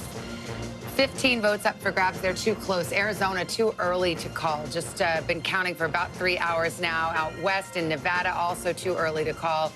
And in Minnesota, we have too close to call. Democrats still feeling very good about their prospects there, but the margins are not at a place where we are ready to call that. Georgia, too close to call at this hour, too. We just discussed that. So that might be a ray of light for Kamala Harris, or perhaps a narrowing of her path to victory. We should mention, Tom, we have called North Carolina. That was the first battleground to call, and it stays in the red column for Donald Trump. Yeah, and I want to go through Pennsylvania now because we're starting to get more vote in Pennsylvania, and I want to focus on the east side of Pennsylvania here. This is 2024 right now. Look, a lot of the vote is still out, but let me show you 2020. You can see how much of this section was blue in 2020. Again, Biden won these counties. Now this is 2024. He's flipping counties like Monroe. Again, it's about a 200 vote difference there, so we can't really put too much in that, but he's ahead. Northampton County, remember, this is the one that has picked the president, or at least picked the winner of Pennsylvania, going back to the Kennedy years. This is Easton. This is a fast-growing area, suburbs. It used to be the people that used to work at Bethlehem Steel. It's now changing. Again, fast-growing suburbs in south-central Pennsylvania. 52%, he's on top. Again, a reminder here, this is a county that Biden won in 2020. And this is new right now. This is Bucks County. 56% in. Still a lot of the vote is out. There's only about a 400 vote difference there. We're still waiting on 183,000 votes. So Republicans can't really draw too much out of this. But Democrats would rather these counties were all blue. Let's move a little further south around the collar counties of Philadelphia here. Montgomery County, this is where Governor Shapiro is from, 61%. Performing slightly under Joe Biden, but not too bad. Chester County, 58 to 54. That's a bigger gap there. Again, remember, Joe Biden wins Pennsylvania because he does better than Hillary Clinton in those suburbs around Philadelphia. And let's take a look at Philadelphia right now. Okay. 81 for Biden, 77 for Kamala Harris. There's still about 30% of the vote is out. But again, these aren't the trend lines that Democrats are going to want to see. Look, it could all change when that vote comes in. This is where we are right now. This is a snapshot in time. It could all change. Erie County is another swing county that we're watching. About 75% of the vote is in. She's overperforming Biden there. That's a good sign for her, especially in Western PA, where Democrats knew they were going to have some trouble because of the issue of fracking. And let's look at Allegheny County real quick. This is Pittsburgh. 94% of the vote is in, and she's about at the same mark where Biden is. That's where we stand right now, guys, in Pennsylvania. How about Wisconsin? Can you do Door County? Because as you well know, fun fact alert, Door County has, do you like the fun fact alert? It's picked the president the last 6 elections. Yeah, so right now, if that's what you're betting on, Door County is blue. Democrats are on top there. But look, guys, this is a very small number. Door County is not a big county, but it's one that all the political watchers look at because it usually picks the winner almost always of the statewide race in Wisconsin. Right now, it's blue. That's a great sign for Democrats. I'm going to look at another one, like I mentioned, Sauk County. This is another one that usually picks the winner. Trump is on top here. Biden won it in 2020, so he's really overperforming, going from 48 to 52. But again, there's still about 30% of the vote that's out there. So we got to wait and see. The big ones we're watching in Wisconsin, as you know, Savannah, Dane County, University of Wisconsin here, the fastest growing area of the state. 75%. She's slightly underperforming there. Again, she has to turn out in these cities because, like the other battleground states, I should say, unlike the other battleground states, there are not large minority groups in Wisconsin. It's the widest of all the battleground states. And then Milwaukee, again, we're going to wait till late to get all the vote in Milwaukee. She's at 66%. 4 years ago, Joe Biden won Milwaukee, and he won the state of Wisconsin with 69%. She's going to have to turn up that vote and hope her voters show up. Guys? Yeah. We got a lot of vote to count there, though, in Wisconsin. You could call it the battle of the bellwethers, if that's what you're looking at here. I also think Bucks County, I will take my Bucks County native privilege as somebody who grew up there. It's an interesting one because you've got lower Bucks, central Bucks, upper Bucks, and it looks different in some of those Starbucks? areas. You also have plenty of It's Starbucks. after midnight. It happens. Here it comes. I love it. I know. Get the M&Ms ready, too. Yes. But it looks different than, like, Montgomery County, Delaware County demographically here, and I was in touch with a good Republican source there who thinks that Donald Trump is going to do better, and we're seeing it, starting to see it in some of these numbers in Bucks than he did in 2020. That said, remember, this was a +4 county for Joe Biden back in 2020. It is represented by a Republican in Congress, so it's one of these places very, very swingy and a place that a lot of folks are watching, and I see you nodding your head, Jen. Yeah, well, I did not grow up in Bucks County, but I've spent a lot of time thinking about Bucks County over the course of many years in politics. You know, looking at county, as Tom was going through it, one of the things that we're seeing over and over again is that she's underperforming where Biden was in 2020. It doesn't mean that's where Biden would have performed, where he's still the nominee, but it does, and that's not just in Pennsylvania, where you're seeing it in Wisconsin, you're seeing it in other places. One of the things as we've watched this results that I've been thinking about that Democrats will have to think about, depending on what happens here, is there's been a realignment of states Democrats focus on. And, you know, Georgia and North Carolina are in many ways like baby blue. And I mean that because they've only been blue for one cycle, right? So they've done that because of organizing on the ground, but they're not reliably blue. And the problem is Ohio and Florida are gone. Well, in the case of North Carolina, it was baby blue in 2008 and not since. It hasn't been since. So that's, I don't know what color it is. It's lavender. So yes, exactly. So I think one of the things that they will need to think about, regardless of the outcome, is where the states are that they're going to play. They would love to have Texas, of course. Texas didn't turn out for them to work out. Maybe it wouldn't for 8 years. But with states off the map, it's like, is it Georgia and North Carolina? Are there places they need to invest? That's one of the challenges, too, I think. Point, I'm getting an increasing number of texts from Democratic sources who are looking at these returns come in, the fact that she's not meeting her benchmarks in these various counties where she needs to, who are really starting to take that reflective tone of Democrats and thinking about the next election cycle need to think about how to better meet voters where they are. Again, we still have a lot of vote to come in. We still have to see what happens with the blue wall. But the fact that this is such a fight for them, the fact that this is a tied race, it's also taking a step back. Voters saying so far, at least, they like Trump. Well, it's so interesting, too, because I remember in our earlier days in politics, after Republicans lost to Barack Obama, there was the famous autopsy commissioned by the head of the RNC that said and gave some tough love to Republicans, saying, listen, this country is changing demographically. And if you don't get a piece of that pie, you're going nowhere. Well, how interesting that we actually are seeing tonight Donald Trump getting more of the Latino vote. We'll see if he, got a better share of the black vote. I don't think we've seen that in the exit polls yet, but you're starting to see that. Yeah, that is true. And I also, though, will say it wasn't a policy campaign, right? There weren't policy proposals that were dueling. To me, it seems much more cultural, what you're seeing. Well, isn't that the note for Democrats? That is a harder thing to grapple with. That's my point. It takes a lot of deep soul searching. We don't know what the outcome is going to be. But if you look again to the breakdown, college versus non-college educated, rural versus urban, those are big cultural issues that are beyond whether somebody has an 81-page economic plan or whatever their other plan is. And that's a different I disagree with you a little bit, Jen, on that. All right, it's I do okay. think Level of disagreement. Go ahead. I do think there was policy, but it was more around the record. So, I mean, Donald Trump was running as the incumbent president without being the incumbent president. He was running on his record, primarily prior to COVID, and reminding people, whether it was on the immigration, the economy. I mean, I remember when I was on the 2020 campaign, prior to the pandemic, I think we were down for a Democrat debate in Atlanta, and an African-American gentleman came up to me and, looked around and said, I like your guy because everybody's got work and our paychecks are going up. Now, COVID scrambled everything. But I think a lot of people, especially in those communities that are moving over, they're doing it based off of, well, I remember whether it was the border was secure, the economy was better, prices were lower under Donald Trump.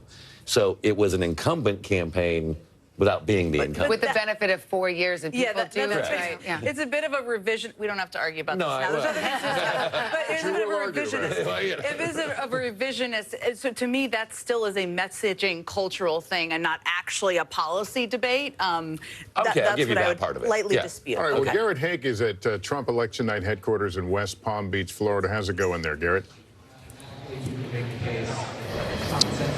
Lester, there's sort of a barely contained sense that the party is really going to get started here at any moment at this Trump election headquarters. Every time a new result is announced on screen behind me, there are huge cheers from a crowd that has been filing in here, drinking beer, wine, and cocktails for some time now and is ready to celebrate. And I'll just say, anecdotally, it is a younger crowd. It is a younger crowd than other election nights I've covered, other Republican events that I've covered. And I think it reflects something that we've seen in the exit polls, this so-called shift of the bro vote in particular towards Donald Trump, the young men who he has put so central in this campaign.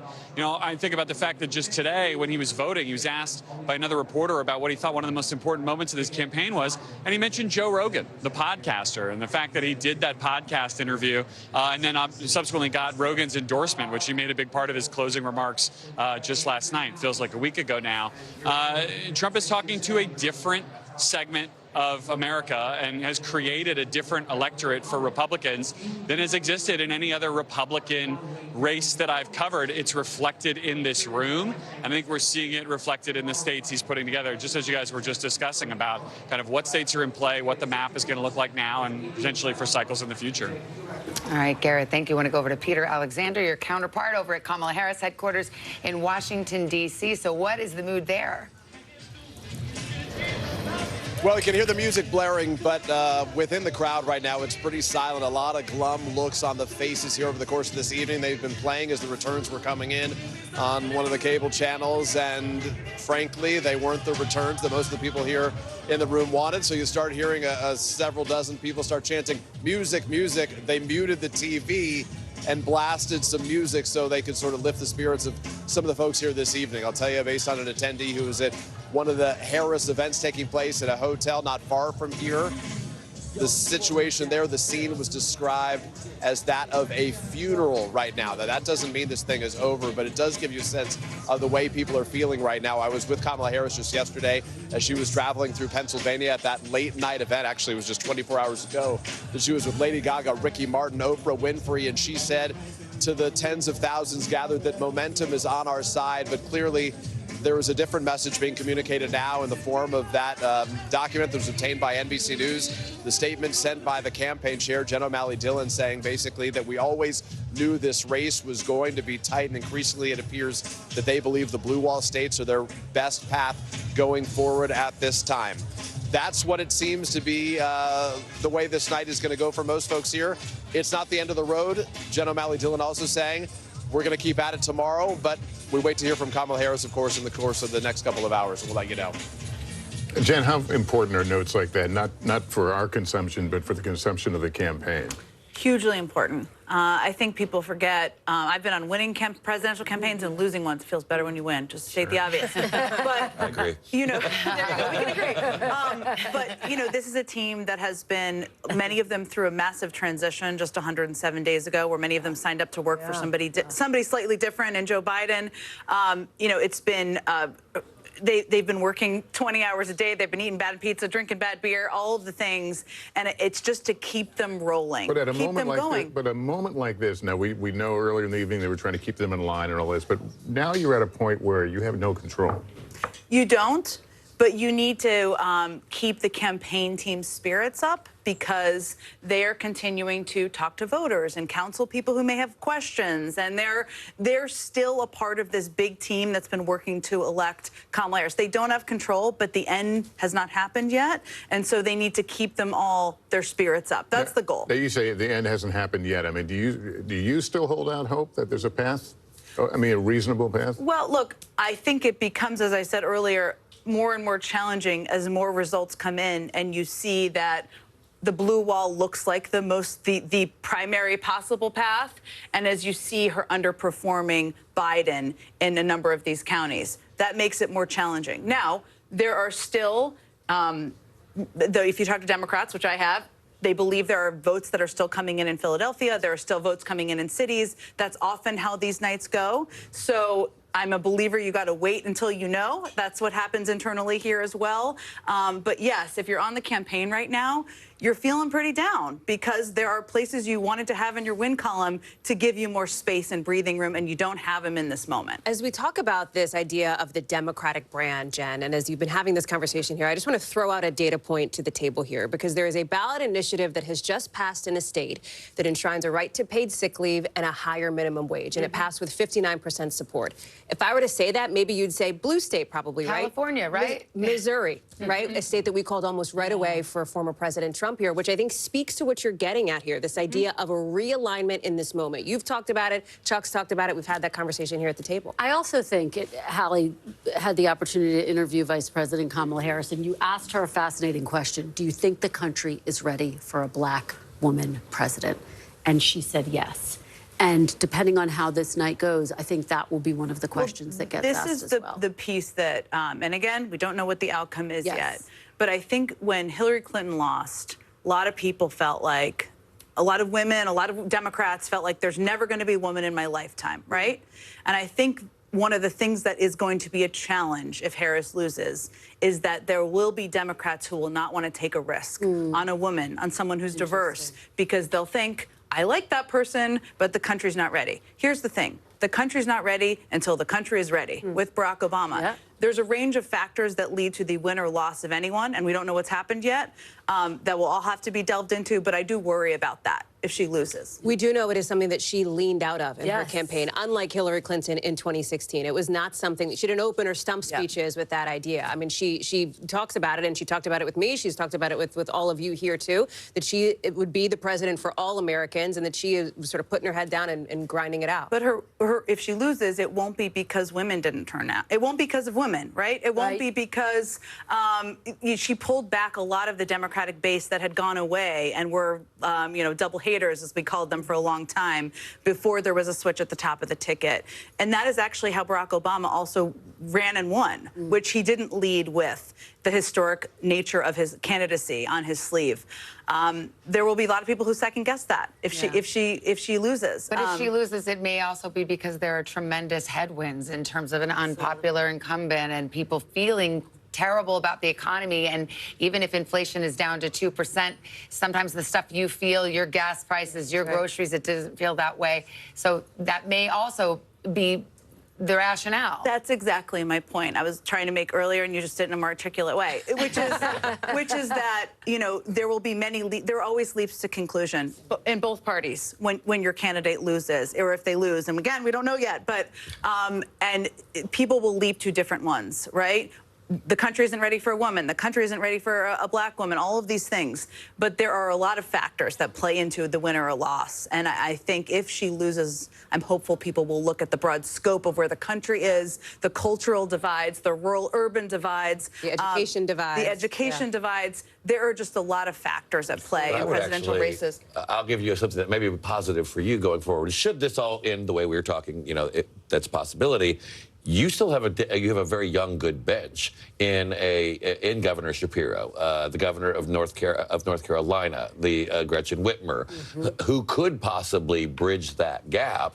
And as opposed to saddling them with the L, if they would have joined the ticket with the vice president, or if they had replaced the vice president and become the nominee with 100 and some days out in a very difficult situation, I think you would have been weaker as a party for it. Well, yeah. I mean, look, I think that if she loses and Donald Trump wins, there will be millions of people in this country who voted for her who will feel like we're in the state of an emergency. And I think that is how people will respond and feel. And they will be looking for hope, a resistance, an opposition. And there are a lot of people in the Democratic bench. You mentioned some of them were in the Veep stakes. We all, you know, lived through this summer. Some of them were not, who I would expect would all be out there on everybody's shows in the coming days.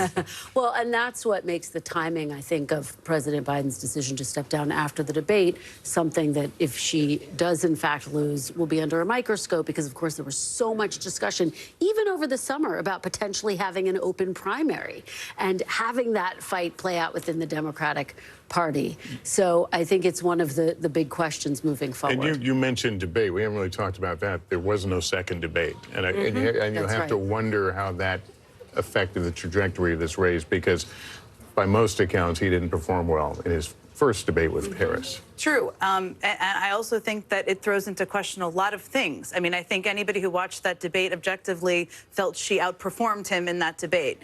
If she doesn't win, yes, there should have been a second debate, but do debates matter? They should matter. They're the public being able to see the candidates.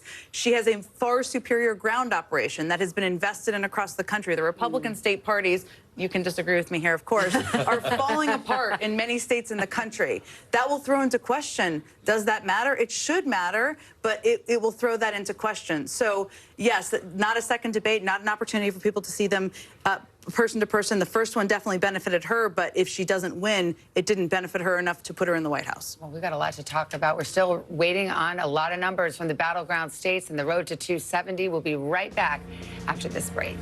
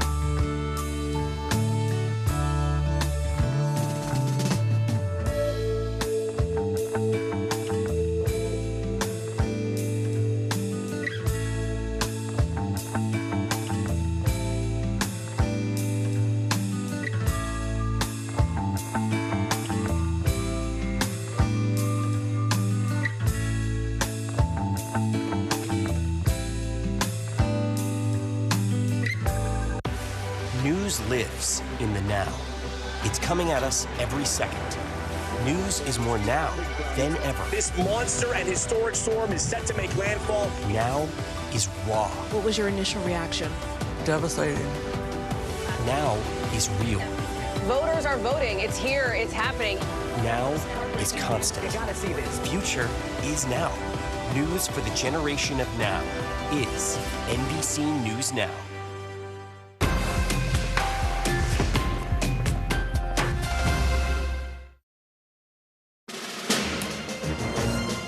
Welcome back. If you have stepped away or heard parts of the conversation, know that this race is not over. This is the road to 270. That, of course, the magic number. Donald Trump right now leading with 230, Harris with 189.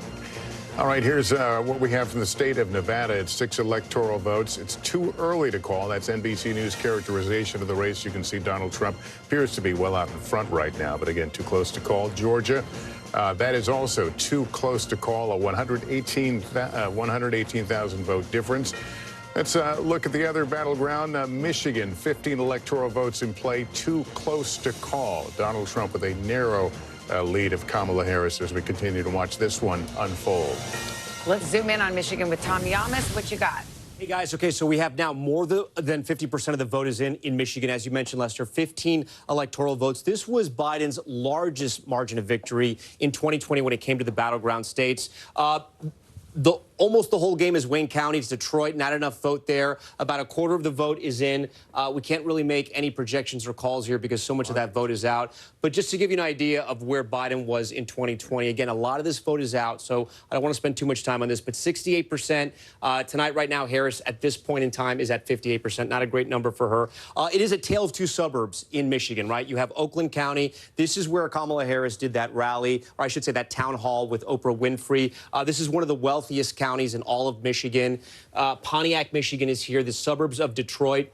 This is where Biden was in 2020, 56%. This is where Harris is tonight, 53%. There's still about 20% of the vote. Just over Macomb County now. This is a little more middle class, a little more working class. It is a suburb of Detroit as well. Republicans do very well here. Trump was at 53%. There's, only about a third of the vote in. He's at 57, so he's overperforming there. Some of the other areas we want to watch, Grand Rapids, Kent County. This is the last place where Trump held a rally last night, and, or I should say, on Monday. Sorry, getting my days confused here. Biden was at 52. She's overperforming there. That's good news for the Democrats. I also want to talk about Washtenaw. This is the University of Michigan. Go Big Blue if you're a fan out there. 71% of the vote is in. Remember, this is a college county. Democrats have to do very well here. Biden, 72%. Tonight, Harris is underperforming right now with almost three quarters of the vote in. Ingham County, again, another college county. This is where Michigan State is. Half the vote is in. Biden was at 65. Harris is at 56.9. I want to see some Trump barometers right now. Cass County, Trump's at 66%. 4 years ago, he was at 63. So again, the story of Trump overperforming in those rural counties, we're seeing it as well in Michigan. Still, a lot of the vote is out, though. Look, we still need half the vote to come in. A lot of that's going to be Detroit, as we know. I'm going to look at Saginaw. This is a battleground county. This is where she toured that semiconductor plant. We don't see much there. There's only 1% of the vote in. I don't want to draw anything from there. We're going to check Kalamazoo. She appeared here with Michelle Obama. It was the Harris and Michelle Obama appearance. Only 13% of the vote in, and she's slightly underperforming. Guys, a lot of the vote is still out in Michigan, but the trend lines we've been seeing in the other states, we're sort of seeing in Michigan as well. But again, I don't want to draw too much from that because there's a lot of that vote that's out. So interesting to see you do those university towns because it's shocking. Well, yeah. Because there was a lot of turnout and Democrats early in the day were kind of giddy about that. But I think this might be a function of what we've been seeing, which is young men turning out for Donald Trump and maybe skewing what you normally would expect from a university town. And something we haven't mentioned just yet, because so much of the vote is out in Wayne County. You have Detroit and you have Dearborn. That makes up Wayne County, that Arab-American Muslim vote. We're talking about more than 200,000 voters there. Again, it's probably not going to be monolithic, but they're uncommitted votes as well. The question is what happens? Do they not show up? Do they vote third party? Do they vote for Trump? Or do they stick with Harris? We still don't know. Okay, Tom, hang tight there. We want to go right to Detroit, actually. NBC's Jesse Kirsch on duty there. Hey, Jesse. Hey, Savannah, I know we're wondering when we're going to have those votes from Wayne County, specifically Detroit, where I am right now, as Tom was just mentioning. Here's what we know from officials. Here in Detroit, city officials had expected around midnight that the full tabulation would be completed. So we haven't received word that that has been finalized, but that was the estimate earlier in the evening. We know that absentee ballots, around 95% of that had been pre-processed before Election Day. So the overwhelming bulk of the absentee ballots were ready to be tabulated before Election Day. So that was what was the expectation heading into tonight. Just a short time ago, we heard from the Secretary of State here in Michigan herself, and she says that they are further along in tabulation, including for here in Detroit, than was anticipated. Her initial estimate before Election Day was by midday Wednesday. So today we would have an answer on the unofficial results. She says it could be sooner now. There is a caveat. Remember, in 2016, former President Trump won this state by around 10,000 votes. We are told there are around 6,000 ballots outstanding from military and overseas. If they're postmarked by Tuesday, they can be counted if they're received by a week from yesterday, which would be Tuesday, the 12th. Back to you guys. All right, thanks, Jesse. And in battleground Georgia, Ellison Barber is in Gwinnett County. Ellison, what's it looking like there? Hey, Lester, it's starting to get a lot quieter in this tabulation center, and that's because for the most part, they're almost done here. We're told by election officials in this county, there is one precinct that is still out of the 156, 155 have been counted. They're still counting one final precinct and a few absentee ballots, but voter turnout here has surpassed what we saw in 2020. That's something both Democrats and Republicans were hoping for. But what Republicans were hoping for specifically was that Trump could maybe get a couple percentage points above the 40% that he had in this state back in 2020, and that it would be enough to chip into Harris's margins and the Democrats' margins here and then carry the state. And right now, he's a little over 41% of the vote in this county. So it looks like what they were hoping would happen here in terms of those couple extra percentage points might have happened. I will remind you, when we're talking about Georgia, think of what happened here back in 2022 in the midterms, where you had Trump endorsing candidates in the Senate race, in the gubernatorial race, and in the Secretary of State race. All of the candidates he'd backed lost that election cycle. The state essentially seemed to be rebuking Donald Trump. Tonight, Lester, it seems like we're seeing a very different Georgia than what we saw in 2022. Lester. All right, Ellison, thank you. All right, let's go out west. Reno, Nevada. Steve Patterson is there in Washoe County. Tell us what you're seeing there. Democracy in action, Savannah. We're in the tabulation center. The machines are humming. The ballots are coming in from polling places all across the county, although it is now abundantly clear that the workers you see over my shoulder are going to be here for a while. That is because we just heard from an election official about 10, 15 minutes ago to say that people are still voting. It is, 2.5 hours past when polls were supposed to close. People that are still in line can still vote, and they are still voting. We're hearing that there's a polling place, tribal community that has about 50 people still in line. It is going to take a while for those votes to get counted. In-person votes that come in today have to wait to be counted until the very last person in Nevada takes their turn to vote. So this is going to take some time. We're also understand there was a University of Nevada, Reno, that took a while. There were about 50 people that still had to vote after polls closed there. That is because we're hearing same-day registrations were spiking at college campuses. College students realized, you know what, I think I am going to vote.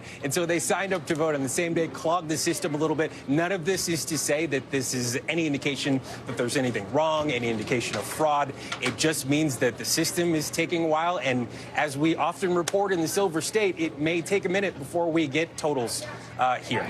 Back to you. All right, Steve, thanks very much. NBC News senior legal correspondent Laura Jarrett joins us now. She's at the Vote Watch desk with an update on the abortion measures on the ballots in several states. Hey, guys. Yeah, we've been tracking these across 10 different states tonight. And at least so far, we can make calls for 4 different states. And it's worth noting here, the places where the abortion referendums have actually gone through and passed are places where abortion rights are not in jeopardy. Places like Colorado, where abortion is easily on the ballot there and has managed to pass. The first one, New York. Again, obviously you can still get an abortion in New York, but there was part of a package of anti-discrimination laws to try to shore up these rights. Again, these are constitutional amendments. The next one, in Maryland, you can get an abortion up to the point of viability, around 24 weeks of pregnancy now, and it again will be enshrined in the Constitution. The big exception here, guys, Florida. That one was different because it required a supermajority to pass, 60% of voters, and it did not meet that threshold, falling just above it, just short of it around 58%. So that one, the abortion referendum failed. It will not enshrine constitutional rights to abortion in the state of Florida, and the 6-week ban will stand there. Guys, we're going to keep watching other states like South Dakota, also Missouri, Nebraska. The referendums are still on the ballot there, and they're not yet at a point where we can project those. Send it back to you guys. All right, Laura, thanks very much. We've got a new guest on our panel. We've got former Housing and Urban Development Secretary, Democrat Julian Castro, and Republican Mark Lauder remains with us. He was the communications director for Trump's 2020 campaign. Nice to have you both with us.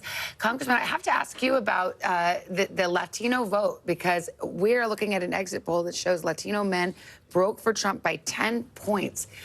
They went for Biden by 23. That's a 33-point swing. How do you make sense of that? Yeah, I think all of us are trying to make sense of that. Look, you know, this is one exit poll, so I'm not prepared to draw complete conclusions from this, but I think it's safe to say, right? We've seen enough evidence that there was a significant shift among Latinos. I attribute that to several things. I think that you were talking about divides earlier, right? There's this, in this Trump era, the rural-urban divide, also around educational background. I think that's true in the Latino community, too. If you notice, particularly in these places that are more small town and rural, he has picked up significant Latino support. I think we're seeing that in places like Pennsylvania. In addition to that, from what I could gather, the economic message really resonated. You have to remember, this is a working class community by and large, and all of those messages he stuck to about we had the greatest economy and, you know, look how bad inflation is and so forth. I think that played well this year. I'll be interested to see whether there's a difference in Nevada and Arizona. Those are states where the Latino community is much more organized and has been by Democrats for longer than in places like Pennsylvania or some of the other battleground states. We've got to make a call here, Secretary. This is NBC News projection in the state of Georgia. NBC News projects that Donald Trump will win in Georgia when all the votes are counted. There's the breakdown right now, 118,000 vote margin. But again, Donald Trump, the projected winner. This is a big call here on a night in which we've waited quite some time for some of these important battleground calls. Here's what the road to 270 looks like. Donald Trump drawing closer now to that magic number. He's at 246, Harris at 189. Well, this means it's boo wall or bust for Kamala Harris. It's Pennsylvania, Wisconsin, and Michigan, or there is no path to 270 for her. So we'll continue to keep an eye on this as we await results in those big industrial Midwest states, as well as the battlegrounds out west. We're going to pause a moment. We want to let the local stations hit their local news, and we'll be back in a moment.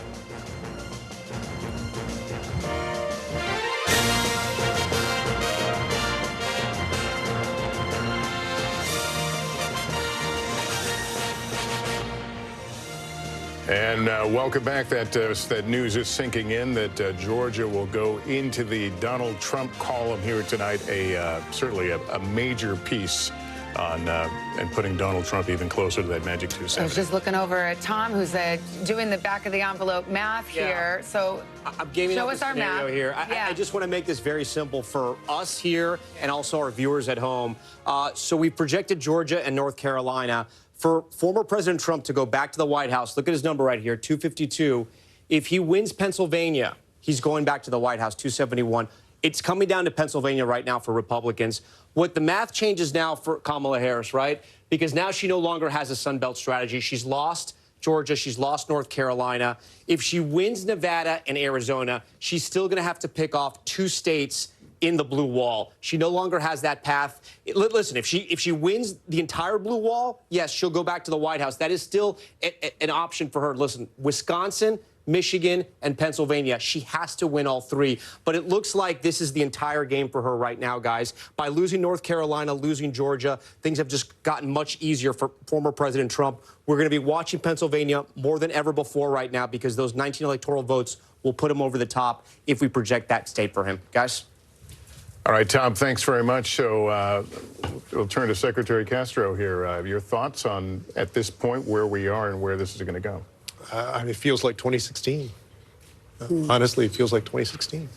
And just the path becoming smaller and smaller. There are still votes to be counted, and we saw a lot of enthusiasm today.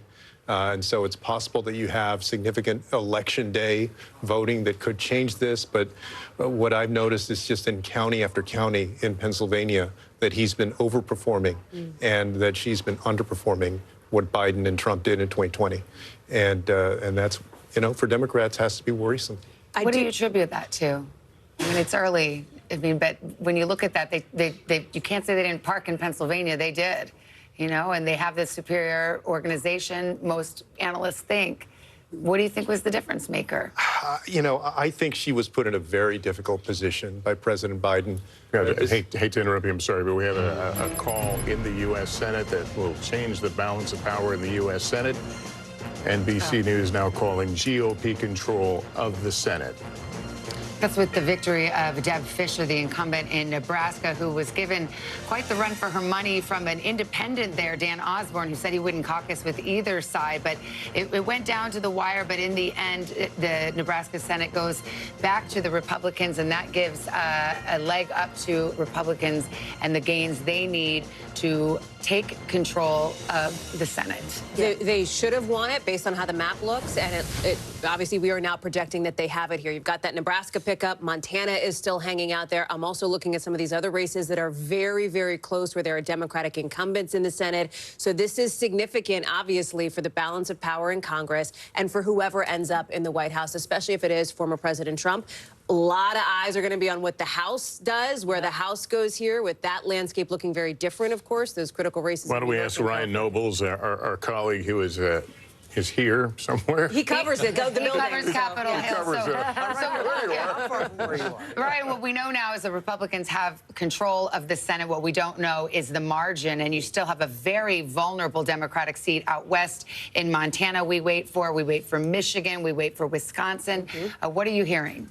Yeah, Savannah, I think of all the outcomes that happened here tonight, this is probably the least surprising. Republicans felt very confident about their chances of winning back the Senate, just given the map. There were 10 competitive Senate races across the country. 8 of them were held by incumbent Democrats. And the places where they were battling out these races were in places where the elections were expected to be very competitive. And we see that playing out here in a big way tonight. I do think perhaps the most interesting dynamic that's now playing out at this hour is that where Senate Republicans were confident of winning the majority, but they were very much talking to us about the idea of 50+1. They just wanted 51 seats to make sure that they would have the Senate Majority Leader, that they could control the legislation that came on and off the Senate floor. They're now talking about perhaps significant margins. They are now looking at that blue wall the same way that we are looking at the blue wall in terms of the race for president and seeing real opportunities for pickups in places like Wisconsin, in places like Michigan, in places like Pennsylvania. These were areas where Democrats were hopeful because they had strong incumbents there, or they had strong challengers, people running in open seats like in Michigan, who they thought they'd be able to run ahead of Kamala Harris, even if the race was close at the presidential level. Donald Trump's margins seem to be bringing those Republican candidates along with him in states along that blue wall. And then don't forget, there's 2 other Senate seats that are still on the balance as well. I know you already talked about Montana, which Republicans feel very confident about, but we also have Nevada and Arizona. Arizona Republicans were not that bullish on. They did not have high hopes for Kari Lake, the candidate there. The scenario in which they thought Kari Lake could win is the scenario that we see playing out right now, and that was a big Donald Trump victory that would bring her across the finish line. So there's no doubt that there are a lot of very happy people in the Senate Republican caucus, and this is going to be a very different looking Senate Republican caucus, one that might look a lot more like the House Republican caucus that we've covered over the past couple of election cycles. So there's no doubt that there's going to be a lot of change in Washington as a result of what we see playing out here. Yeah, different leadership, too. Senator McConnell stepping aside there. Let's go to Kelly O'Donnell, who's also there, certainly is a veteran of the Hill. We await who will control the House of Representatives, and we may be waiting for weeks for that one. But, Kelly, what's your takeaway here? Well, certainly if the Senate Republicans have this way of reshaping themselves, and it is without Mitch McConnell, who's decided he's not going to be in leadership. And so it will be more in the form of Donald Trump. And if Donald Trump becomes president again, then you have that kind of partnership where he will have more of an opportunity to drive the agenda. Now, if the House goes to the Democrats, then they have the counterweight, and they have the power of subpoena and the power to be an agitation to a a Donald Trump if he returns to the White House. For Republicans, as Ryan mentioned and as we've talked about tonight, the expectation was that this was likely because there's a third of the Senate that is up every 2 years, 34 seats this time, and it was favorable territory for Republicans. But for the partnership between a White House and at least one chamber of the Senate, of the Congress, it makes such a difference. Now, Donald Trump has not always courted those Republicans. He has such a grasp over his party, not always wanting to work with them in terms of governing and getting things done. But he has infused his brand, his personality into this Republican caucus, and that will mean sort of a Trump-style reflection in the Senate, perhaps more than we saw in his first term, because you won't have Mitch McConnell in a leadership position. All right, we want to go to Harris headquarters. Cedric Richmond, who is, of course, the head of the DNC, about to address the crowd there. Let's listen in.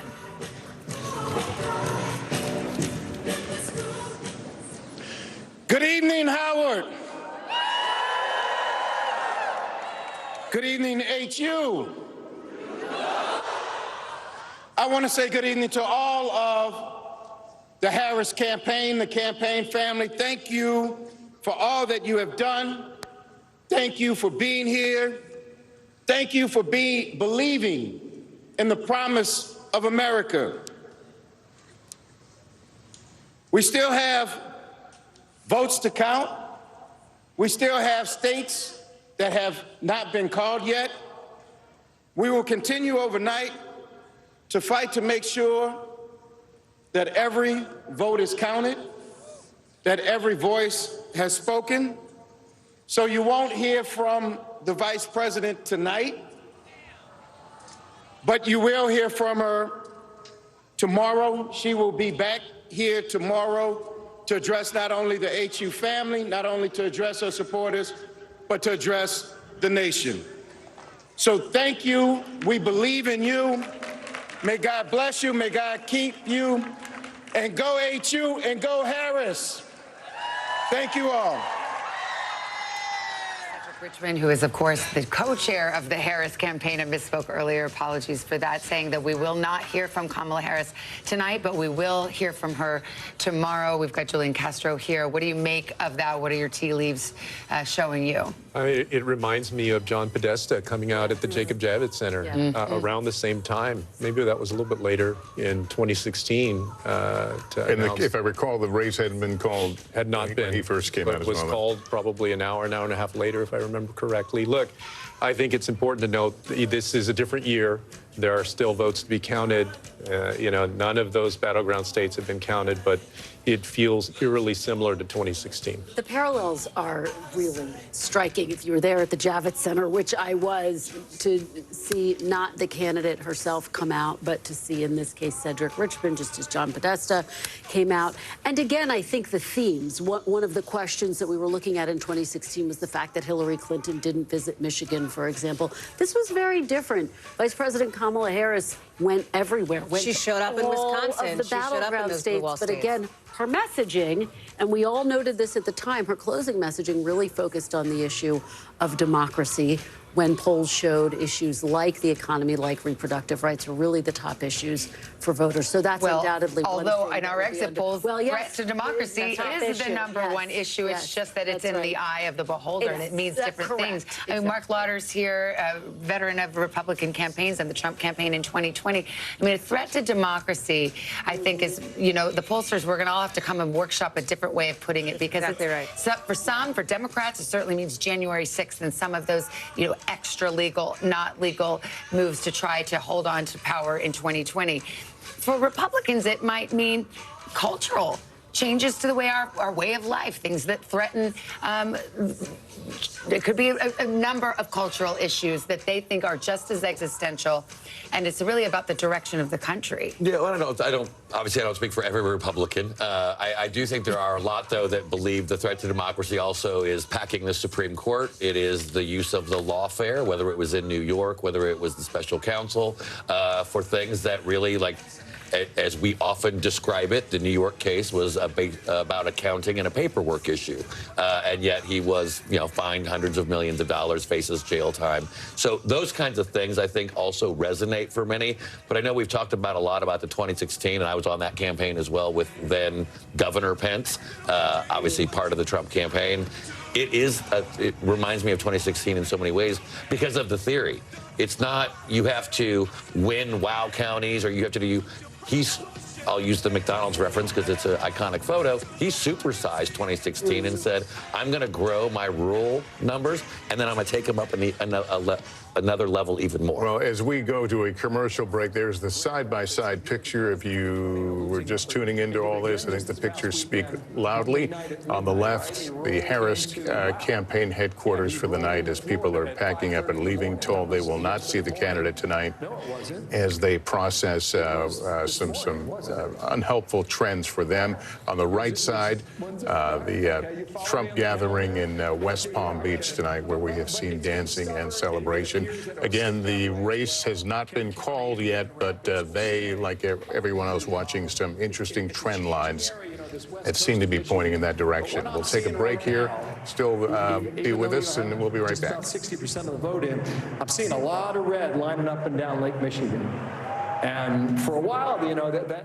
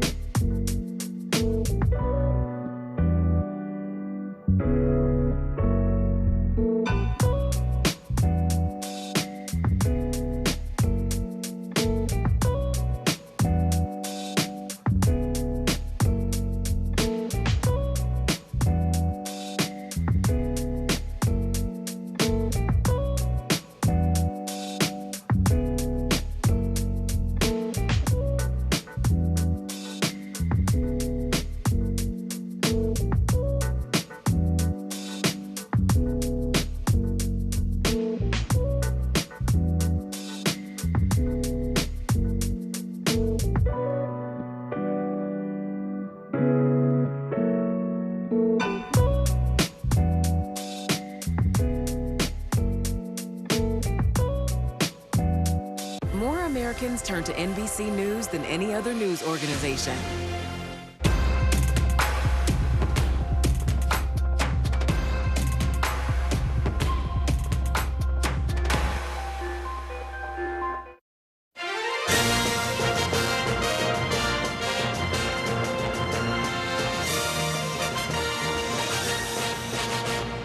Welcome back to NBC's election night coverage. It is almost 1 a.m. here in the East with another poll about to close as we wait on numbers from some of the critical battleground states in the race for president. We're covering not just the presidential race, though, but also both houses of Congress just made a big call in the Senate. Kristen Welker on the balance of power there, and Republicans have officially regained control of the United States Senate. They've regained control of the United States Senate, which is a significant development, one that was expected. And now the question that we are asking is just how big will their margins be in the Senate? So right now it's 51 to 41. We're still waiting for a number of results. But among the top states that we're looking for, now that they have these pickups, which have given them control, Arizona, Ruben Gallego, and Kari Lake, we still haven't called that race. The Montana race is such a fascinating one. Senator Jon Tester trying to win re-election against Tim Sheehy. Tim Sheehy is a somewhat controversial candidate, and yet it looks like Jon Tester could potentially be poised for defeat. We'll have to see how that race goes. It's a very red state, Montana, so he was one of the most vulnerable incumbents. Absolutely. And when Republicans were eyeing how are we going to win the Senate, this was the race that they continued to reference. We're also waiting for Pennsylvania. Senator Bob Casey looking for a fourth term against Dave McCormick, Trump-backed businessman Dave McCormick. So we're watching, and Tammy Baldwin, by the way, also in Wisconsin is looking for re-election. How about Michigan? We've got an open seat, a Democratic retirement. In Michigan, absolutely. You have Alyssa Slotkin and Mike Rogers running very close. And again, I keep making this point. Some of these Democratic candidates actually looked like they had a good shot at winning re-election. And then the polls have just completely narrowed, which is what we've seen at the top of the ticket as well. And we continue to ask this question, will we see any ticket splitters in this The ticket splitter, which just brings me right to Hallie. I think we were wondering if you might see, a Trump Slotkin in Michigan or right. Trump Baldwin in Wisconsin. We don't see a lot of ticket splitting in the modern political That's era. exactly right, but we because might people now. are divided. Let's see how this goes, though, because we haven't called some of these races, right, where these Democrats are vulnerable in some of these. I mean, listen, we're talking about the blue wall in some of these blue wall states. And remember why the margin matters in the Senate. Not just for funsies. It's because there's a couple of Republicans in the Senate who would be potentially likely to buck Donald Trump if he were to win the White House on some issues. I'm thinking Susan Collins, Lisa Murkowski. If Republicans can build up that margin, that won't matter quite as much. Yeah. All right, well, we're still waiting to see how this all plays out tonight. We've got more headlines. Check back right now with the presidential race and the road to 270.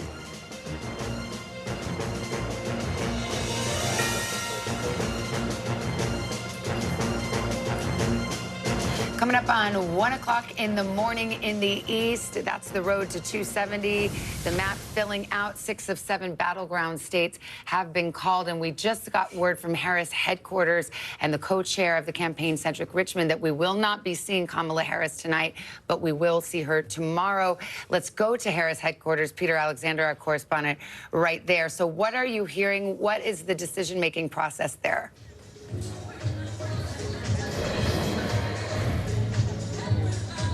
Savannah, we did just hear from Cedric Richmond making the announcement to the thousands who had gathered here. Frankly, many of them had already left as we approached 1 o'clock, saying that they would not hear from the Vice President Kamala Harris tonight, instead saying that she would speak to her supporters, not just here at Howard University, her alma mater, but to the nation as well, in an address that would take place at some point tomorrow. No specifics on when that would occur. For those who have kept track of the Trump era, you'll remember in 2016, a very similar circumstance there at the Javits Center in New York City at Hillary Clinton headquarters, where one of her top aides, John Podesta, came out and spoke to the crowd saying she wouldn't be speaking. Ultimately, she conceded the next morning, Wednesday morning. So a lot of votes still out there. No plans for any concessions, certainly at this point. But I can tell you in conversations we've had with a series of individuals, including a Democrat who was attending a donor event that was taking place at one of the glitzy hotels not far from where we are here in Washington, D.C. They say the atmosphere there was like a funeral. Another person said that the situation, in their words, was just,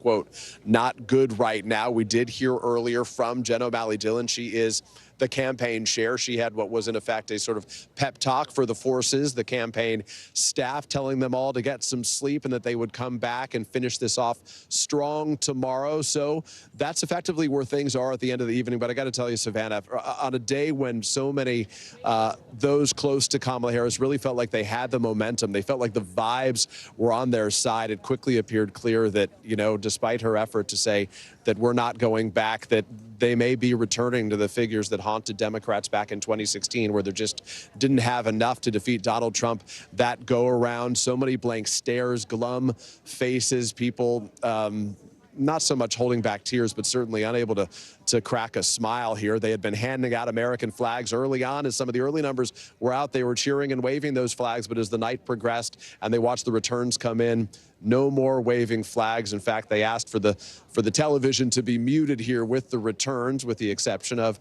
Hawaii, Colorado, other places that Harris won. They turned them on and got cheers for that. Instead, they blasted music to try to sort of distract from the situation, try to give a little pick-me-up to the people here. All right, Peter, thank you so much. I want to go over to Garrett Haake, who's at Trump headquarters in Florida, where it looks like the party is still going. And, of course, the question is whether or not we will hear from the former president tonight. Yeah, Savannah, Trump supporters reveling in the news that they are getting here in this ballroom just over the last half hour or so. Huge cheers in this room as the networks called Georgia for the former president, and a loud chorus of boos when Cedric Richmond took the stage in Washington to announce that Vice President Harris would not be speaking.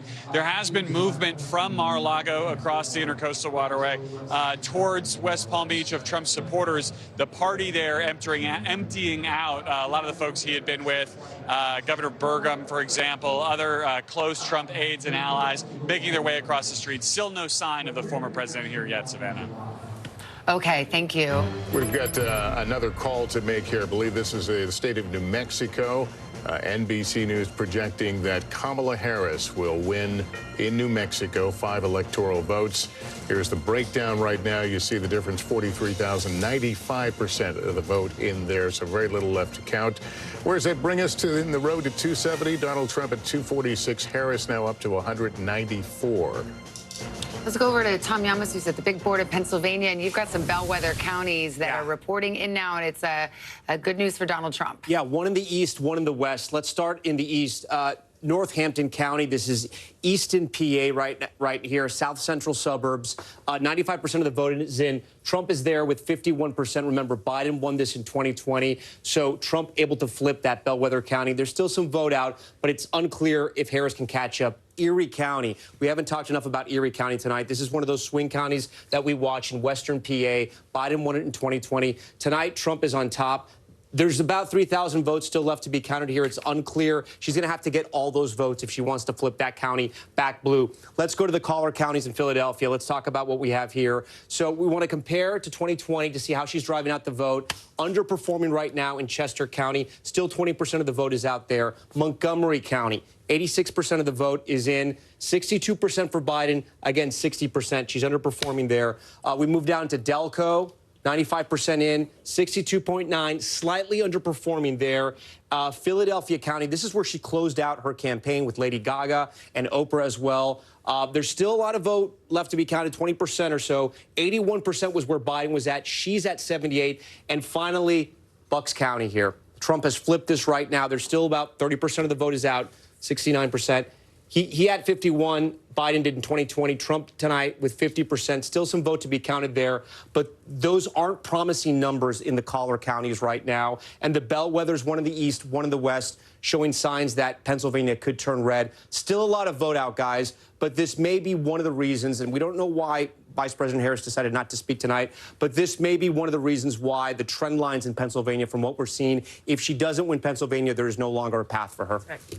And you're seeing some of these same patterns in other states as well. Wisconsin and Michigan as well. We're starting to look at the counties there. We walked you through Michigan and Wisconsin. Still a lot of vote out in those two battleground states. But again, those trend lines that we're following, we're searching these maps to see if there's any positive signs for the Democrats. And I got to be honest with you, the more I go through these counties, through all the battleground states, more and more what you see in the rural counties, Trump is overperforming. Harris is underperforming in the counties she needs to win, guys. Remember, if she doesn't win Pennsylvania, the other states don't matter. If he wins Pennsylvania, he goes to the White House. Right. Whether it's a call or not, it functionally is. I don't know. The minute if we call Pennsylvania tonight, does he get to 270? I think so. Yeah. That's right. That's it. That's right. So That's right. It's ball game. I mean, that's it. So. And they're counting fast in Pennsylvania tonight as well. We're coming up on the top of the hour. I think we're going to have some projections to make. Yes. Don't forget. We are going to hear from one more state to go here. Alaska right now. Yes. And NBC News projecting that it's, well, not projecting at all. We're saying it is too early to call on Alaska. And here's where the road to 270 stands right now. Harris with 194. Trump gaining ground now, 246, as he looks forward to scoring 270 electoral votes. Okay, let's see the battlegrounds. Pennsylvania, we just discussed it. Too close to call right now with 92% of the vote in. Same story in Michigan, but we've been discussing how some of the trend lines are not positive for the vice president tonight. Michigan too close to call. Minnesota still too close to call at this hour. Of course, that's the home state of Governor Tim Walz, but too close to call right now with the what we have in here. Arizona too early to call. And in Wisconsin, too close to call. So I think, Tom, you've got Wisconsin We'll give you a chance to do the bow and the wow counties again. Bow, wow, wow, yippee-yo, yippee-yay. Okay, Madison, this is Dane County.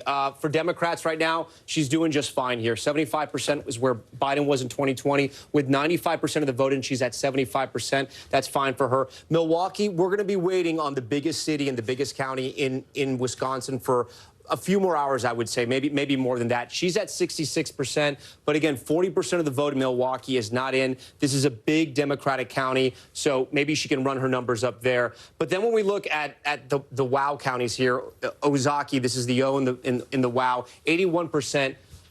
Trump was at 55.2. He's almost matching where he was 4 years ago. Let's go over to Washington County, 68, overperforming there. Let's go down to Waukesha.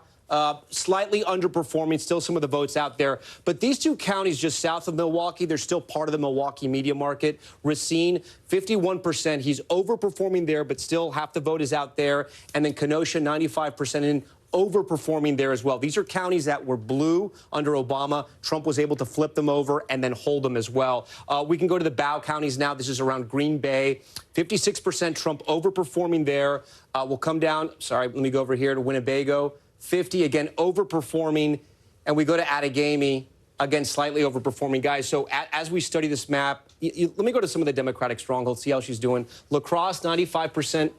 So, look, it's a slight drop. But, again, when we're talking about a margin of 20,000 votes, that's what it was in 2016 and 2020. You want to be on top. You want to be overperforming everywhere you look. She's about at the same mark, slightly higher, but not by much, in Eau Claire. And then another one we're watching, Sauk. This is one of those bellwethers, 50%, matching Biden 4 years ago. 95% of the vote is in. And we'll look at Dorr. That's one we're watching. She's on top, but only by about 466 votes.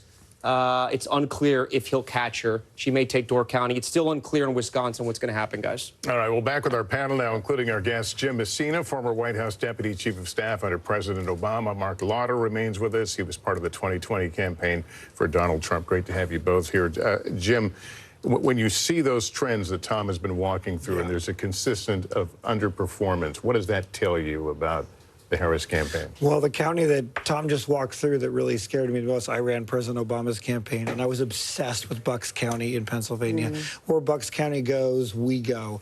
And we spent more time and resources there, and the Harris campaign did too. They had huge operations on the ground. The fact that they're not going to win Bucks County is really difficult and starts to say to folks, hey, you know, we have a problem here. The other thing is there just may not be enough turnout in Philly to get there. And I've spent my entire adult life waiting for Philly to come in. I just have anger. I hate the Eagles. All right, relax. Exactly. But you know, every 4 years we're having this discussion. Usually it's enough. 6 out of the last 7 elections, Democrats have won Pennsylvania. Tonight, we're not sure there's enough out there. But we were having the discussion several times this evening about, you know, has there been a failure to recognize that the electorate is changing, that everything you think you may have known doesn't represent what we see today? Well, what those numbers show me tonight is Democrats have a rural problem. We are absolutely bleeding votes in historic numbers. Barack Obama did very well in rural America. It started with Hillary. Biden did a little bit better. But when you look at the numbers, what's happening tonight, the gender gap is there. Women are performing in the suburbs. That's not the problem. The problem is we're just doing 2 to 4 points worse in rural, and we're not getting the big turnout in the cities because we're bleeding some of the young voters you guys have been talking about. But also, Donald Trump keeps finding more voters in these rural areas. I mean, I think there's, you know, you often hear in these political shows that you all host, you know, you hear about the ceiling that Donald Trump has. Oh, he can't get over 48. He can't get over 49%. He's found more voters, and we're seeing it tonight when he's overperforming in some of these ruby red rural districts. Which, by the way, for the 3rd time you run for president, that just never happens. And I really do think that his campaign has figured out a way to do this and really target some of these demographics. Obviously, the young white male was the right thing to do. Getting into minority communities was the right thing to do. You know, Democrats need an entire autopsy if it goes the way it looks like to say, what do we need to do here? But does Trump transcend politics as we know it? I mean, that he was been able to be as successful as he had by sticking his finger in the eye of the political establishment, of going where no other candidate could or had gone before. What is true is Donald Trump has always been underestimated by Democrats and has always figured out a way to juice turnout in ways that we thought were both abhorrent and didn't make sense to Democrats, but clearly has worked tonight. And this is that was a story of 2016, and it is a story of tonight. You know what's interesting to me? I'm thinking back to the Republican National Convention when we were all sitting there and Hulk Hogan came and ripped off his shirt in sort of that moment of sort of super masculinity. And one of the conversations that we had at the time was about this, and it just, as it's named, so-called bro vote, right? The young male voter. And the Trump strategy all along had been supercharge the base, boost that turnout, crank it up big time, get those so-called low propensity voters. People, listen, young guys typically don't show up to vote all the time, and they typically don't show up to vote consistently. I will tell you that the Trump campaign has, for a bit now, been feeling good about being able to get those low propensity, those people who don't typically vote, out to the polls, specifically with young What's so interesting, because we heard anecdotally, again, from some of our correspondents about frat houses, fraternity brothers getting really into voting for Donald Trump. So I don't know if this is, we could call it the bro wall, is that somehow Donald Trump has gotten these low propensity young male voters to come out and vote for him. It is the hardest demographic in American politics. Males under 30 to turn out. They're the lowest turning out segment. I've spent hours on your show, you and I, talking about running up the numbers with women. And, the Harris campaign did some of that tonight. The Trump campaign decided, let's just give her that and let's go grow our electorate differently. And it looks like tonight that worked. We've got another result on one of the abortion referenda. Well, let's go to Laura Jarrett in the newsroom. Laura, what do you have? Yeah, Lester, this was another ballot measure, this one in Arizona, where overwhelmingly by a vote of 62%, that ballot amendment has now passed. Again, this would be a constitutional amendment that would enshrine a right to an abortion up to the point of viability, which is roughly 24 weeks of pregnancy. Obviously, a big difference in this battleground state, where currently it's a 15-week restriction on the right to abortion. So a big difference there. Again, we haven't yet made a projection on the ultimate race for president in that state. But again, the ballot amendment we can project has passed there, Lester. All right, Laura, thanks very much. And what's interesting on that front, there's also another ballot initiative in Arizona that has to do with immigration. And the thinking was that maybe that would turn out, if people were going to turn out based on this abortion ballot initiative, maybe they would also turn out based on the immigration ballot initiative, that those would maybe lean Trump. But the Trump campaign has thought that there would be quote-unquote ticket splitters or ballot initiative splitters, people who would back former President Trump in Arizona, but also back this ballot initiative that, as Laura reports, has just passed. One of the things that I think is so interesting is we're talking about expanding the amount of voters who came out to vote for Donald Trump is this decision that he made not to campaign with Nikki Haley. And a lot of people thought, oh, that's going to be a big misstep. To your point, Jim, it was his way of calculating, I'm going to focus on driving out the male vote, because a lot of people thought, boy, that's a risky strategy. Why wouldn't you have Nikki Haley? But he also never made any overtures to Nikki Haley voters. When Nikki Haley dropped out of the race, there was never a sense of, here's an olive branch coming to my tent. But there were a million people that voted for Nikki Haley in battleground states. And I mean, that's a real gutsy move to say, you know what, I'm not interested. But the true answer is you could have done both. Like, he could have done both, like a good presidential campaign usually would. In a race where 70-some% of Americans say we're on the wrong track, this race was really close because Donald Trump couldn't ever grow his vote past these young voters we're talking about. Had he been able to do both those things, to your point, 1 million people voted. They were just sitting out there. I remember Nikki on one of your shows this week saying, no one's called me, no one's asked. Because they decided, to your point, they were going to go jack up low propensity white males, and it may have worked. Let's go check in on battleground Michigan. NBC's Jesse Kirsch is in Detroit. Are they still counting into the night there, Jesse? Yeah, Lester, we're trying to get some clarity. As I mentioned earlier, we were hoping we would have the tabulation from the city of Detroit around midnight. We have not gotten any confirmation at this point if that has been completed. But I do want to emphasize something that we're seeing coming out of the surrounding areas. Dearborn, Michigan. That is a community that has a large population of Arab Americans. And what we've been watching for is the potential impact of the war in Gaza, the situation in the Middle East that has been going on for months, and how that might impact the vote here. And we're starting to get some early indicators. At this point, this is not the complete data. Of course, we're still waiting for more votes to come in, including the absentee for Dearborn. But when we look at what we know so far, the breakdown we're seeing is former President Trump has 47% of the vote in Dearborn. Vice President Harris has 27.5% of the vote so far, and third-party candidate, Green Party candidate Jill Stein has 22%. The warning signs around this issue go back to the Democratic primary. President Joe Biden, when he was still at the top of the ticket for the Democrats, he had over 100,000 people vote uncommitted in protest of his administration's stance on the war in Gaza back in the primary. We've seen both campaigns make a concerted effort to make outreach to this community on this issue. Vice President Harris over the weekend at a rally in East Lansing, Michigan at Michigan State University on the campus singled out the war in Gaza at the top of her remarks. We saw President Trump in his final campaign rally of this cycle, potentially his last ever as a presidential candidate in Grand Rapids, Michigan on Monday night, really into early Tuesday morning. At that event, he had a Muslim mayor, a Muslim American mayor from a community in Michigan speaking there. Both campaigns have been making a push there, but we also know Jill Stein has made a very concerted effort to reach out to that community. In fact, she had planned to be in Dearborn tonight, and we have confirmation from a group known as Abandon Harris that she did, in fact, spend the night, the election night celebration with that organization, and they are, we're told, happy about what they're seeing from the results. And I just want to read part of some comments that someone gave to me when I interviewed them after they voted, or around voting, I should say, in Dearborn over the weekend. And he said that as it comes to both major party candidates, he hopes that they will, quote, recognize that we don't have these people in our pockets. My vote is up for grabs. It's a wake-up call. And it certainly seems at this point that the positions of both major party candidates, or the lack thereof of a reach out in the way that some people wanted, may be influencing the vote here. And again, in a state that was so razor thin back in 2016, only around 10,000 vote margin in favor of former President Trump. We'll see if this could be the difference maker in the state with 15 electoral votes up for grabs.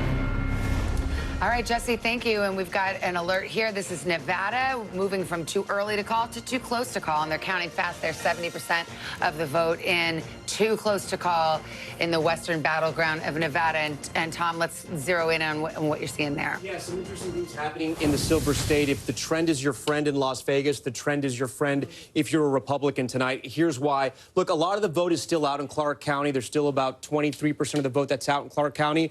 But this margin right here at this point in the night is way too close. This is how Clark County, Vegas ended up 4 years ago. You can see it was almost a 10-point split here. It was a 10-point split there. And now we're talking about 2 percentage points tonight in Clark County. Again, a lot of the vote is out. That vote could come in and those numbers could change. Reno, Washoe County, more reflective of the entire state vote. This is the battleground county. Biden won this in 2020. Tonight, Trump is on top. Still, a lot of the vote is out. He's only on top by about 200 votes, so not much to say there. But what we can point out, in the Trump counties, like Elko County here, 64% in. Trump is overperforming tonight. He was at 76. He's almost at 80% right now.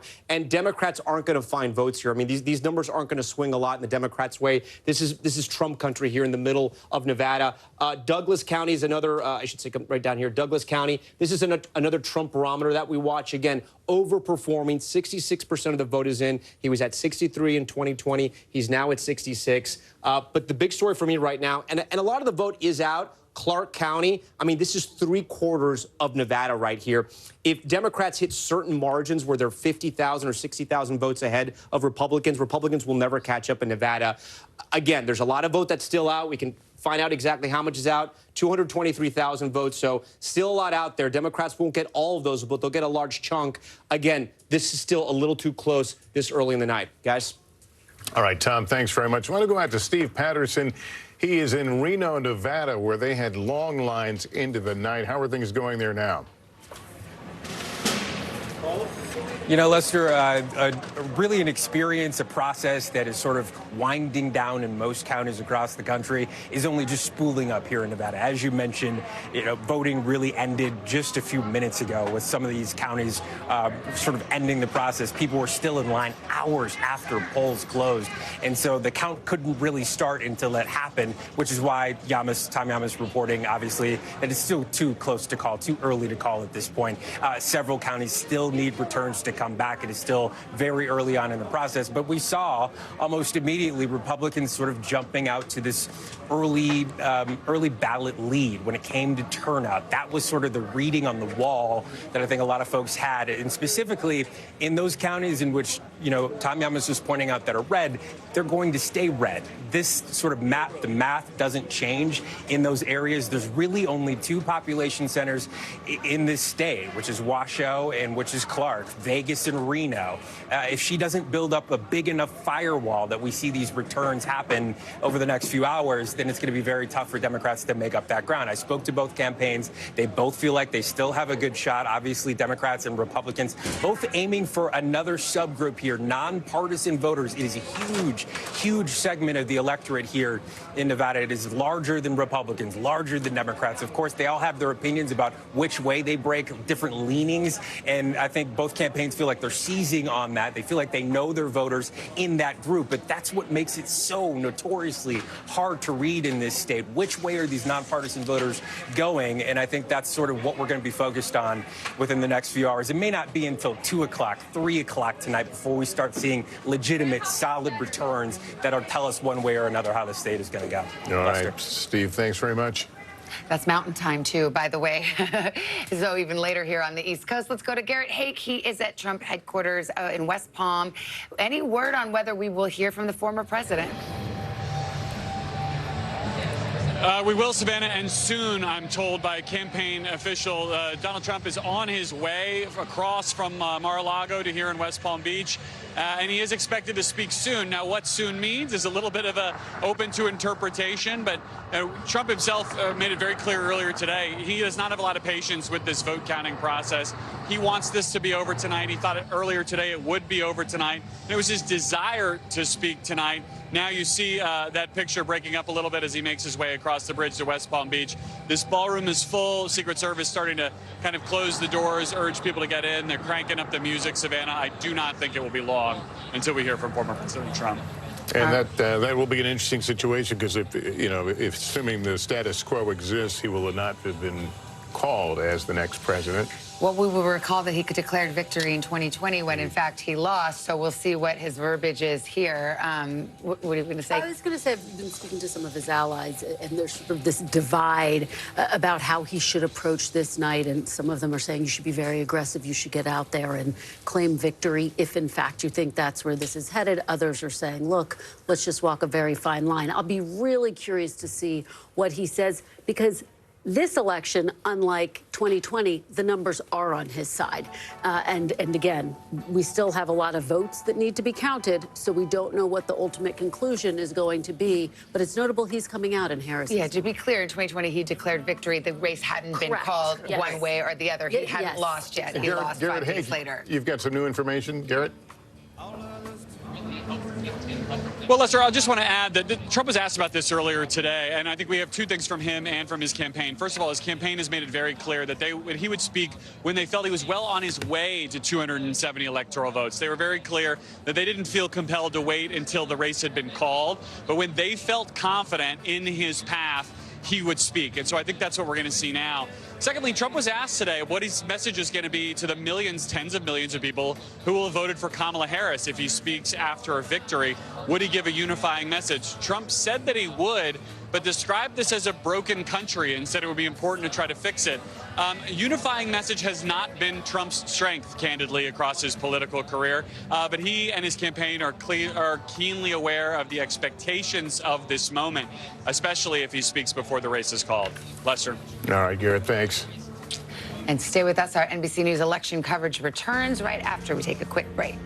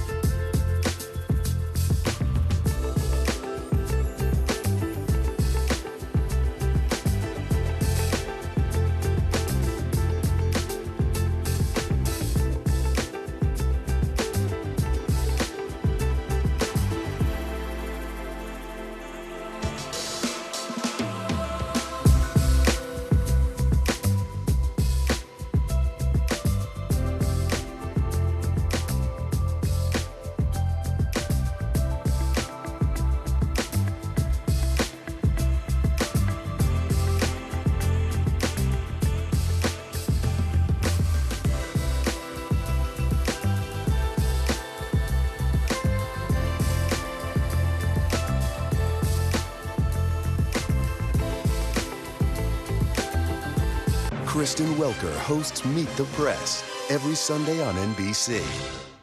NBC News Daily is #1 for afternoon news across all of television. I'm Morgan Radford. I'm Vicki Wynn. I'm Kate Snow. And I'm Zinklea Samwat. What's happening around the world? Israel's military is building up there along the border. And what matters here at home? New numbers are out today showing more encouraging signs for our economy. Let's zero in on exercise. We know we're supposed to be doing it. What does it do for our health? What needs to change for social media to be a safer place? NBC News Daily, weekdays from 12 to 4 on NBC News Now.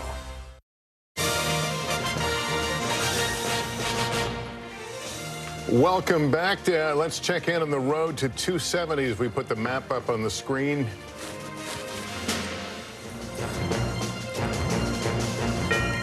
All right, there's the road to 270. Donald Trump inching closer to the magic 270. Harris with 194.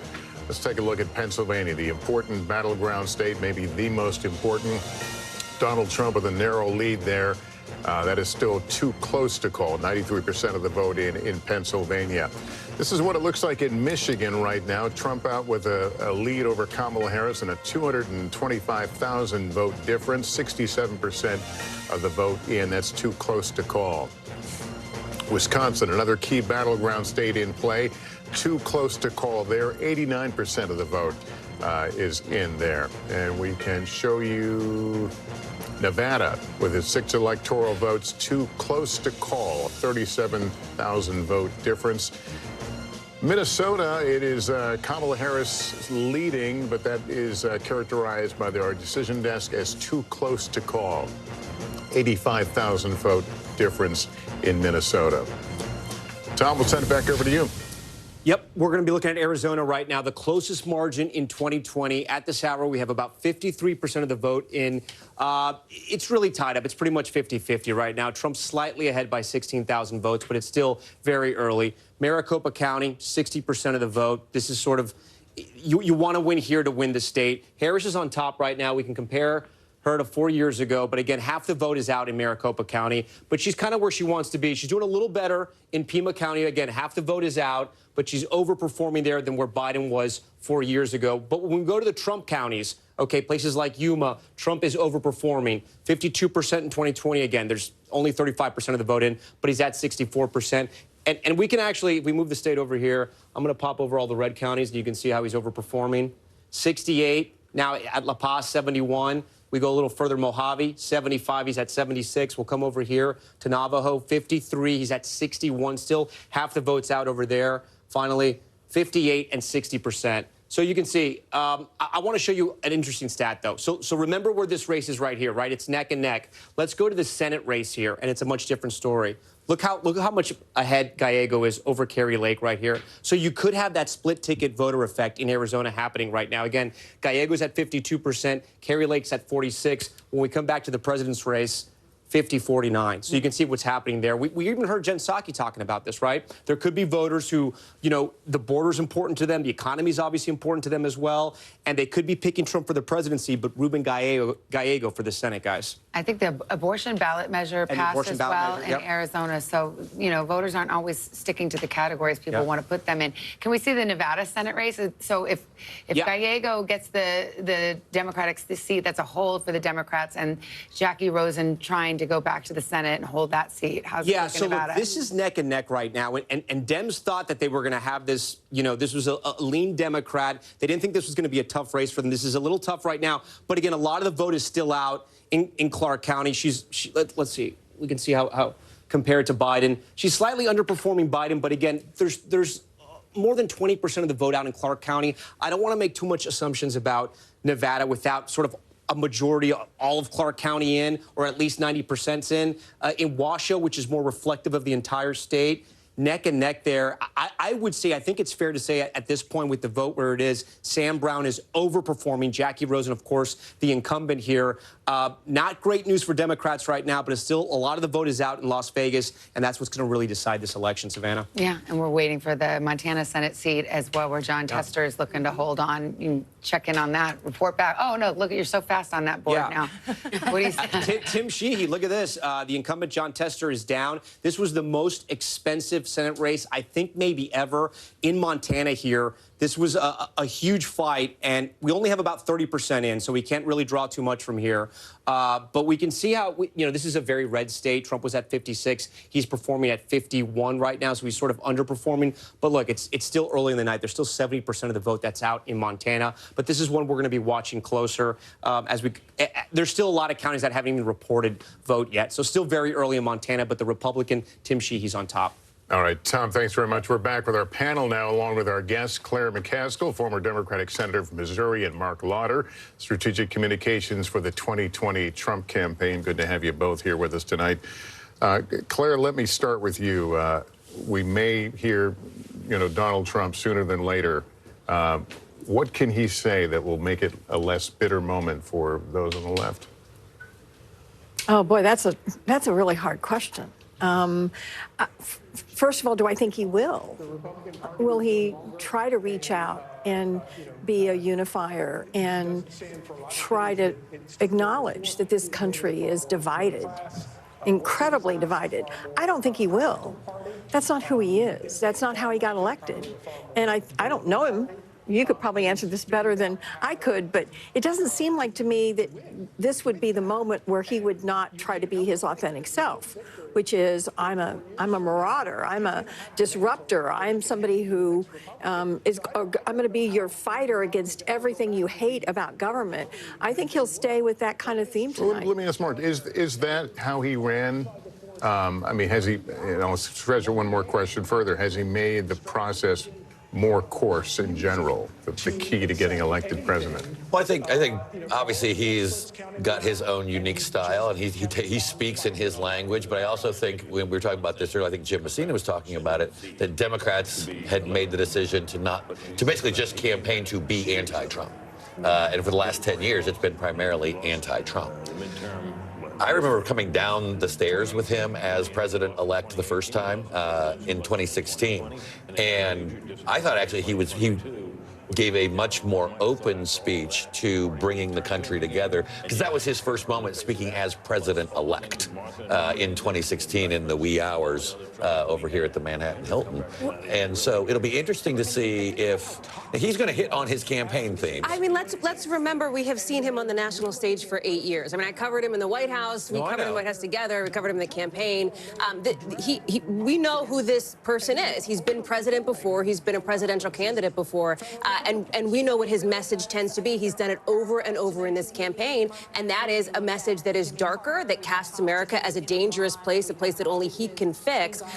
Somebody who, as we talk about rhetoric, just called Nancy Pelosi as crazy as a bedbug just recently, right? So let's just remember that is, I think, some of the tone. Now, we may see tonight him look to make I'm not even going to say the word pivot, but perhaps extend an olive branch. Maybe. I mean, listen, I don't have a crystal ball, but I do think there's a pattern of history. To that point, I mean, remember after the horrific assassination attempt against him, the Republican National Convention, and all of the reporting, in fact, everything that he was saying was, He said it. He said it, yes. He said, I am going to deliver a unifying speech. And it was for part of the speech, but then it quickly became a very familiar, almost speech that you would hear on the campaign trail. Well, that's what he ran for, and is perhaps going to prevail on that very way of being. I don't know that he would have any incentive to change unless, he had felt in the moment some magnanimity towards. I will make one bold prediction, though, Savannah. Yeah. I predict that he won't say that anybody cheated.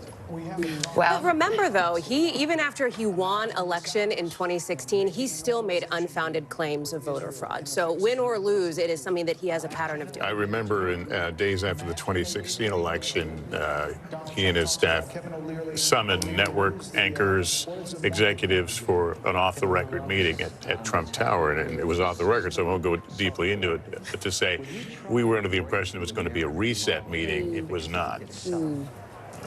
Well, and that, I think... So you got chewed out? got you. Sounds like it. I'm like, let me leave. I wasn't there. Between the lines on that one. Yes, we were kind of told what time it was. Yeah. Well, this just to speak to that. I mean, again, we don't have to rehash all of it here, and we're still waiting for Pennsylvania to be called. But he is somebody who has called journalists the enemies of the people. Just at a rally recently, he talked about being surrounded by bulletproof glass, and that if somebody wanted to come after him in a attempted assassination again, they'd have to shoot through the media first, and he'd be okay with that. His campaign tried to suggest that's not what he said, but that is the kind of language that we have heard from him consistently. And remember how he launched his campaign vowing retribution. And in recent weeks and days, we've heard him talk about his political rivals as being the enemy from within. His vice presidential nominee, J.D. Vance, has spent a lot of time answering for that in interviews that he has done. Well, just to bring everybody up to date, 1:30 on the East Coast, and we are awaiting Donald Trump, who's expected to speak at the Trump headquarters in West Palm Beach, Florida.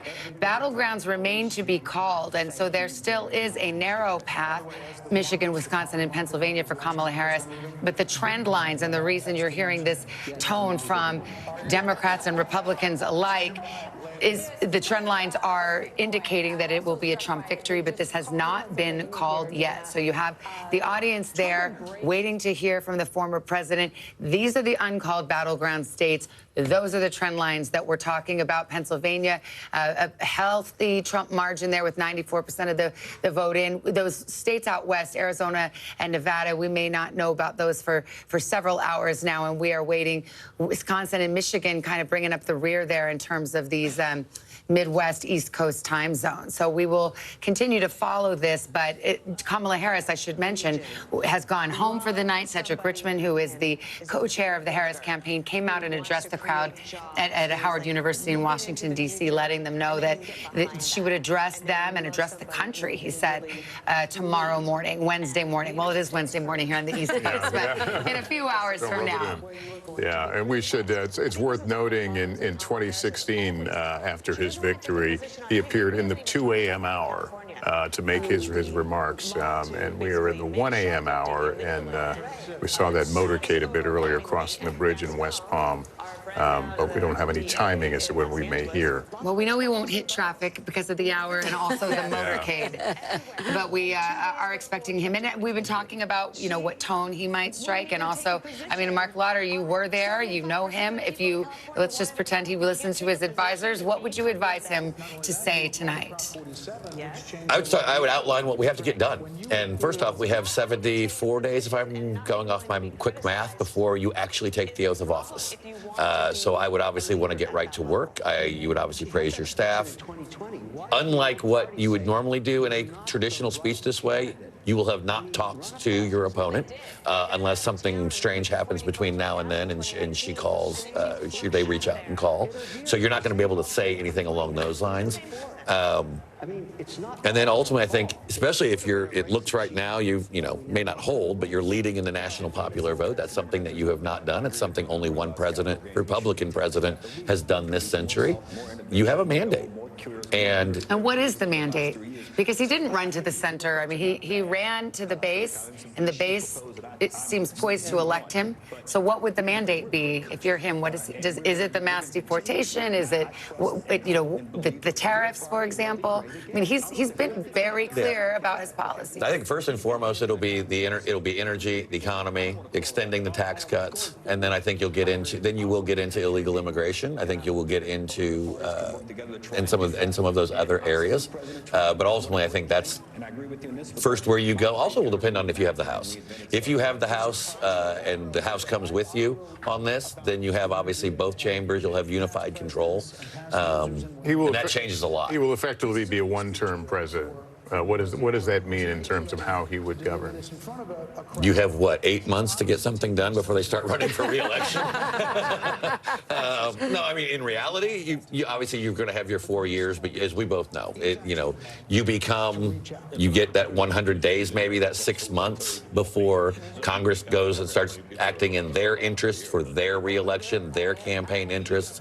You're going to have a what I assume would be a primary to be your successor, and then obviously the Democrats will have their primary. Claire, how would you see that? How would you see that rolling out? Well, I think it depends on whether or not the House is controlled by the Democrats. Remember, when Trump got elected last time, he had the House and the Senate. He had all three. And there was, he struggled. He got the tax cuts done. But that was really the only, he didn't repeal Obamacare. He didn't build the wall. He didn't do a lot of the things he had promised to do, even though he had all three houses. So I worry that if the Democrats get the House, then whatever he doesn't get done will be Hakeem Jeffries' fault, as opposed to his inability to produce on the promises he's made. But if we don't take the House, then I think he's got a tall order, and I think he's got to do the tariffs. And he doesn't need Congress for that. He can do the tariffs right away. I've been hearing from my friends that are in Europe. They're very worried about the lines of those countries being redrawn fairly quickly. You mean Ukraine? Yes, and more. Orban and other autocrats that now will feel this is a green light. I think NATO will be greatly diminished. I think our European allies will be very, very nervous. So that's another whole piece of this. So I think it really is important for us to know whether the Democrats take the House before we start speculating too much. And part of me, I want the Democrats to take the House because I think there'll be a check. On the other hand, they also will be a scapegoat. Well, let's be clear. If the Republicans hold on to the House, they have the Senate. If they win the White House, you have an ideological 6-3 Supreme Court. You will have the Republicans in charge of every branch of government in this country. And not to raise this specter, but it is possible that if Donald Trump wins another term, if that happens, and we have not called Pennsylvania or the race yet, so big ifs here, but if that happens, you could maybe see some court retirements if there is a Republican Senate, Republican House, Republican in the White House as well, and then the court could become even more conservative. Again, potentially, I don't want to go too far down that road. Let's see how the night shakes out, but since you brought it up, Savannah, just to throw that in. Well, that brings us to Tom Yamas and the Commonwealth of Pennsylvania. We've been talking so much about those collar counties. I want to talk about the I-222 corridor, and I know we have some PA homies in the house tonight. I'm sorry if my highway is not exact, but it kind of cuts through here. And I want to talk about this because when we look at the counties and how Trump's doing here, this is where the Hispanics are. This is the Latino corridor, if you will, in Pennsylvania, because I want to show you how important this is. So when we start, we can start right here. We'll start in York County, overperforming in York County. As we move up, Lancaster, about even there. We'll keep going. Berks County here, overperforming again, almost all the votes in there. We go to Lehigh now. She's underperforming. Harris is underperforming from Biden. Trump is overperforming. And we finish over here in Northampton again, Easton, PA. Again, he flips this county, overperforming there. And then I want to show you the polls, guys, right? This was the exit poll that sort of, I don't want to say it surprised us, but this told us that the story was going to be different tonight. This is Trump support among Latino voters in Pennsylvania. Look at this number. 2020, 27%. In 2024, 41%. It was just not Latino voters. And again, I know this could change. These are early exit polls. So look at the breakdown here. White, 55, 57. But even black voters, he grew his margins there from 2020 to 2024. And again, that Latino margin, that spread right there. And I bring this up because we were talking a lot about that Madison Square Garden rally, that joke that was made about Puerto Rico and Puerto Ricans and how it would affect the race and how it would affect what happened in Pennsylvania. So far, we have not seen it have any tremendous effect. Again, we'll get all the data post-Thanksgiving, and we'll be able to sort of figure all that out. But right now, it looks like it's not affecting those Latino counties in Pennsylvania. I do want to get a check-in on how the collar counties are doing around Philadelphia. And we'll, again, Biden's number, where Trump is. This is statewide. We're going to start in Chester County. Harris is underperforming, still about 15% of the vote left out there. Montgomery County here, again, underperforming. We come down here to Delco. 62%, 61%, almost about the same. But again, if you want to win Pennsylvania, you have to be at the same mark as Biden or higher. And then Philadelphia right now, this is not a great number for her. This is pretty bad. Again, 15% of the vote, more than 15% of the vote is still out there. So she could claw that back. And I don't want to forget Bucks County here. This is the big one tonight when we talk about the collar counties in Pennsylvania, because Democrats need to win this. They need to win all the collar counties. Biden at 51 in 2020. Tonight, Harris underwater at 48 and Trump up at 50. He may possibly flip Bucks County. 75% of the vote is in. Hallie Jackson's the Bucks County expert here, so I'll leave it to her. No, correct me if I'm wrong. It was a Biden County in 2016 as well, right, by a slim margin. It was Clinton County. I'm sorry, sorry, Democratic County, of course. Yeah, but this is the only collar county. Yeah, Hallie, you're right. This is the only collar county Republicans thought they had a chance in, or could at least claw back some of the vote, maybe peel back some of the Democratic support. And tonight it looks like it's happened. We're still waiting on a quarter of the vote. But that's a strong, when you see a number like that in Bucks County, you know it's going to be a tough night for Democrats. And as we talk about the education gap here in this race, I will just point out that Bucks County does have a bigger education gap than you see in some of those other Philadelphia suburban counties as well. You have an area like Lower Bucks, you see more of sort of that blue-collar voter there.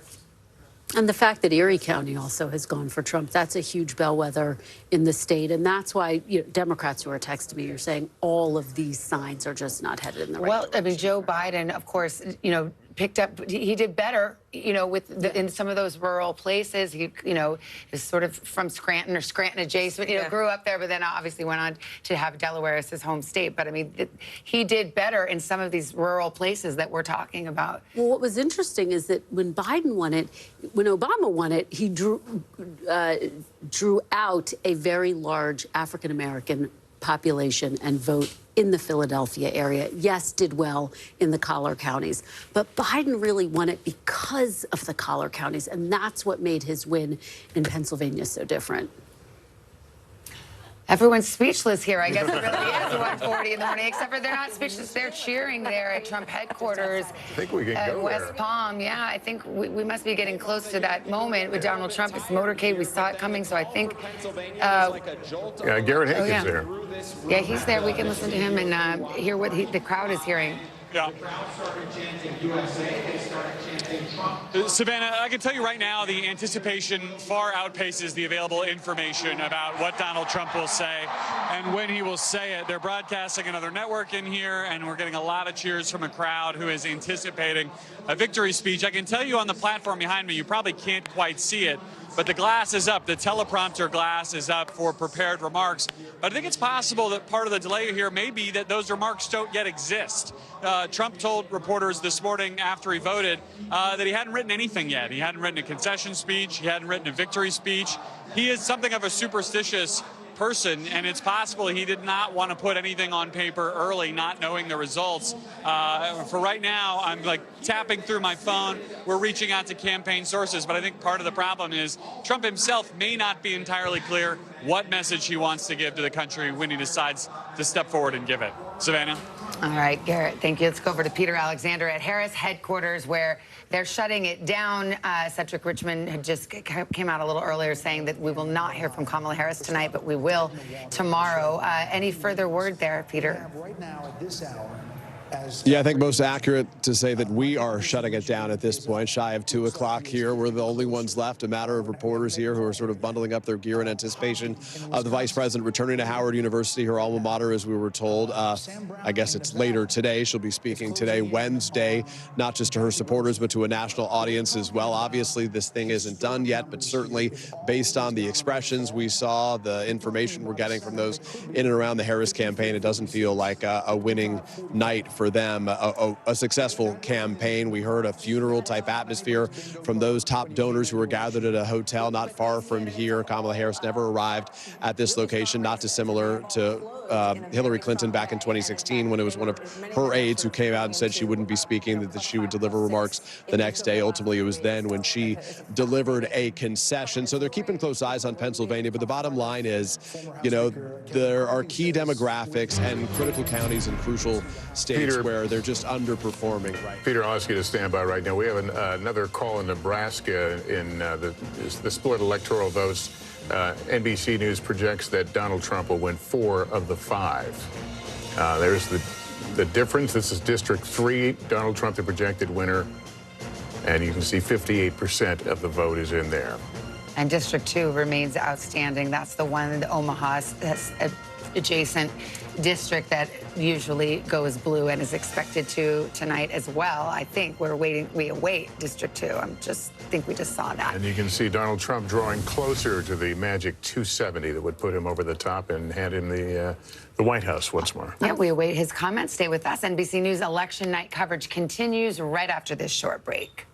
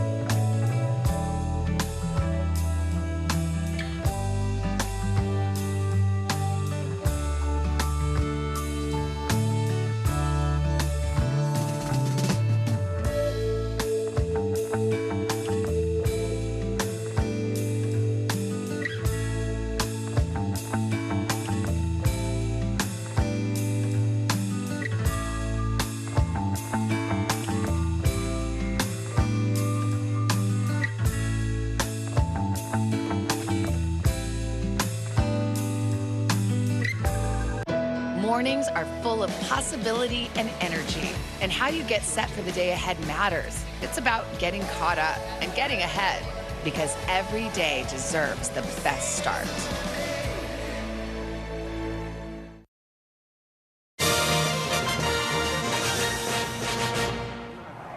Welcome back to NBC News election night coverage. It's nearly 2 a.m. in the East. We're looking at the scene in West Palm Beach, Florida, where supporters of former President Donald Trump are celebrating, early celebration. The race has not been called yet, but there is anticipation that the former president will speak here tonight, and so there is great excitement. Let me hand it over to Kristen Welker right now, who can talk about the other big headline of the night, and that's the balance of power. Yeah, Lester, Republicans cheering for this as well, because NBC News has projected that Republicans will take control of the Senate after claiming 2 seats. Let's take a look at some of the races, though, that we're still watching. Let's start in Pennsylvania. Senator Bob Casey looking for his 4th term in the Senate. This race too close to call. His challenger is McCormick, and let's look. You can see right there, 51 to 41 so far. So there you have Senator Bob Casey trying to fend off a challenge from Dave McCormick. Let's go to Wisconsin now. Tammy Baldwin looking for another term in the Senate. She is getting a real run for her money from real estate and CEO executive Eric Hovde. Let's go over to Nevada now. Jackie Rosen. A couple of months ago, it looked like this was going to be safe for her. This race now too close to call as she is trying to fend off a challenge from Sam Brown. Let's go to Michigan now, this open seat, Alyssa Slotkin and Mike Rogers fighting for this Senate seat in the great state of Michigan as we wait for a call at the top of the ticket in that state. So we already know that the Senate is in Republican hands, and now where the question is of the margins, and the remaining incumbents holding on to Democratic seats have always been on defense there, but those are very tight races, and in the case of Nevada, tighter than I think was expected. Way tighter than expected in Nevada, and quite frankly, in Michigan, in Wisconsin. All of these races have gotten much tighter in these recent weeks. But look, if former President Donald Trump does, in fact, win the White House, having a Republican Senate undoubtedly would pave the way for him to clear at least part of his agenda potentially more easily. Now, of course, he might be dealing with the Democratic House. And I'll tell you, the Republican, I just got a text from a source, Republican Senate source, they're feeling pretty darn good about tonight. Well, we have a few seconds here. We await the appearance of Donald Trump in that hall in West Palm Beach, Florida. We see a celebratory atmosphere there. People, cheering cheering and hugging, and it looks like a victory party. And when the former president steps out, perhaps that's exactly what it will be. However, NBC News has not projected or made those final calls. Let's take a pause right here and give a chance to other stations to join. In the second administration, your thoughts, 30,000 feet of this win? Indictments, 2 assassination attempts. Welcome back to NBC News Election Night coverage, 2024 election. This is the scene at Trump headquarters in West Palm Beach. Celebration has broken out. The crowd now eagerly awaiting what they hope and believe will be an appearance by Donald Trump. The stage is set. We understand the glass teleprompter has been installed around the podium, so all seems to be in readiness. By the way, we saw the crowds cheering a few moments ago. Another network has called the race for Trump, which explains the cheers inside the headquarters. We have not. Just a reminder, our decision desk, which is in Philadelphia, crunches those numbers, and the motto there is they don't need to be first, they need to be right. And we really do exercise an abundance of caution. Somebody I'm looking for here, and I don't know if he's in this convention center or if he's still at Mar-a-Lago with former President Trump, is Elon Musk, because he potentially may have ended up being a factor in this race if, in fact, we do call Pennsylvania for former President Trump. He created this super PAC, put a ton of money behind Donald Trump in this state, did that very controversial $1 million a day giveaway to people who would sign a petition arguing for, First and Second Amendment rights, et cetera. I think it was something like $118 million that he poured into this race behind former President Trump, and has become a very close ally of his. It speaks to what we've been talking about. Young men, there's this picture, Mar-a-Lago, Elon Musk, Dana White, UFC guy, out there with Donald Trump. By the way, speaking of, first of all, Elon Musk hours ago tweeted, or X, or whatever you call it now, game, set, match. So he's already been feeling that victory. But let's talk about RFK. Robert F. Kennedy Jr. Has stated that Donald Trump promised to give him everything having to do with health care in the government. So we'll see if he keeps that promise. And he is, again, a very controversial figure here, talking about children's health. He's big in the sort of anti-vaccine movement. Former President Trump has said just recently that he would be in favor of him sort of being in position. Remember, there's also this interesting dynamic where RFK ended up on the ballot in one of these blue wall states. So you saw former President Trump traveling with him to Michigan and Wisconsin. It seems like to remind people, no, he's with me, right? Put my name at the top of the ticket, not RFK Jr.'s, but he has been brought into the Trump fold as well. Well, Elon Musk is so fascinating because he was actually in charge of part of the Get Out the Vote effort.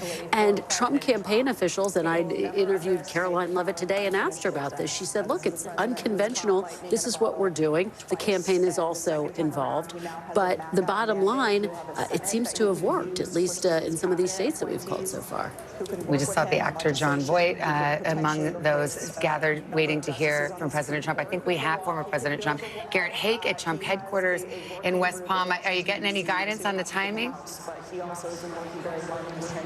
Savannah, I've got nothing but bad news for you. I have no guidance, and in fact, Trump campaign officials who are texting me back have no guidance. So we're all in a bit of a waiting period here for the former president, I think, to make the decision to come speak. You mentioned another network having called this race. Obviously, not a decision we have made. NBC News not making any projection, but I do think that will weigh on Trump's thinking now that his audience here in the room believes he has won. I've not laid eyes on Elon Musk yet, but I have seen Tucker Carlson, who was part of the sort of core group of folks at the Mar-a-Lago party earlier this evening. Everyone who was there has decamped for the convention center. So really, the stage is set for Donald Trump's moment whenever he chooses to take it. And this crowd is ready. I've been watching people who in many cases have been here for hours and enjoying the cash bar quite thoroughly, hugging and smiling and dancing along to the program, ready for a victory celebration that for them has been a very long time coming. Hey, Garrett, let me ask you, we've been reporting for weeks that this is going to be a tie, and we've seen, what Democrats now see. Was there any expression of pessimism? Was there concern that, there but for the grace of God go I, Republicans could have gone in the same direction as the Dems? When I talked to people within the Trump campaign the last couple days, there were a lot of nerves because what they were trying to do was very much unproven. They had a theory that they could expand the electorate, they could turn out all these new voters, they could convince young men to show up and vote, and it was totally unproven. And, you know, the Trump campaign ethos in general, from the top down, is to be confident, borderline cocky, until you are proven wrong. And so that's mostly what they projected. But in these last couple days, they saw the same polls we did. They saw, I think, the vice president's closing message. They saw Donald Trump at a lot of his rallies kind of failing to deliver the knockout blow with his own closing message. And they did get a little nervous. But their theory of the case was always that this electorate existed and they needed to prove it to be true. And I can tell you I have gotten several text messages from Trump campaign staffers and major donors basically saying, see, we told you so. I mean, for them, it was always going to be either a close Kamala Harris victory in their view or a sweep, potentially, of the battleground states if their theory was right. They have felt minute by minute and hour by hour tonight that the evidence is pointing towards their theory being right. And we won't know till all the votes are counted, but certainly it's starting to look that way as we approach 1:30, 2 o'clock in the morning. Yeah, we are approaching 2 o'clock in the morning and waiting to hear from the former president, or some words when we might hear from him. Again, this race has not been called by this network.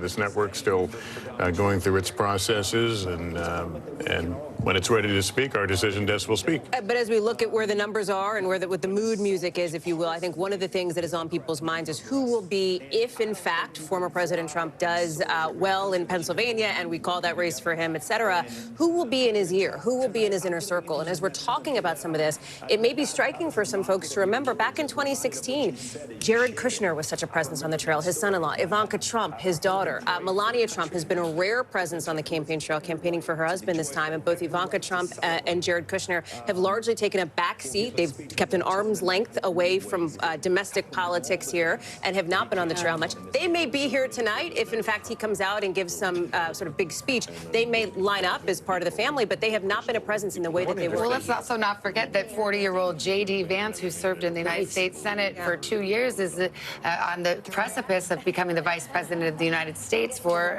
a man who's 78 years old. So, I mean, this is a moment. Yeah.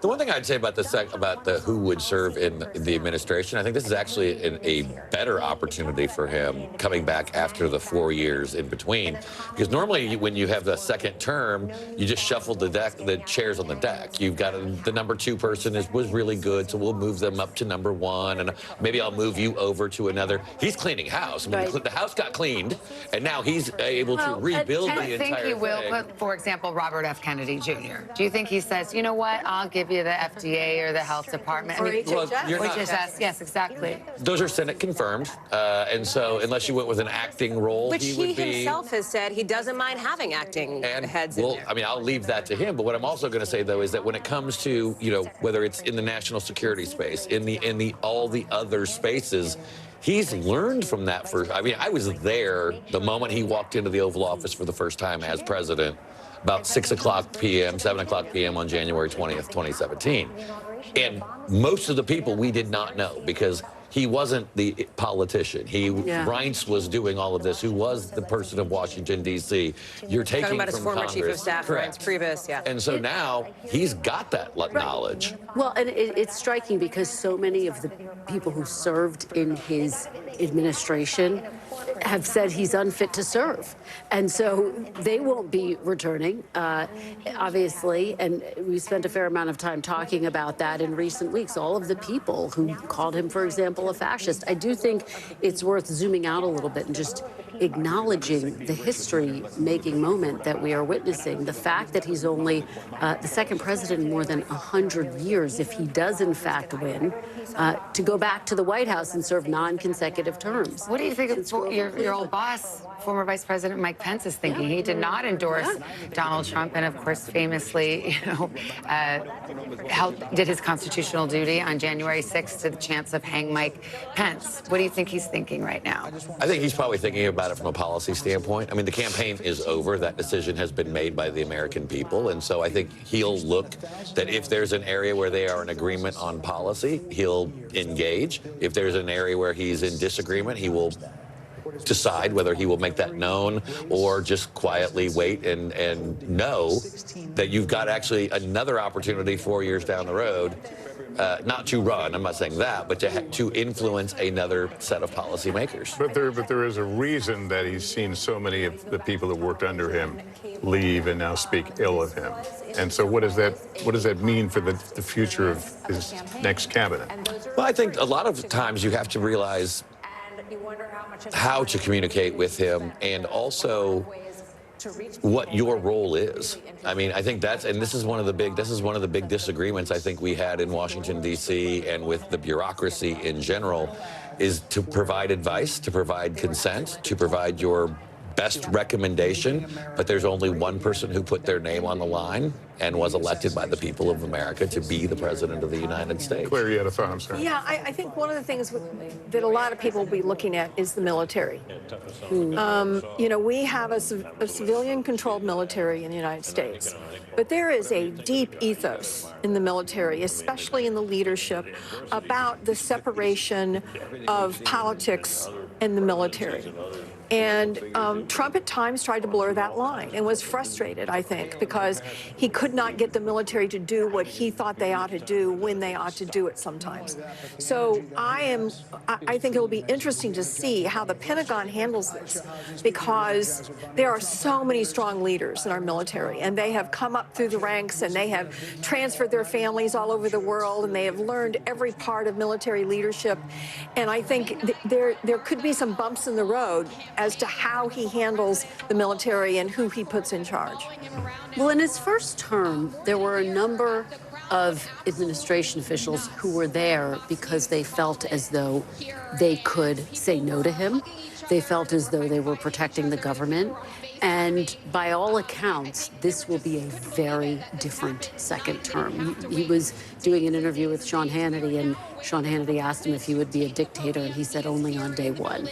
And of course, some of his supporters said, look, that was hyperbole, it was a joke.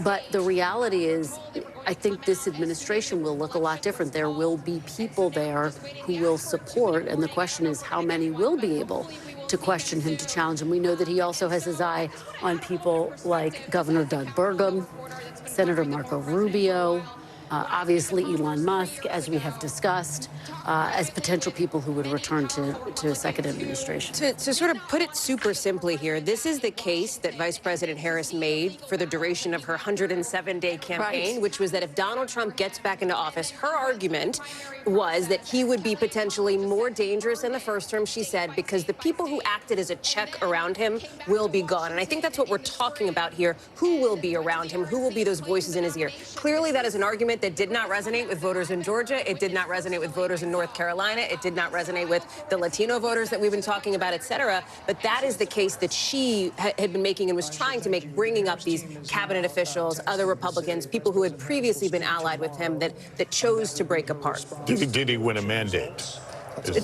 Listen, the House, I mean, the Senate is Republican now. He is on the precipice of potentially winning. Again, we have not called it, but winning Pennsylvania, which would be essentially ball game. And potentially the popular vote as well. Which for the first time, he's never had that before, right? And so, and we don't even know, could this be a sweep of the battlegrounds? That's a huge question mark, too. So, listen, he has been very clear about his policies, the things he wants to put in place. We talked about tariffs. If he has a Republican House and Senate, suddenly, perhaps that makes it easier to find the money that he will need, the enormous amount of money to carry out those mass deportations, for example. And so there are going to be some policy implications depending on which way Congress goes.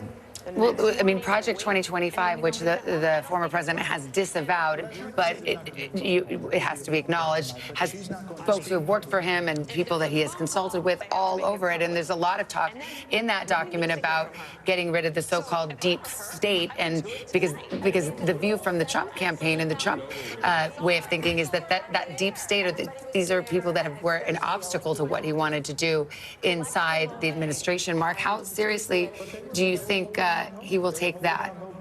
Well, I think he will take. I don't speak for the former president or his campaign, and we've got an important call to make here. Moments away from calling one of the key battlegrounds. Stand by. battlegrounds. Yes, NBC News can now project. that Donald Trump will win in the state of Pennsylvania. 19 electoral votes. Here's where it stands right now. Donald Trump out in front, difference of 188,000 votes, 95% of the vote in Pennsylvania, and that goes in the Donald Trump column. And with that, it's expected that he will have the 270 votes he needs. I see you puzzling over there. It's because of Nebraska. Yeah. I was looking here going, okay, am I going crazy? No. Because we haven't called Alaska yet, and that's why it's 266. But once Alaska gets called and Nebraska, you can see former President Trump, he had to get to 270. He's likely to get to 272, if not higher. We still haven't called Wisconsin or Michigan as well, but he is on his way. NBC News projecting him on his way back to the White House. And we were told he is perhaps a minute away now from coming on the stage at the campaign headquarters in West Palm Beach and to make his remarks to the crowd. The crowd very silent right now. I'm not quite sure what they're listening to, but they have been partying for quite some time. Well, this is history. Not since Grover Cleveland in the 1880s have we seen a president return to office after that gap. So a second term after a gap of time. 4 years later, Donald Trump will be the 47th president of the United States, as he was the 45th president of the United States, with the convincing sweep of several battleground states. Several battleground states still not decided, but the magic number of 270 electoral votes has been reached, and we will have many hours and days to talk about the coalition that he put together. But this is the scene at Trump headquarters in West Palm Beach as Donald J. Trump once again will assume the presidency on January 20th. The United States Senate will be in Republican hands. Democrats have lost control of the Senate, and the fate of the House of Representatives, currently in Republican hands, also in question. Democrats just need 4 seats to pick up to get control of the House. That would be the one check on Republican power, but it may well be that they sweep the House as well. So we have set the scene for you. This long campaign is over, and we await the former president to make his remarks. Tom, to be clear, how does he get to 270 now? He's at 266. Yeah, so right now he's at 266.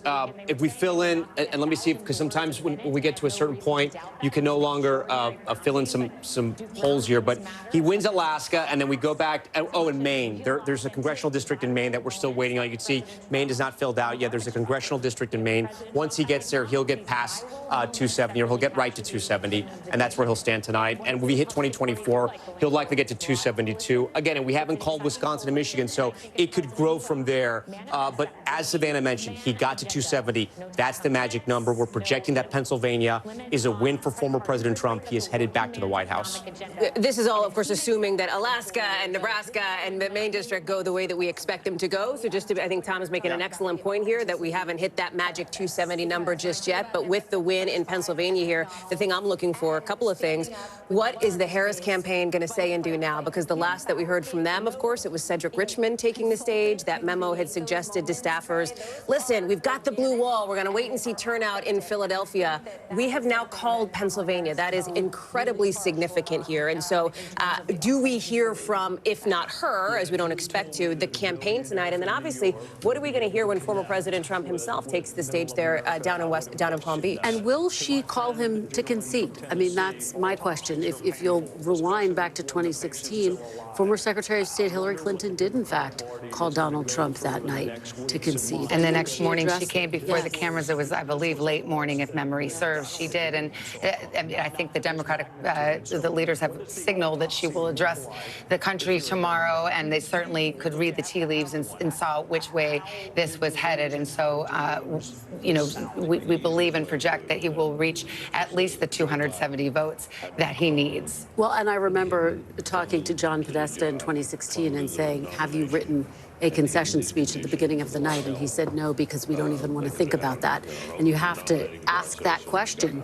Did Harris even have a concession speech, or is that part of what she's thinking through? What exactly Well, I mean, going into a night where, you know, the polls showed 49-49. I mean, I think well, maybe someone wrote a concession. I think you wouldn't be blamed for being presumptuous to go out and write a. For all the talk about the 2016 vibes, and I'm sure it's in your text messages as well, yours, that this feels a lot like that. There is a distinction here, and I defer, of course, to the former Hillary Clinton campaign correspondent, but there was, in some ways, an air of inevitability around Hillary Clinton that just didn't exist around Kamala Harris. She wasn't even supposed to be on the top of this ticket 6 months ago, right? So it was a very different vibe coming into this. She talked about, and her campaign cast her as the underdog here in this race, not as the sort of heir apparent, if you will. So there are some distinctions here. By the way, this is the third straight election in which it appears that pollsters have underestimated the Trump vote. I mean, we will see. We don't have all the numbers here, and we can all do the comparison, but it does appear that he, at least,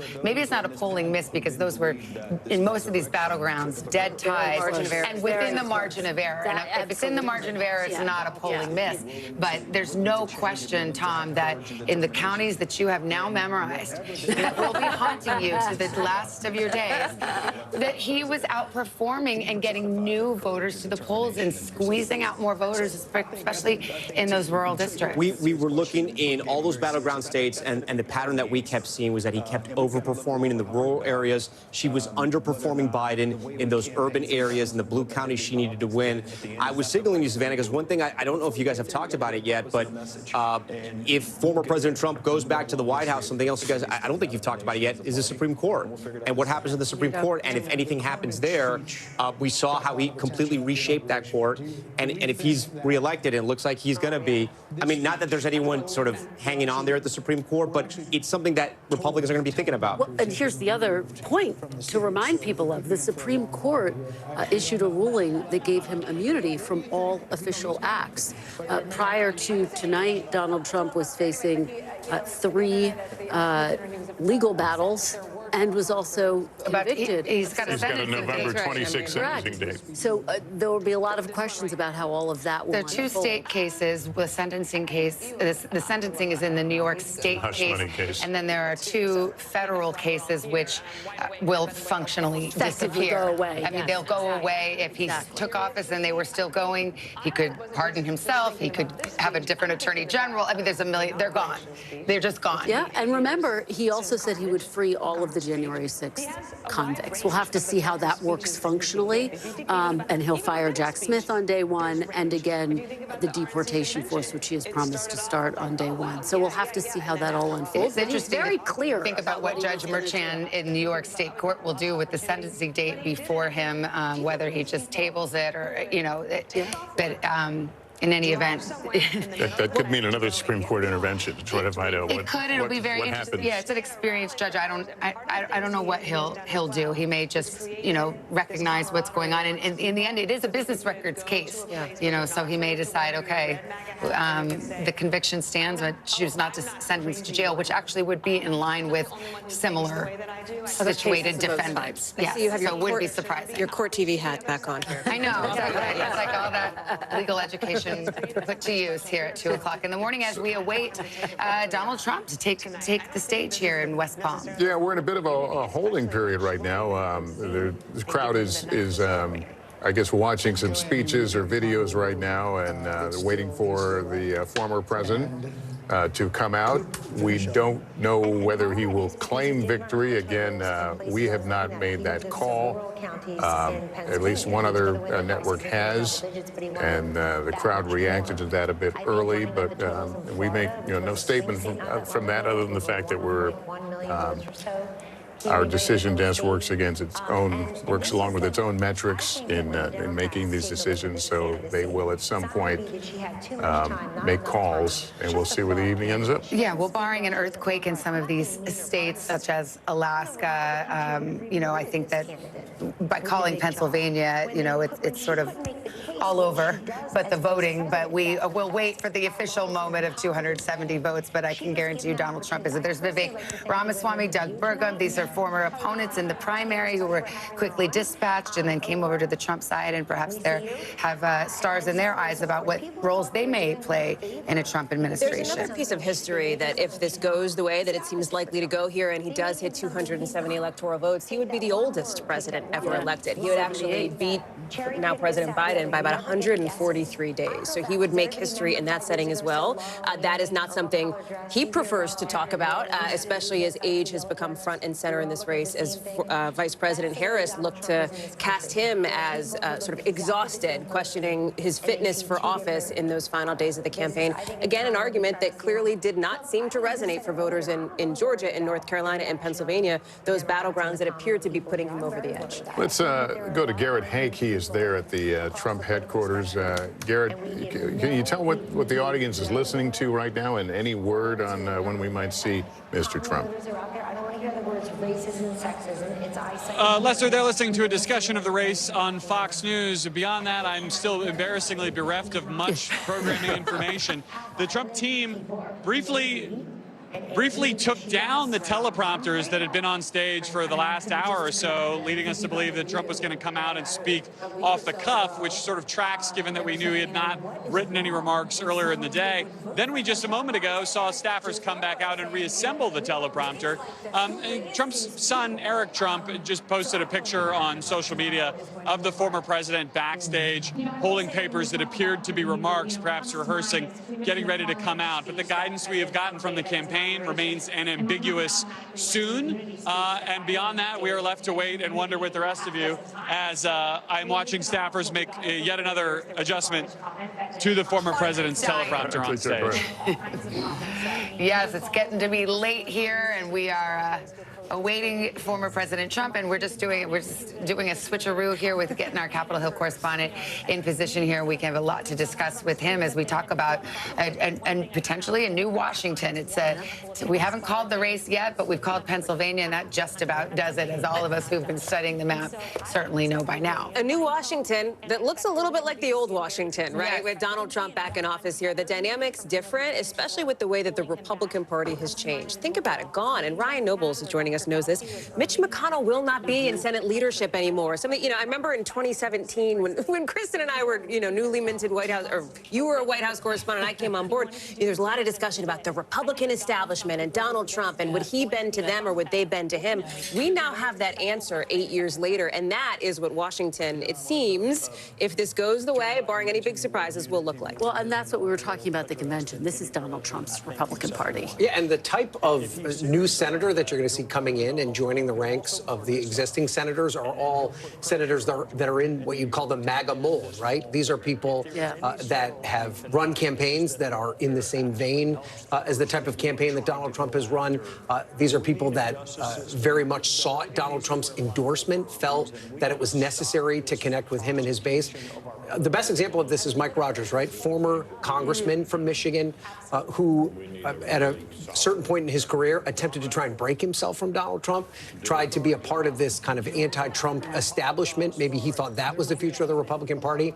Went away from politics for a little while, came back when he saw that a seat was open in Michigan, and basically did everything he could to make himself in the MAGA mold. And now he's going to be a part of this new group. Oh, he could potentially be part of this new group of senators. We haven't called that. Yeah, I'm just peeking. He's leading by a little bit. We have it as too close to call. Great. Well, I mean, you look at Senator Marco Rubio, who I just saw there. I mean, all of these former opponents, it's either get on board or get run over. And, that's kind of the way that it's been, and many of them have. I mean, former Trump critics, I might mention J.D. Vance, a former Trump critic who is about to be vice president of the United States. Yeah, I mean, and I've had many conversations with both senators and aides and people with a lot of influence on Capitol Hill, and they've talked about this metamorphosis.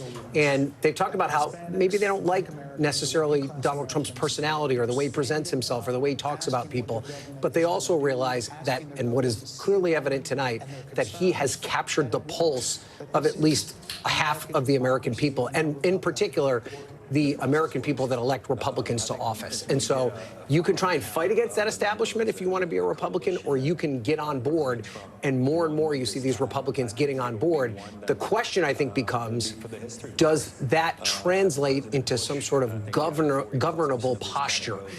You know, they're very good at throwing pot shots. They're very good at complaining about things, turning that into actual action, because Donald Trump has laid out a long list of things he'd like to get done. Like, how quickly can he remove tax on tips or tax on overtime, which is something that he's promised? He may have the votes to do that. Now it's actually time to turn it. But then you got to find the money elsewhere when you want money for other things. So budgets are budgets. I do think it's worth, just as we sit here and reflect on the history of this moment, thinking about not only is this historic because he's the first president to serve 9 consecutive terms in more than 100 years, but think about the political comeback that we are witnessing. Think about January 6th and the days after that, and the number of Republicans who wrestled with whether to impeach him again and convict him, and who tried to separate themselves from him, much like you're discussing, Ryan, and who'd written him off politically, who just could not conceive of this moment. And then he had this incredible showing in the primary. And now here he is tonight on the cusp of I think back, Kristen, going back to the White House. Often of that period of time where Mitch McConnell had that moment where he had to make a decision during the second impeachment trial as to whether or not he would lift his thumb and allow a whole group of Republican senators who were seriously thinking about voting to impeach him and put Donald Trump in a position where he would not be able to run for office again. And at the time, Mitch McConnell's argument was that this was not a decision, a political decision, that this would be a legal decision. Decided in the courts. He would be prosecuted, and a judge and jury would decide whether or not he should be convicted of those crimes. I want to show you very quickly a photo of Donald Trump apparently taken backstage. This is not it, but there it is. So he's... I think that was posted by one of his sons, just mentioned by Garrett Hake a few moments ago. So one of the other...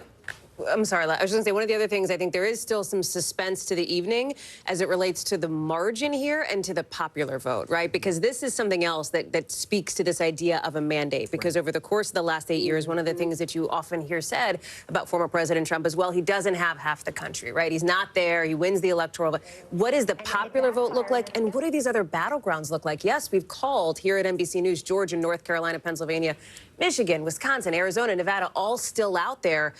His campaign, his allies would be thrilled with a battleground sweep if that's what this turns out to be, as a talking point that will drive them over the course of the next not only that, I mean, Donald Trump has been extremely clear about his agenda, whether it's no tax on tips or if it's tariffs, if it's, you know, mass deportations, the war in Ukraine, cutting off the money spigot, trying to negotiate an end to it right away. I mean, so, you know, if he wins a battleground sweep in the popular vote, it's not that people didn't know what they were voting for. I do wonder, and especially when you put it in that context, that was one of the things that Vice President Harris struggled with to some extent, and they made the calculation that she wasn't going to get specific about every single potential policy issue.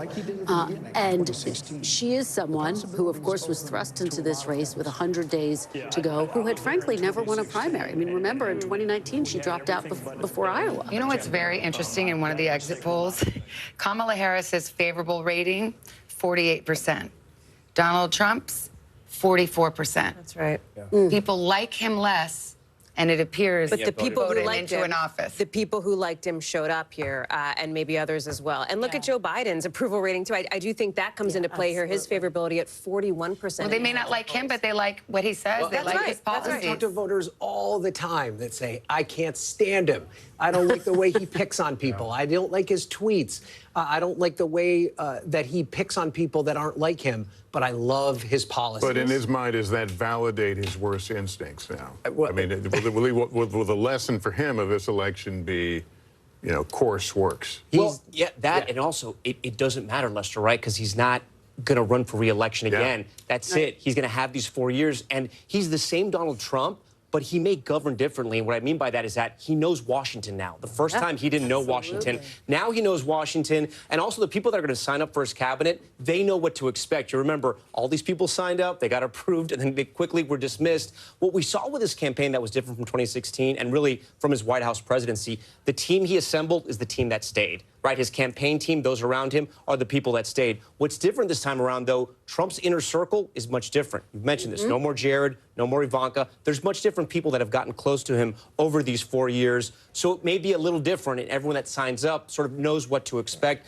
I think when you talk about people like Senator Marco Rubio, Senator Tim Scott, these are people who stayed very close to him. They ran against him, but they stayed very close to him. You could see positions like Secretary of State and other cabinet positions being offered to these senators. Some of the OGs are still around, right? Some of those 2016 people who came in early are still. I think it's Rory Lewandowski who's back in the fold. Steve Bannon, still an outside advisor. I'm told not planning to go back to the White House, but I think these are people who will continue to be in his They'll be in his ear. But I wonder, to your point, though, Lester, when we look at this campaign, one of the things that was much different than what we saw in 2020 and 2016, aside from the candidate himself, the operation was far more disciplined than what we saw in those previous two election cycles. Absolutely. Chris LaCivita, who I covered for a long time as a political reporter in Virginia, Susie Wiles, they at least kept the overall message of the campaign, very focused throughout the entire time. Now, he would get off the rails from time to time. That made their lives difficult. But you found them keeping everyone together and focused on a specific message. But look at the Donald Trump we have seen in just the last few months in terms of message and he's about to take the stage. Let's listen. Here's Donald Trump now coming out.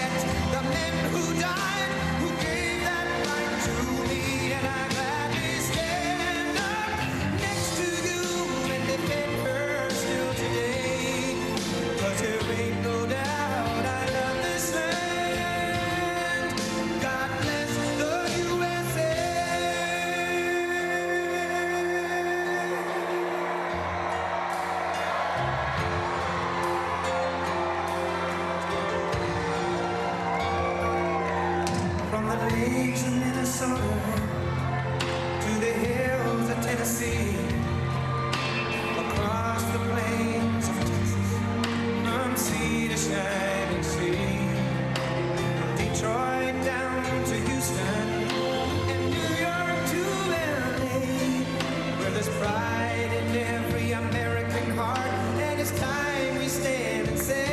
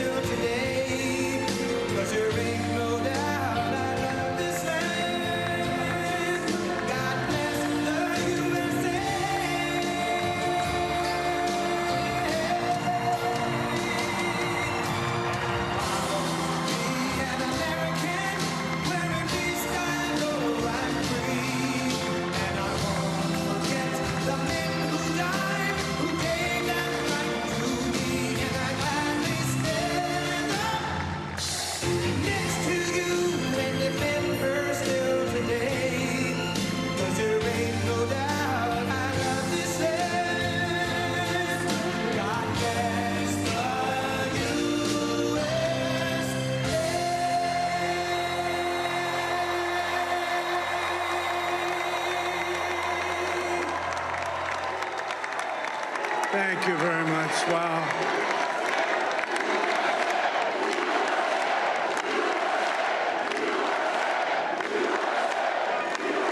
Well, I want to thank you all very much. This is great. These are our friends. We have thousands of friends on this incredible movement.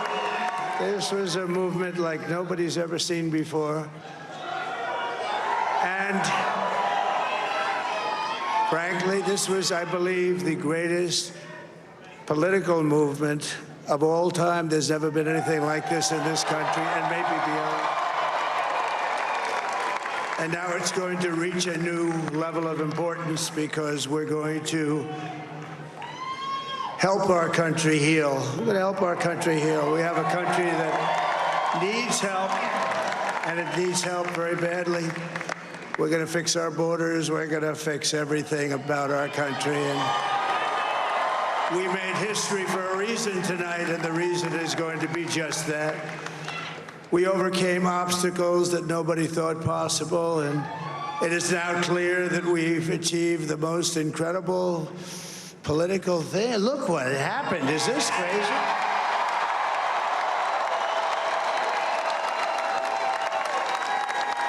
But it's a political victory that our country has never seen before, nothing like this. I want to thank the American people for the extraordinary honor of being elected your 47th president and your 45th president. And to every citizen, I will fight for you, for your family, and your future. Every single day, I will be fighting for you, and with every breath in my body, I will not rest until we have delivered the strong, safe, and prosperous America that our children deserve and that you deserve. This will truly be the golden age of America. That's what we have to have. This is a magnificent victory for the American people that will allow us to make America great again.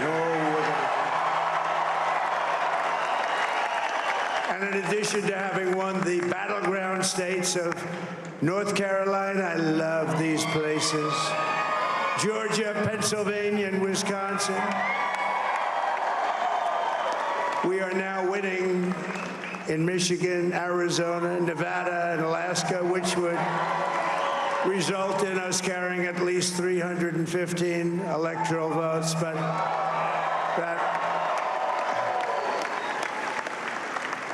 But it's much easier doing what the networks did or whoever called it, because there was no other path. There was no other path to victory. We also have won the popular vote. That was great. Very proud of that.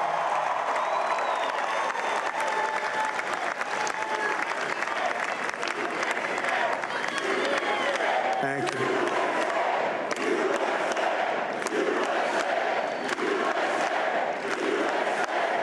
Thank you very much. Thank you. Now, winning the popular vote was very nice, I will tell you.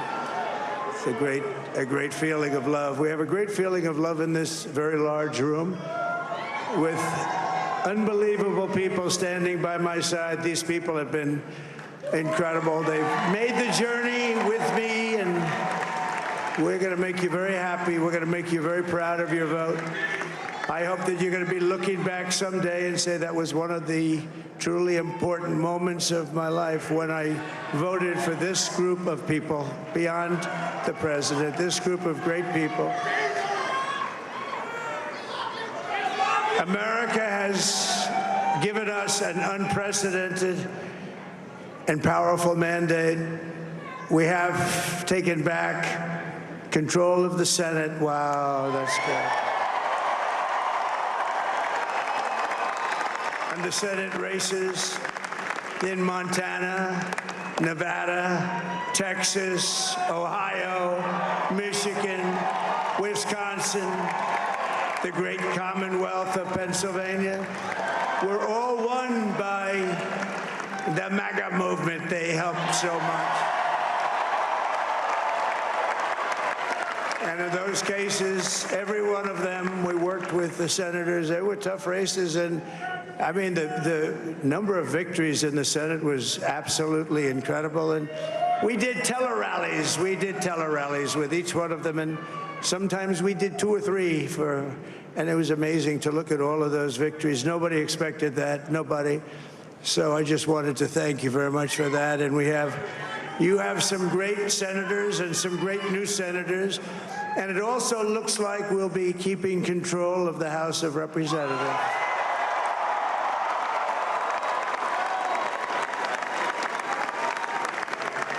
And I want to thank Mike Johnson. I think he's doing a terrific job.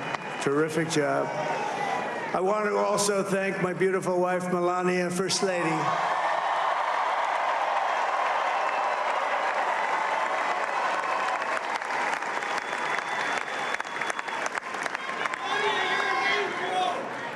Who has the #1 best-selling book in the country. Can you believe that?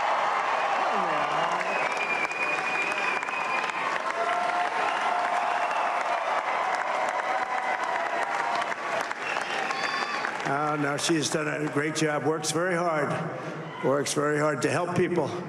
So I just want to thank her. But I want to thank my whole family, my amazing children, and they are amazing children. Now, we all think our children are amazing. Everybody here thinks their children are amazing, but that's a good thing when you think they are. But Don, Eric, Ivanka, Tiffany, Barron, Laura, Jared, Kimberly, Michael, thank you all. What a help. What a great.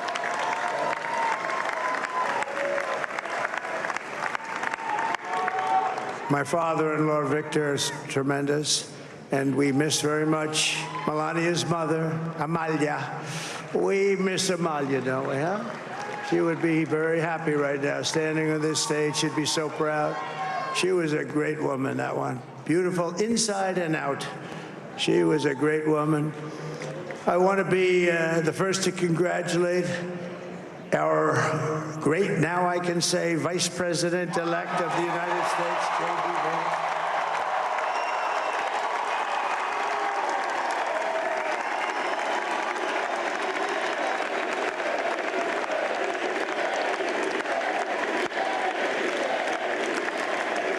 And his absolutely remarkable and beautiful wife, Usha Vance. And he is a feisty guy, isn't he? You know, I've said, go into the enemy camp. And you know, the enemy camp is certain networks. And a lot of people don't like to, sir, do I have to do that? He just goes, okay. Which one? CNN, MSDNC? He'll say, all right, thank you very much. He actually looks fine. He's like the only guy I've ever seen. He really looks forward to it. And then he just goes in and absolutely obliterates them. Say a couple of words.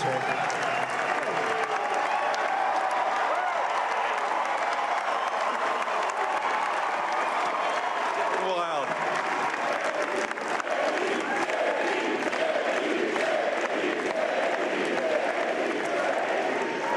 Well, Mr. President, I appreciate you allowing me to join you on this incredible journey. I thank you for the trust that you placed in me. And I think that we just witnessed the greatest political comeback in the history of the United States of America.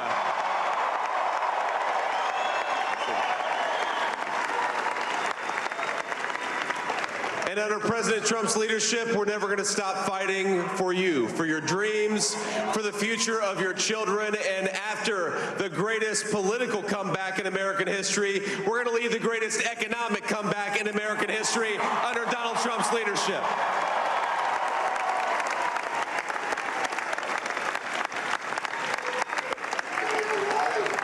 Thank you very much. He's turned out to be a good choice.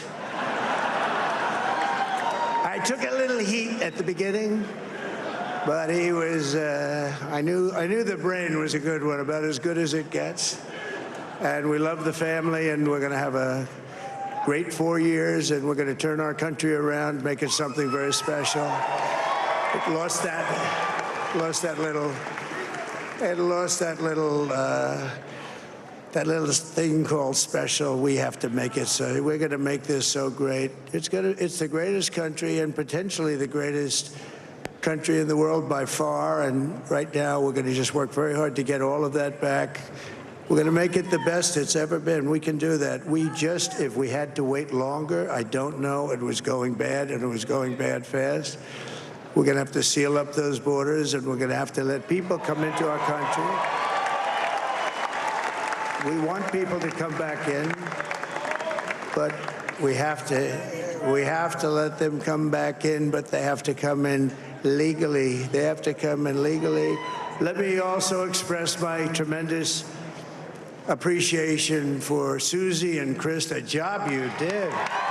Susie, come here. Come here, Susie. Chris, come here, Chris. Susie likes to stay sort of in the back, let me tell you. The Ice Maiden, we call her the Ice Maiden. Come here, Chris. Susie likes to stay in the background. She's not in the background. Come here, say something.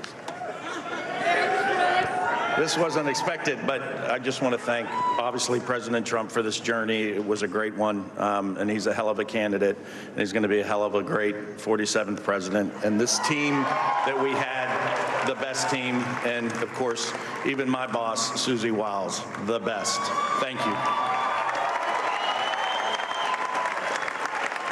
Thank you, and thank you, Susie. Look at this. I've never seen her be shot before. Susie. They're great. Everybody up here is great. Everybody up here is very special. But the Trump, who did you say? Oh, let me tell you, we have a new star. A star is born, Elon. Now he is. Now he's an amazing guy. We were sitting together tonight. You know, he spent 2 weeks in Philadelphia and different parts of Pennsylvania campaigning. You know, he sent the rocket up 2 weeks ago, and I saw that rocket, and I saw it coming down. I saw it. It was, when it left, it was beautiful, shiny white. When it came down, it didn't look so pretty. It was going 10,000 miles an hour, and it was burning like hell. I said, what happened to your paint job? He said, we've never made a paint that could withstand that kind of heat. And but I saw it come down and turn around. And it was, you know, it's like 22 stories tall, by the way. It looks a little smaller than that, but it's big. And it came down, and you saw that fire burning. And I'm saying, only Elon can do this. It must be an Elon. And I tell the story. I told it last night. I had a man on the phone. I had the screen muted, no sound. I was talking to a very important man, happens to be here. And that very important guy, one of the most important people in, I would say, the country, actually. But, you know, I was president, and now it looks like I was going to be maybe president again, so I figured I could ask him to hold. So I asked him to hold. And especially because you're going to be president again, they hold. So I took the phone down, and I'm looking at the screen. I'm seeing this crazy thing that's going around and coming down. It looks like it's going to crash into the gantry. And I said, oh, no. And I said, do me a favor, do you mind holding for a couple of minutes? I want to see this. I thought it was a space-age movie or something. I put the phone down. Bad part, I didn't pick it up for 45 minutes, and he was holding. But this spaceship came down, and I saw those engines firing, and it looked like it was over. It was going to smash. And then I saw the fire pour out from the left side, and I put it straight. And it came down so gently, and then it wrapped those arms around it, and it held it. And just like you hold your baby at night, your little baby. And it was a beautiful thing to see. And I called Elon. I said, Elon, was that you? He said, yes, it was. I said, who else can do that? Can Russia do it? No. Can China do it? No. Can the United States do it other than you? No, nobody can do that. I said, that's why I love you, Elon. That's great. And you know, when we had the tragic Hurricane Helene, and it hit North Carolina, they were really devastated, the water. This was a big water, as big as we've ever seen, water hurricane. It built lakes out of nothing. Fields became lakes, and the danger was unbelievable. And the people from North Carolina came to me and they said, would it be possible, at all possible, for you to speak to Elon Musk? We need Starlink. I said, what's Starlink? It's a form of communication. So I called Elon, and I'll tell you what, he had, and it was very dangerous. People would die. They had no communication. All the wires were down. I called Elon Musk. I said, Elon, you have something called Starlink. Is that right? Yes, I do. What the hell is it? He said, it's a communication system that's very good. I said, Elon, they need it really, really badly in North Carolina. Can you get it? He had that there so fast. It was incredible. So, and it was great. It saved a lot of lives. He saved a lot of lives. But he's a character. He's a special guy. He's a super genius. We have to protect our geniuses. We don't have that many of them. We have to protect our super geniuses. I want to thank some of the guys. You know, we have up here today the U.S. Open champion. He's a fantastic golfer. He's slightly longer than me. Hits the ball a little bit longer than me. Just a little bit. Bryson DeChambeau is up here someplace. What happened to Bryson? Where is he? Bryson. Oh, he was shot. He's hitting balls. Oh, he's on the way. He's hitting balls. Bryson. Oh, look at him.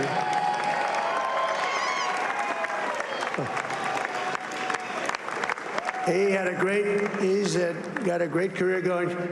Great U.S. Open, Bryson. That's a fantastic job. And we also have a man, Dana White, who has done some job. He's a tough guy.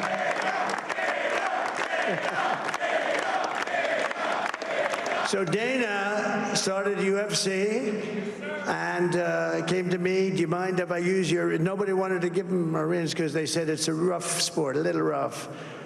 And I helped him out a little bit, and I went, and they said, this is the roughest sport I've ever seen, but I began to like it, and he loved it, and nobody's done a better job in sports. And you know, he's a very motivational kind of a guy, what he does. He gets these fighters, and they really go at it, and it's become one of the most successful sports enterprises anywhere at any time.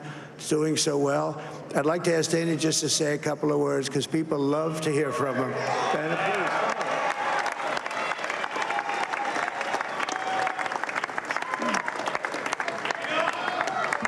please. Nobody deserves this more than him, and nobody deserves this more than his family does.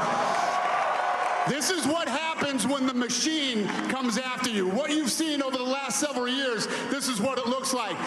Couldn't stop him. He keeps going forward. He doesn't quit. He's the most resilient, hard-working man I've ever met in my life. His family are incredible people. This is karma, ladies and gentlemen. He deserves this. They deserve it as a family. I want to thank some people real quick. I want to thank the Nelt boys, Aiden Ross, Theo Vaughn, Bustin' with the Boys, and last but not least, the mighty and powerful Joe Rogan. And thank you, America.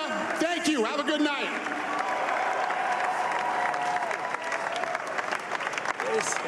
that is a piece of work.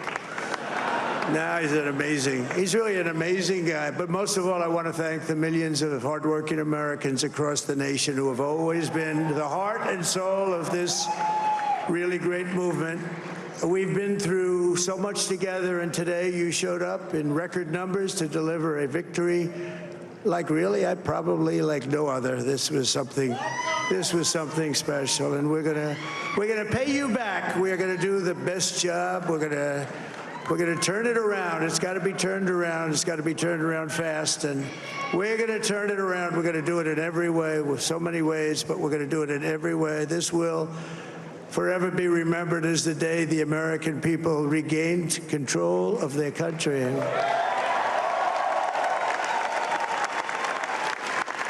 So I just want to say that on behalf of this great group of people, these are hard-working people. These are fantastic people, and we can add a few names like Robert F. Kennedy Jr. He came in.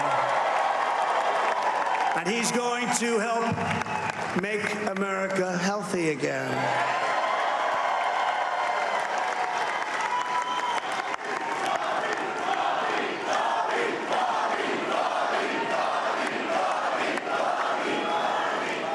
And now he's a great guy, and he really means it. He wants to do some things, and we're going to let him go to it. I just said, but, Bobby, leave the oil to me.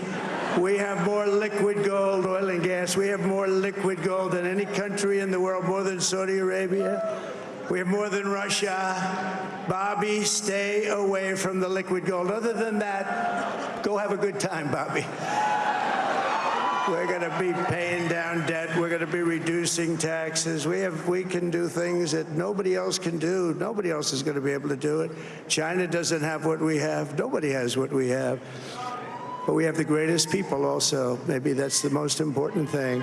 This campaign has been so historic in so many ways. We've built the biggest, the broadest, the most unified coalition. They've never seen anything like it in all of American history. They've never seen any young and old, men and women, rural and urban.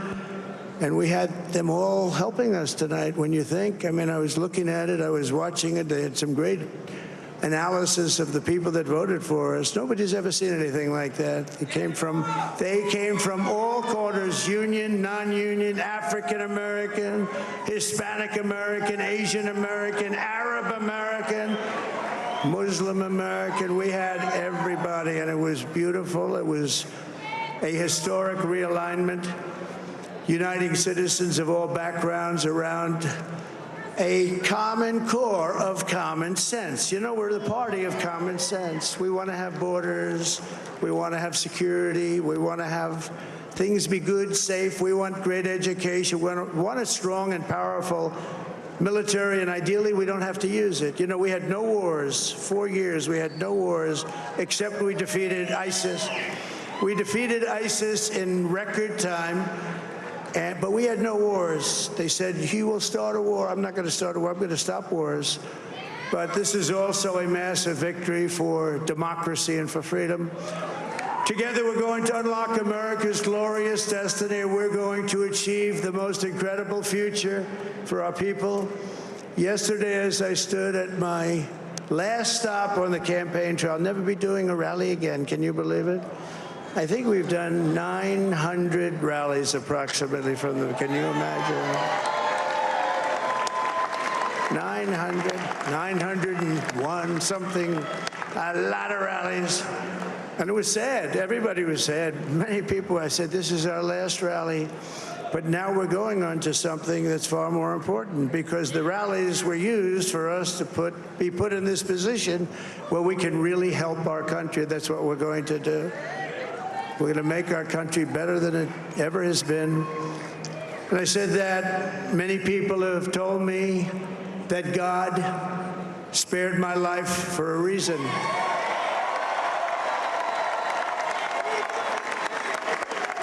And that reason was to save our country and to restore America to greatness. And now we are going to fulfill that mission together. We're going to fulfill that mission. The task before us will not be easy, but I will bring every ounce of energy, spirit, and fight that I have in my soul to the job that you've entrusted to me. This is a great job. There's no job like this. This is the most important job in the world. Just as I did in my first term, we had a great first term, a great, great first term. I will govern by a simple motto: promises made, promises kept. We're going to keep our promises. Nothing will stop me from keeping my word to you, the people. We will make America safe, strong, prosperous, powerful, and free again. And I'm asking every citizen all across our land to join me in this noble and righteous endeavor. That's what it is. It's time to put the divisions of the past 4 years behind us. It's time to unite. And we're going to try, we have to try, and it's going to happen. Success will bring us together. I've seen that. I saw that in the first term. When we became more and more successful, people started coming together. Success is going to bring us together, and we are going to start by all putting America first. We have to put our country first for at least a period of time. We have to fix it. Because together we can truly make America great again for all Americans. So I want to just tell you what a great honor this is. I want to thank you. I will not let you down. America's future will be bigger, better, bolder, richer, safer, and stronger than it has ever been before. God bless you, and God bless America. Thank you very much. Thank you. Thank you very much.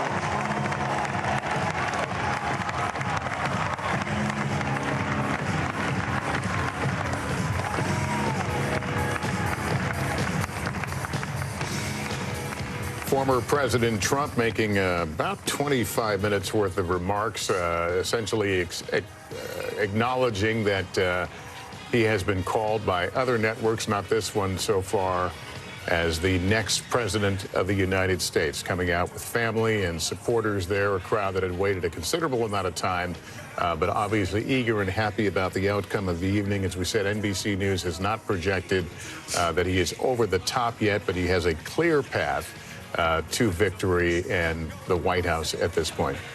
And we just saw Barron Trump, 18 years old, cast his first vote in a general election for president today for his father. And people say that Barron Trump has actually had a lot of ideas about having his father appeal to young men his age. Okay, one of the young men seems to be part of the coalition that we're seeing take shape now. You heard from former President Trump there.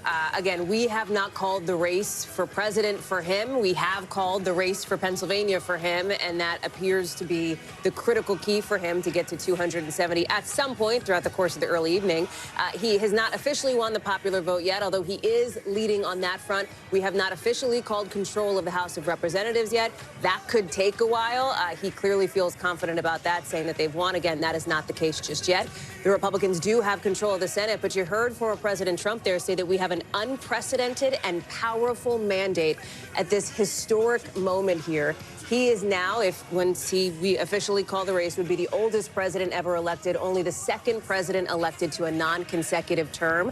You saw him basking in the moment. At one point, he looked around and said something like, "Isn't this crazy?" I mean, he looked around and said that this even happened. He was extremely confident, at least publicly projecting that in the days before this moment. He talked about having almost lost his life at an assassin's bullet this summer, and talked about how he feels that some of his supporters, or at least feel that he was saved for this moment, and so he took that tone as well. And Savannah, he called it the greatest political comeback in the history of this country. He might not be wrong if you think about that. He survived 2 assassination attempts, right? One that was very close. 90 criminal accounts, right? He was in court throughout his campaign. He was primaried, won that primary, fought all those criminal cases. A lot of them are still ongoing right now. Again, survives the assassination attempts, loses his mother-in-law. A lot happened to him over the last 2 years. And here we are at this moment again where it looks like he's on his way to re-election. Yeah, he'll be, he's supposed to be sentenced, I think, the 26th of November on felony charges. And that, even saying that sentence here, right, in this moment, is unprecedented. You have to right? wonder, though, and I think we'll have to go back and look. I mean, was that what turned it for him on some level? He would tell you that it is. Yeah, so the minute he started getting indicted, persecution. especially that New York case that was fundraising numbers went up. Poll numbers went up. I mean, you could see the lines, the graph. I mean, Governor DeSantis thought he was on his way to the nomination. He was leading in all the polls. All the criminal indictments start, and his numbers start to shoot up. Democrats, even though they said they were following the letter of the law, some Democrats, Republicans will say, played politics with the law, and they went after him for political reasons. That might have been the biggest political miscalculation in the history of our country. You talk to a lot of Democrats. They wonder if perhaps it took the Department of Justice just too long to get this process moving. I mean, if you talk to the folks that sat on the January 6th Select Committee, they wanted the DOJ to move a lot faster than they did. It wasn't until the Select Committee had done all of its work and then handed those referrals over to the Department of Justice that they moved specifically on the cases related to January 6th. And by that point, we were already into the campaign season. It became a political issue instead of a legal issue, and that may be something that they look back on and regret. It was really the big X factor hanging over this entire race. How would his legal challenges impact his political prospects? But just zooming out, we're talking about how historic this moment is. You have to take a moment to think about how historic Donald Trump is as a political figure. Think about when he first ran for office back in 2015 and made disparaging comments about Senator John McCain, and a lot of people declared that his political career was over in that moment. And what we have learned from having covered Donald Trump is that he is immune to things that other politicians would not be able to survive. And now here we have this extraordinary campaign where he has survived 2 assassination attempts, where he's on the track to be the oldest president in office. And again, just the second person in 100 years to serve non-consecutive terms. Let's talk about that mandate that he has claimed, a mandate that's political speak for saying, the people have spoken. My election win was so convincing that I have been sent to do X, Y, and Z. So, Ryan, you'll be covering Capitol Hill. Right. What is that mandate, do you think? Well, I think, first off, there is one person that's probably watching the returns coming in, still very closely watching a lot of House races across the country, and his name is Hakeem Jeffries, who is poised to potentially become the first black Speaker of the House. The House is very much in doubt right now, and if Democrats still controlled the House, that's going to be a big red light to any Donald Trump legislative agenda. Even though the margins are going to be tight on any level, it's going to be very difficult for him to push through a lot of these big ticket items that he's talking about. But to your point, Savannah, it is going to be very hard for even the more moderate Republicans who don't necessarily describe themselves as being from the MAGA wing of the party to resist the pull of what Donald Trump has accomplished here tonight. He definitely has the pulse of the people, especially the people that voted for him. And I think he's going to go to these members of Congress and say, look, I just ran on this particular agenda and I was successful. You now have to make that agenda a reality. I think there's an existential question for this president and, frankly, for the next Congress, which is how can they try to bring this country together? We saw in these polls, we saw in these results tonight just how divided, how divisive things have become. Donald Trump has not necessarily run on a unity message. Do you think he has a mandate of unity? I don't. But I do think that there is going to be a hunger for that. It's something that former President Barack Obama promised, that President Biden has promised. It hasn't happened yet. The country has only gotten more divided over time. I think the nation's hungry for it. And Savannah, he set a high bar. He has set a high bar. He said he's going to figure out what's happening in Ukraine with Russia. He's going to solve it on day one. And also the war in Gaza with Israel. He's going to have two giant issues that you could argue had a huge impact on this presidential election. And he said on day one he's going to solve them. Well, he set the bar. What will he be able to do? And the entire world's watching this election right now. We're talking about all the issues at home. The entire world. There's a new president in Mexico. What's going to happen with immigration? There's so much going on right now globally. And now Donald Trump, once again, reelected, it's going to shake up the global political And the course. things he can do unilaterally, such as tariffs, for example, which will have an immediate effect on the economy. So, I mean, look, when he has the levers of government, he has the United States Senate, he might have the House. Some might argue he has the Supreme Court as well. I was just about to say he's got the ideological balance as the Supreme Court. He may get to appoint one or two more. Right. And so when you have all of that power and the responsibility, you also have the accountability. So if he has this mandate and acts on it, then in another couple of years, we'll be talking right here at this table about whether or not Americans approve of the job that's been done. Keeping in mind that the policies he's put forward that he would do in his first day, in his first 100 days, for example, they are controversial and in some ways divisive policies. When you look at even that sort of core tenet of potentially mass deportations on day one, we saw in the exit pollings that actually more Americans would like to see a legal pathway for immigrants here, a legal pathway to citizenship than they would mass deportations. The other interesting point here is who he is going to be surrounding himself with, which we've touched on tonight. And it was interesting to watch that speech. He shouted out Elon Musk. You heard the Dana White, UFC head, shout out to Joe Rogan, the super popular podcaster. This is the coalition he has built around him. He's also talking about RFK Jr., of course, former third-party candidate, through his support behind Donald Trump, saying he has a lot of ideas. He wants to go do them. We're going to let him go do it. Just go get him, Bobby. That's right. That's right. Yeah. Somebody who is sort of notable in the anti-vaccine community. So I think it's going to be obviously something to watch who he installs in some of these key roles here as he moves forward. Well, you remember the inauguration speech at American Carnage? That really set the tone. That was it did, that Lester. and the crowd size. Yeah, absolutely. And I think that, look, he has always been defined by, I think, his approach to immigration, illegal immigration in this country. Obviously, during his first term, he was going to build the wall. Mexico was going to pay for the wall.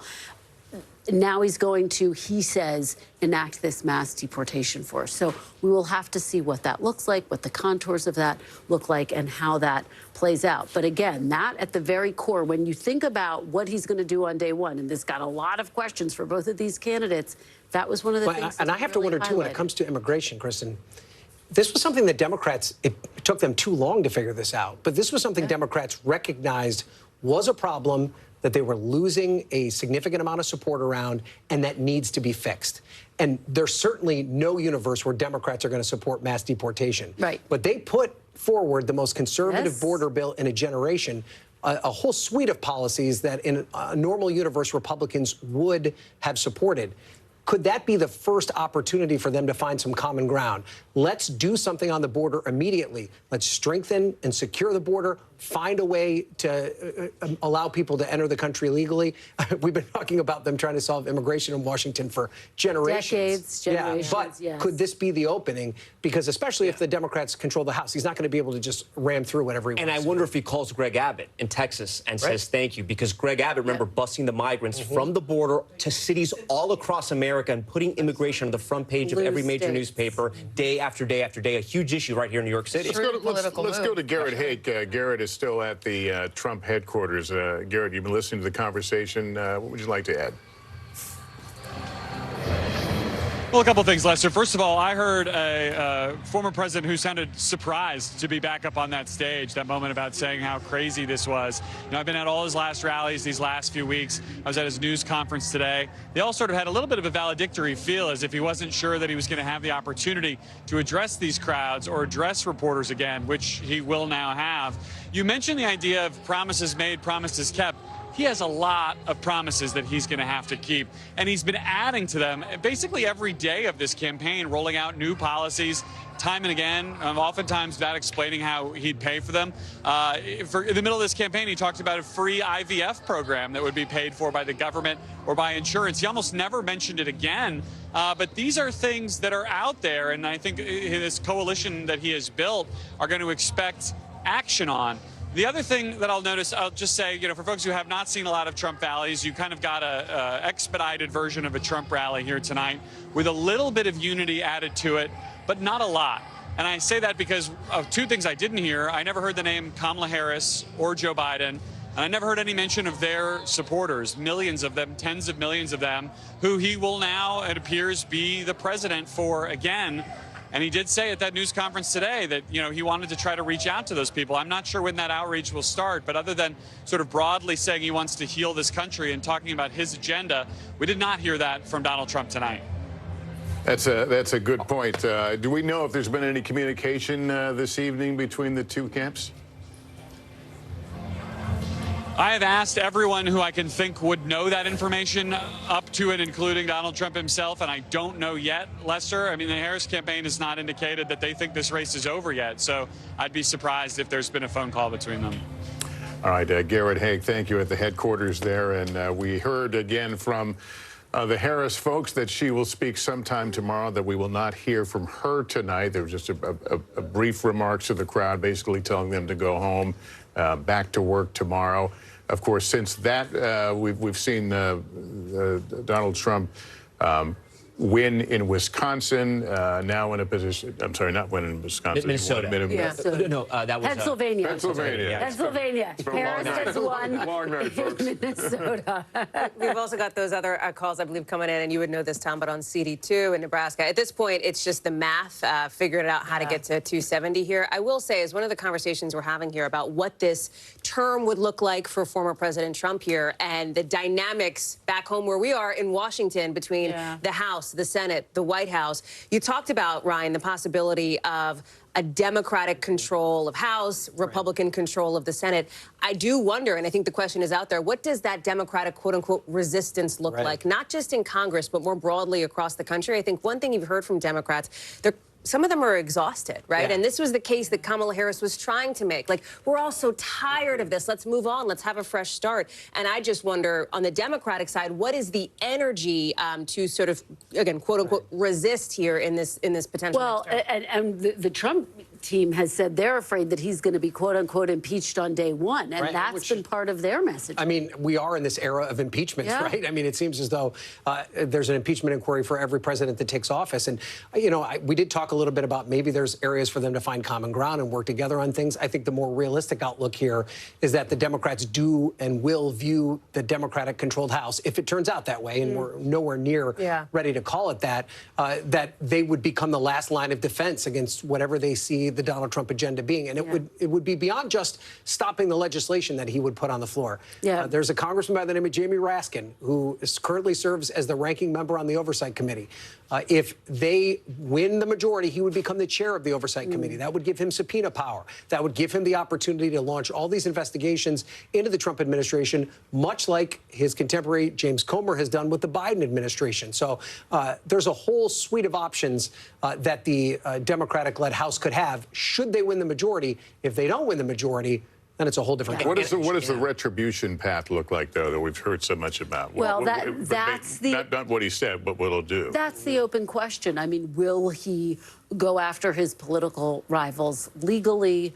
What specifically does that look like? Now, look, his aides and allies have tried to downplay that. They've said, look, that's not what he meant. You're taking that out of context. But it is what he said. And so and he's got supporters. He said just days ago that it'll be, in his words, nasty in the beginning, right? Yeah. Which I think Democrats took as an allusion to the potential for this so-called enemies list, as Vice President Harris absolutely. And the first thing he says he's going to do is fire Jack Smith, of course, the special counsel who's brought these charges against him. So that's the first act, potentially, of retribution, if you want to put it into that category. But I do think there's a big question mark. I have asked him about it in my interview with him over a year ago. What specifically do you mean by retribution? He wouldn't get specific. I think a lot of reporters have tried to drill down on exactly what that would look like. And again, much like the mass deportation plan, there aren't a whole lot of specifics. There's not a policy paper that's been put out to give people a sense of what it would look like or how it would be carried out. But there is a sense that he already is amassing a team of people who the first signal will probably be who he appoints as his attorney general. I was about to say that, yeah. Yeah, because, you know, the one thing that the United States government has always prided itself on is the independence of the Department of Justice, the fact that they don't take their marching orders from the president after they're appointed to that job. Donald Trump has said multiple times that he doesn't think it should be like that anymore. Yeah. So if he picks someone who's very dyingly loyal to him as Attorney General, something he didn't do when he appointed Jeff Sessions the first time around, I think that'll be our first signal as to just how much he's going to use the DOJ. Who does he listen to? In general, or in general? Kellyanne Conway's still, I mean, outside advisor, but still someone who he still listens people in to. his ear. He listens to his family, too, still. To his family. I think Stephen Miller is somebody That's right. who he talks to on a regular basis. He could be somebody who we might see as the next Secretary of the Department of Homeland Security, possibly. Yeah, he's also somebody, I think we've all talked to him in different contexts. He's somebody who will sort of listen to a degree, people who are around him, you know, whoever he happens to be with in the moment. And I think a lot of us have had the experience of he'll riff with you, just even as journalists here, and he'll do that with people at Mar-a-Lago, et cetera. That is what Democrats find concerning, and that's what Republicans in some ways find appealing. Let me send it back out to Garrett Hake at the Trump headquarters. Garrett? Lester, and I could jump in on that conversation, too, because having covered Trump for a long time, the question of who he listens to is almost everyone, and it can be anyone around him, from his friends at Mar-a-Lago to elected officials to the folks who find and collect his phone number to try to reach out to him on any given issue. In fact, in many cases, there's almost a penalty applied to people who are on his payroll. If you take his money, if you are his staff, in some cases, he trusts you less than the people who might be people he views as friends and peers. Although we heard tonight an extraordinary moment, frankly, Trump calling up his co-campaign managers to try to get them here to speak tonight. I think indicative of what has been a campaign that was, at least in Trump standards, almost entirely without the kind of drama and backbiting that defined his two previous campaigns and his White House. And I think looking at that model as he starts to think about how he's going to staff his White House and build out his cabinet might be important. I can tell you there's already a lot of discussion, some of it among reporters, some of it among staff, many of whom are quite superstitious about discussing it before tonight, about what the transition is going to look like, who might be in line for various appointments. I can tell you from talking to sources in the donor community and a lot of lawmakers who Ryan and I cover on Capitol Hill, particularly in the Senate, people starting to get a little bit sharp-elbowed about viewing what cabinet positions might be available to them, what opportunities might be available to serve in this second Trump administration. I think there was a thinking about Republican senators and whether or not they would potentially be asked to serve in a cabinet if the Senate was narrowly divided, depleting their own numbers on other things they have to do. But if we're looking at a significant margin in the Senate, all of a sudden, anybody from a state that's even remotely safe might find themselves considered for a cabinet position. And the cabinet's going to do a lot of work here, especially if the House ultimately ends up controlled by Democrats. Donald Trump made it clear in his first term he's not at all shy about using executive authority to its maximum level. He's been backstopped on that by the Supreme Court, backstopped again since he's been out of office with that ruling on immunity, essentially saying any official acts can't be criminally prosecuted. And the policies that he's laid out on the campaign trail, particularly his economic plan, the tariffs that he wants to put in place, are things that he can do unilaterally and may begin doing quite quickly, at least if he's going to keep all the promises that he's laid out for himself in the first early weeks of his campaign. Guys, I'm going to go ahead and throw it back to you in the studio. All right, Garrett, thanks very much. I've stepped over to the big board with Tom Yamas to drill down on where we are right now. NBC News has not called this race yet. They still got Donald Trump at 266. How does he? What's his path now to finish up this? Yeah, and we just want to make sure, we're absolutely right about all this. At some point, we will call Alaska. That almost always goes red. That gets him to 269. You come over to Maine again. We haven't called the races in Maine yet. Maine, like Nebraska, gives out its electoral votes by popular vote. It'll probably go blue.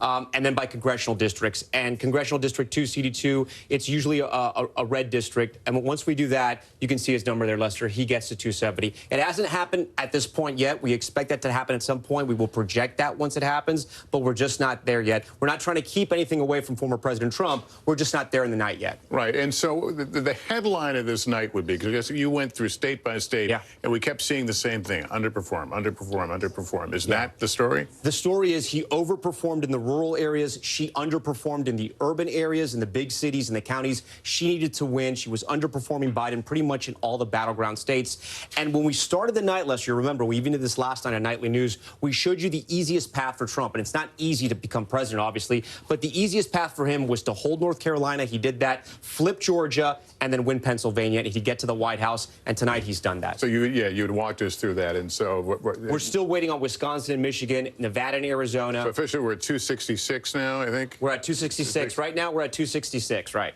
And we're waiting on Alaska and then the congressional districts in Maine. Was this something that could have been anticipated, given what the polls down the stretch, the tie? Yeah, it's an interesting question. We had a call with the Trump campaign a few days ago, and they were bullish on their sort of prospects. But again, on those calls, they're sometimes trying to spin you. And, sometimes you take this with a grain of salt. Are they right? It turns out on that call, they were right on a lot of what they were seeing in their own data about the early voting. Once early voting started coming back in some of these states and Republicans were matching Democrats, that was a big sign to Democrats like, listen, wait a minute, things may be changing here. It may not be as easy as we thought. And no one thought it was going to be easy. Everyone thought it was going to be a coin flip. It was going to be so tight. But now looking back, and we can look back a little bit and maybe Monday morning quarterback and say there were signs there for Democrats to be a little nervous. And Hallie, obviously Democrats have a lot ahead of them now as they try to work through this and find the lessons. Yeah. But that takes time. Yeah, These things don't get turned around even in 4 years. And at this moment, I think there is, by all accounts and by the reporting that our teams are doing, a bit of a moment of shell shock here for Democrats, for folks who had worked to try to turn out the vote for Vice President Kamala Harris, who had hoped that tonight would be history-making in a very different kind of way, that instead of seeing, of course, Donald Trump elected, that the nation would see its first female president, its first president who was a woman of color. That is, by the math that you and Tom just laid out, looks to not be the case once Donald Trump does hit 270 electoral college votes. I'm struck by some reporting that members of our team put in from a Harris aide who talked about needing to find some love for the people, the other half of the country, not Democrats, right, not Harris backers, who chose to back former President Trump despite or perhaps because of his rhetoric here. And so I am curious to see, as morning, I was going to say night turns into day, but as early morning turns into later morning, where Democrats are on this. I think you heard some of it at the table when we were with former Senator Claire McCaskill, former White House Press Secretary Jen Psaki, about maybe a moment of soul searching for Democrats, what the brand is, what the outreach is to Americans here, especially when our exit polling shows that fewer people identify as Democrats right now. We saw that surge in people who said that they really weren't down with either party, Lester. And so that is also a factor here, I think, as Democrats are looking at what this moment means for them and how they move forward. I do also think that control of the House, and whether that goes Democratic or not, is also going to be a factor in this as well. Okay, Hallie, thanks very much. We're going to take a quick break right here, and then we'll pick it right up with our colleagues Kate Snow and Craig Melvin.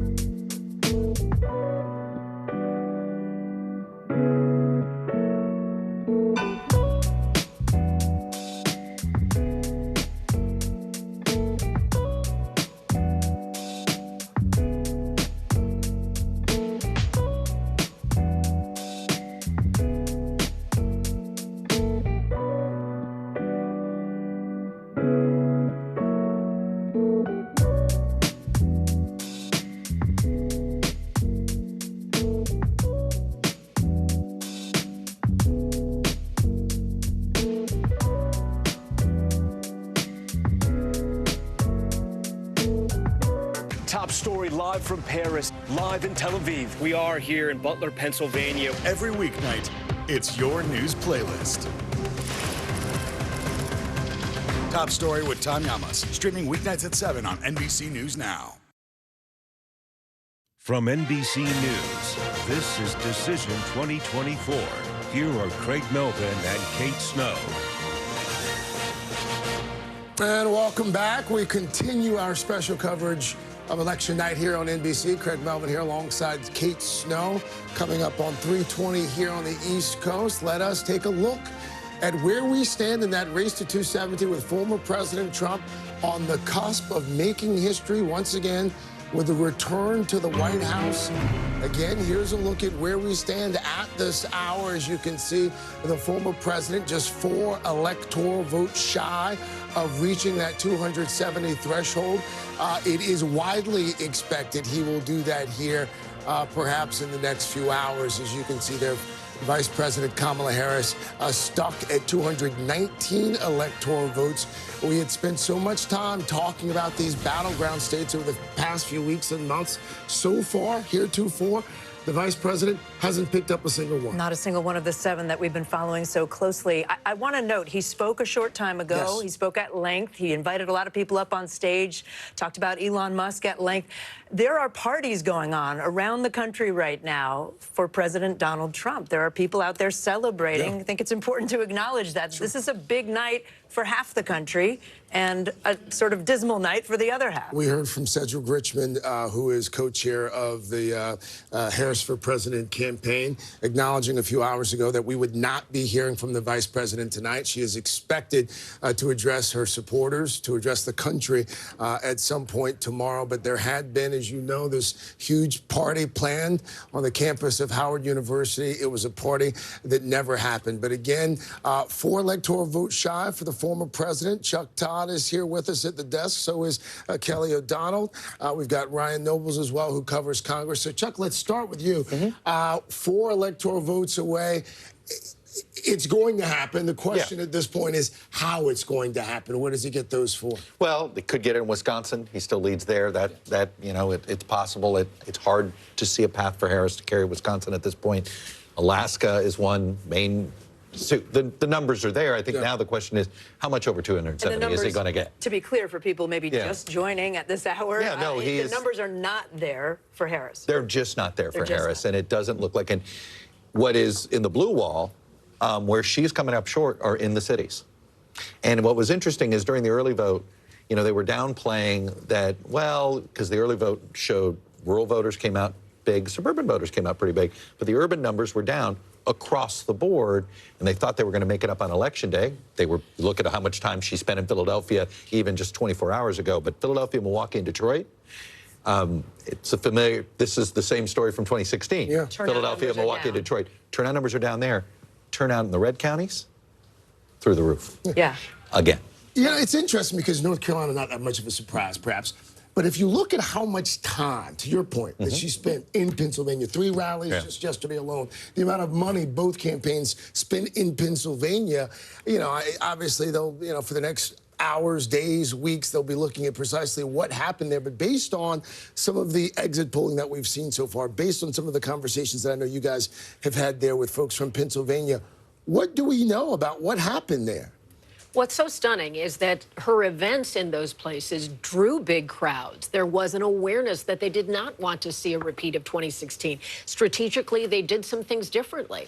And yet a real frustration on the part of Democrats who, at a certain point tonight, began to go quiet. And that was a real early indicator that what they were seeing was not going to support her getting across the finish line.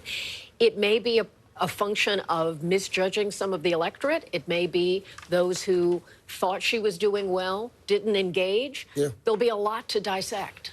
Yeah, when you look at all the different demographic groups that Kamala Harris had to do well in she underperformed. Yeah. When you look at all the different demographic groups that Donald Trump needed to do well in, he overperformed. I mean, we are going to be talking, and these are just early exit polls. They're going to be dissected, and we need to get all the data in. Sure. But the swing with Latino men in particular is something that no one saw Double coming. digits. People There was an write expectation about that for years. Yeah, there was an expectation he was going to do better.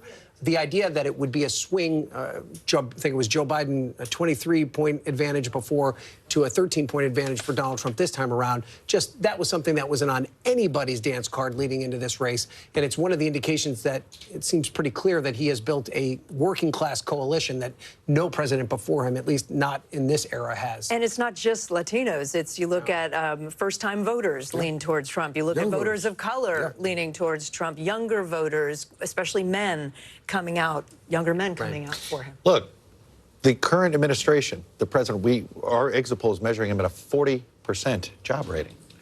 This is when people assessed his term, exactly. His first term. I'm talking about Joe Biden's Oh, Joe term. Biden. And I think let's not forget that is a huge organizing tool, if you will, for Donald Trump. This was considered a failed presidency. Our pollsters do their own election night survey, and he was sharing it's the #1 hesitation that they had, that they found among voters that they've talked to tonight about Harris was not enough distance from Biden.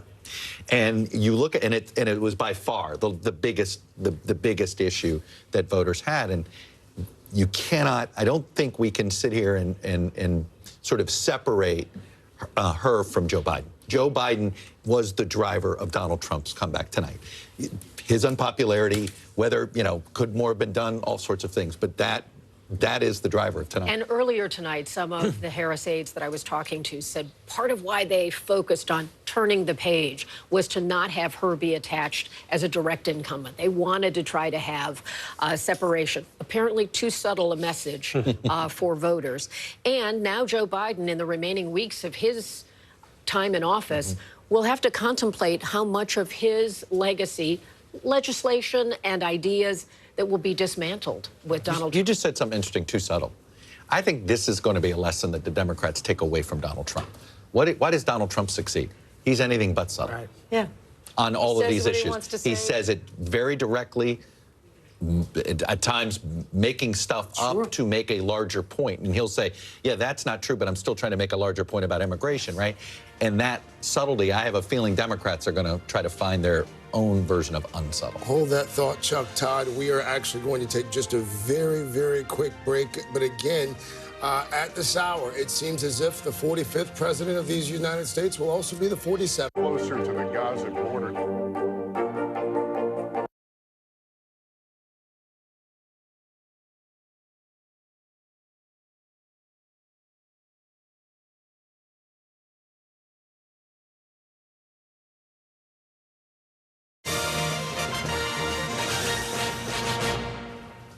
Welcome back to our Decision 2024 coverage. Almost 3:30 in the morning on the East Coast and 12:30 a.m. Pacific time. Kate Snow alongside Craig Melvin. You got a new cast of folks here at the desk as some of our colleagues go to get a little bit of sleep. But we are still talking, obviously, about former President Trump, likely to be the next president. We have not yet, for clarity, we have not yet called him or projected that he is the next president, but there really is no way, as Chuck Todd just laid out, for Harris to make up what she would need to become. To be clear for folks who might just be joining us, what states have not been called so far? So Wisconsin and Michigan have not been called. Arizona, Nevada, which we don't expect to. And I don't think we were calling Michigan tonight. Michigan's been very slow with their counting. So I don't think we'll have enough data there. Wisconsin, we're close. Does Trump need one of those, or could he do it? He actually doesn't need any of them. With he could just do it with Alaska and Maine. Yeah. And, and Alaska's not going to be a blowout for him. So you got to wait to see some numbers out of Alaska, which also takes a while. The question is, does he win one of the two blue wall states that puts him over, at least as far as our count's concerned, tonight? And here's, again, for folks who might just be joining us, here is a look at the map where things stand right now. A number of surprises on that map for a lot of folks. I would assume, Chuck, there are a lot of folks, Kelly O, Mr. Ryan, Mr. Noble's there. Georgia, I think a lot of folks thought that Kamala Harris was going to be able to turn out enough folks in Atlanta and the suburbs. I'll be honest, I was always a Georgia skeptic because there was a missing ingredient for Democrats this cycle. And the ingredient is Raphael Warnock. Yes. He was on the ballot in 20, and he was on the ballot in 22. And let's remember, on the ballot in 22, he needed a runoff to defeat Herschel Walker. Right. Okay, he did not get 50% the first time around. Yeah. So this was a tall order. That's a good point. With Raphael Warnock. Yeah. Without him there, essentially as a running mate for the Democrats. Yes. Big loss. And he repaired his relationship with the Republican governor, and that also helped. For sure. All right. Again, just a very quick break here as we await what appears to be the inevitable, that 270 mark. Former President Trump declaring victory a short time ago. We'll have much more of our continuing coverage here on NBC right after this. Still to come on the Channel 2 News. Well, the waters are certainly receding now. Still too close to call. Lester Holt reporting from the Ground Zero, as it's being referred to. It is, in fact, a taste of freedom. The Haitian people know a little something about resiliency. What's the biggest risk right now? Some of the troops who have been proud. I want to welcome you to the first presidential debate. In fact, we've been told we can't go any farther. You with some resilient folks. Let me get a hint.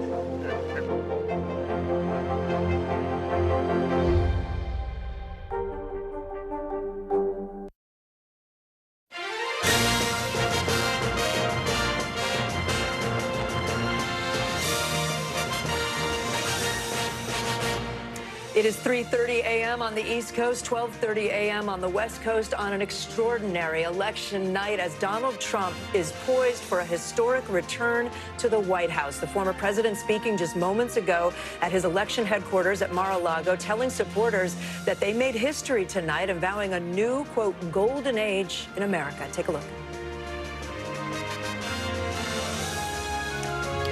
Actually, we don't have the sound right now, but he did say a new golden age. He said we're going to help our country heal. He also said a couple of things that we have not verified. He said he won the popular vote. We're not sure if that's true. He said America has given us an unprecedented and powerful mandate. Referred to it as the greatest political movement of all time. The NBC Decision Desk has not yet called the presidency for Donald Trump. We should be clear on that, but it might be a matter of when at this point and not if. Let's take a look at where things stand in the battleground states. We'll start with Pennsylvania. We made this projection a short time ago. Was it an hour ago? Pennsylvania. NBC News Decision Desk projecting that Pennsylvania goes the way of Donald Trump, and that is essentially what pushed him over toward a victory. Again, we're not calling it just yet, but he is on the path to 270 because of Pennsylvania. In Georgia, Mr. Trump winning there as well. That's a state that Biden won in 2020. Now the projected winner, Donald Trump, with 50% of the vote. In North Carolina, Trump winning there as well. Another battleground state, 97% in, and you see the numbers. He wins with 51 to Kamala Harris's almost 50. In Michigan, we have not made a call here yet. It is too close to call. As of now, 81% of the vote in, waiting on some key counties there in Michigan. Wisconsin, the presidential two-way, too close to call, with Donald Trump up with 94% of the vote in, but not ready to project that just yet.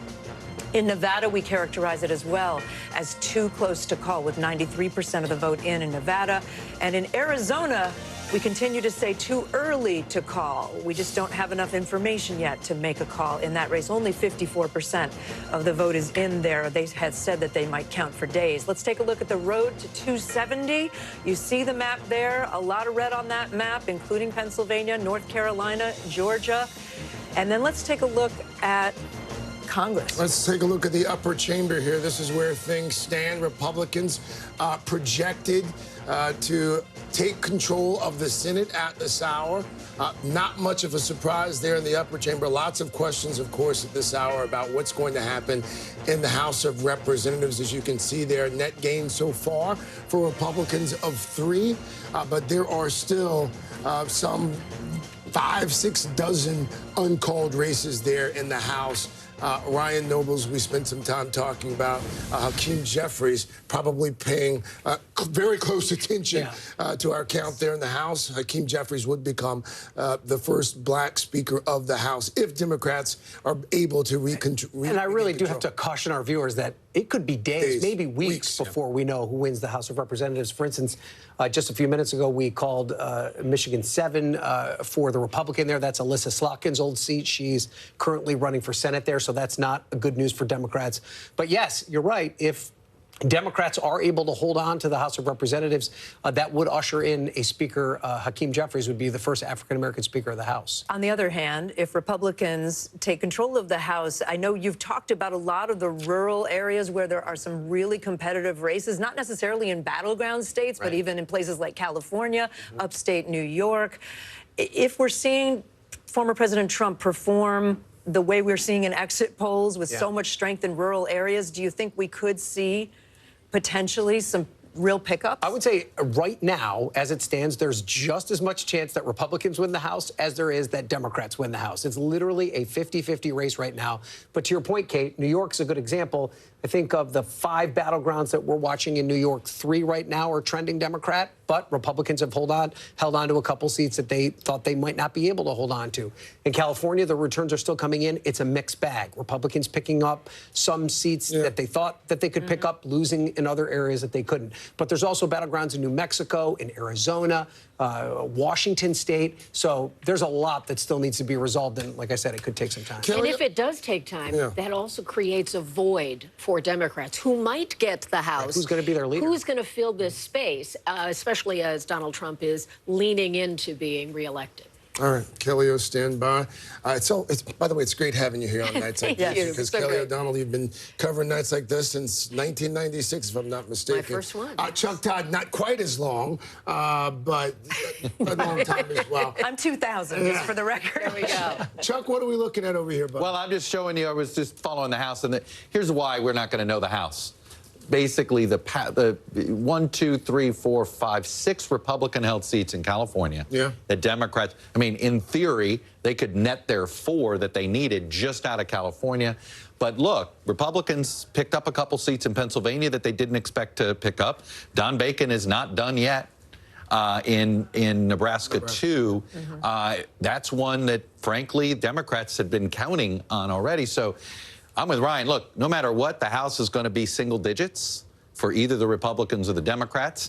But, you know, you'd probably slightly rather be the Republicans right now, just slightly, given that they added a couple of pads, if you will, in Pennsylvania that just made it that much harder. Put it this way, Democrats probably have to take every one of their targets in California, and I don't think they will. And that's going to be the challenge. Can I ask you to pivot back to the presidential race? Because it's been a while since we looked at the map and did the scenarios. Can you show us how former President Trump gets there? Or it might be easier to show us how he can't get there. Yeah. You said there's no way. There really is. I mean, here, we can do it. I can show you. And here, I mean, at this point, if he just gets Alaska, which he's favored to do, he's just the 1 electoral vote short. And he is leading in the 2nd congressional district. Maine is one of those states that doesn't do winner take just like all, Nebraska. Split things up. Exactly. Maine, too, is the more rural of the 2 districts. He carried it both times. This would be the 3rd straight time he did it. We expect that. It's still a lot of votes still to count in Maine. But assuming that lead holds there, that gets him to 270. Without Wisconsin, without Michigan, without Nevada, without Arizona. And when you see the historic realignment that we're seeing tonight among Latino voters, it would be a stunner if somehow he didn't win Arizona when you look at the gains he made in New Mexico even and what they did in Texas. I mean, he increased his margin in Texas from what he did in 2020, increased his margin in Florida, decreased the Democratic margin in New Mexico. So it would be a shocker if somehow Arizona didn't continue to move in the same way. I want to dig into that a little bit more, maybe perhaps next hour. But to Chuck's point here, I mean, the former president is poised to have, at the end of the night, perhaps later tomorrow, somewhere close to 300 electoral votes. I would assume that would be considered in most circles a mandate. If the former president has that kind of mandate, what does that mean legislatively? Well, a couple of things come to mind. One of them, for me, is what he didn't talk about tonight, and that is skepticism about the systems that produced this result. So does that put to bed his talking about elections can't be trusted? And that might be one important piece in sort of moving past that. On mandate, and I was struck by it when you used that word a moment ago, it does give him the political will to say, I talked about these number of things, both domestic and international, and I have the juice to get them done. And members of Congress would follow suit, I think. Right, but the founding fathers did set up a system where checks and balance, where he's got to get this through Congress, and Congress has set up its own rules where you're not just going to push anything through, particularly in the United States Senate, where even though they're poised to have big gains today, they could end up with 55, maybe even 56 seats. That's still 4 seats vote of what we call a supermajority. You can basically stop almost any piece of legislation if you don't have the full 60 votes. So that really takes off the table things like his mass deportation plan, things along those lines. But it's going to require Democrats to come to the table and try and find some areas where they can compromise with it. But I might argue Democrats may feel like they have to come to the table and work with, because, you know, one of the things we haven't talked about tonight is Donald Trump's improvement in blue states. I got to show you the state of Illinois. We're at 91% reporting. We know she's going to win it because we know how much. Look at this change, okay? Joe Biden won Illinois by nearly 18 points. Yeah. Kamala Harris is going to win it probably by 5 once all is said and done. Okay, that's Illinois. Let me take you to a few other blue states here. Virginia. We've seen Virginia as another one where you saw where, again, and this has been, even in every blue county, she sort of underperformed. But Virginia, 10 points. It's going to be 5 points there. Let's see if it's a problem in every blue state. Look, here's Maryland. Yeah. He won it by 33 points. She's going to win it by 22 points. I mean, he picked up ground everywhere, and a lot of it has to do with this realignment of 2 major groups. One is obviously Latinos, and the second appears to be younger men. Chuck, thank you. Let me go out to NBC News correspondent Vaughn Hilliard. He's standing by for us. He's at Trump headquarters in West Palm Beach, Florida. Vaughn, I don't know if you could hear our conversation, but we're talking about the kind of mandate that President Trump may have and what his agenda might be. Can you help us with that? Right. I think it's a good conversation around not only the realignment, but I think that this is, when we're talking about a mandate here, Donald Trump ran, especially here in these final months of the campaign, I mean, his most pure, unvarnished self. He told Americans exactly what he intends to do, from mass deportations to putting Robert F. Kennedy Jr. in charge of the U.S. health agencies that even dictate the vaccines that are on the market. He went as far as to say that he'll have Elon Musk go in and make the federal government more efficient by Elon Musk's own suggestion, echoed by Donald Trump, to cut the federal budget by 1/3, which, let's be very clear, that's staggering. That's $2 trillion, which U.S. discretionary annual budget is about $1.7 trillion. So you're talking about, where do you cut? Is that Social Security, Medicare, defense spending? There's a lot of serious questions about policy implications that are going to be had in these weeks and months ahead if, in fact, Donald Trump is to ascend and take the White House in 2025 here. And again, when we're talking about that mandate, American voters for the last 2 years have heard Donald Trump on the campaign trail, right, promise to go after his political enemies and use the Department of Justice as his own tool to go and investigate and bring charges against those who he has made the case unfairly targeted him. And Americans made a very explicit decision here today to the extent that they came and turned out. And I think that this is where, for those individuals that are close to Donald Trump, his allies, they have consistently said that Donald Trump is the one who is running the show of this campaign. There was no effort from any campaign managers to try to moderate him or get him to focus or stay on teleprompter. This was Donald Trump in his purest form, and now Donald Trump getting that mandate to go into the side of the White House and essentially act as the chief executive of the United States in the way that he has promised the last 2 years to do. All right, Vaughn Hilliard for us. Vaughn, stand by for us if you can, please, sir, because we want to go to your counterpart there in Washington, D.C., NBC's Yamiche Alcindor. She's there at the Bureau. You have been following the Kamala Harris campaign since it launched. Any idea at this point, Yamiche, based on the conversations that you've been having with folks inside that campaign, when did it take a turn for the vice president? When did they know she was in trouble? It's a key question, Craig. I was talking to Harris officials all night, and they really began the night very confident, feeling very joyful. I heard the idea that they were cautiously optimistic, and the vice president has been saying for the last 3 days that she felt like she had the momentum in this race and that she was going to win. That's what she was telling crowds. But around 10:30, when it started becoming very clear that former President Trump was making gains, and exit polls were showing that he was overperforming in key areas, including in North Carolina and Georgia, it became clear to the Harris campaign aides that I was talking to that she was in trouble. And I started hearing words like deflated. I started hearing words like it feels like a funeral here, especially at Howard University, which was her alma mater. There were hundreds, thousands of people gathered there. They started getting very quiet. They started being very sort of blank stares, started forming on people's faces.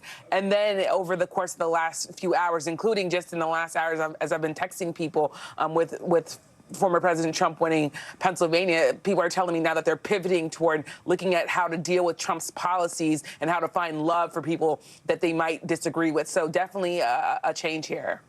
All right. Yamiche Alcindor for us there in Washington. Yamiche, we'll check back in with you as well in just a bit. Our special coverage of the 2024 election continues. Stay with us. We're going to take a look at our data wall and where the state of the race stands. We have so much to dig into about how this historic night unfolded, how this election unfolded. Stay with us.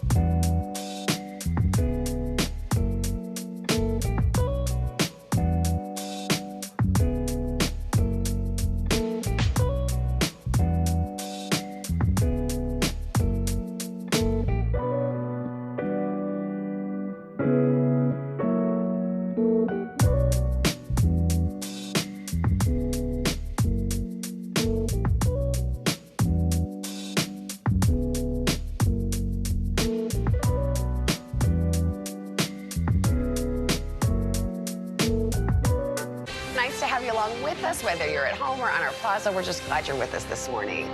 News lives in the now. Look at this. You can't even see anything anymore. Let's break down what we know. You got to see this. News for the generation of now is NBC News Now.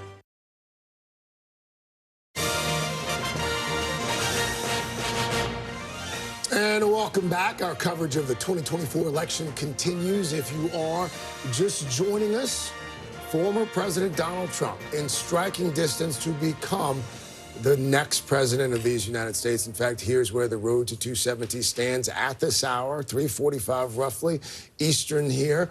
You can see the former president. He picked up Pennsylvania a short time ago. He flipped that key blue wall state, all but sealing Vice President Harris's fate. You can also see President Trump picking up North Carolina as well, which surprised a handful of folks maybe. But again, that blue wall, we're talking about Wisconsin, we're talking about Michigan, we're talking about Pennsylvania. Pennsylvania's gone.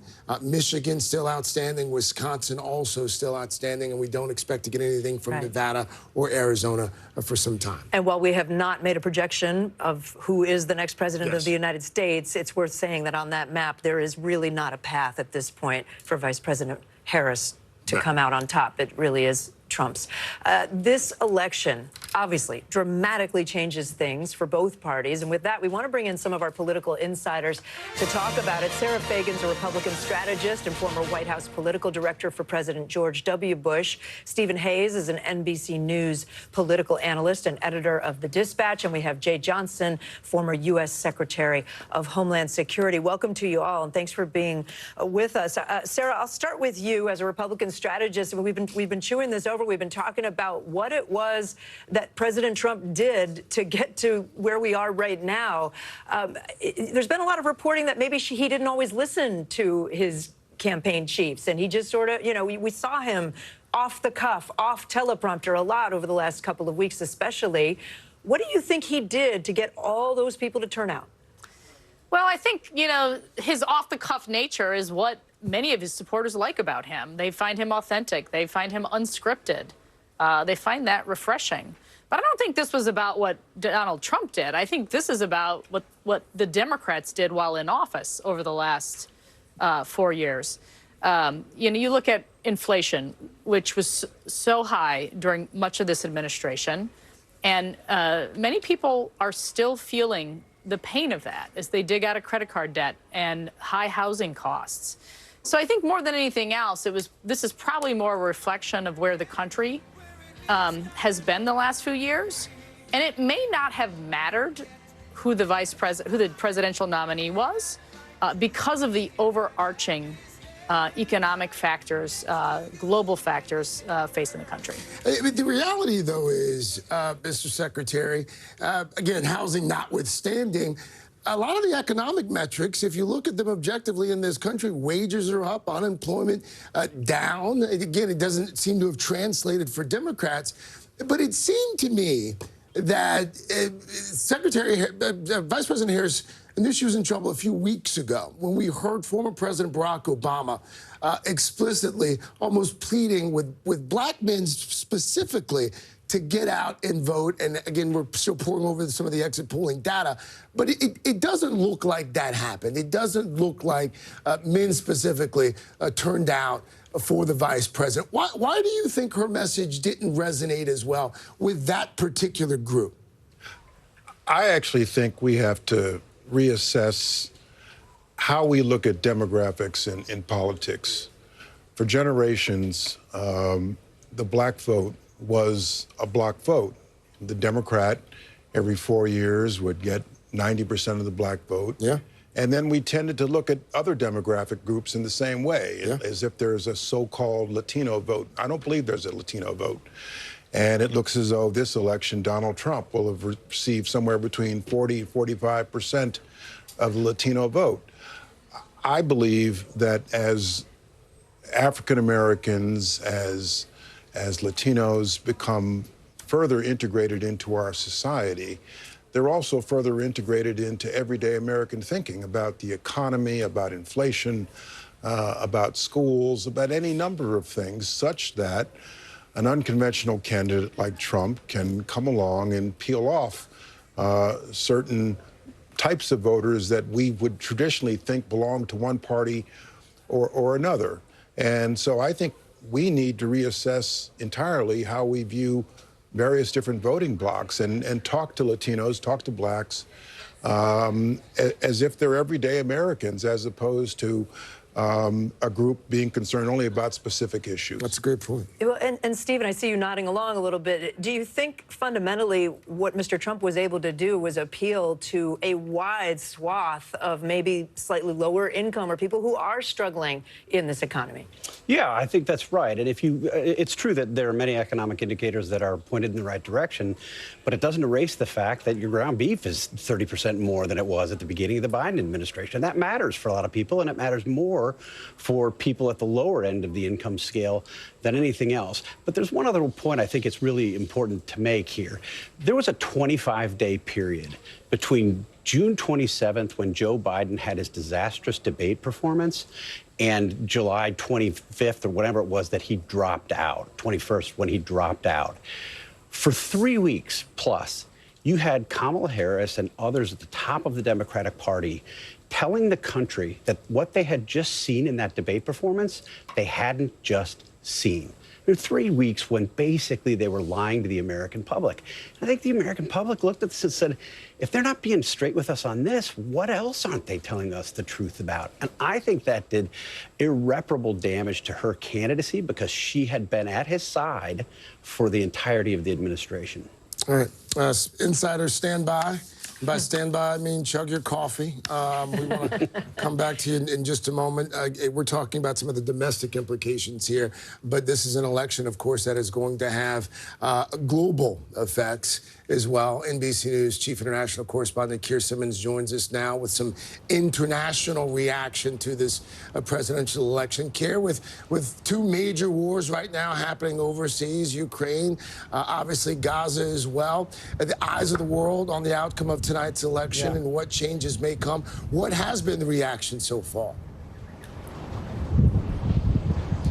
So, Craig, this is sending shockwaves around the world.